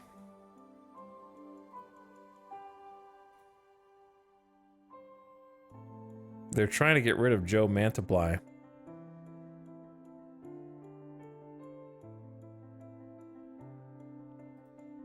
The reason why I don't really want Joe Mantiply is because we only have him for 1 year. And we have to pay an extra, like, $2 million.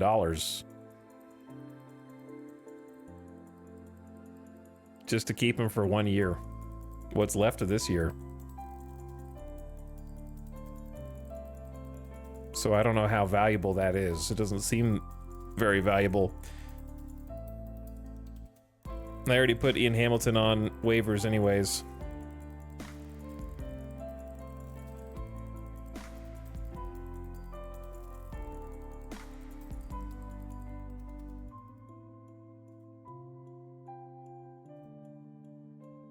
I don't know. I'm clearly not very good at the trading part of the game.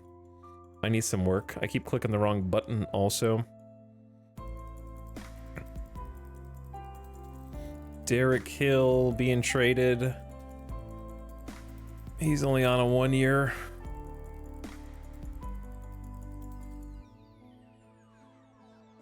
One year isn't bad since you're going to be potentially losing Ian anyway. Yeah, but like the way that you should be playing optimally is you don't want that guy for 1 year who might be better because you don't want to win more because that means you're going to be lower in the draft next year.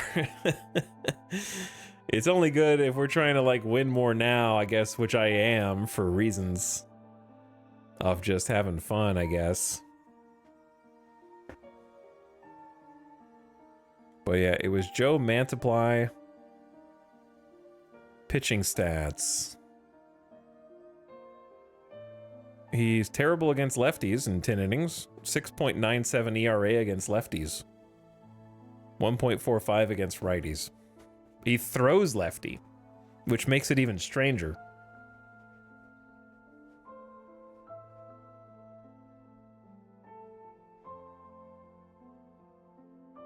Giving up homers.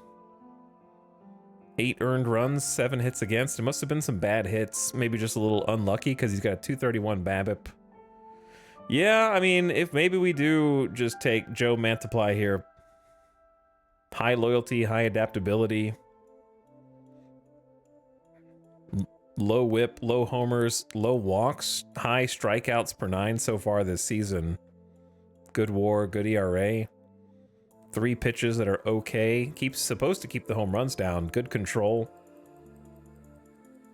Sure, why not? Why not take Joe Mantiply?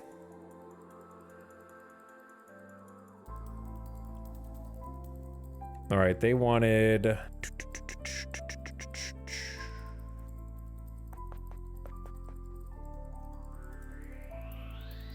We agree to your terms. We need more than what they're offering, so no, I wouldn't make this deal, says Chris Diaz.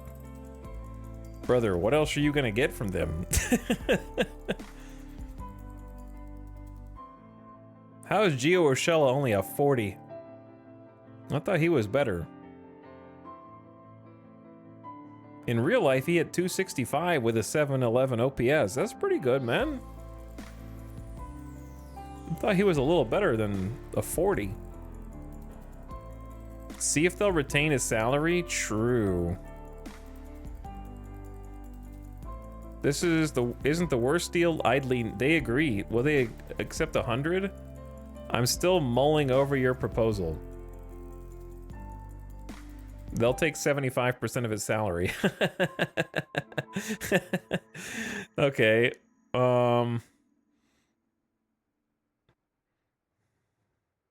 I think, like, I'm still torn on whether I like hard mode trading or this.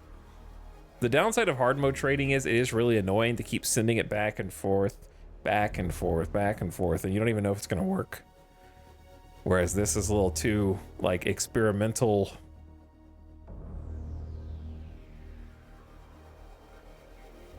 Let's see who's on their AAA team.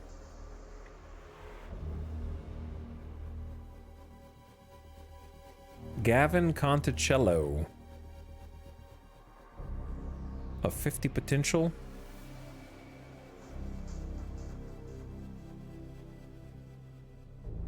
Not a good deal, but also not a bad deal. Why do they really want Ian Hamilton?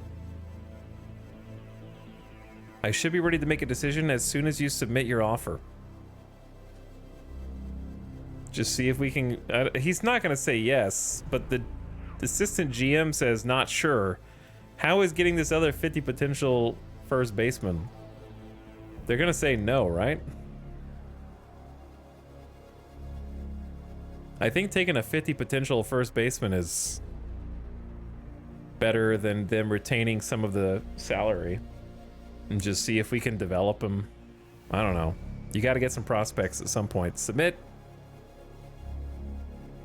Expect to hear from them in a few days. Well, the dude's on waivers. You can't take him back from waivers.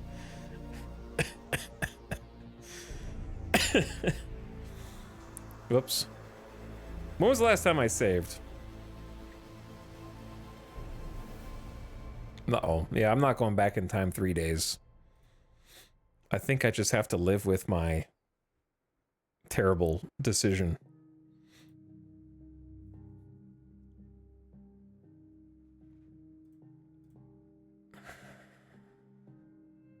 I just have to make a mental note to try and shop people around. I let my anger get the best of me. Remove I can call them back from waivers though. Okay.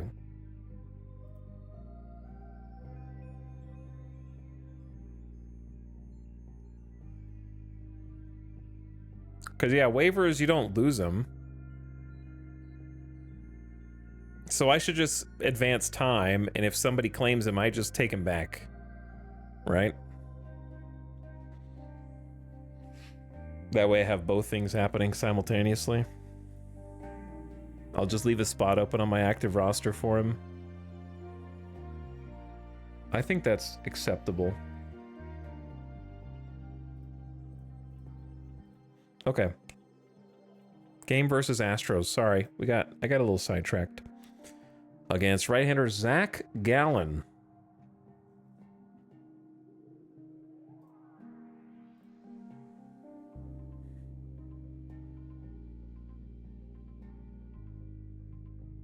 I think Mangum over Ochoa right now.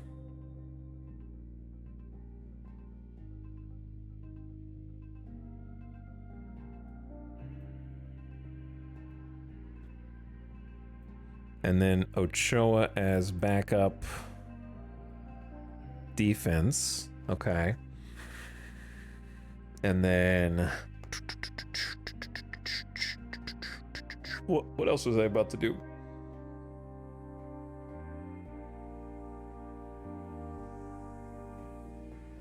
David Hamilton at second. Let's get Blaze back out there.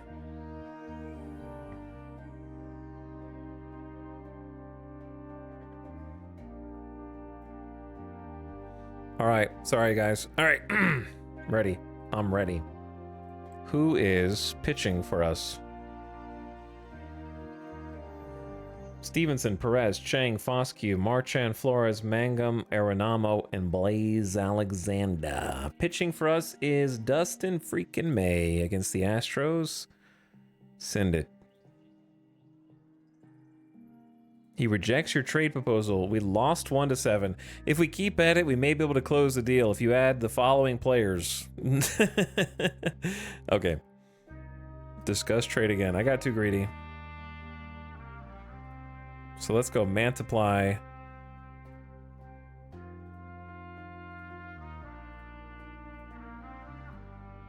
They'll eat 85% of the contract, maybe.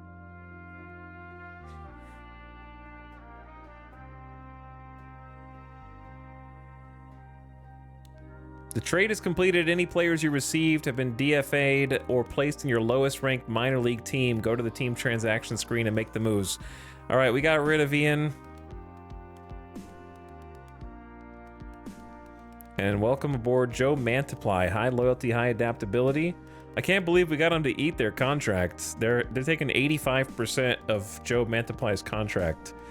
So we barely have to pay the man. He's going straight to the active roster. He's a little winded right now, but seems like a solid deal. I would say middle relief for him.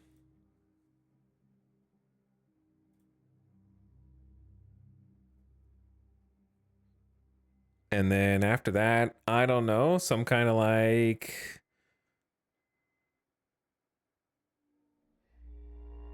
I guess we just need to see what he does. Like, on paper, he's really good.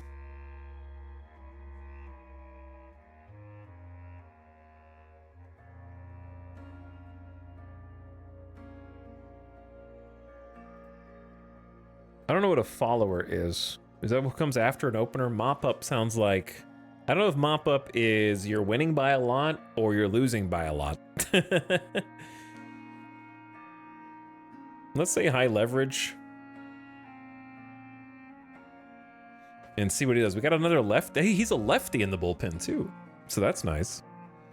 Sal Frank is supposed to be a left-handed specialist, but let's see his splits. No, he is. Yeah, he's got 1 ERA against lefties. 0.89 whip. Struggles against righties. Whereas Mantiply is better against righties, even though he throws left, but the whip is pretty low on both. I trust him implicitly. All right, we lost versus Houston. Very embarrassing. They beat us at Omnibus Park. Yainer Diaz went 3 for 4 with a home run, a double, and a walk. All right, so I know this is not real now. While adding 2 RBI and scoring once, Houston pitcher Zach Gallen got the win. Dustin May with the loss.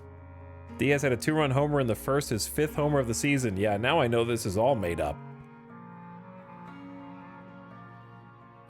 What a strange lineup for Houston. But I guess it's working for him. So May responsible for 5 earned, his worst outing of the season. After the 4 runs given up from Detroit. So sad. He had such a good run going too. Bachman also gave up 2 runs in 3 1/3 innings of relief. But I think that's fine.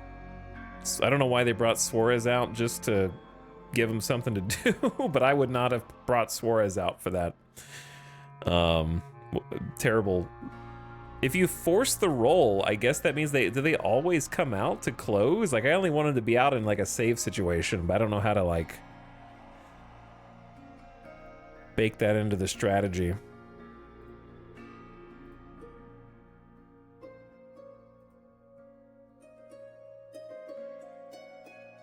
All right, anyway, rip. Proving the old adage, one man's trash is another man's treasure, the Invaders announced the acquisition of 35-year-old Mantiply from the D-backs in exchange for 30-year-old Ian Hamilton. Not the deal of the century, acknowledged the Invaders, but we think it'll improve the direction of both teams. Arizona retains a portion of Mantiply's contract. Hamilton has 2 saves in 16 relief appearances. He has an ERA of 5.71. Listen, if they think they can do something with him, then by all means. By all means, you know? Now I'm curious how our new guy is going to do. And also I want to see if there's any team chemistry updates on the home screen here. All right, we got rid of one bad relationship. I don't know why is there a way to tell who's having trouble with who? Foscue wasn't having problems with anybody until recently. So that's very interesting. Freeman has done his best to take control of the room. While the team hasn't necessarily been the best on the field, the clubhouse is holding it together. Freeman just leading from the bench somehow. We're not really winning anyway. We should give him some more starts. The problem is he just kind of isn't doing anything. Maybe I'll give him the starts against lefties.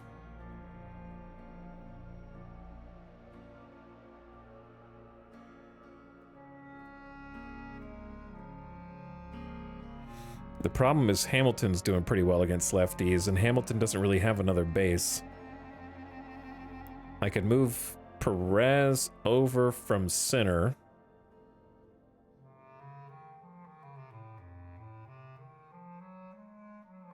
But are you really going to get rid of Stevenson and Mangum? Mangum's not doing that well. Like, come on.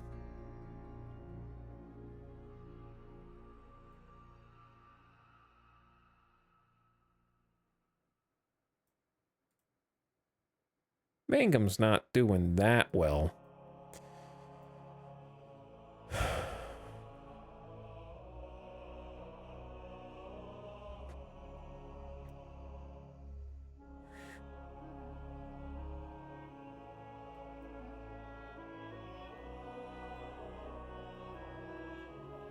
Make him a pinch hitter.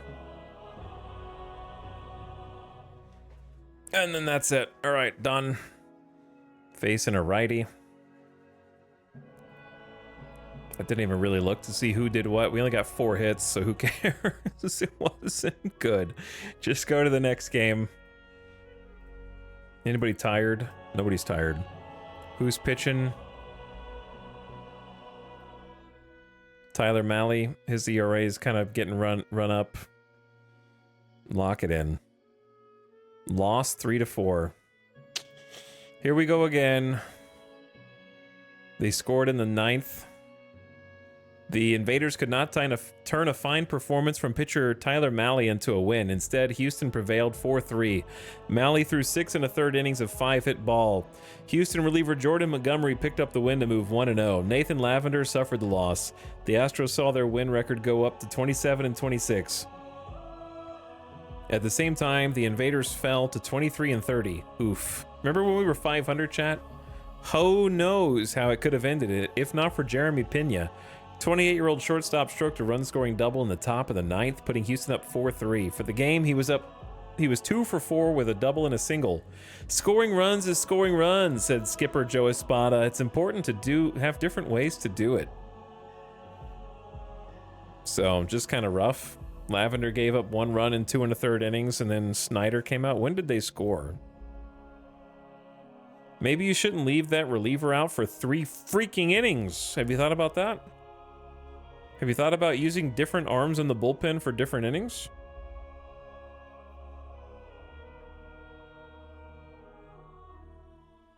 Instead of bringing Nathan Lavender out for 2 and almost 3 innings of work?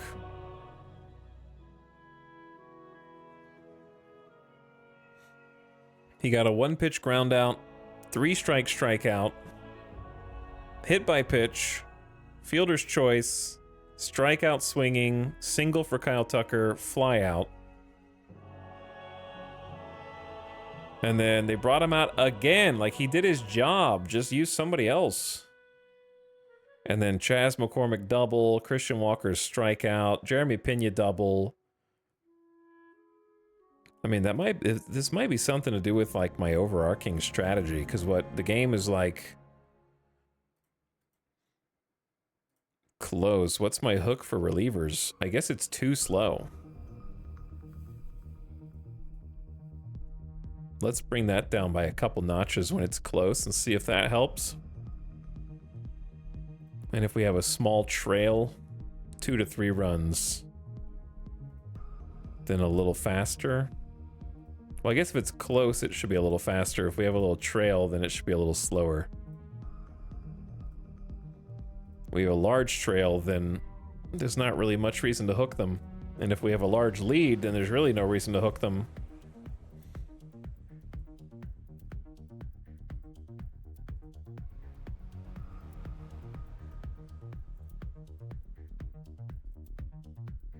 I think that might be on me for having the hook too slow. We'll try that and see if it's any better. I don't know. Winnable game. Winseal Perez diagnosed with a sore back. He's day-to-day for 1 day. American League All-Star voting update. Kyle Tucker is the top vote getter with 159,000 points. He should have been us, man. He should have been us.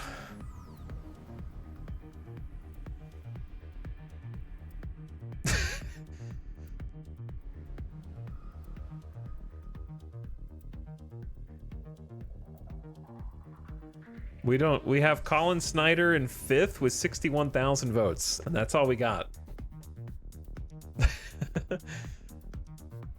Oakland Aztecs have Brent Rooker. How did they get Brent Rooker? They just pay him? Oh my god, they're paying him like $78 million. To be fair, he's hitting 304. Oh, that's the Aztecs. For some reason, I thought that was the other team. Everyone on the team is getting ignored.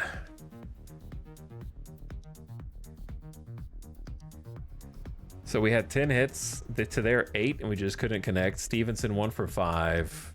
Perez 1 for 1. And then Ochoa came in to pinch run because of the injury. 2 for 5 Chang. 1 for 4 Foscue. 1 for 4 Marchand. 0 for 2 Flores with 2 walks. 1 for 4 Mangum. 2 for 4 Arenamo. 0 for 3 Alexander. And then David Hamilton with a pinch hit. Perez double, Arenamo double, Foscue double.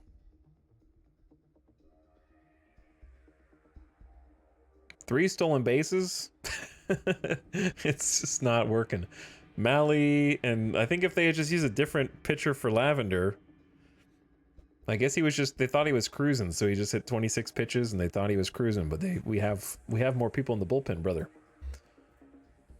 We have like 6 rested arms, dude. All right, whatever. You take it. Take the next one. Take the next one.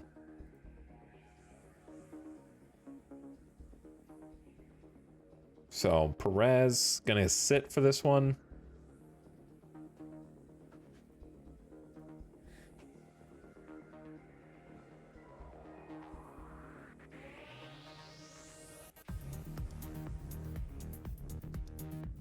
Bring in Ochoa.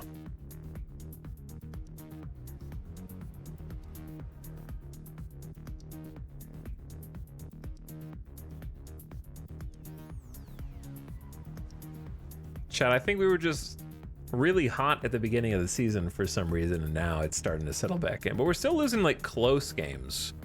They're not like awful losses, except for that 1-7. I don't know. Coping here. Lost 2-3. 7 hits to 5. We just can't score. Spencer Arrighetti rocked us. Did we just get swept by the Astros? The Astros benefited from a costly error in the top of the 4th. With Jeremy Pena at bat, the Las Vegas miscue allowed Houston to plate 1 and take the lead. Don't tell me it was Chang. It was actually our catcher with the error. My expansion team was like that too. Blasted off in the first place in the division and then lost like 20 games in a row. They were just riding the high of being on a new team. They were riding that high, dude. Listen, Foscue has been getting a couple hits here and there.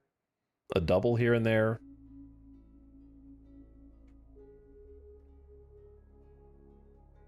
His OPS is still 733.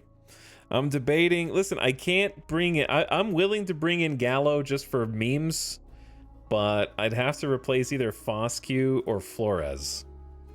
And I'm not replacing Flores. And Foscue still has a 733 OPS. Like he's not doing bad.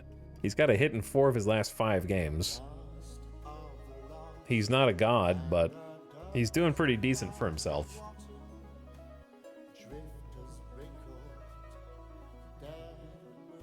So I don't know if he can play. I guess he could play a different base and then bring in Gallo at first. He could play second, I guess.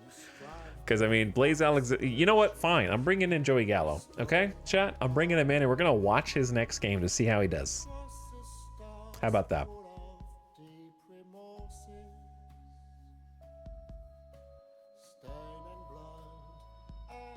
Blaze Alexander is about to get DFA'd. He's at 140 at bats. He's hitting 179 on the team.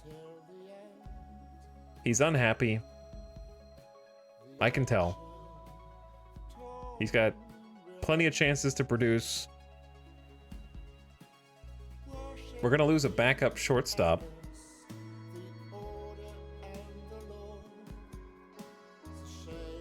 I gotta make the hard choice. You guys, if you want Gallo, you have to get rid of Blaze Alexander. Those are the rules.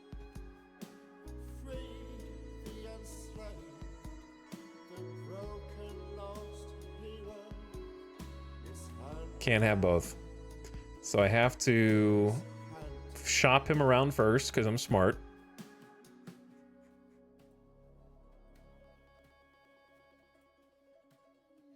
Shop play around, single player, all players. Fielding offers. They'll give me Jose Quintana.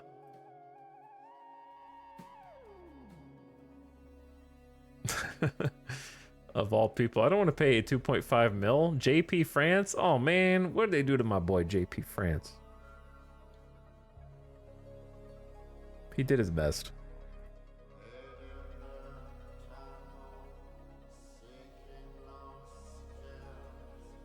Nothing crazy.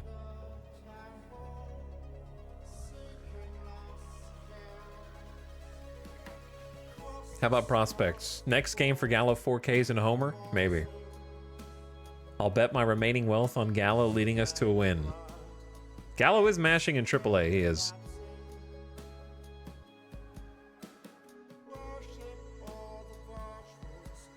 Alright, I'm just gonna DFA him. I don't want these trades.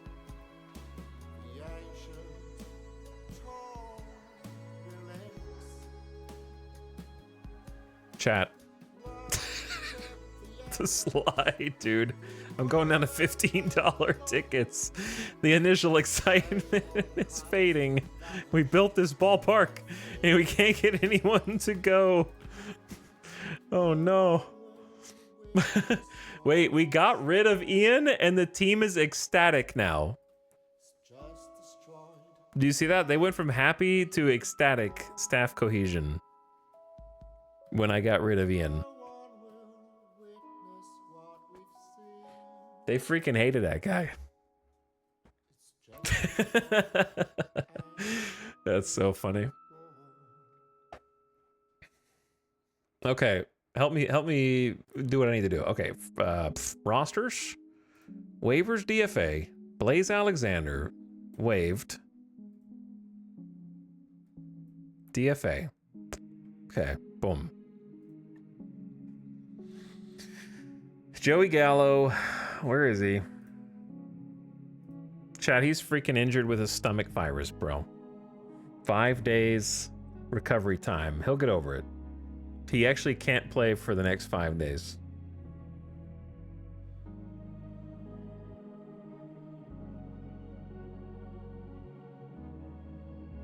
He's pooping out of his mind right now.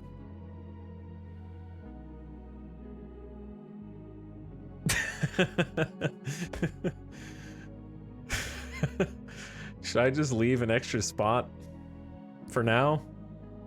I guess it doesn't matter. But I could leave that extra active roster spot in case something comes through on the waiver wire. But he's still trying to get rid of Max Muncy.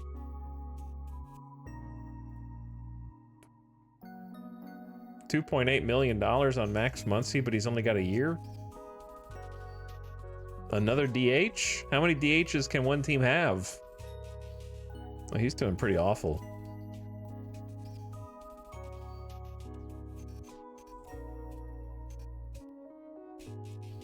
Shane Bieber.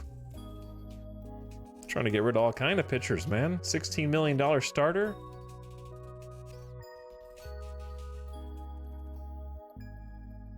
Center fielder Derek Hill. Tyler Stevenson still out here. Like, Tyler Stevenson would be crazy. The problem is that he's a free agent next year, so.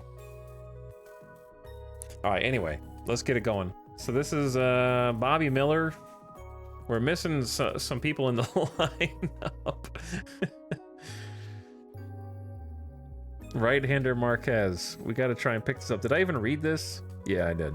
It was pretty sad. Luis Gil went 5 2/3, 2-run ball. Luis Medina went 3 scoreless innings. Again, we're only down by 1 run. Why are we getting relievers out there for 3 innings? I guess he was just dealing. He gave up 2 hits. I don't know. And then Snyder. We have so many arms that he brought Snyder out for 1 out.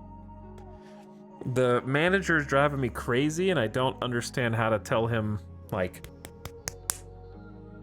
bring a closer out when you have this many arms, brother.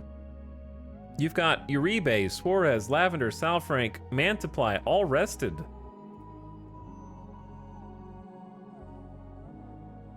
He likes just having a... Maybe he's playing pitching matchups. No, they're both righties. Justin Foscue was injured running the bases with that day-to-day strain.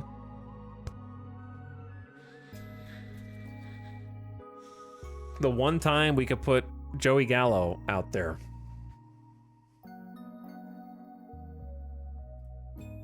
But yeah, I don't know how to tell him to just bring someone in for the 9th. And let them have a full inning themselves. And let them close the game. All right, whatever. So daily lineups, we got problems because Chang is tired. Cal Stevenson's tired.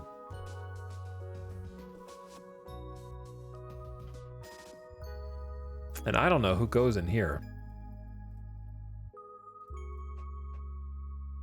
Because Foscue needs a day off. So we got 3 people who need a day off. Cal Stevenson, Foscue, and Chang.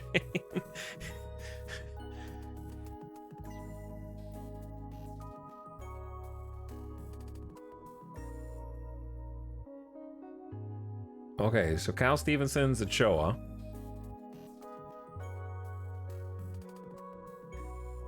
Get Ochoa in. Chang is Hamilton. Which doesn't make any sense. Yeah, he'll play second.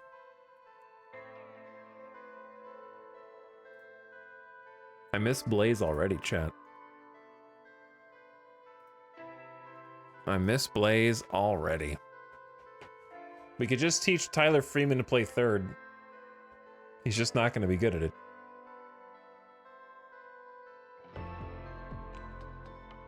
Let's just throw, you know, screw it. Let's throw Tyler Freeman in there. Oh wait, Arenamo's at third, but someone's got to play short. You play short. You play third. Ochoa plays center field. Mangum plays right. Perez plays left. They're like, what the hell is this scorecard, brother? That is a great question. And then DH, question mark. We're missing a couple people. Now, in real baseball, a guy can be a designated hitter and kind of still get rested because they don't have to play the field. But in this game, I remember last year trying to get people who were tired to DH, and they wouldn't get rested. So I don't know if that's changed.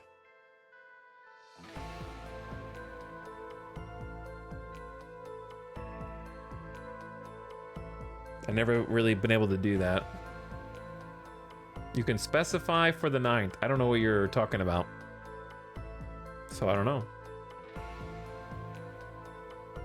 Oh wait, did I just tell Banfield to be the starting pitcher? How do I clear that? Okay, no. It's supposed to be Bobby Miller. Bobby Miller, there you go.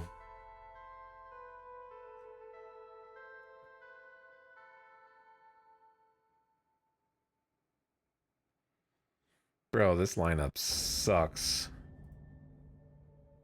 This lineup. This is the worst lineup we've ever made.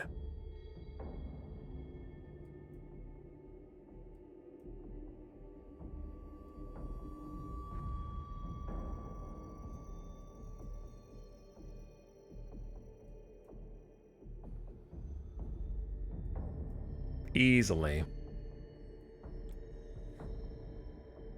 Easily the worst lineup we've ever made so far.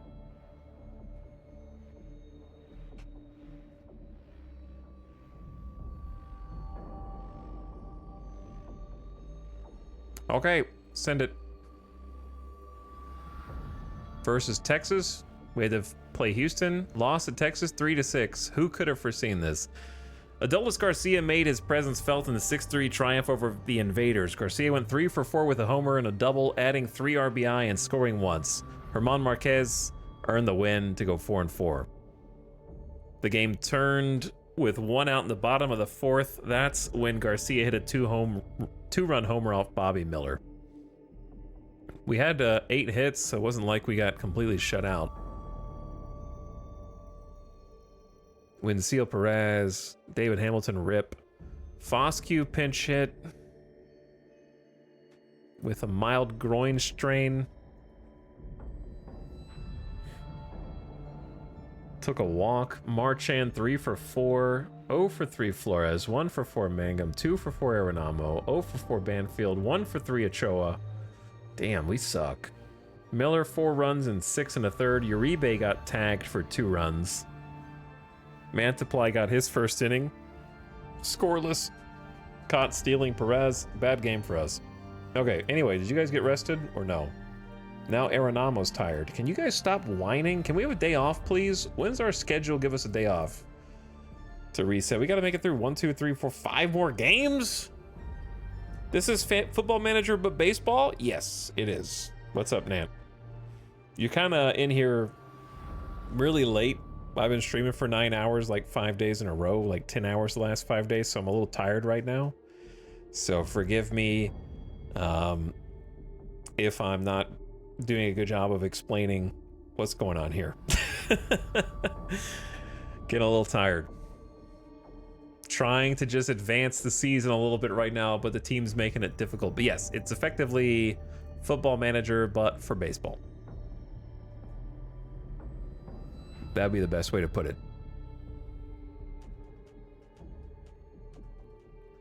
And what we did was we created an imaginary team, the Las Vegas Invaders, but we drafted real players. So all the players here are real, except for the young players that are generated to kind of fill in as the years go on. And so we took the worst quote-unquote players from the other teams in a draft. So we created another fictional team. The Portland Pioneers, who are 15 wins and 37 losses. They're having it even worse than us, but not by much. We're catching up to them. We're heading toward last place in the division now after a strong start. So we drafted from all the other teams, from players that they did not choose to protect, to create our team. And so we're in the 2026 fictional future season, trying to cobble together a dynasty, but it's hard. If we can just make it to July 11th, we get the amateur draft. That'll be fun because we have the 4th pick in that draft, so we should get a really interesting prospect to watch. So that'll be cool. And you can actually see the games like in Football Manager.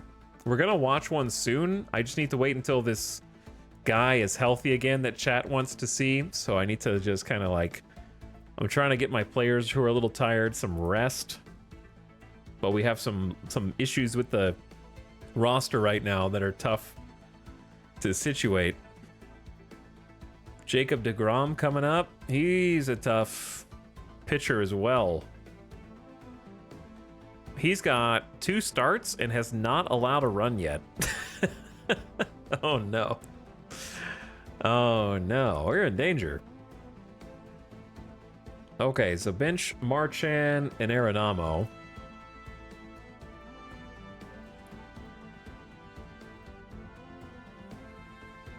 Get them a rest. Banfield at catcher.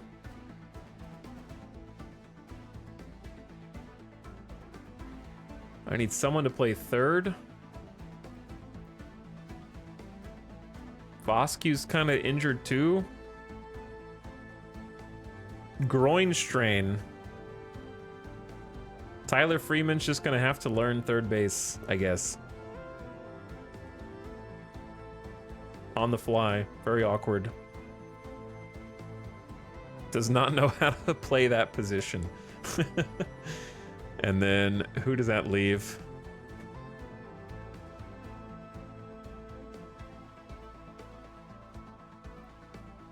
David Hamilton sucks against right-handed pitching for some reason, even though he's a lefty.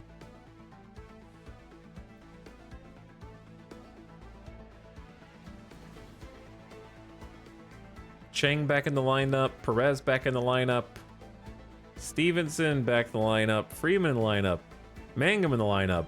I guess Ochoa.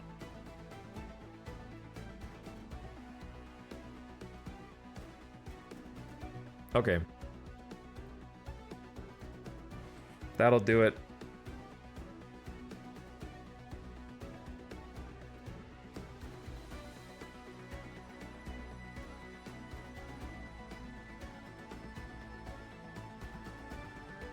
I thought this was Stellaris.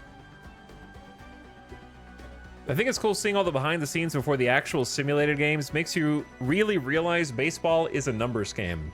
It is, yes. It's a numbers gambling game where all the players are pieces that you're gambling on.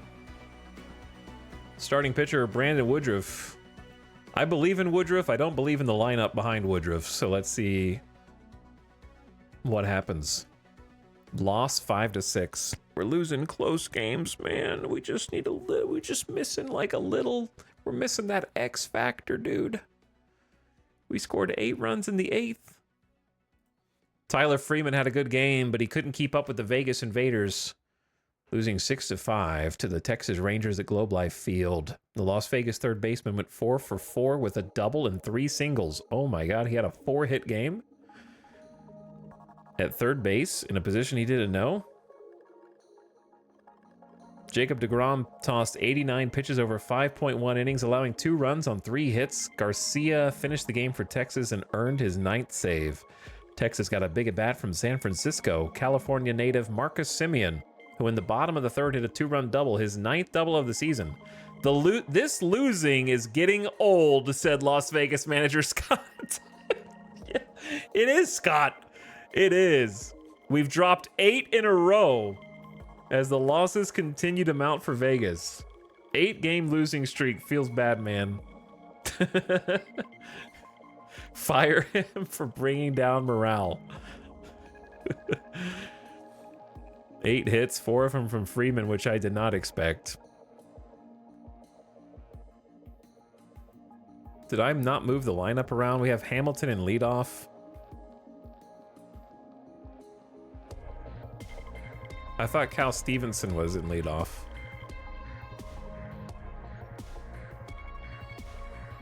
Flores with another homer, his 8th of the season. What a gamer. Woodruff made an error while pitching. 4 earned runs in 4 1/3 innings. Did not have a great game for himself, but the bullpen held it down and kept it close. Ochoa with another outfield assist, saving a run, or at least getting an extra out. Freeman and Foscue with doubles. This losing is getting old, he said. Yeah, we've lost 8 of our last 10 on an 8-game losing streak, currently the worst in the league. Worst losing streak in the league.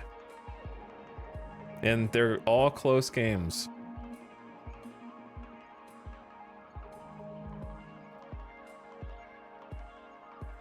Christian Scott was untouchable at Citi Field 2 days ago, displaying a good fastball and wicked breaking balls in the 3-0 win against the Cardinals, the defending World Series champions. The New York hurler did not allow a single hit, fanning 5, walking 2. This is great, he told reporters after the game. Every pitcher wants a no-hitter. I just wanted to win, but the no-hitter is icing on the cake. Fans are buzzing after Portland whipped the Philadelphia Phillies 14-1. Well, why can't we do 14-1? Jose Rodriguez smashed 3 home runs in the contest, a feat that would be a career highlight for most players and few fans ever see. In a tremendous performance, the shortstop bashed out 3 hits.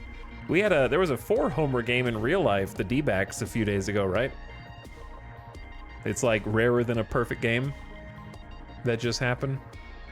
At the post-game press conference, Rodriguez said it was unbelievable to hit 3 homers in a game. Getting 1 special, 2's great, but 3, just wow. Came off of Aaron Nola. And then a 2-run homer off Taijuan Walker in the 4th. And then a 3-run homer off Corey Nebel in the 8th.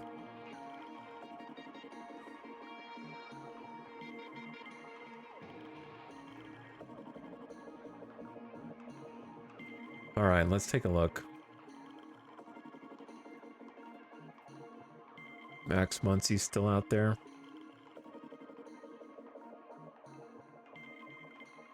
And they lost. Only the second time in modern baseball a 4-homer guy lost the game. So sad. So sad.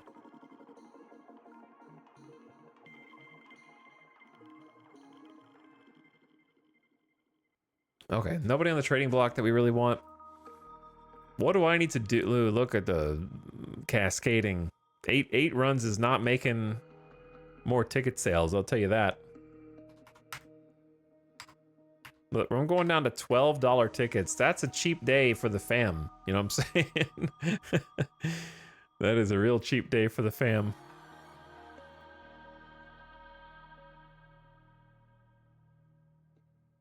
Clubhouse is relatively happy. They don't like Nathan Lavender or Justin Foscue. But Lavender's been pitching okay. I don't know why they don't like Foscue right now. And then I'm trying to get Joey Gallo in here, but he's still injured with his stomach virus. What I want is everyone to stop being tired so I can just field my normal stuff.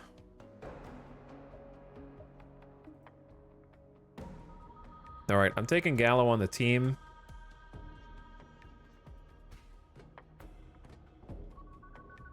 To prove that I'm serious. And then I need to change the music because I have no idea what's been playing.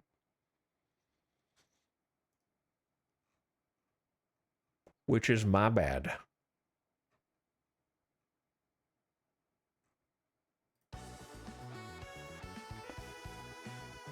Okay, who are we playing? Right-hander. So give me stats. We have to keep shifting these around. Let's do a quick lineup clear. Split versus righties. I don't want him to play while he's injured. He might get a worse injury. So we just have to play these games with a man down. I want Cal Stevenson lead off.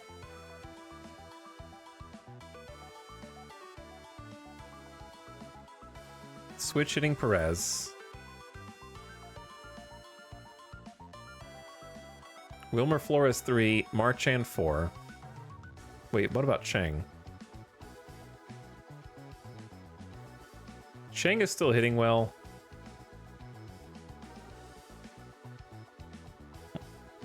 I'll move him to the 3. Stevenson, Perez, Chang, Flores, Marchand.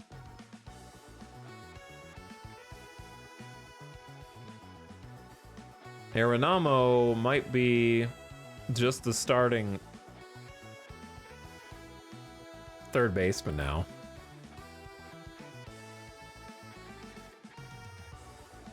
Now that Blaze is gone. Cal Stevenson in left. Perez in right.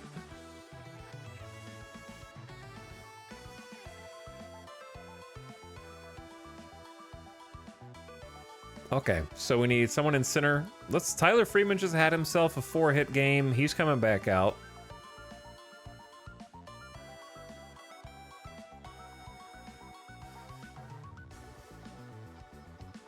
He could play second. Then Mangum. Someone needs to hit center.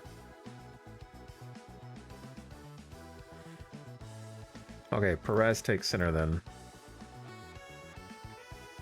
And then we need a first baseman because Foscue can't do it. All right, so Perez at first.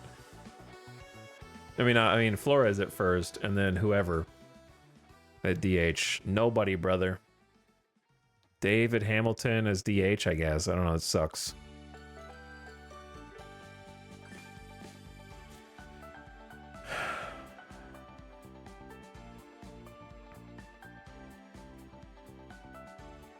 What's up, gamers? My younger brother's high school classmates are in this game. That's cool, Pie Jugger, but don't tell us who they are so you don't dox yourself. Okay. Foscue DH. That's pretty much it. Ochoa pinch runner.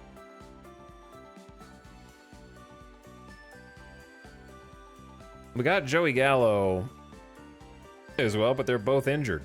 Their names start with J and they're both like injured right now. So is that a coincidence?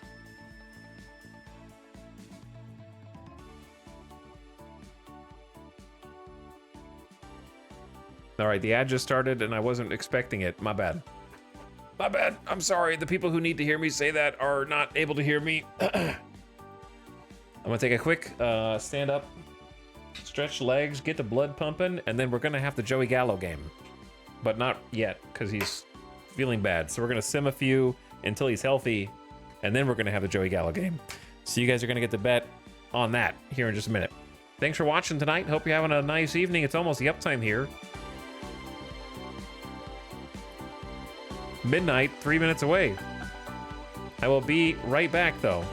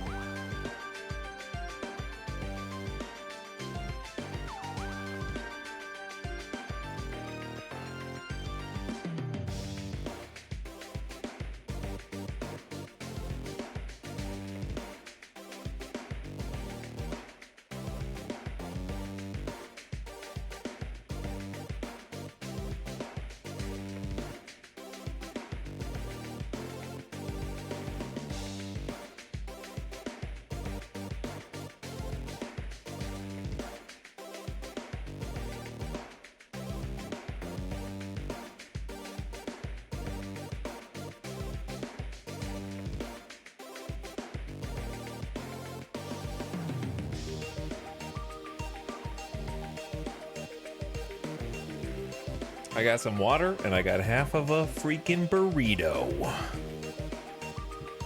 to get some late night energy.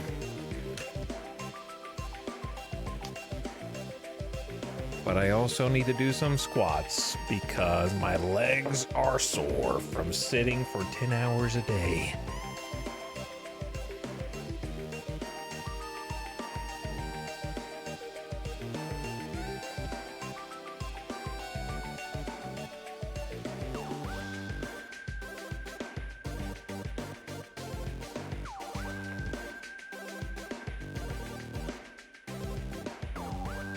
Okay, I did 10 squats.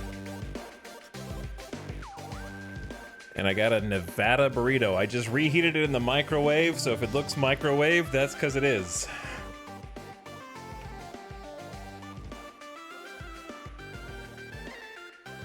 See if we can get it to focus. Nevada burrito is French fries, carne asada, cheese, and then I want to say that there might be sour cream and guac.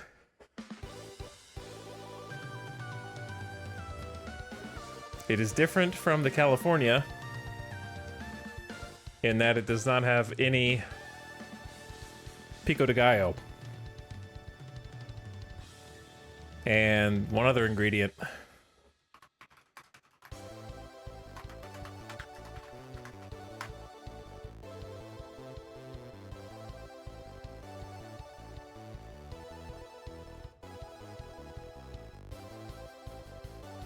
Okay, there's no guac. I think it's just the French fries, sour cream, and cheese.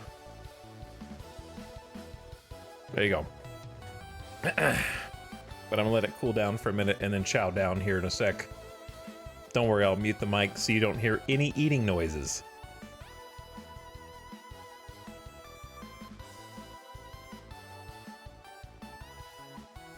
What was I doing? Playing the game versus the Rangers? Were we ready to sim it? No, maybe? Yes. I got the lineup. Pace lineup.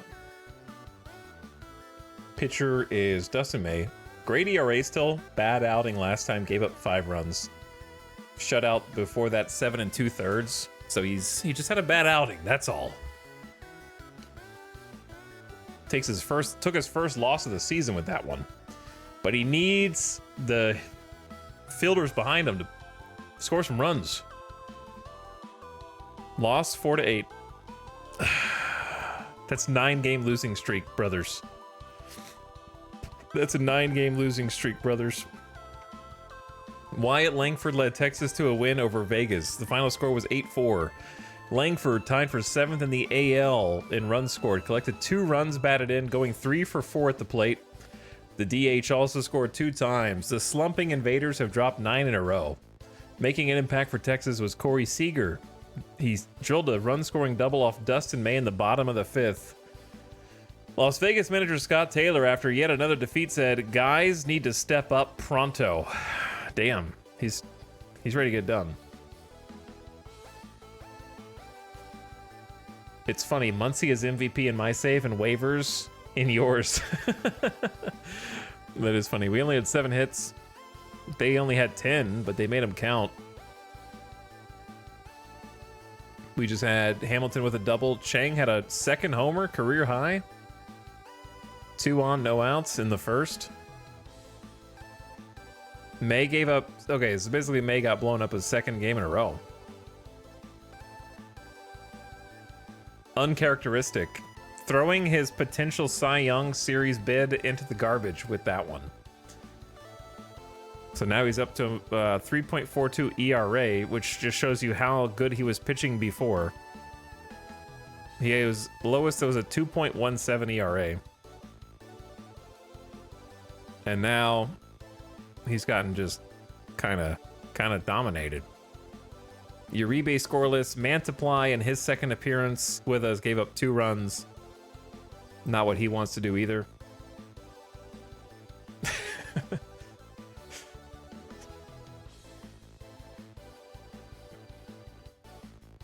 The thing is, our bullpen's not much better, so... When did they score? 5th and 6th? So May came back out. Solo homer, base on balls. Single pitching change. I don't think that's fine. You gotta trust your guy a little bit. I was out for a walk and I literally laughed out loud when we made space for Joey Gallo only for him to have the runs. Wrong kind of runs, Gallo. God.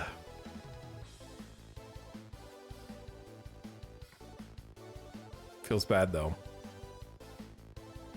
Stevenson 2 for 4. Are we winning? No, we lost 9 in a row now. Not winning at all. We haven't won in forever, it feels like. 2 for 4 Stevenson, 2 for 4 Perez, 1 for 4 Chang. So production at the front, like I wanted. Flores, 0 for Marchand, 0 for Arenamo, 1. 1 walk in the game, that's it. Hamilton, 1 for 2 with a walk. Team sucks! This team sucks! The waiver wire will save us.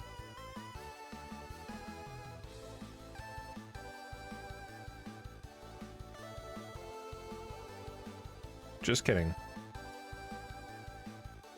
The trading block will save us. Just kidding. They're trying to get rid of Lourdes Gurriel Jr. He's hitting 333 this season, but that's got to be a hot streak.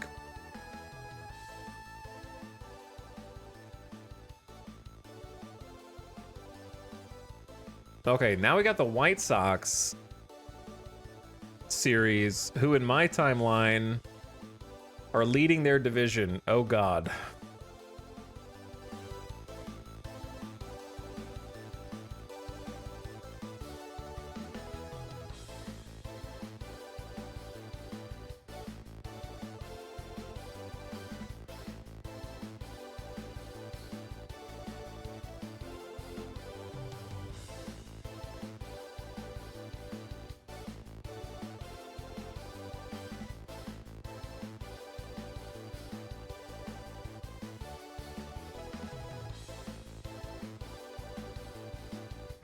Okay, well,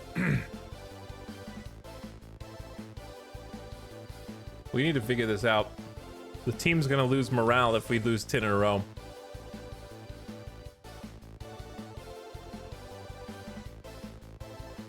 Joe Mantiply is 4th in the league. In what?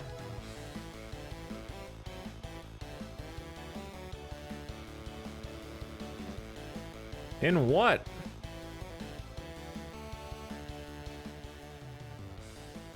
How is Robert Suarez 28th? With 12 saves. Why is Seattle winning the division? Well, I mean, they went to the World Series last year in the game, so that's probably why.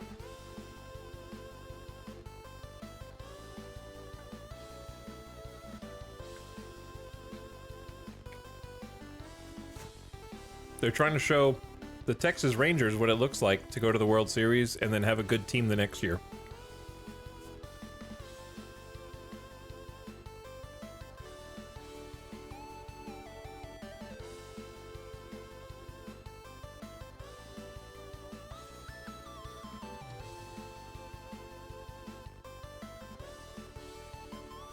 Why must you wound me like that?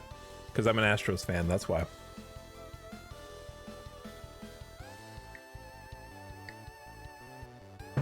Okay. Anyway.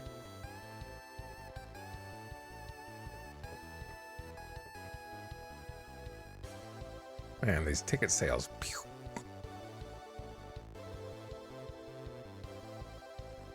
What am I doing? Chat, what am I doing? We just throw in a definition of insanity at the wall? Is that what we're doing?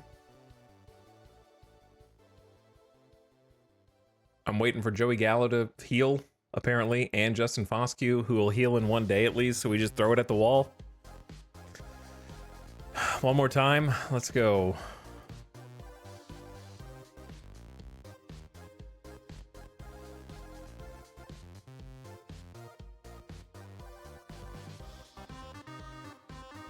And Tyler Malley gets the start. He has also been struggling a little, not struggling. These are some good starts, but he gave up 9 runs to Tampa in April, but he kind of dialed it back in since.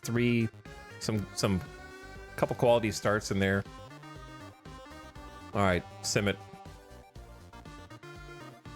Win at Chicago, 10-5. We broke the lose streak. We did not lose 10 in a row. We did not lose, and we had a high-scoring game. Jake Mangum was a vital contributor to the 10-5 Vegas victory over Chicago. The Invaders right fielder went 3 for 4 with a double and 2 singles, scoring 2, driving in 3. They bring their record up to 24-34.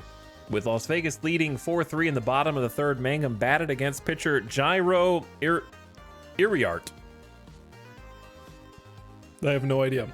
Mangum hit a slider to left center for a 2-run double, his 6th double of the season, putting the Invaders on top 6-3.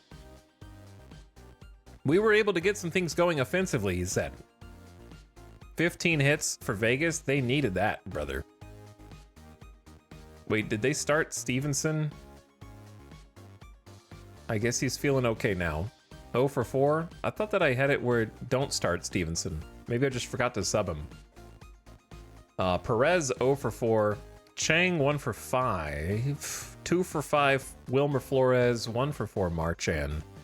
3 for 4 Jake Arenamo. Oh, not Jake Jotter, and Jake Mangum was also 3 for 4. Both of the Jays currently in the lineup carry the team, 5 RBIs between them with 3 hit games, and a 3-hit game for Tyler Freeman. Is he heating up, chat? He had a 4-hit game. Now he's got a 3-hit game. Is he heating up? Hamilton with a 2-hit. Mangum, Chang doubles. Arenama with a triple. Flores hit into a double play. Hamilton had a sac fly. Freeman with a stolen base. We were up big and the manager decided to throw in a pinch hitter. But why? Malley got tagged for 5 runs. Not a quality start, but Lavender and Bachman combined for the last 3 innings. Good for you.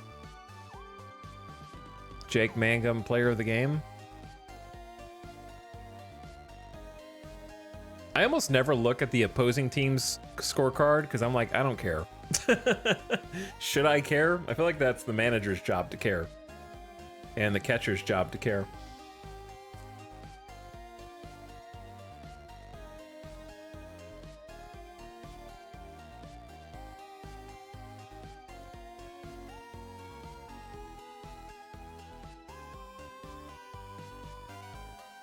Why does the starting line have 3 and 2 Ks?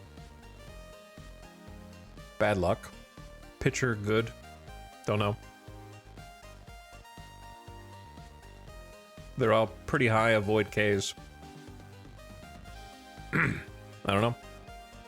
Didn't see the ball out of the hands. We got 8 runs on their starter, and then they had to go to the bullpen early, so that's good for the rest of the series. That means they're going to be tired because they had to go through 1, 2, 3, 4 relievers to get out of it. This dude's got high potential, but he's just not got it together. Good. How's the burrito? Really good, honestly. There's some great burritos in Vegas. Mangum was injured running the bases day to day with a sore Achilles. The minor injuries keep pouring. Roman Anthony of the Red Sox relied on a sharp eye and a quick bat to outpace AL hitters this week. Player of the week. Hitting .346 with 5 homers in the week. Good grief. Brandon Lau was the NL player of the week. 11 hits, 4 homers. Team power rankings were 28th, but not last. Jeff McNeil forced into retirement as he gets a career-ending injury. He's going to give up baseball with a broken hand, too severe to continue as a player. He told reporters he hopes to remain in some capacity in the org.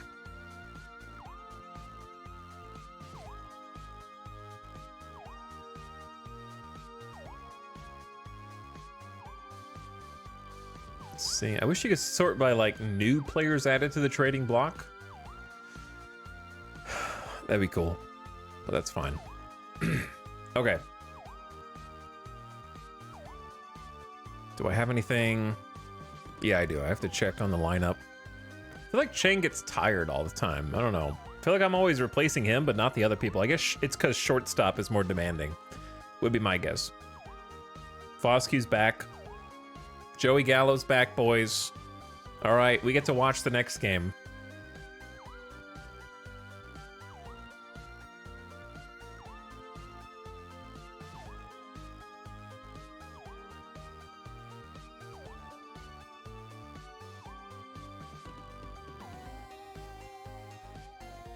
Jonathan Cannon will be the opposing pitcher, 25-year-old.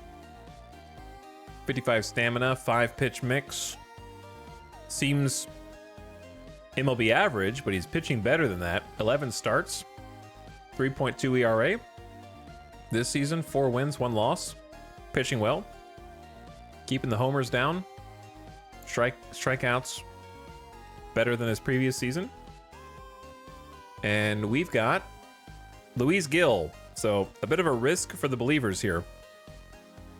Because similarly, kind of MLB average, worse ERA, giving up a few more homers, more walks, but he's got more strikeouts. So, bit of a difficult one to gamble on. Will the Invaders win or lose this game? You got 5 minutes to decide. This one featuring Joey Gallo by popular demand. So this is a righty. So let me fix the righties. How's Joey Gallo's splits? Oh yeah, he's hitting both very well, but that's also AAA. So I gotta rework. I gotta rework this a little bit. Cal Stevenson leadoff.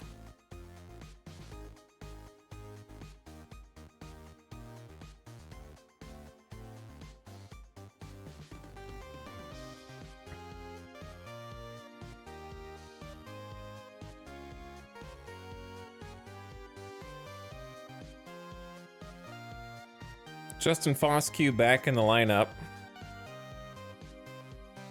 Let's have Chang. Actually,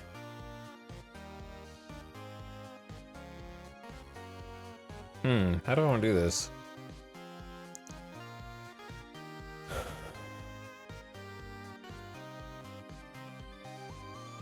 I would say Foscue in the cleanup spot. And then Joey Gallo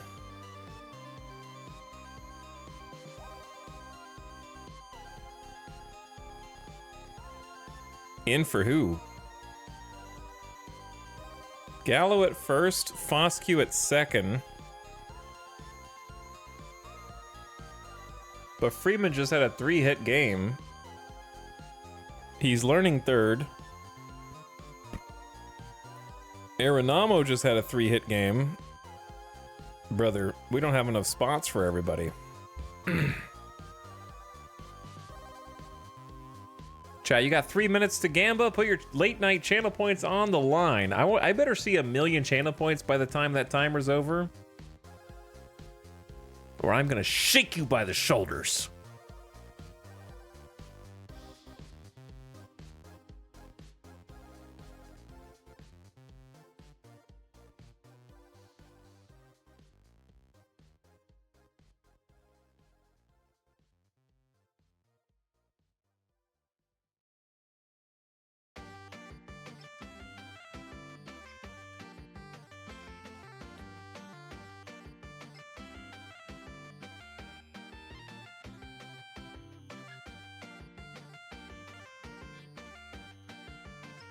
Arenamo has been hitting well recently.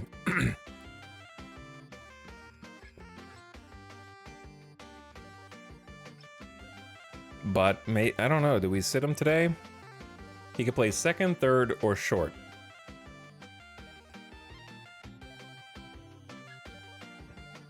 I'm just gonna give Chang the day off. That solves it. That solves it. So Arenamo can play short.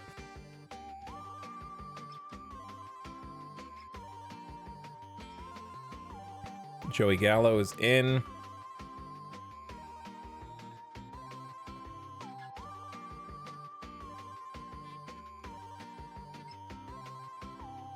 We'll have Gallo in the cleanup spot, followed by Marchand, Arenamo,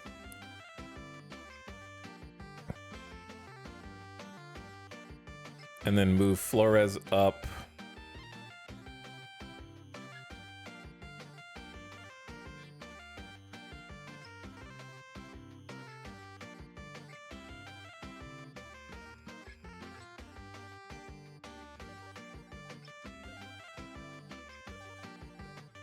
Freeman in the 9 spot.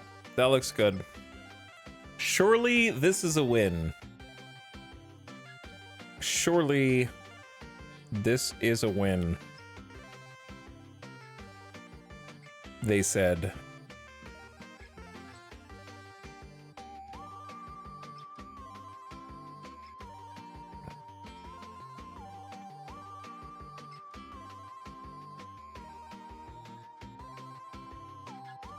All right, time's almost up. Put your channel points in or forever hold your peace.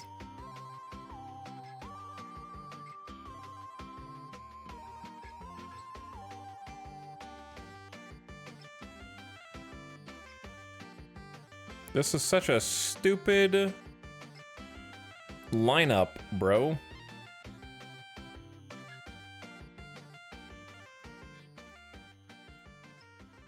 This is such a dumb lineup, seriously. Okay, Cal Stevenson leadoff, Winseal Perez, Justin Foscue, Joey Gallo, Rafael Marchand, Arenamo, Flores, Mangum, Freeman. All right, but that's the one that makes the most sense to me.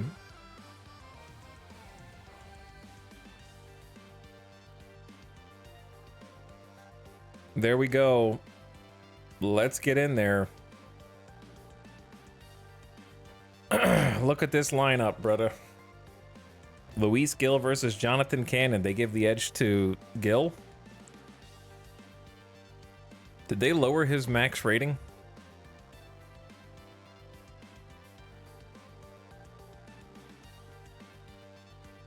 May 2026, overall and potential rating drops to 45. You hate to see it. I've never heard good news. I've only heard that all my players suck more than I think they do.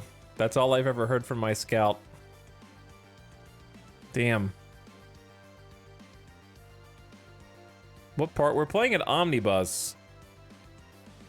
We have center field close, supposedly. Did it actually work?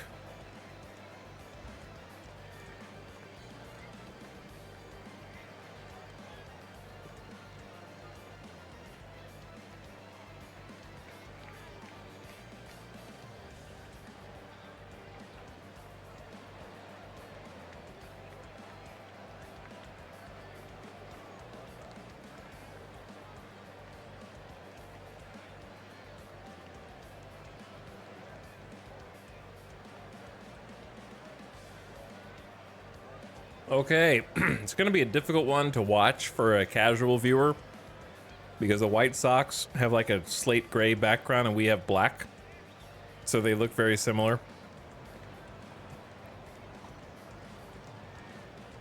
We'll see if the camera works. We're up to pitch first. We're at home. Luis Gil takes the mound. In his last outing, he gave up 2 runs in 5 2/3. Before that, 3 runs in 5 1/3.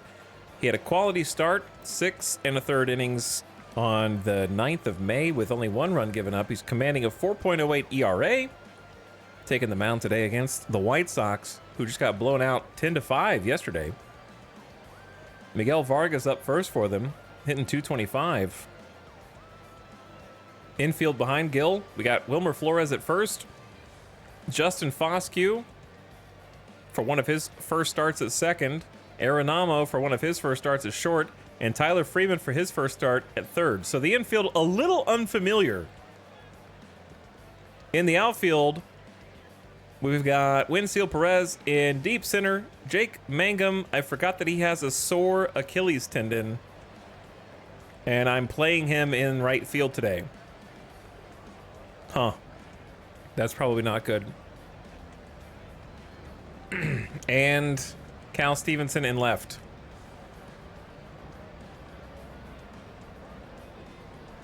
Who's the substitution in right? Ochoa? Yeah, well, my bad. Let's hope no one hits a ball his way. According to your roster, you have a DH playing first, a first base playing second, and a center field playing third. Shh.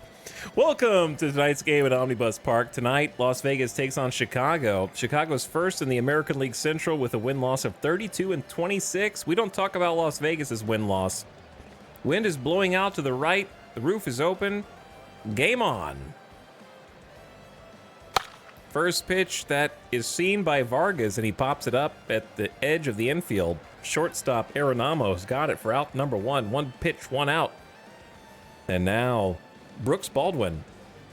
Your ads running text is up. Your chat, shut up. Okay? You guys are your camera's in the bottom left. Your ad text is up. Wah.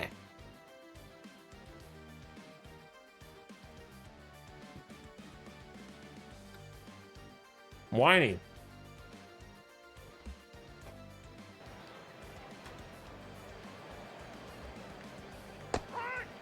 Sorry, I mean the burrito. That's a strikeout.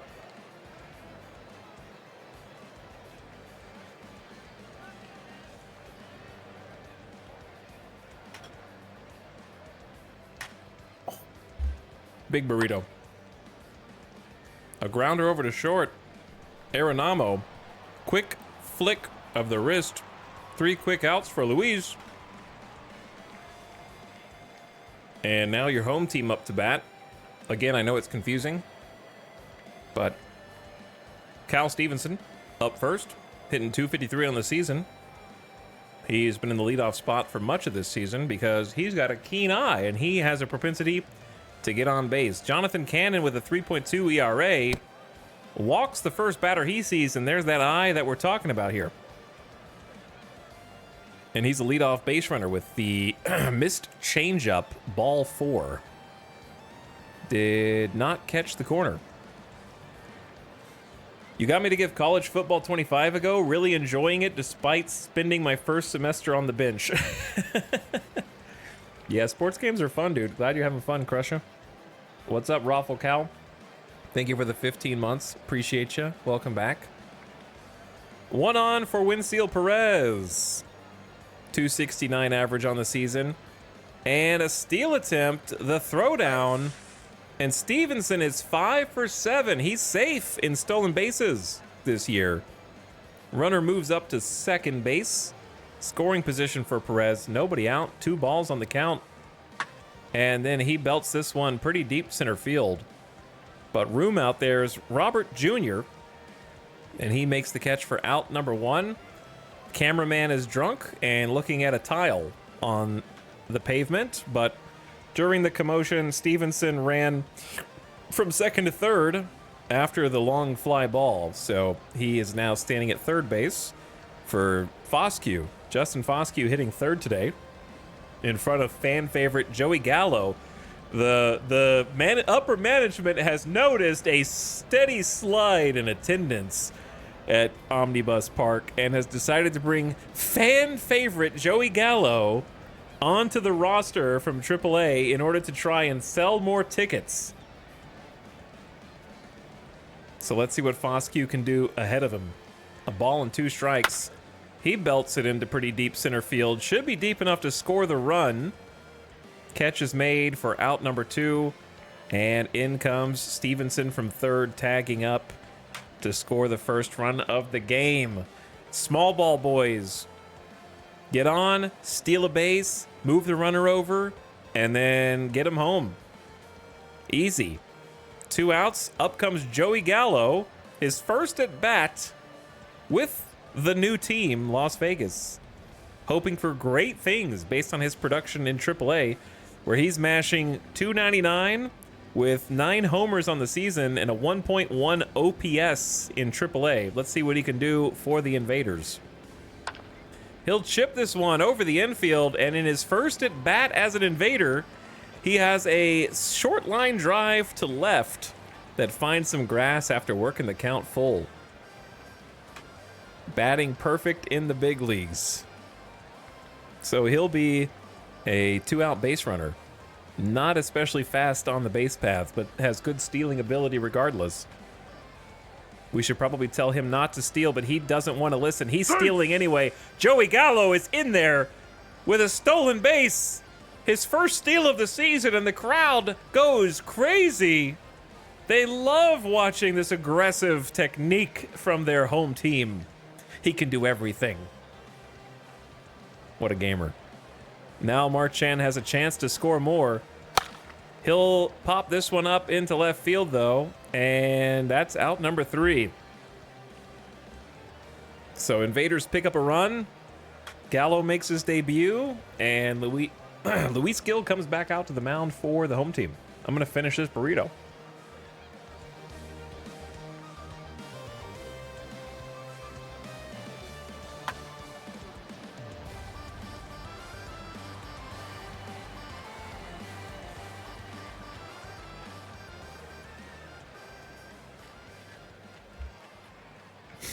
I'm starting to see why copying the camera doesn't work.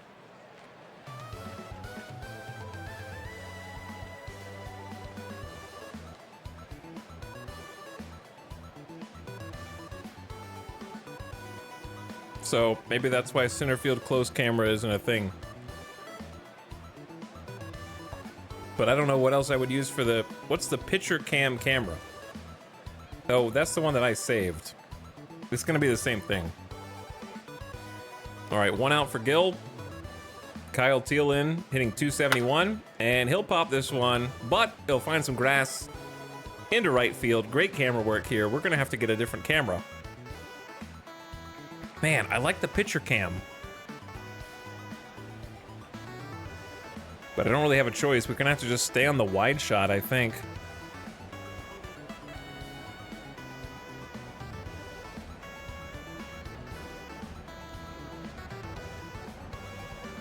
To see what's happening. It's just very annoying.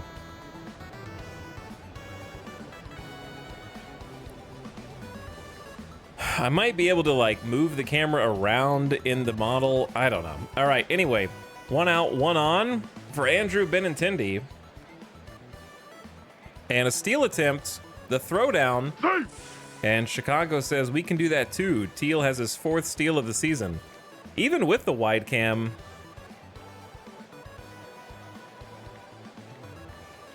it's still going to the tile, which I don't think it was before, was it? Is that not the action cam that's wonky? The action cam is the wide camera. Maybe. So if we do center field close.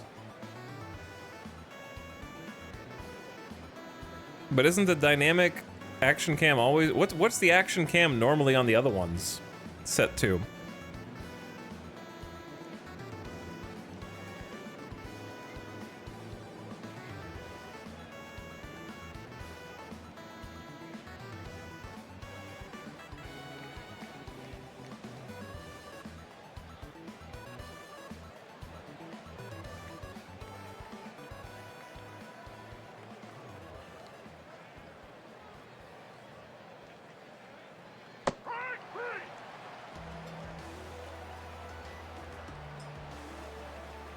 That's a strikeout. 2 outs, runner at second for Jace Avina. Career 190 hitter in 174 at bats. And he will take a walk. So a runner on first and second for Jake Bowers. Bowers has 11 homers on the season, hitting out of the 8th spot for Chicago tonight. This one will go past the first baseman's outstretched glove into right field. They get the ball back in. Long throw, but the runner will score at home, play at third, and he's out. So while the run scores at home, A strong throw from the relay man takes advantage of the runner trying to stretch to third. And we can watch that one again.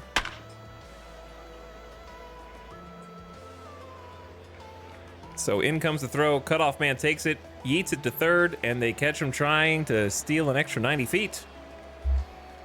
So 1 run ties up the game for Chicago with the Jake Bauer single. And now Jade Aranama, Wilmer Flores, and Jake Mangum out to hit for the bottom of the second. Deep fly ball on 3 balls and 1 strike for out number 1. That'll set down Aranamo. Now Flores. He belts it into deep center field as well. Center fielder staying busy, out number 2. And now Jake Mangum. He puts it in play, back against the wall. Quick relay over to first, out number 3. Yeah, I don't know what to do with that camera, to be honest. But it is what it is. 3 up, 3 down. Game still tied. Luis Gil back out against the 9-hole hitter, Andre Lipsius. Andre Lipsius with a leadoff single on a 2-1 count. All right, we got to do something with that. Action view cam.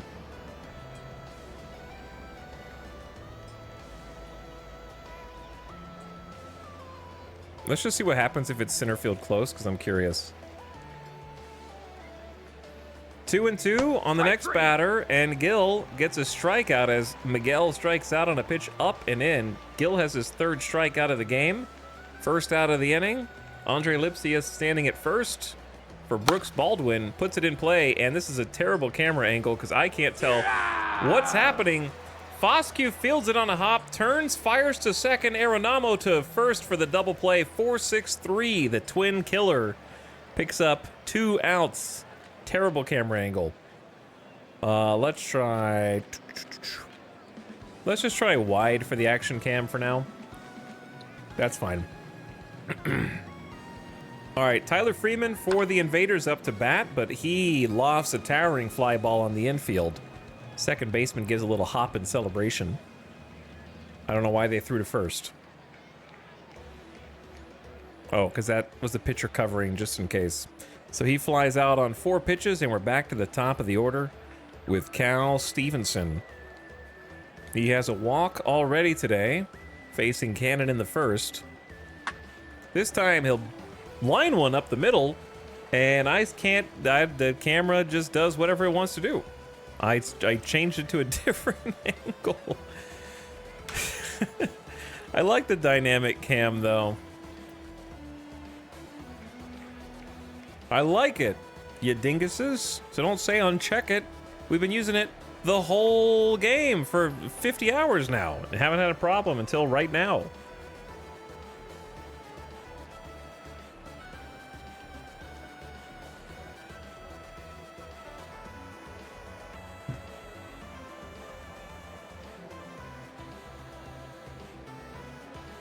It seems like the dynamic cam overwrites the wide cam.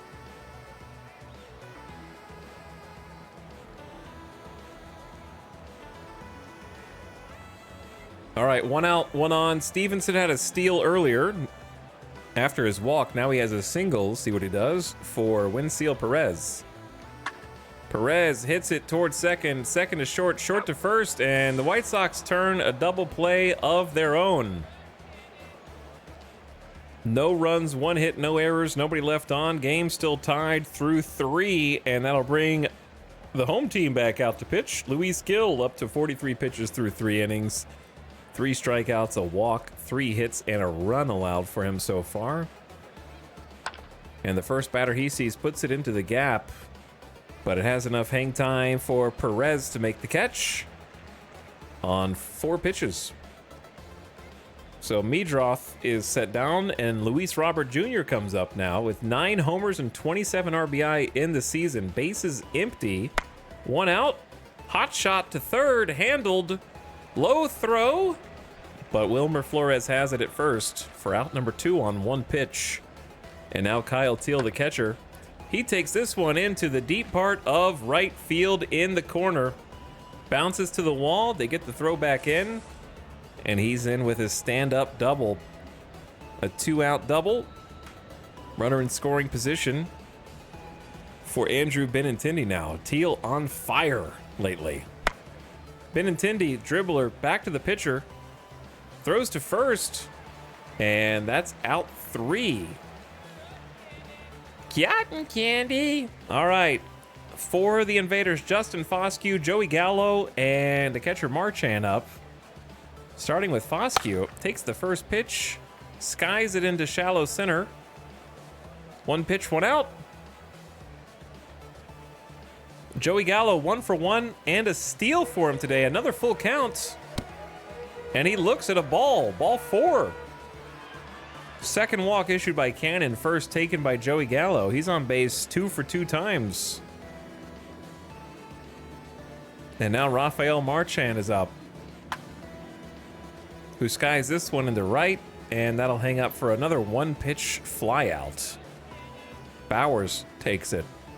2 outs quickly, and now it's Jodar Arenamo's turn. 1 pitch, and he puts this one into play. A lot of first pitch swings, aggressive, but it goes down for a hit. Gallo around second. He's safe at third. So Arenamo with the single moves the runner to third, and now they're at the corners with 2 outs for Wilmer Flores. Flores had 2 hits in the game yesterday.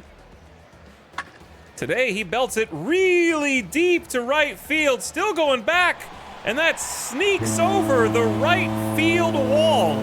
Home run for Flores, a 3-run round tripper.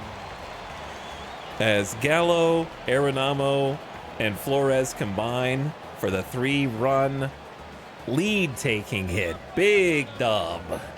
Big dub. But the home crowd's got something to cheer about now. The 4th hit of the game, and now Jake Mangum has the bases clear for... Let's actually watch that one again, I say. 98.1 miles per hour off the bat. It squeaks over the wall. A little English on it. Spins it around that curved part of the right field wall. Flores goes deep for the 9th time this season. He has over twice as many homers as he did with San Francisco last year in 195 at-bats compared to his 164 this year. So he has figured out the long ball, and it's working for him. And now Mangum up 2 balls and 2 strikes. Strike 3. And he'll strike out. But 3 runs come across on the homer. And the home crowd is pleased about that. So now, bottom of the order for the White Sox up. Luis Gil for his 5th inning. 54 pitches in. 2 strikes on Jay Savina. In play, first baseman bobbles it, botches it. Wilmer Flores with an error. Playing first base does have its drawbacks when you're not an everyday first baseman, doesn't it? Turns out having a defensive first baseman is important. Isn't it? And now Jake Bauers back up 1 for 1 with an RBI. Scored the White Sox only run so far today. A steal attempt. And I'm starting to think that we've overthrown it at second and the runner will advance on the error. Marchand's 3rd error of the year at catcher.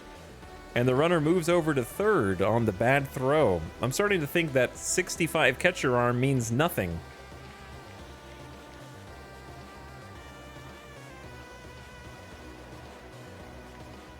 How do you see how many steal attempts there have been on this catcher and how many they've thrown out? Arm 0. I'm assuming that arm 0 is bad.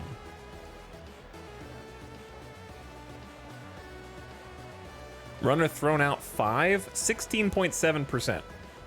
He's at 16.7%. That doesn't seem great. They do be stealing on him. Avina not even that fast, but has good stealing ability. All right, runner at third, nobody out for Jake Bauers. But 2 strikes on him now. Strike 3. And he swings and misses. Strike 3, misses the high-octane 101 mile per hour fastball. Gill gets the cheese on the corner. And now it's Andre Lipsius, 1 for 1 today. He waits on ball 4 and gets the free pass to first. Runners at the corners now. Only one out for the top of the order, Miguel Vargas. In first pitch at bats, he's hitting 250 on the first pitch. This time he slaps it into left. It bounces on a hop in front of the left fielder. And that's going to be a loud single to score the run from third. So the White Sox get one back. And now there's runners on first and second. Still only one out as Luis Gil gives up his second run of the game. Strike 3. But he comes back and strikes out Brooks Baldwin for out number 2. On 4 pitches, 4 straight sliders, just straight challenging him to hit, and he couldn't catch up to it. Strike 3. And then strikes out Meadroth. Digging in the well, getting angry, channeling that rage, getting back-to-back punchies.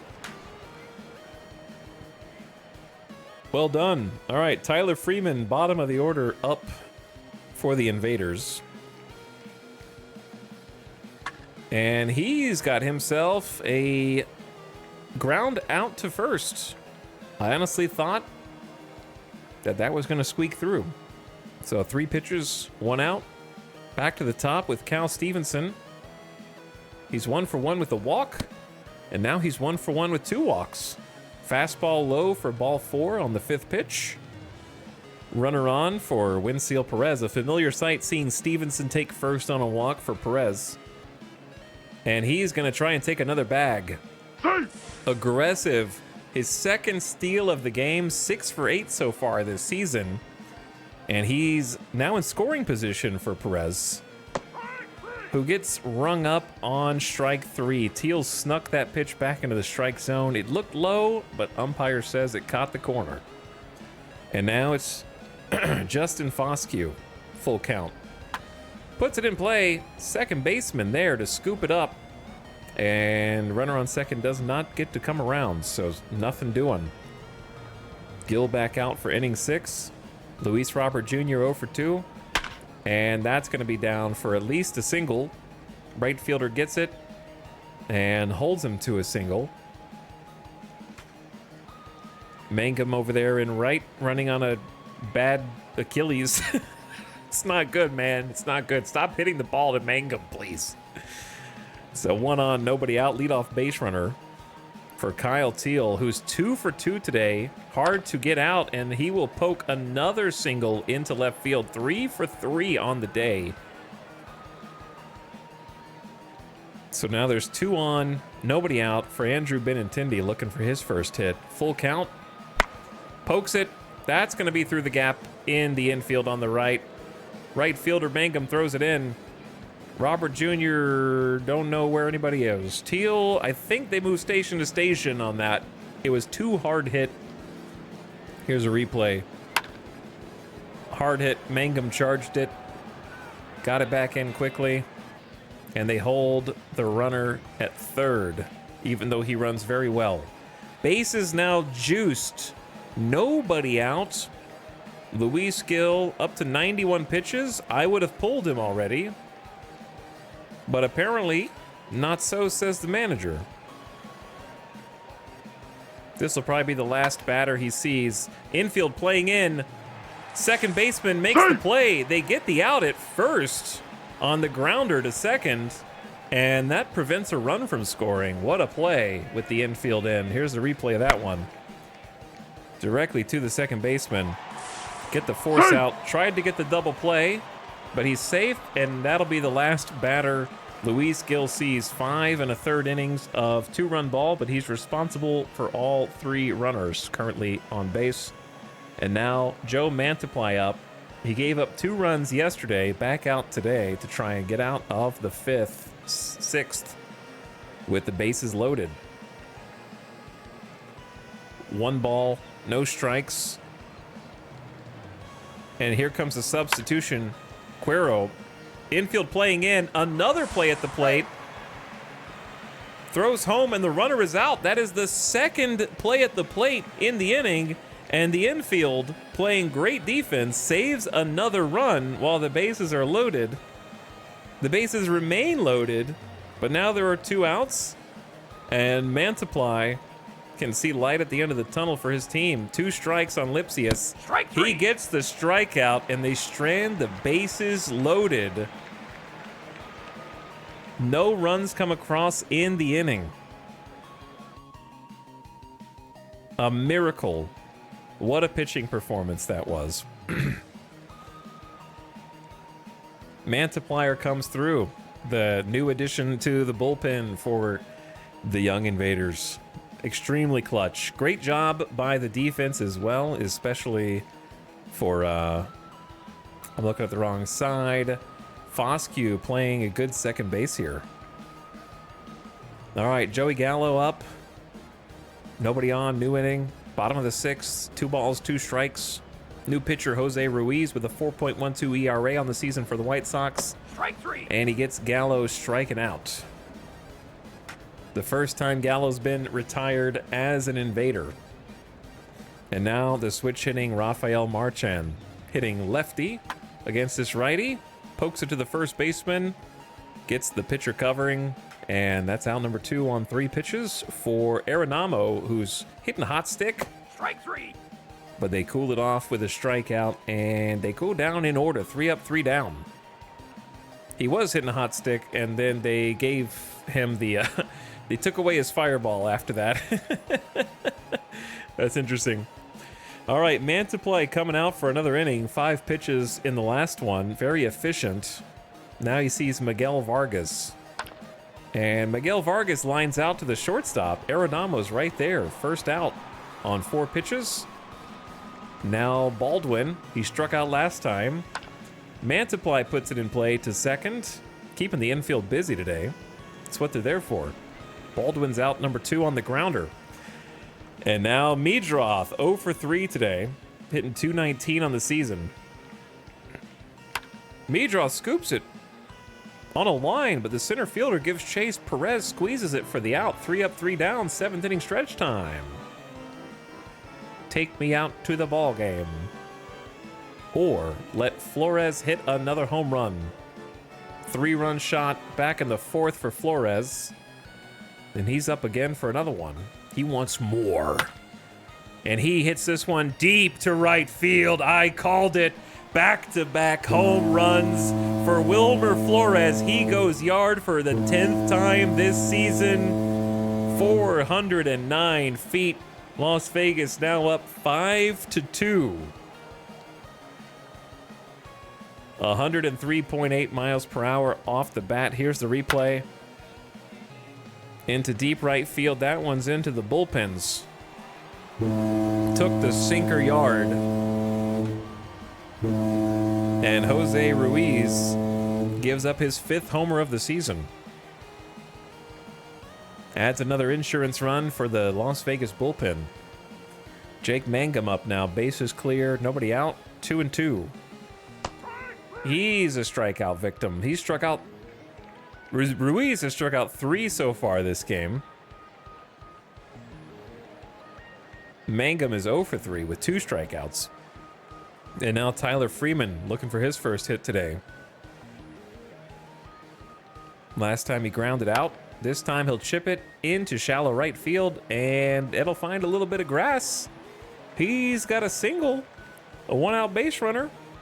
Takes advantage of the slider on the corner, and a new pitcher in for the White Sox. Fry coming in with a 9.3 ERA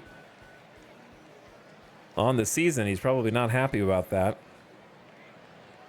First big league career debut. Made 11 appearances, given up 8 earned runs. Lots of walks, 4.7 walks per 9. And now he's dealing with Cal Stevenson with the speedy Freeman on base. And that smoked past the first baseman on the line. Too hot to handle. And that'll move the runner over to second. So runners on first and second on the hit with only 1 out. Took the sinker into right. And now Winfield Perez 0 for 3 looking for his first hit. He lofts it into shallow right field. And is out number 2. So now it's down to Justin Foscue. He's got a run today, or RBI, but no hits. This time he slaps it to third. Third baseman takes it to the bag himself, and out number 3. But the Flores, second home run of the game. He's got 4 runs batted in so far this game. They can't stop him. New pitcher for the Invaders, Colin Snyder. 1.54 ERA on the season, has not given up an earned run in his last 5+ appearances, though he hasn't pitched a full inning. Well, actually, hold on. Let me see his history.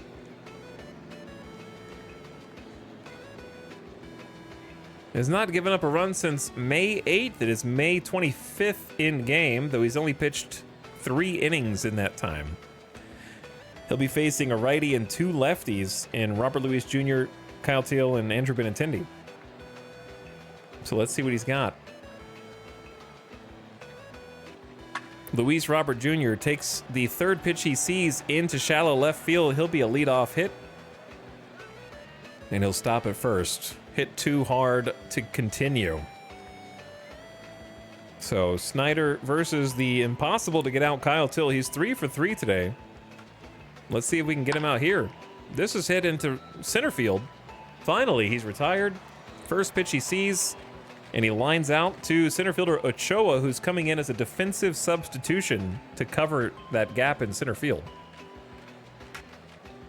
Strike 3. Full count on Andrew Benintendi, and he pumps a 97-mile-an-hour fastball past him for the strikeout. 2 outs on the inning, runner on first, full count on Jay Savina, and gets back-to-back punch-outs. Snyder rings him up, nothing on the base hit for Chicago. And Vegas has a chance to tack on some more insurance runs with Joey Gallo here. 1-1 is the count. And that smoked deep to right field. Another deep fly for the Invaders. Looking for a crowd reaction. That's Joey Gallo's first homer of the season. The fans are going wild. The Invaders increase their lead to 6-2. Chat's going, I told you so. Oh, that's so funny. Gallo jerseys for sale. I like to think that there are no jerseys for sale except for like Dustin May. There's only like Dustin May jerseys. If they make any more jerseys, they're gonna have to retire them the second I trade whoever it is, or like send them to AAA.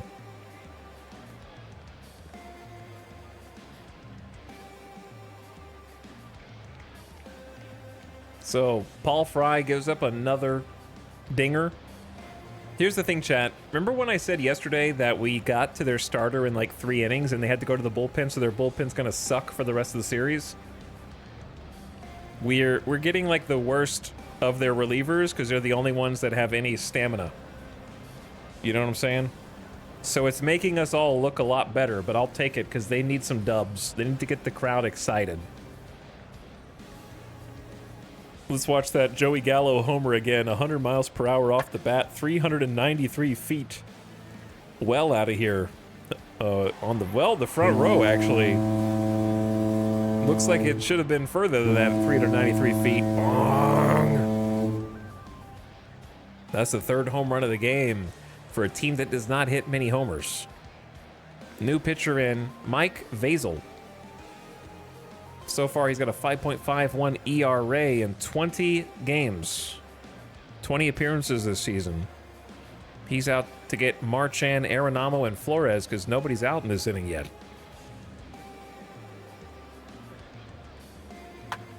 And that'll be a 2-pitch pop-up on the infield for out number 1. Arenamo 1 for 3 today. And Arenamo takes it back up the middle, but shortstop makes the play, reels it in, and makes out number 2. Now Wilmer Flores, he's got a chance to get his 3rd home run of the game right now. He looks determined, but he'll settle for a line out to first. Out number 3. Invaders get another run, up by 4. The closer comes out. It is not a safe situation, but Robert Suarez is here to try to shut the door on Chicago White Sox and give a series win to the home crowd. 2-2. He's converted 12 of 13 save opportunities. Nick Maton steps to the plate, and he puts the first, well, I guess the fifth pitch he sees into play, and grounds it out to first base. 2 outs left for Chicago before the game is over. 2-1 to Andre Lipsius. Suarez deals. Line directly to the center fielder, takes a step forward and hauls it in for out number 2 on 4 pitches. Last chance, Miguel Vargas. 1 for 4 today with a run batted in. 2 strikes on him, no balls. And he strikes out. Las Vegas looking dominant at the plate for the first time all season. Scores 6 runs on 8 hits, 3 home runs in the game. Wilmer Flores was a major contributor to the 6-2 win over Chicago. He hit 2 homers, driving in 4 runs and scoring twice. Luis Gil got the win, improving to 2-3. He worked 5 1/3 innings, giving up 2 runs on 8 hits, striking out 6 and walking 2. The Invaders are now 25-34, the White Sox to 32-27. The game turned with 2 outs in the bottom of the 4th when Flores hit a 3-run bomb off Jonathan Cannon, propelling the Invaders to a 4-1 lead.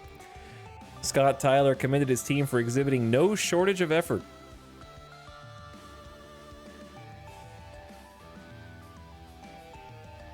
Their starting shortstop got hurt in the 8th.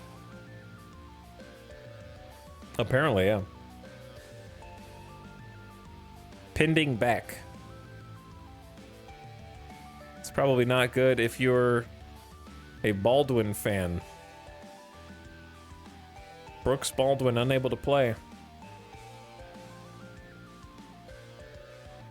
Crazy game. 2 stolen bases, 2 errors as well, which is always annoying, but great job by the bullpen. Closing it down. Great job all around. He was injured while throwing the ball. No, Marchand was a defensive substitution. Double dinger. 2 homers in 1 game. Achivo freaking unlocked. I don't know who Gianti Turner is, and I don't really care.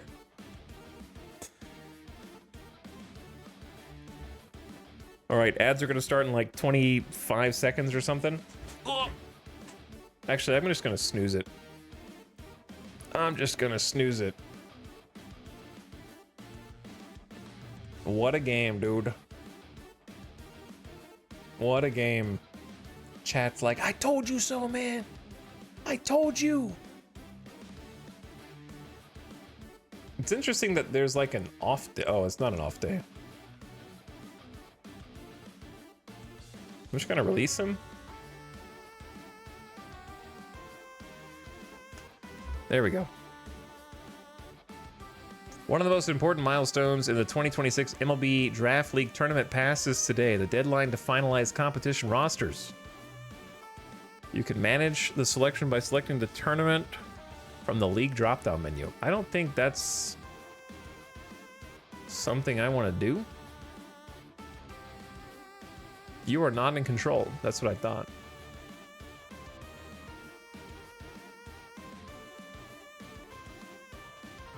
Nothing interesting on the waiver wire.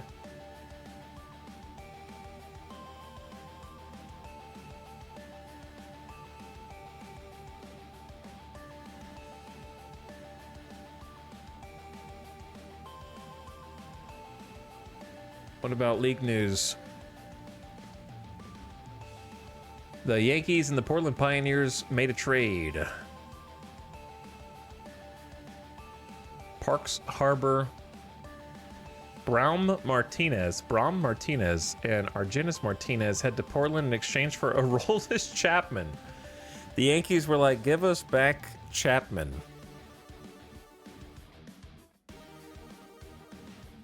This year, his season stats show he's so weird. How they tend to go back to their original teams. Shane Bieber swapped today to the Astros for right-hander Miguel Alula and 21-year-old minor leaguer Wainer Luciano.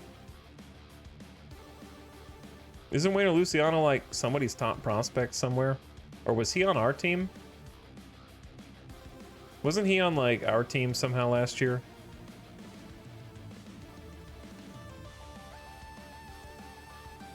Taj Bradley, he pitched against us and kind of dominated us. He's going to be out for 4 to 5 months with bone chips in his elbow. That's rough, buddy. That's rough, to be honest.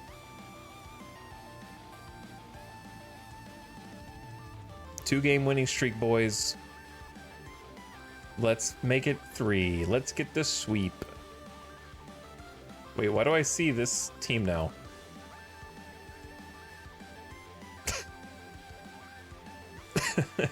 There I am. Hi, that's me. Wilmer Flores slightly tired. Marchand tired. Mangum's still injured. Let's let him rest.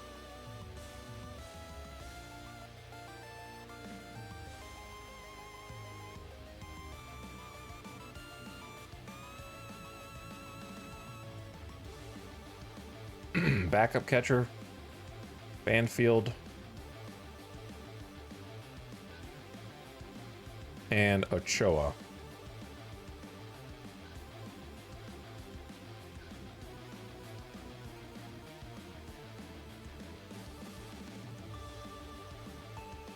Okay, there we go. Who's pitching? Bobby Miller. Bobby Miller's still working on it, you know? He's getting better. Slowly. Copium. I say we just send it. Win 8-6. The sweep is on. 3 games in a row. That's a winning streak. Hector Ochoa helped his team. No way, it's Ochoa. Helped his team muscle past the White Sox 8-6. He went 2 for 3 with a home run and a walk, adding 2 RBI and scoring once. Vegas pitcher Sam Bachman got the win, or Bachman. Vegas is currently 5th, but their record goes up to 26-34. We're taking the White Sox down. Losing manager said, I like the effort, not the results. Banfield doubled. Joey Gallo homer. No shot. He hit back-to-back homers. Ochoa with a homer.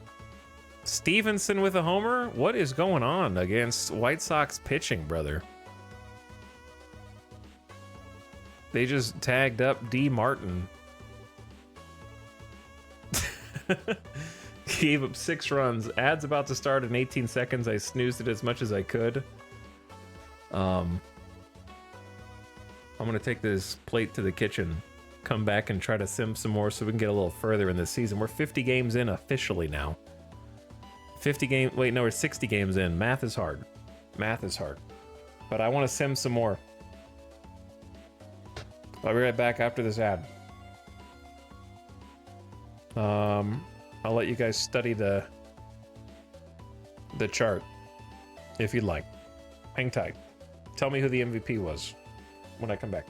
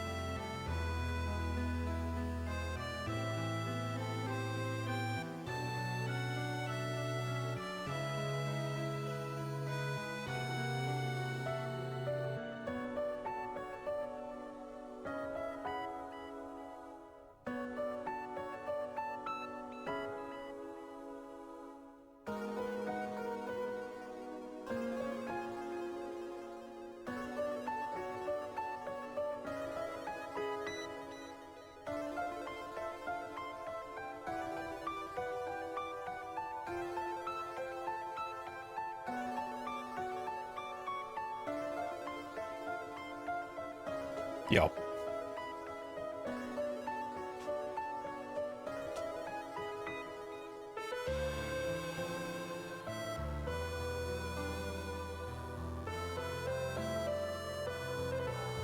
What's up, late night gamers? I'm not used to being live at 1:14 in the morning. I can't be too loud and excitable, because someone's trying to sleep in this house.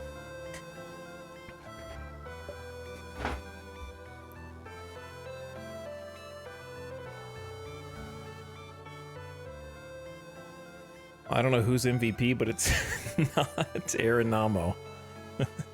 0 for 5. Still hitting 261 on the season. Man, Wilmer Flores, 37 homers. Here's the thing. RBIs is kind of a skewed number because the person batting third and fourth, persons batting third and fourth should have the most RBI opportunities. Therefore, they're going to tend, if they're doing their job, to have the most RBIs. Whereas the leadoff hitter isn't going to have as many people in front of him to bring in, for example, or the guy in the 6, 7, 8 spot necessarily. So Flores has been pretty consistently in that like 4 and 5 spot. He has been performing well for someone who my scout thinks is a 40.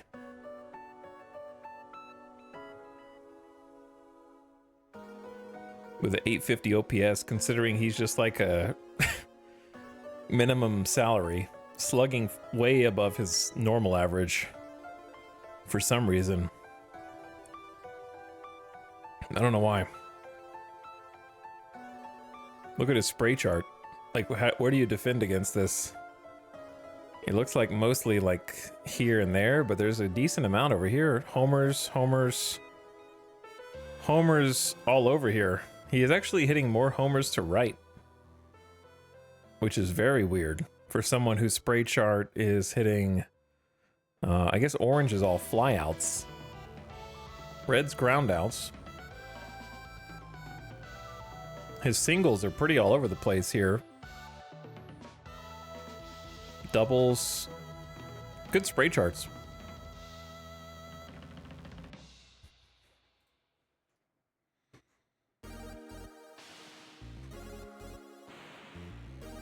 But yeah, impressive game for everybody.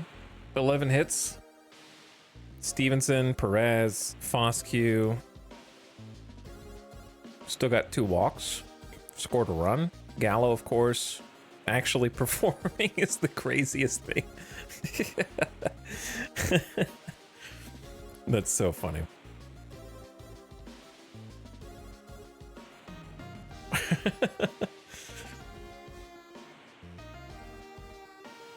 Ochoa even going 2 for 3, showing up. We kind of knew Banfield sucked, but like, what are you gonna do about it? He's getting crushed compared to AAA. I would love to send him down to AAA and get a different catcher. Maybe we just should. Honestly, it's not a bad idea. At this point, we can get a captain in the clubhouse. I think I'm just gonna do it. I don't care about the all-star voting. Imagine they started voting in Joey Gallo already. That'd be the funniest meme.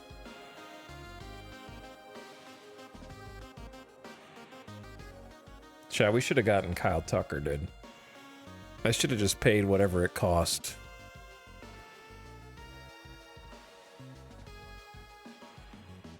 Is there anything else I should be checking regularly besides waiver wire and the trading block? I just don't remember.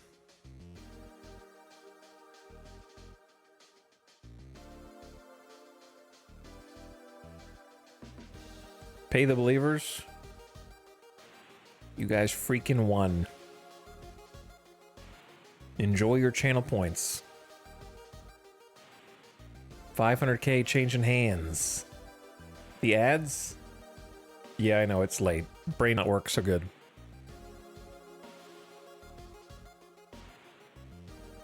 I mean, Derek Hill looks like a great addition to any team.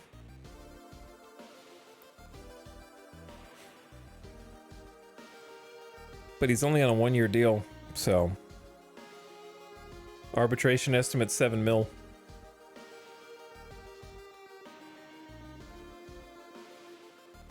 Feels like he's not going to take many walks and he's going to strike out more, but when he does poke the ball, it's going to find some grass, which is nice. He's slugging 451 this season. 1.5 WAR.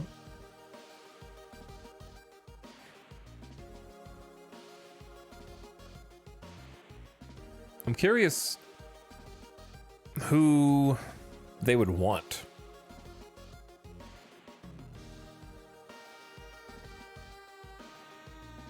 What's Tucker's salary?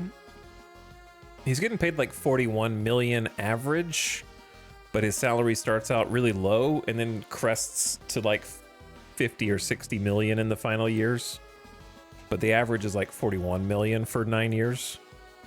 But in real life, he doesn't have one. So we'll find out. Like, he's on a contract year in real life. So at the end of this real life season, they're going to be doing the same thing that they're doing in game, highest bidder. And he won't get as much as Juan Soto, so it's not going to be like record breaking, but it's still going to be a lot of money.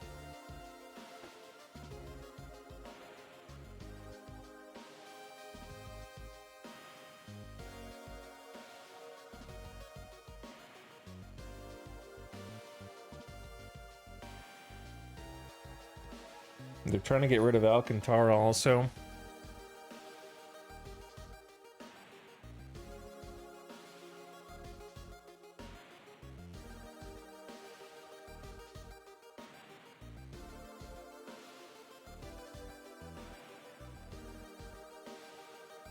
You have no player who makes this deal work.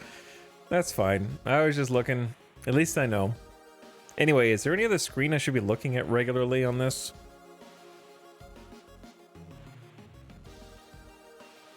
I'm proud of Bobby Miller getting the dub, even if he gave up 4 runs. I assume he got the dub. Maybe he didn't. No decision for him.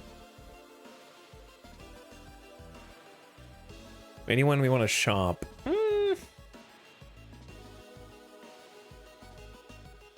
Not unless we're going to get rid of one of our starting pitchers. And we got Tyler Freeman, who we picked up off waivers. He's starting to hit a little better now. Maybe he brought his average up over 200, so it's pretty good. You can't shop Gallo, you silly goose. Gallo was a random free agent who agreed to a minor league contract, which means nobody wanted him because they could have had him for free.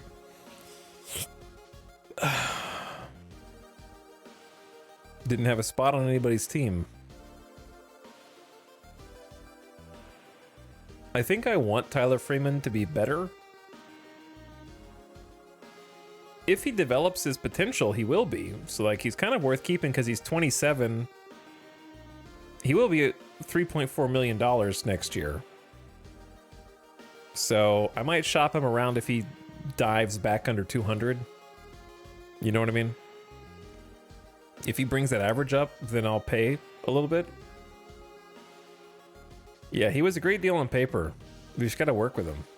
No one's taken Blaze yet either. Okay, brain, start working. What do I have to do? Just do next game? I need to see... Oh, I need to see who needs rest. Flores needs a day off. Stevenson needs a day off. So Foscue in at first.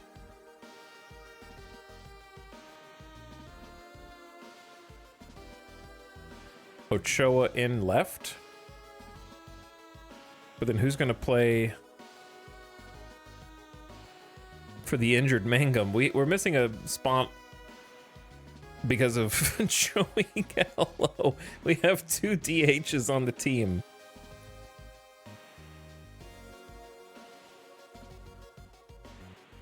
Okay, this is going to get very confusing. Arenamo can play one more game. Ochoa for Stevenson. Oh, we have an off day. Oh my god, we have an off day. Huge.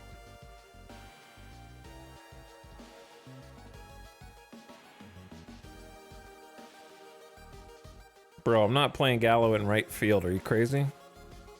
First of all, you play your worst outfielder in left. And second of all, I ain't doing that.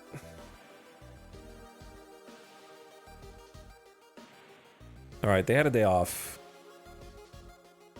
So now I just need to replace Mangum. And I need to get Chang back in the lineup. But we're playing a lefty today. I need to clear... I'm just going to clear all lineups real quick. I know how annoying this is. But it's the only way to do it. When we have Joey Gallo as like a new player. We suck so bad against lefties. So Foscue for sure. Stevenson hits lefty, but hits lefties decently well. So lead off again for him. I like Chang in the 2 spot.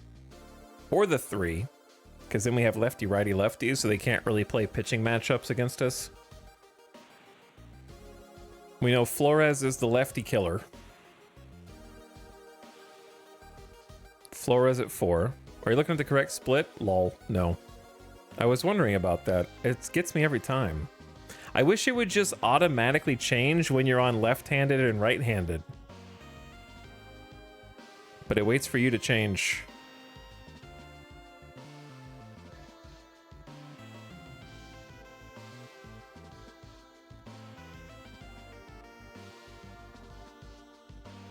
Who has worse defense?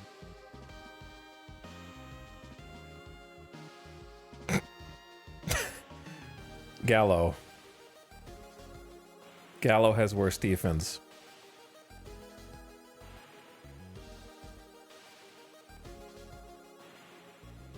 Set position first. Set position DH.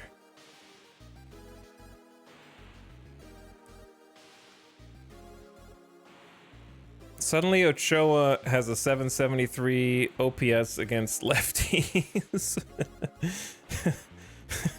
Because he's hit like a homer in 2 of the last 5 games. Chang has a good on-base percentage against him, so I'll do Cal, Chang, Flores, Gallo.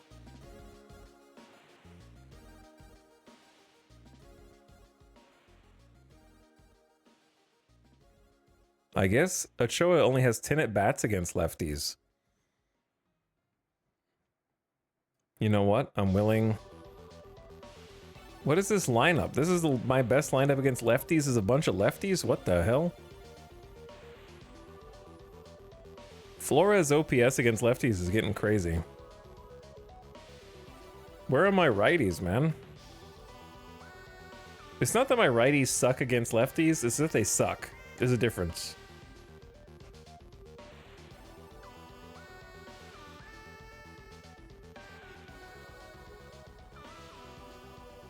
I don't know why Foscue is so bad against lefties, though.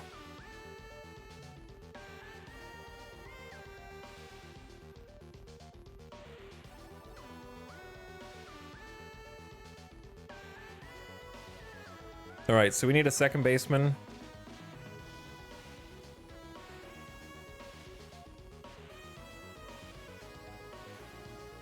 Maybe Hamilton. I'm gonna try Foscue at second. Give him another chance. He doesn't have that many at-bats against... It's 42 against lefties.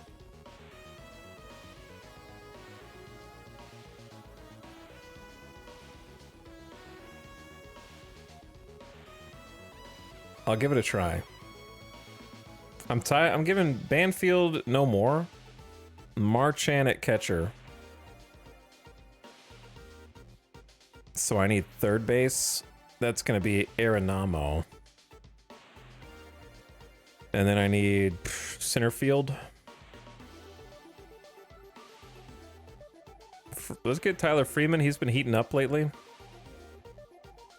That means we leave out Winfield Perez. I think that's okay. All right, Hamilton back up at second and short. He's terrible at short, but Perez in the outfield, all outfield. Hamilton, DH backup. Who plays third? It's gonna have to be like Arenamo. No, Arenamo is third.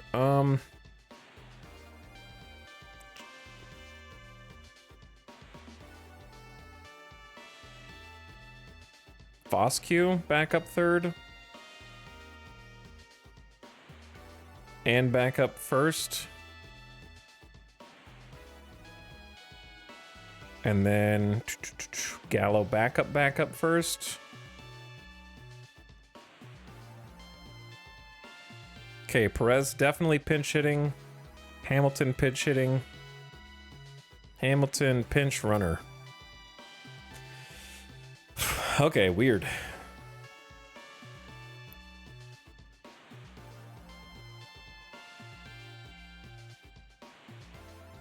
Man, I'm gonna sit this one out. You say Kikuchi. Playing for the Angels for $21 million. Holy, they paid the man. Signed prior to the 2025 season.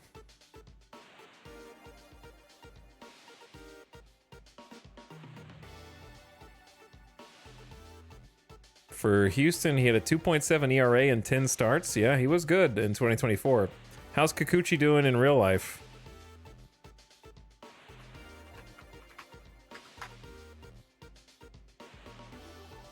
I liked Kikuchi. He was cool.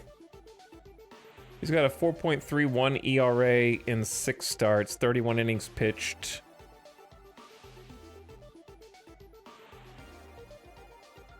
ER, 18 walks, 4 homers allowed, 28 strikeouts, 1.59 whip, so he's allowing a lot of hits. He's allowing a lot of hits. Yeah, he was on the Vultures. And we got him for cheap, and now he's $21 million contract. That's a little crazy. All right, Woodruff back up. Time for a simulation of jubilation of 8-4 victory. What did that just say? Oh, Blaze Alexander cleared waivers.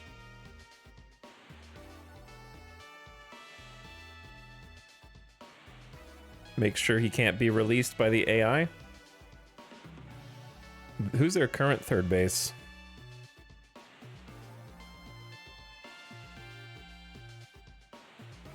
They don't really have one. Pedro Leon is out, pending back. Oh no.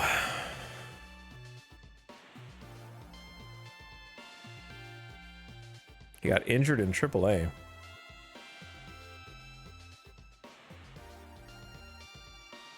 Put him on the 7-day. Just so they can clear up the space.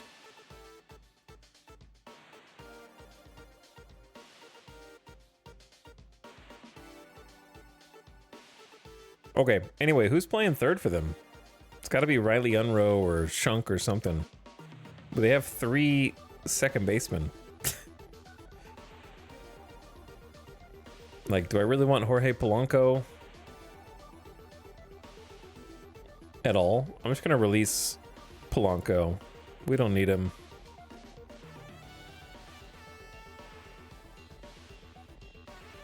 Sorry, bud. There'll be others. All right, anyway. Win 8-4. The Las Vegas Invaders cut down the Angels by a score of 8-4, with the largest share of the credit going to first baseman Wilmer Flores. Flores went 3 for 4 with a home run and 2 singles. He scored 3 times and drove in 2 for the Invaders. Las Vegas has 4 straight wins. Los Angeles, 4 straight losses. Vegas used the hitting of Hector Ochoa to pick up the win. The right fielder clubbed a 2-run single in the top of the first to put the Invaders up 2-0. For the game, Ochoa had a homer and a single in 4 at-bats. We're playing like we're capable of, said Vegas manager Scott Tyler. Holy.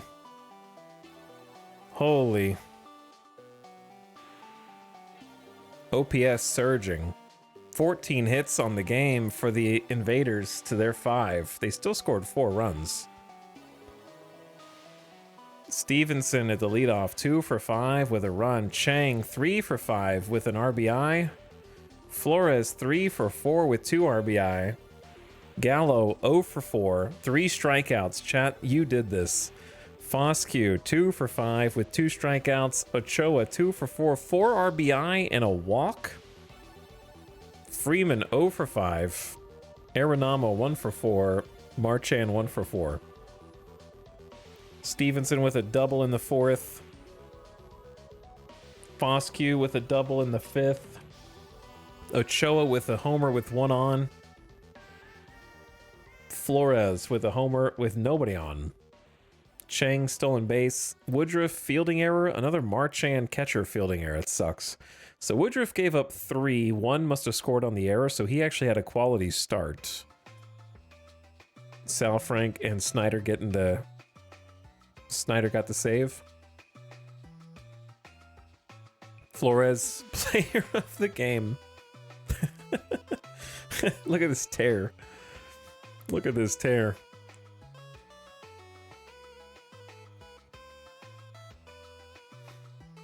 So Cal struck out, Chang single, Flores single, Gallo base on balls. Got the walk. Flores to second. Foscue fly out. Ochoa single. Chang scores. Runner from third tries home. Safe.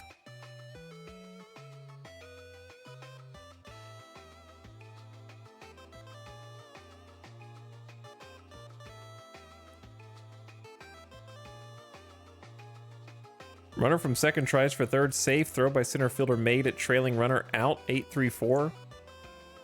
Aggressive base running gets you sometimes. Catcher's interference on Wilmer, or allowed Flores to reach. That's funny. So Ochoa got a 2-run homer because Flores reached on catcher's interference. Cal Stevenson double. Chang single. Runner from third gets home. Flores, runner from third, gets home on a single. Good job, everyone. Foscue leadoff double.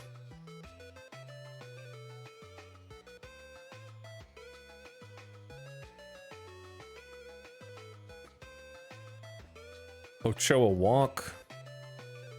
Freeman strikeout. Arenamo single. Marchand single.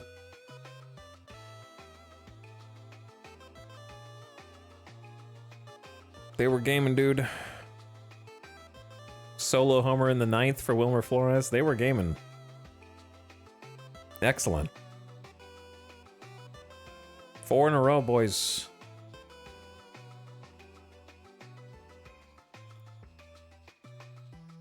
Coleman Crow. Not doing so good. So they still don't like Justin Foscue and Nathan Lavender. Here's what I was thinking we do. I'm thinking we go grab a catcher. Not standings. Find somebody with captain personality. Free agents. There's only 2, Yasmani Grandal and Danny Jansen.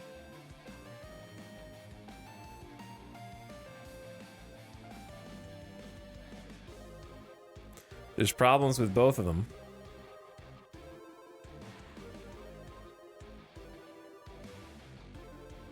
Grandal has the better eye, better average put in play, makes more contact.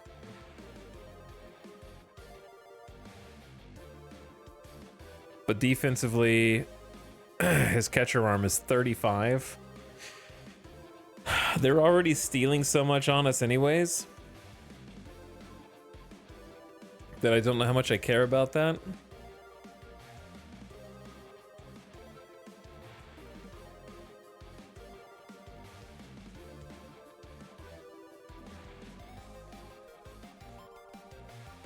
I don't care about their careers. Grandal has so many more career stats.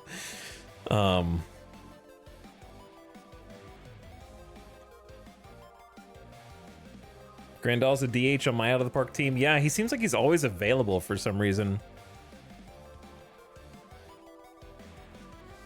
I want him for his captain personality class and high leadership. Teach some people in the clubhouse. I'm thinking about just taking him in as the backup catcher.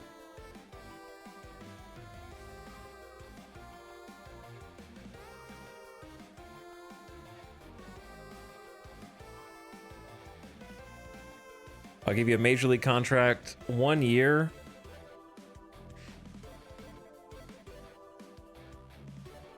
I'm not going to guarantee you the starting lineup.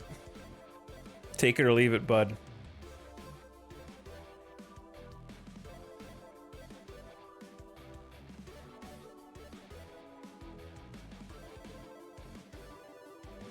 Okay. We'll just put him on the bench, be the backup catcher. And he'll be like a little, like, clubhouse help. He'll be just a veteran player to help in the clubhouse, ideally. No game today. Interesting.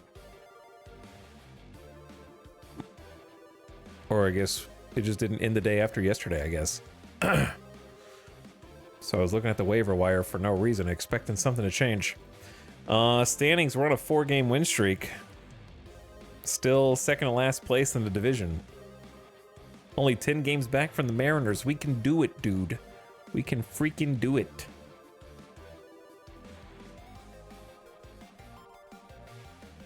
Okay, right-hander King up. We've got Dustin May on the mound.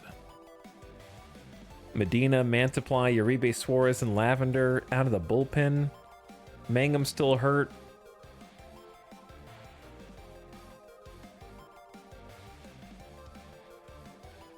Split versus right. I remember this time. Highest OBP still Cal Stevenson. You love to see it. Foscue gets on base a lot too, but just has big slugging. Maybe him third. Flores fourth.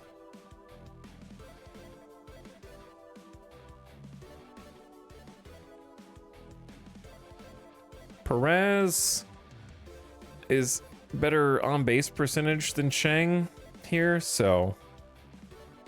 And he bats switch.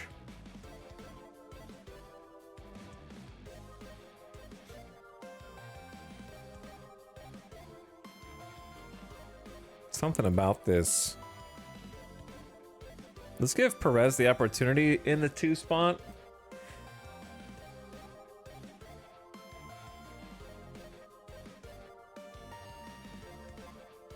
Chang just hits lefties better right now.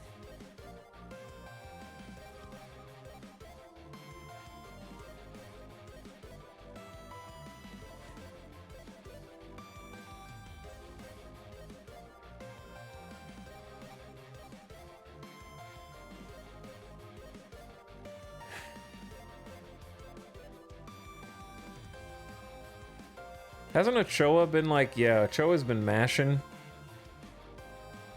I keep trying to give Freeman a chance to get hot. And David Hamilton.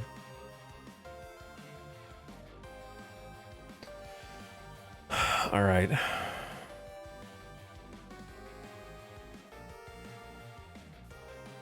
First, second, third baseman Arenamo.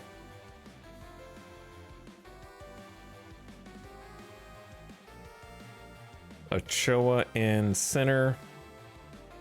Freeman back up, center and second. Hamilton back up, shortstop. And pinch hitter. This is very awkward. These guys are not who I want at backup anything, really.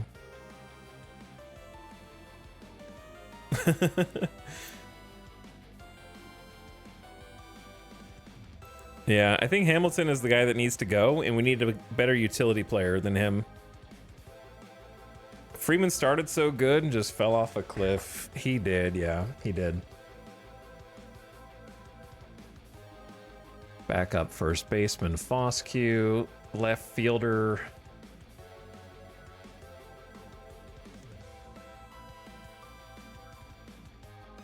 It would have to be Ochoa. And then have Freeman take over there. And then backup DH. I guess Hamilton, pinch runner. David Hamilton. All right. Send it. Come on, let's make it 5 wins in a row. Hello, Giso. Are we moneyballing yet? We lost 9 in a row earlier. Does that count? By the way, thanks for the sub, Shad, for 24 months. You're a hero. It's 1:45 a.m. I'm tired, but I gotta see what these guys can do. And Giso, thank you for the early morning or late night sub. I appreciate it. I'm just addicted, man. I gotta, like, honestly, every time I push this finish today button, it's like pulling the slot. Cha-ching, cha-ching. You know what I'm saying? Like, I gotta see what outcome we're gonna have every time. I go boom, and then I get to see, I won.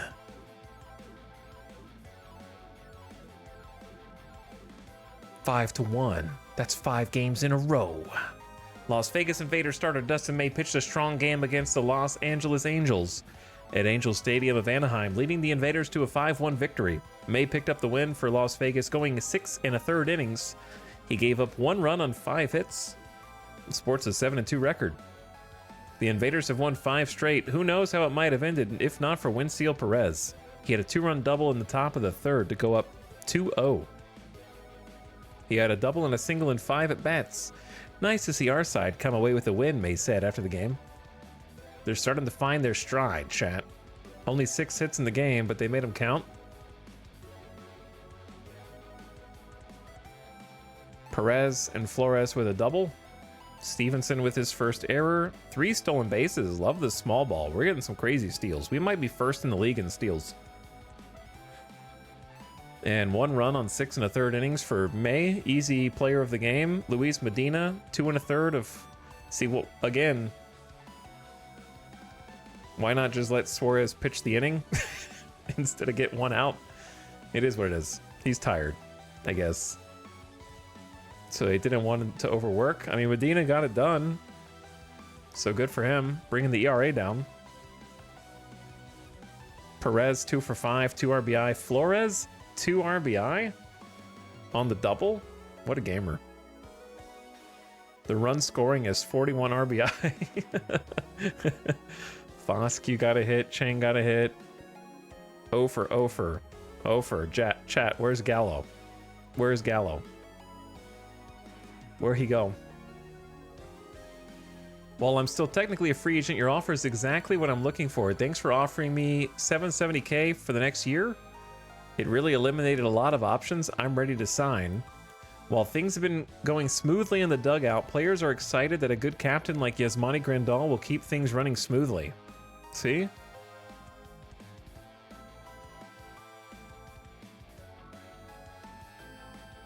So basically what I have to do is take Banfield and go like, hey bro, you're only 26. Don't feel too bad about this.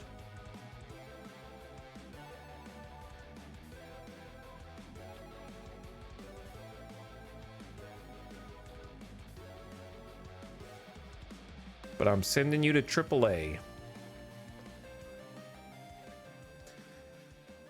There are too many. You know what? I'm just going to let this bro go. I don't care about him anymore. If they want to cut him. I'm keeping Banfield, but they can cut Hernandez if they want.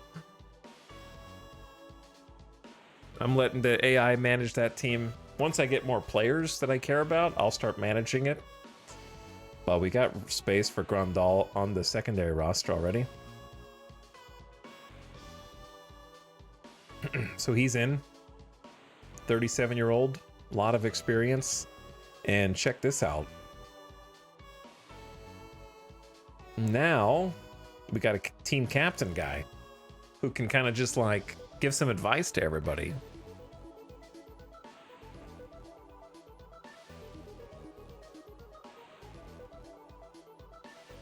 Spark plug's important too. It'd be good to get a prankster eventually. While no one is singing Kumbaya, Yasmani Grandal has brought the team closer together. That type of solidarity is helping us big time and will lead to more wins. They like him, man. They're like, yes, a big veteran. He's probably the oldest player on the team, to be honest with you.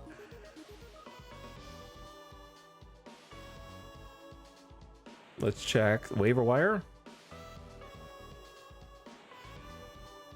Couple of 45s that are pretty cheap. How do we feel about our relievers right now? Pretty good. They've kind of settled, haven't they? 4.6 is the worst ERA. And Sal Frank hasn't had a run in his last 5 outings at least.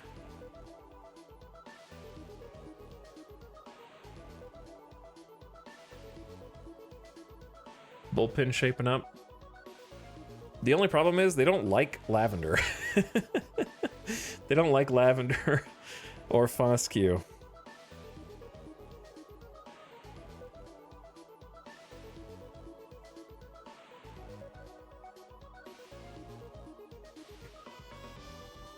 How much money do we have left as an org?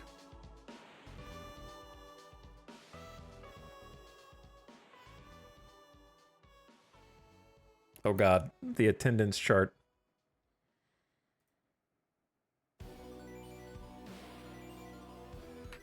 We're going to $10 tickets, brother. They don't like us, man. The fans are pissed.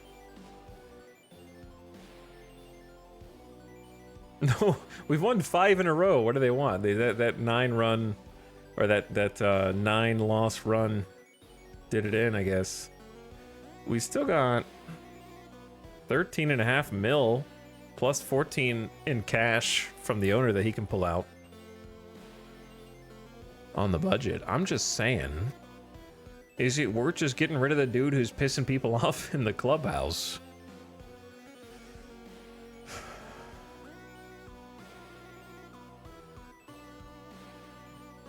Justin Slayton has high adaptability, high work ethic. Pitching AAA, I guess he's only got a 4.32 ERA. It's not great. He's got a pretty good fastball, slider, cutter. Decent stuff. Okay control. Maybe not enough movement on his pitches. I don't know.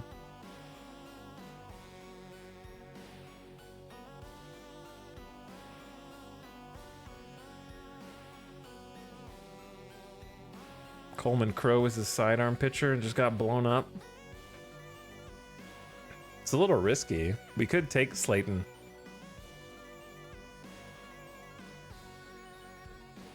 Put him in our bullpen. Good idea? Bad idea? Anyone? Anyone? Oh, chat. If you're still awake, why are you awake right now? It's almost 2 a.m. here in Vegas. What are you doing? Why are you still here? I napped after work. It's prime time in Australia. Don't wake me up. Too late.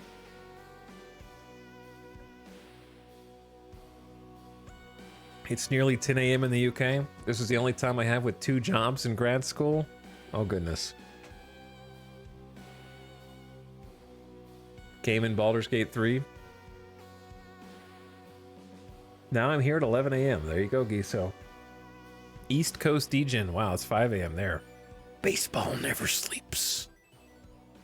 The only thing I don't like, I think that in our park, power pitcher is tough. Well, flyball pitcher is especially tough given the park. Actually, maybe flyball pitcher is good because it's tougher to hit homers. He seems not good. But it's kind of like, I don't know if it's worth scratching off. The Lavender is a lefty. It's nice to have, well, we have 3 lefties. Because we got Mantiply. Lavender's got 10 strikeouts per 9.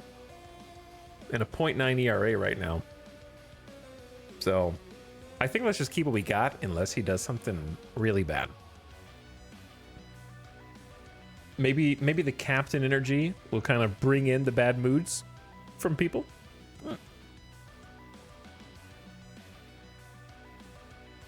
I say we just throw out the exact same lineup.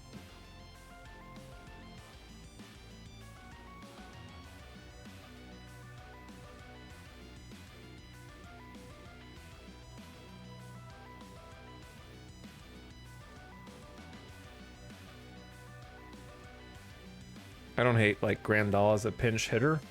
I just need to make sure that his personal strategy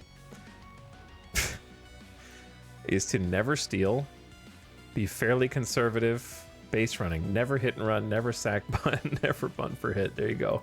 It's kind of important. All right, can we sweep the Angels and win 6 in a row? No. So sad. The Angels defeated the Invaders 6-4 in the American League action at Angel Stadium of Anaheim. Simon Woods Richardson had a standout performance. The Angels are last in the American League West with a record of 22-41. They're worse than us. The Angels took the lead 6-1 in the bottom of the 7th, facing Abner Uribe with 2 outs. Logan O'Hoppe hit a 2-run single. We only had 6 hits. Flores with a double and 2 RBI. How? How does he keep doing it? 2 for 3. He's the only one scoring. Perez with a triple. He scored another run. Ochoa, 1 for 2 with an RBI and a walk. Lots of runners left in scoring position. Ochoa hit into a double play, also stole a base. Well, we won 5 out of 6. I guess that's good. Malley gave up 3. There you are, Nathan Lavender. You gave up 2 runs. Uribe gave up 1 run. Snyder got 1 out. Ochoa had another homer? Wow. That's interesting. Oh boy. It's 2 a.m. raid time here. Oh boy. Welcome, Raiders. Oh man. What's up, Nookrium? Thank you for the 2 a.m. raid. How you doing, Raiders? Glad to have you. It's early morning here in Las Vegas. I'm a little tired, but I'm still here mentally by this much. I'm playing a baseball game. It's kind of like Football Manager, but for baseball.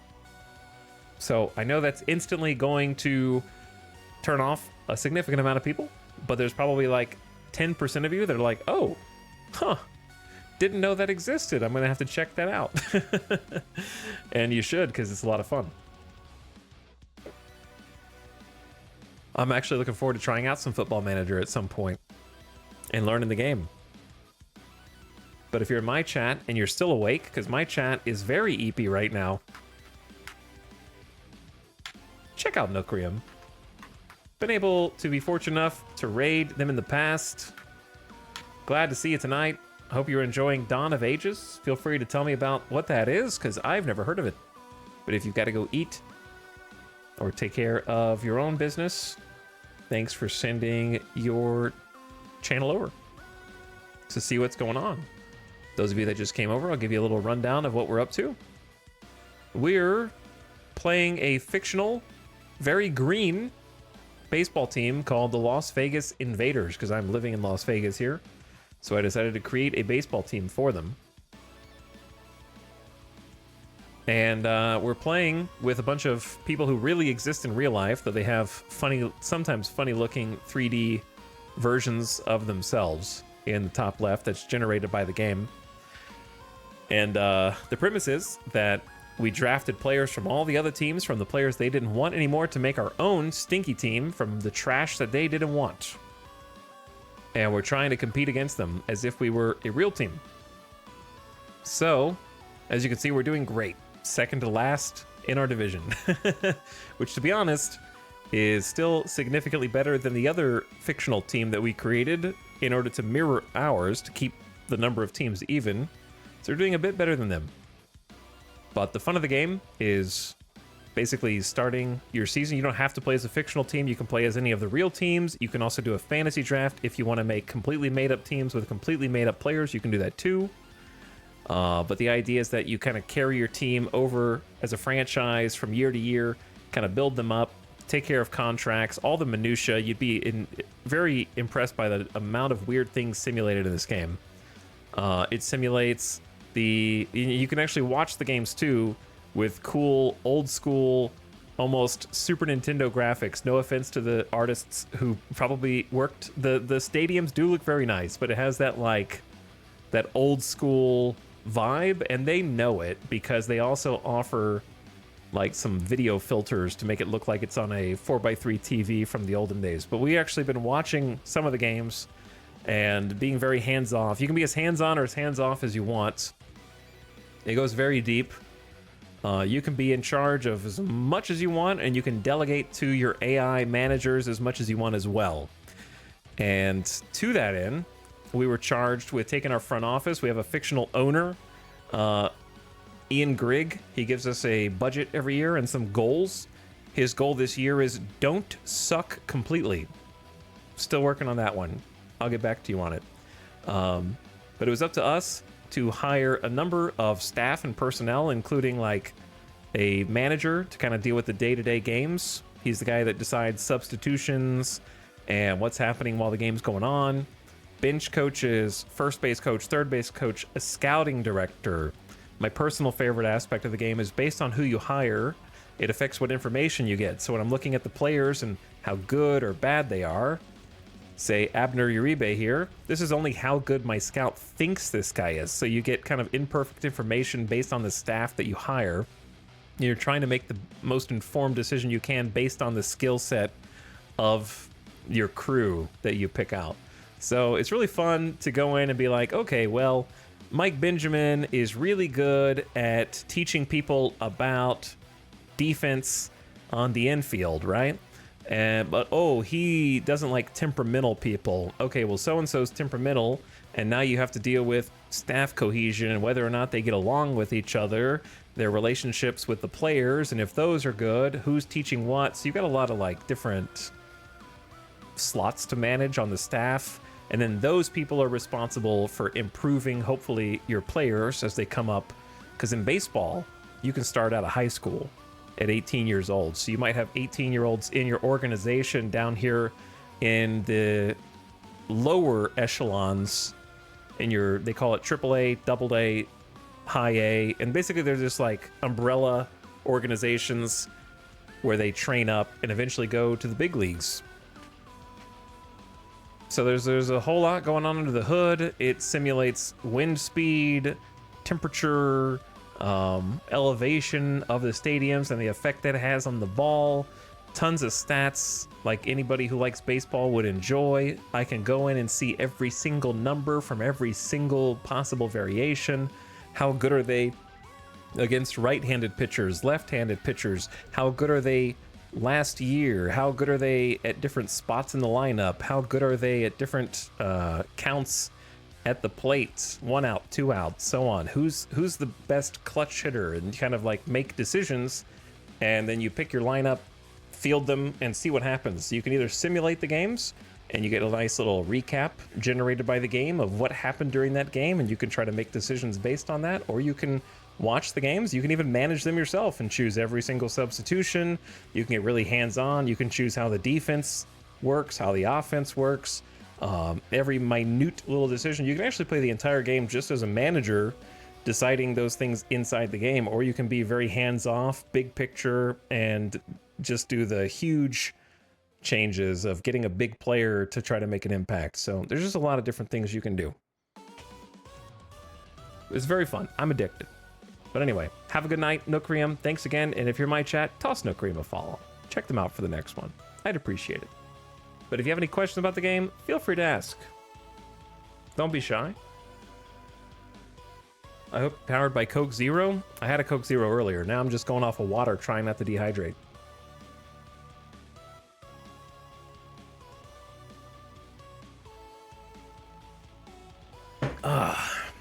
Oh, probably need to stretch a little bit too. So we just got off of a 9-game losing streak and went on a 5-game winning streak. So we're very streaky right now. Very streaky. Is there a button to rush the mound? No, but it does simulate players getting into brawls and getting suspended and getting injured and all of that stuff. So we were just taking a look at how our team did against the last place team. We just won the first 2 games against them and lost the third. And we were seeing who was responsible. We got this guy who has sucked all season, but suddenly he's hit 3 home runs in his last 4 games. So he is just randomly getting hot and starting to hit some homers. So I'm going to give him some more starts and hope that we can capitalize on that. So we can check out who we're going to play tomorrow. Bryce Miller, a good pitcher for the Mariners. And yeah, we're on part 5 now. When we watch the games, I try to explain kind of what's happened on the field. I got some in-depth explanations of how baseball works, because I know that's the biggest hiccup for a lot of people, is just not knowing the rules of the sport. But it's my personal favorite sport, though I do enjoy watching all the other sports as well, except basketball. Because modern basketball is extremely frustrating to watch, in my opinion. As someone who used to play it in middle school, it's just like, man, I wouldn't do that. I would do this. I feel like I'm just like nitpicking everything that they do instead, so I just can't watch it.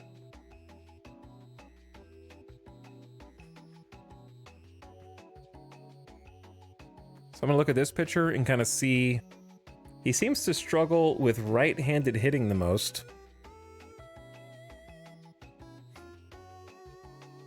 Gives up more home runs to right-handed hitters, despite being right-handed himself.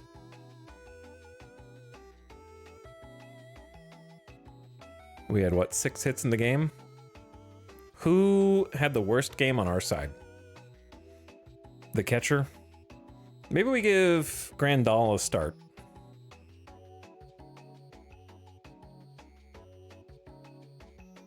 And move Foscue.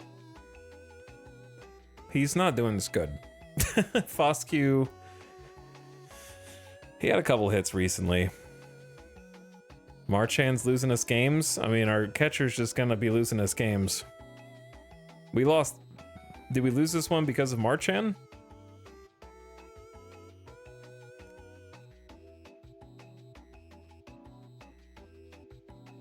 It's kind of hard to tell. Lavender kind of lost us this game, I think. Okay. Let's look at the lineups. Wilmer Flores still on fire.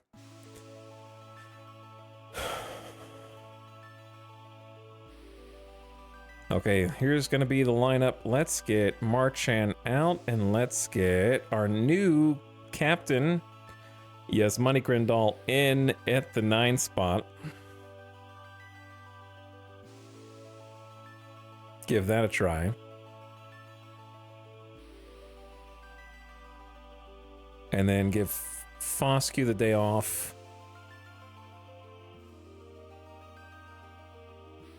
Move Chang up. Give David Hamilton the start.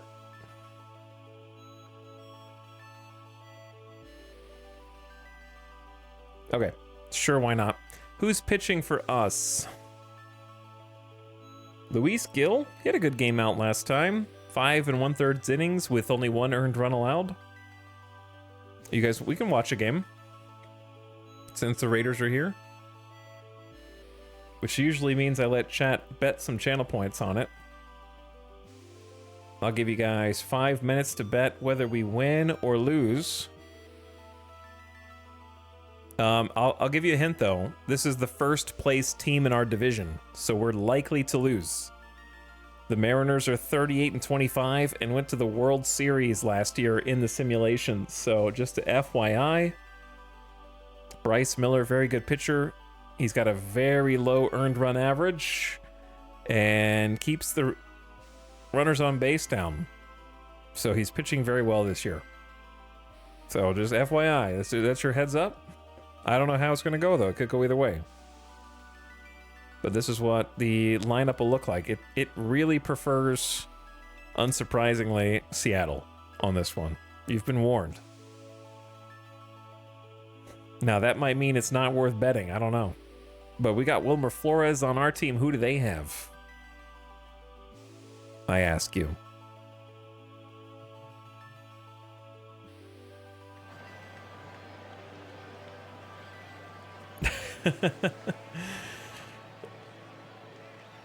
Who indeed? Welcome to the ballpark. So unfortunately for Nookrium viewers, I have used all of my ad snoozes for the mid-roll ads. So the bad news is there's going to be 3 minutes of mid-roll ads because I can't snooze them. The good news is that I'm not going to press play until you're back. So you guys have to sub. You do not have to sub. You do not have to sub. But we're playing that. This is away at the Seattle ballpark here in T-Mobile. And I will take a quick stretch because I've been sitting here for like 11 and a half hours. How'd you acquire Flores? Pretty easily. Nobody else wanted him.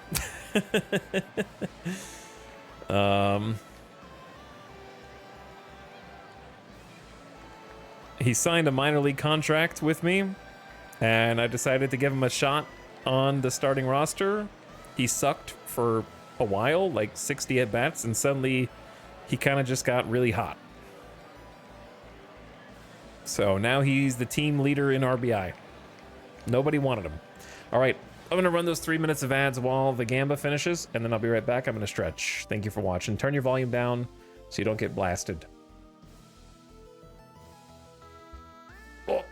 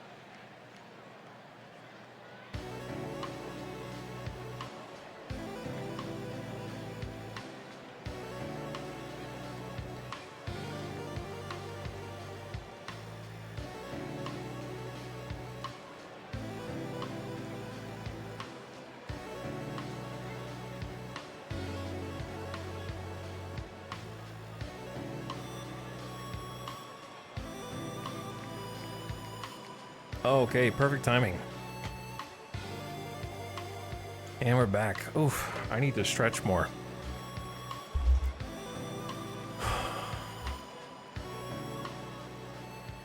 So it's nice to have some time once an hour to stand up and just get the antsiness out. Oh.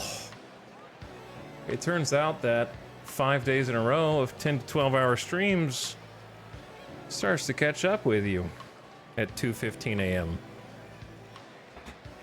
Oh. All right, we're ready. Let's do this. Good evening, everyone. Welcome to T-Mobile Park. Tonight it's Seattle taking on Las Vegas. We have almost inverted records. Not really. Seattle first in our division. We could take him down a few pegs here, though.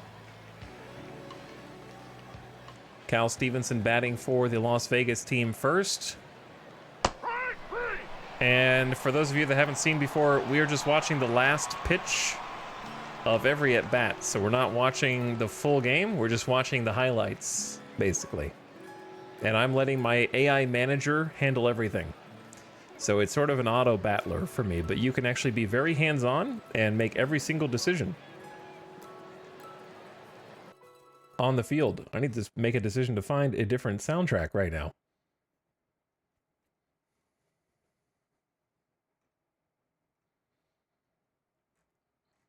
Such as this one. So yeah, we're just watching the true outcome of each at-bat. And we have a little like pitch tracker up here. So you can see that was 4 pitches. And Stevenson swung at the last one, missed for strike 3. So he's the first out. And now the right fielder, Winseal Perez, up for us. And he's going to launch that one into shallow left field. That's down for a hit on 2 pitches. He's the first hit and base runner for Las Vegas tonight. And he gives an opportunity for Chang to move him over or get on base himself. I'm curious how many hits a game Bryce Miller has been allowing. He's only allowed 22 earned runs total over 73 innings. So he's doing quite well. But this is Las Vegas. And Chang is going to smack that one back up the middle on the first pitch he sees. 2 singles back to back early in the game. Well done, Chang. Let's watch that one again. That was a wrapped 105.6 miles per hour off the bat.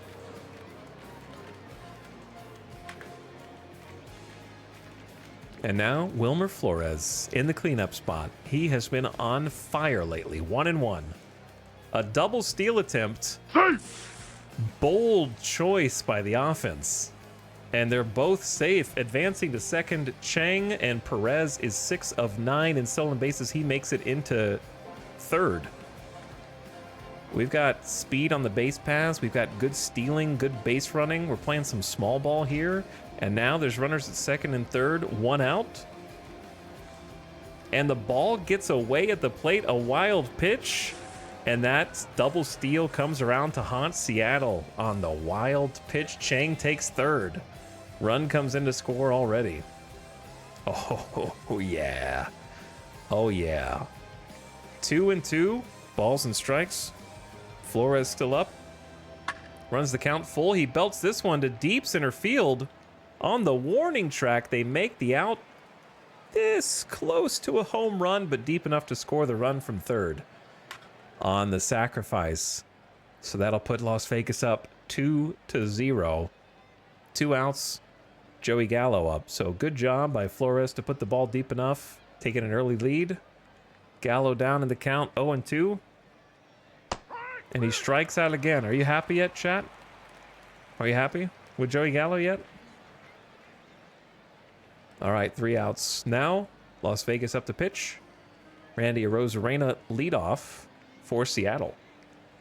Great start to the game, though. It is a great start to the game. Also, give me 1 sec. Someone's at the door, and that someone is 2 small, furry animals who look like cats.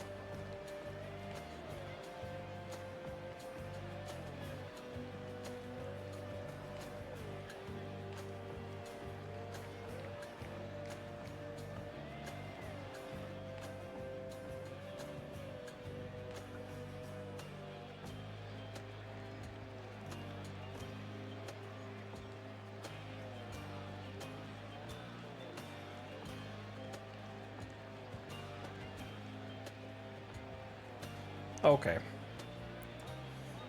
Sorry about that. They figured out how to, like, shake the door and knock on it, which I have to stop because I don't want them to wake Alice up. Who's trying to sleep now at 2:20 in the morning. So anyways, where were we? Randy Arozarena with a 178 average. Last season, he was hitting 209. Not the best leadoff hitter ever. But Luis Gil is up. He's a hard thrower known for his fastball. Struck out 47 batters this year.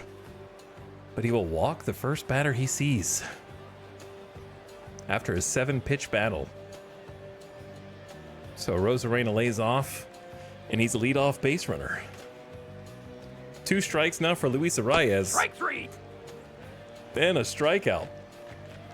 Luis Gil brings it. 92-mile-an-hour slider. Gets the chase.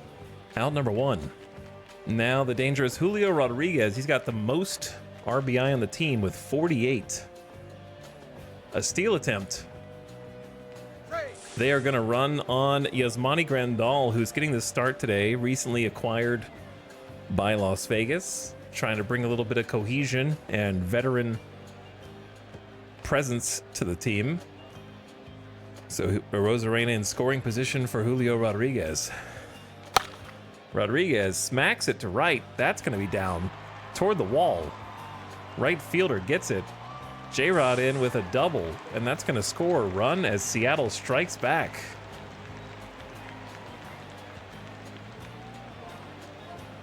Rodriguez has 49 RBI now after that, and that brings up Cal Raleigh, who's tied for home runs with Julio Rodriguez. Perez got it back in as fast as he could, and that was on a 2-strike count. This 2-strike count results in a strikeout for Raleigh. That'll bring up Mike Yastrzemski. And he pops it up at home plate. Third baseman has a long run. Grandal just lets him take it. Arenamo has it. 1 run across for Seattle in the inning. And now Las Vegas back up to bat.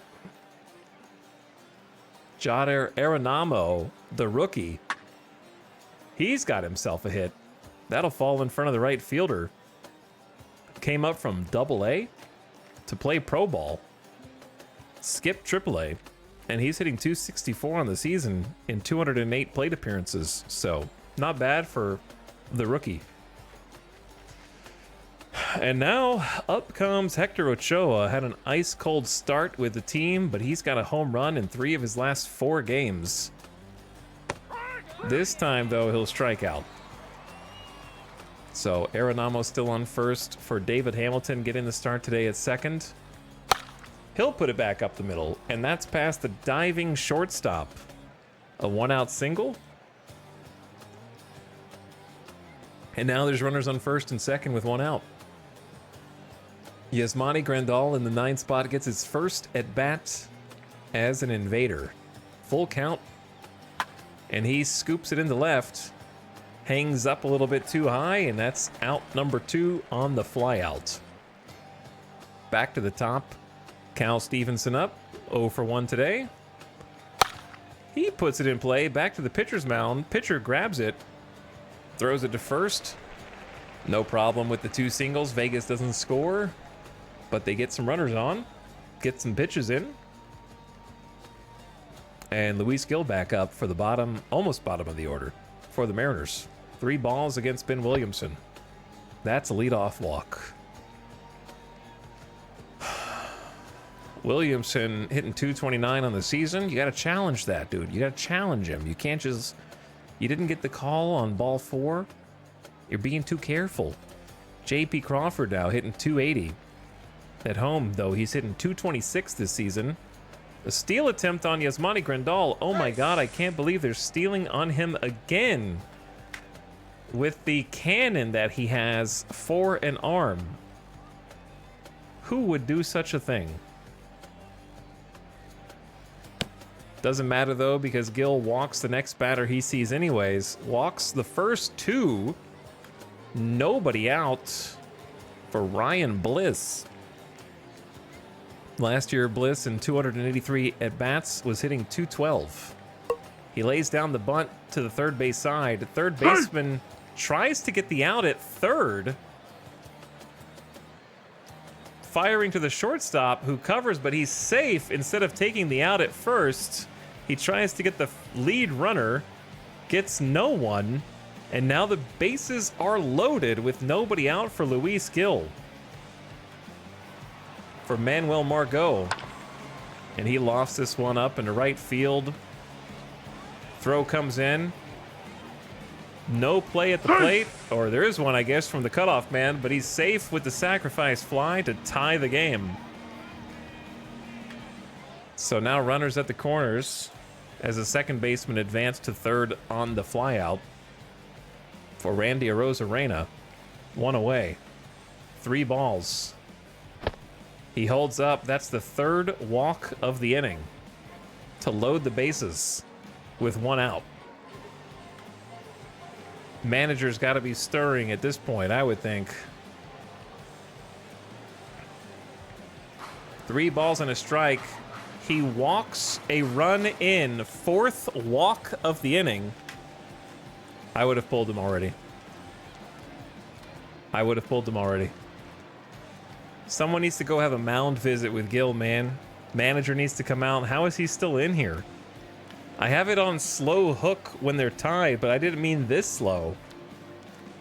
I'm going to have to turn that down or something. Chat, remind me when the game's over to look at team strategy when the game is tied. Manager's like, hey, you wanted me to do this. And I'm like, not like that, brother. Not for 4 walks in an inning. You got to have a little bit more than that going for you. Now it's J-Rod. You don't want to walk 4 people to get to J-Rod with the bases loaded. The ball gets away, and a run comes in from third to score on the wild pitch. The inning is starting to get away from him now as 3 runs score in the inning on 4 walks.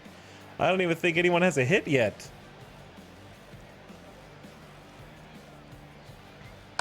And J-Rod puts this one into shallow center. It's down for a hit, and now it's unraveling. The throw comes in from center, and he's safe. A 2-run single by Julio Rodriguez. The Mariners have a 6-2 lead for no reason after 4 walks in the inning. Unbelievable. And yet, Gil's still in here. Disaster. And then another hit just to add insult to injury. Rally swings and loops one to center. A base hit. Gil's still out there. At this point, 5 runs in the inning now. And he just can't get anyone out. A double steal on Grandal, and they're both safe. Holy. Chat, remember when I said we should start Grandal? And also, what is Gil? Grandal's not his fault that they walked 4. Mike Yastrzemski slaps this all the way back to the wall. It bounces off the right field wall, and now we've got ourselves a circus. That's not a double. It's a bases clearing triple after the ball bounces around the corner. A 2 RBI triple by Mike Yastrzemski. How's his framing? His framing is 60. Say it's good. It's definitely pitcher's fault, I think. 7 runs in the inning on only 3 hits. Unbelievable. He's at 8 earned runs in 1.1 innings pitched. His ERA has ballooned from 3.8 to 5.2. And the manager just left him out there to dry. That's going to be a sacrifice fly to score the run from third after a deep fly out to right field. The 8th run of the inning. Almost to double digits. And that's going to be a single from J.P. Crawford to keep the inning alive. Gil up to 59 pitches. Can't get out of the second. And that's going to be slapped to the second baseman. Gill finally escapes this hellhole of the second inning after giving up 8 runs, walking 4, and giving up 4 hits. Well, now we got quite the hill to climb, and 7 more innings to go.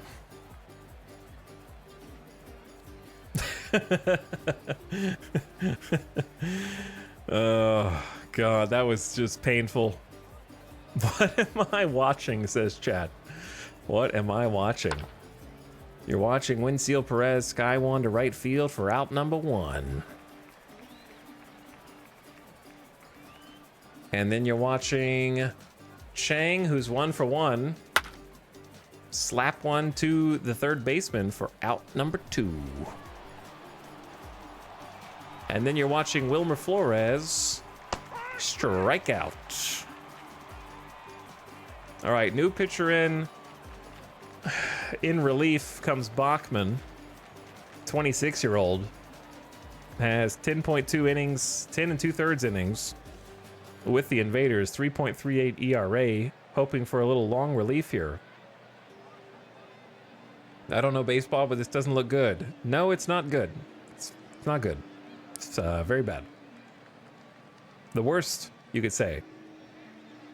3 balls and a strike from Sam Bachman to Manuel Margot, and he takes the walk. The walks just keep rolling. They're just issuing free pass after free pass to these Mariners, who are being very patient at the plate. Full count on a Rosarena, and he walks. We're having a repeat. I'm starting to get deja vu over here. There's 2 runners on, nobody out for Luis Arias. The pitchers have all forgotten to pitch. Didn't catch the 7th pitch of that one. Supposed to be a strike. Didn't catch enough. And Luis Arias drives this one deep to left. Luckily, it's right at the left fielder, who makes the play for out number 1. That one was hit sharply. 92 miles an hour. That was loud. Sorry. And he gets back in.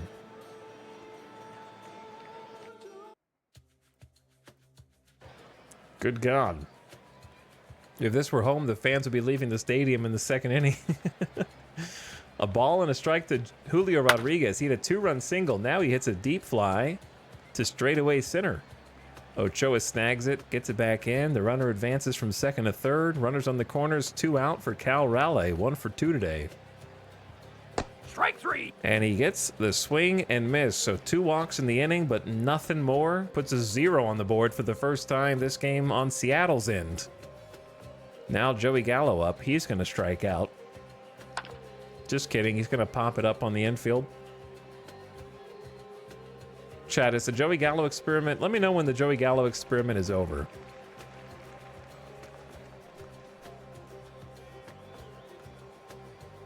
Arenamo up, and he'll snap this one into the right fielder's glove on 1 pitch. Ochoa runs the count full, and he'll hit this one deep line down the left field line all the way to the corner. And that's going to be a 2-out double for Ochoa, who continues to hit pretty well for himself these last few games. After an 8-pitch battle with Miller, he gets the better of him. And now David Hamilton, 1 for 1 today. Slaps the first pitch he sees toward the gap, but the center fielder has it for out number 3. All right, Invaders get nothing, leave 1. Bachman back out to face the heart of the order for Seattle. Yastrzemski tripled in the second. Strike 3. He'll strike out this time. Called on the changeup, low. Williamson checks in. He had a sac fly, and now he'll put it in play past the third baseman. That's a single. And now J.P. Crawford. He'll hit it over between the first and second baseman. Back-to-back singles. And the runner goes first to third. So runners on the corners with only 1 out for Ryan Bliss. Ryan Bliss to the third baseman, third to second, and that's the only out they'll take on the fielder's choice. A run comes in as cross to make Seattle double digits. They reach 10 runs on 7 hits. A miracle of science. And another ball slapped, but this time second baseman handles it and gets the third out. So one more run across, and the Mariners improve on their lead. Now Yasmani Grandal looking to get some back for Las Vegas. He'll be a ground out to second. Back to the top, Cal Stevenson up with a full count. Pop up on the infield. Third baseman wants it, and he'll take it over the shortstop. Out number 2. Winseal Perez is 1 for 2 today. And this one into shallow left on a line into Margot's glove. All right, Bachman back out for a third inning. 40 pitches in. And on 4 pitches, chipped over to second for out number 1. Now Luis Arias back up. Put in play. Diving at first is Flores. And he snags it. Great play to get an out. Julio Rodriguez up. Lots of contact. Right fielder's got it on a line. Top of the 6th inning for Chang. A ball and 2 strikes. And this time he strikes out. Bro, we're having some trouble. Q Tariba. We're having some trouble, if you can tell by the scoreboard. It's pretty bad right now. Wilmer Flores grounds out the first. Out number 2, Joey Gallo, full count. Joey Gallo smacks this one deep right field, but just on the warning track, not deep enough for out number 3. Bachman back up, 49 pitches in relief. On a 2-strike count, this ball goes pretty deep left toward the gap, but Stevenson hustles and pulls it in. Mike Yastrzemski has a full count on Bachman, and he'll get the walk. I have lost count of how many walks Seattle has in this game. Williamson on a hard line right at the right fielder. Hit it too hard. A little softer, and that might have fallen in. Out number 2. Full count for Crawford. Crawford to the third baseman. Grabs it cleanly.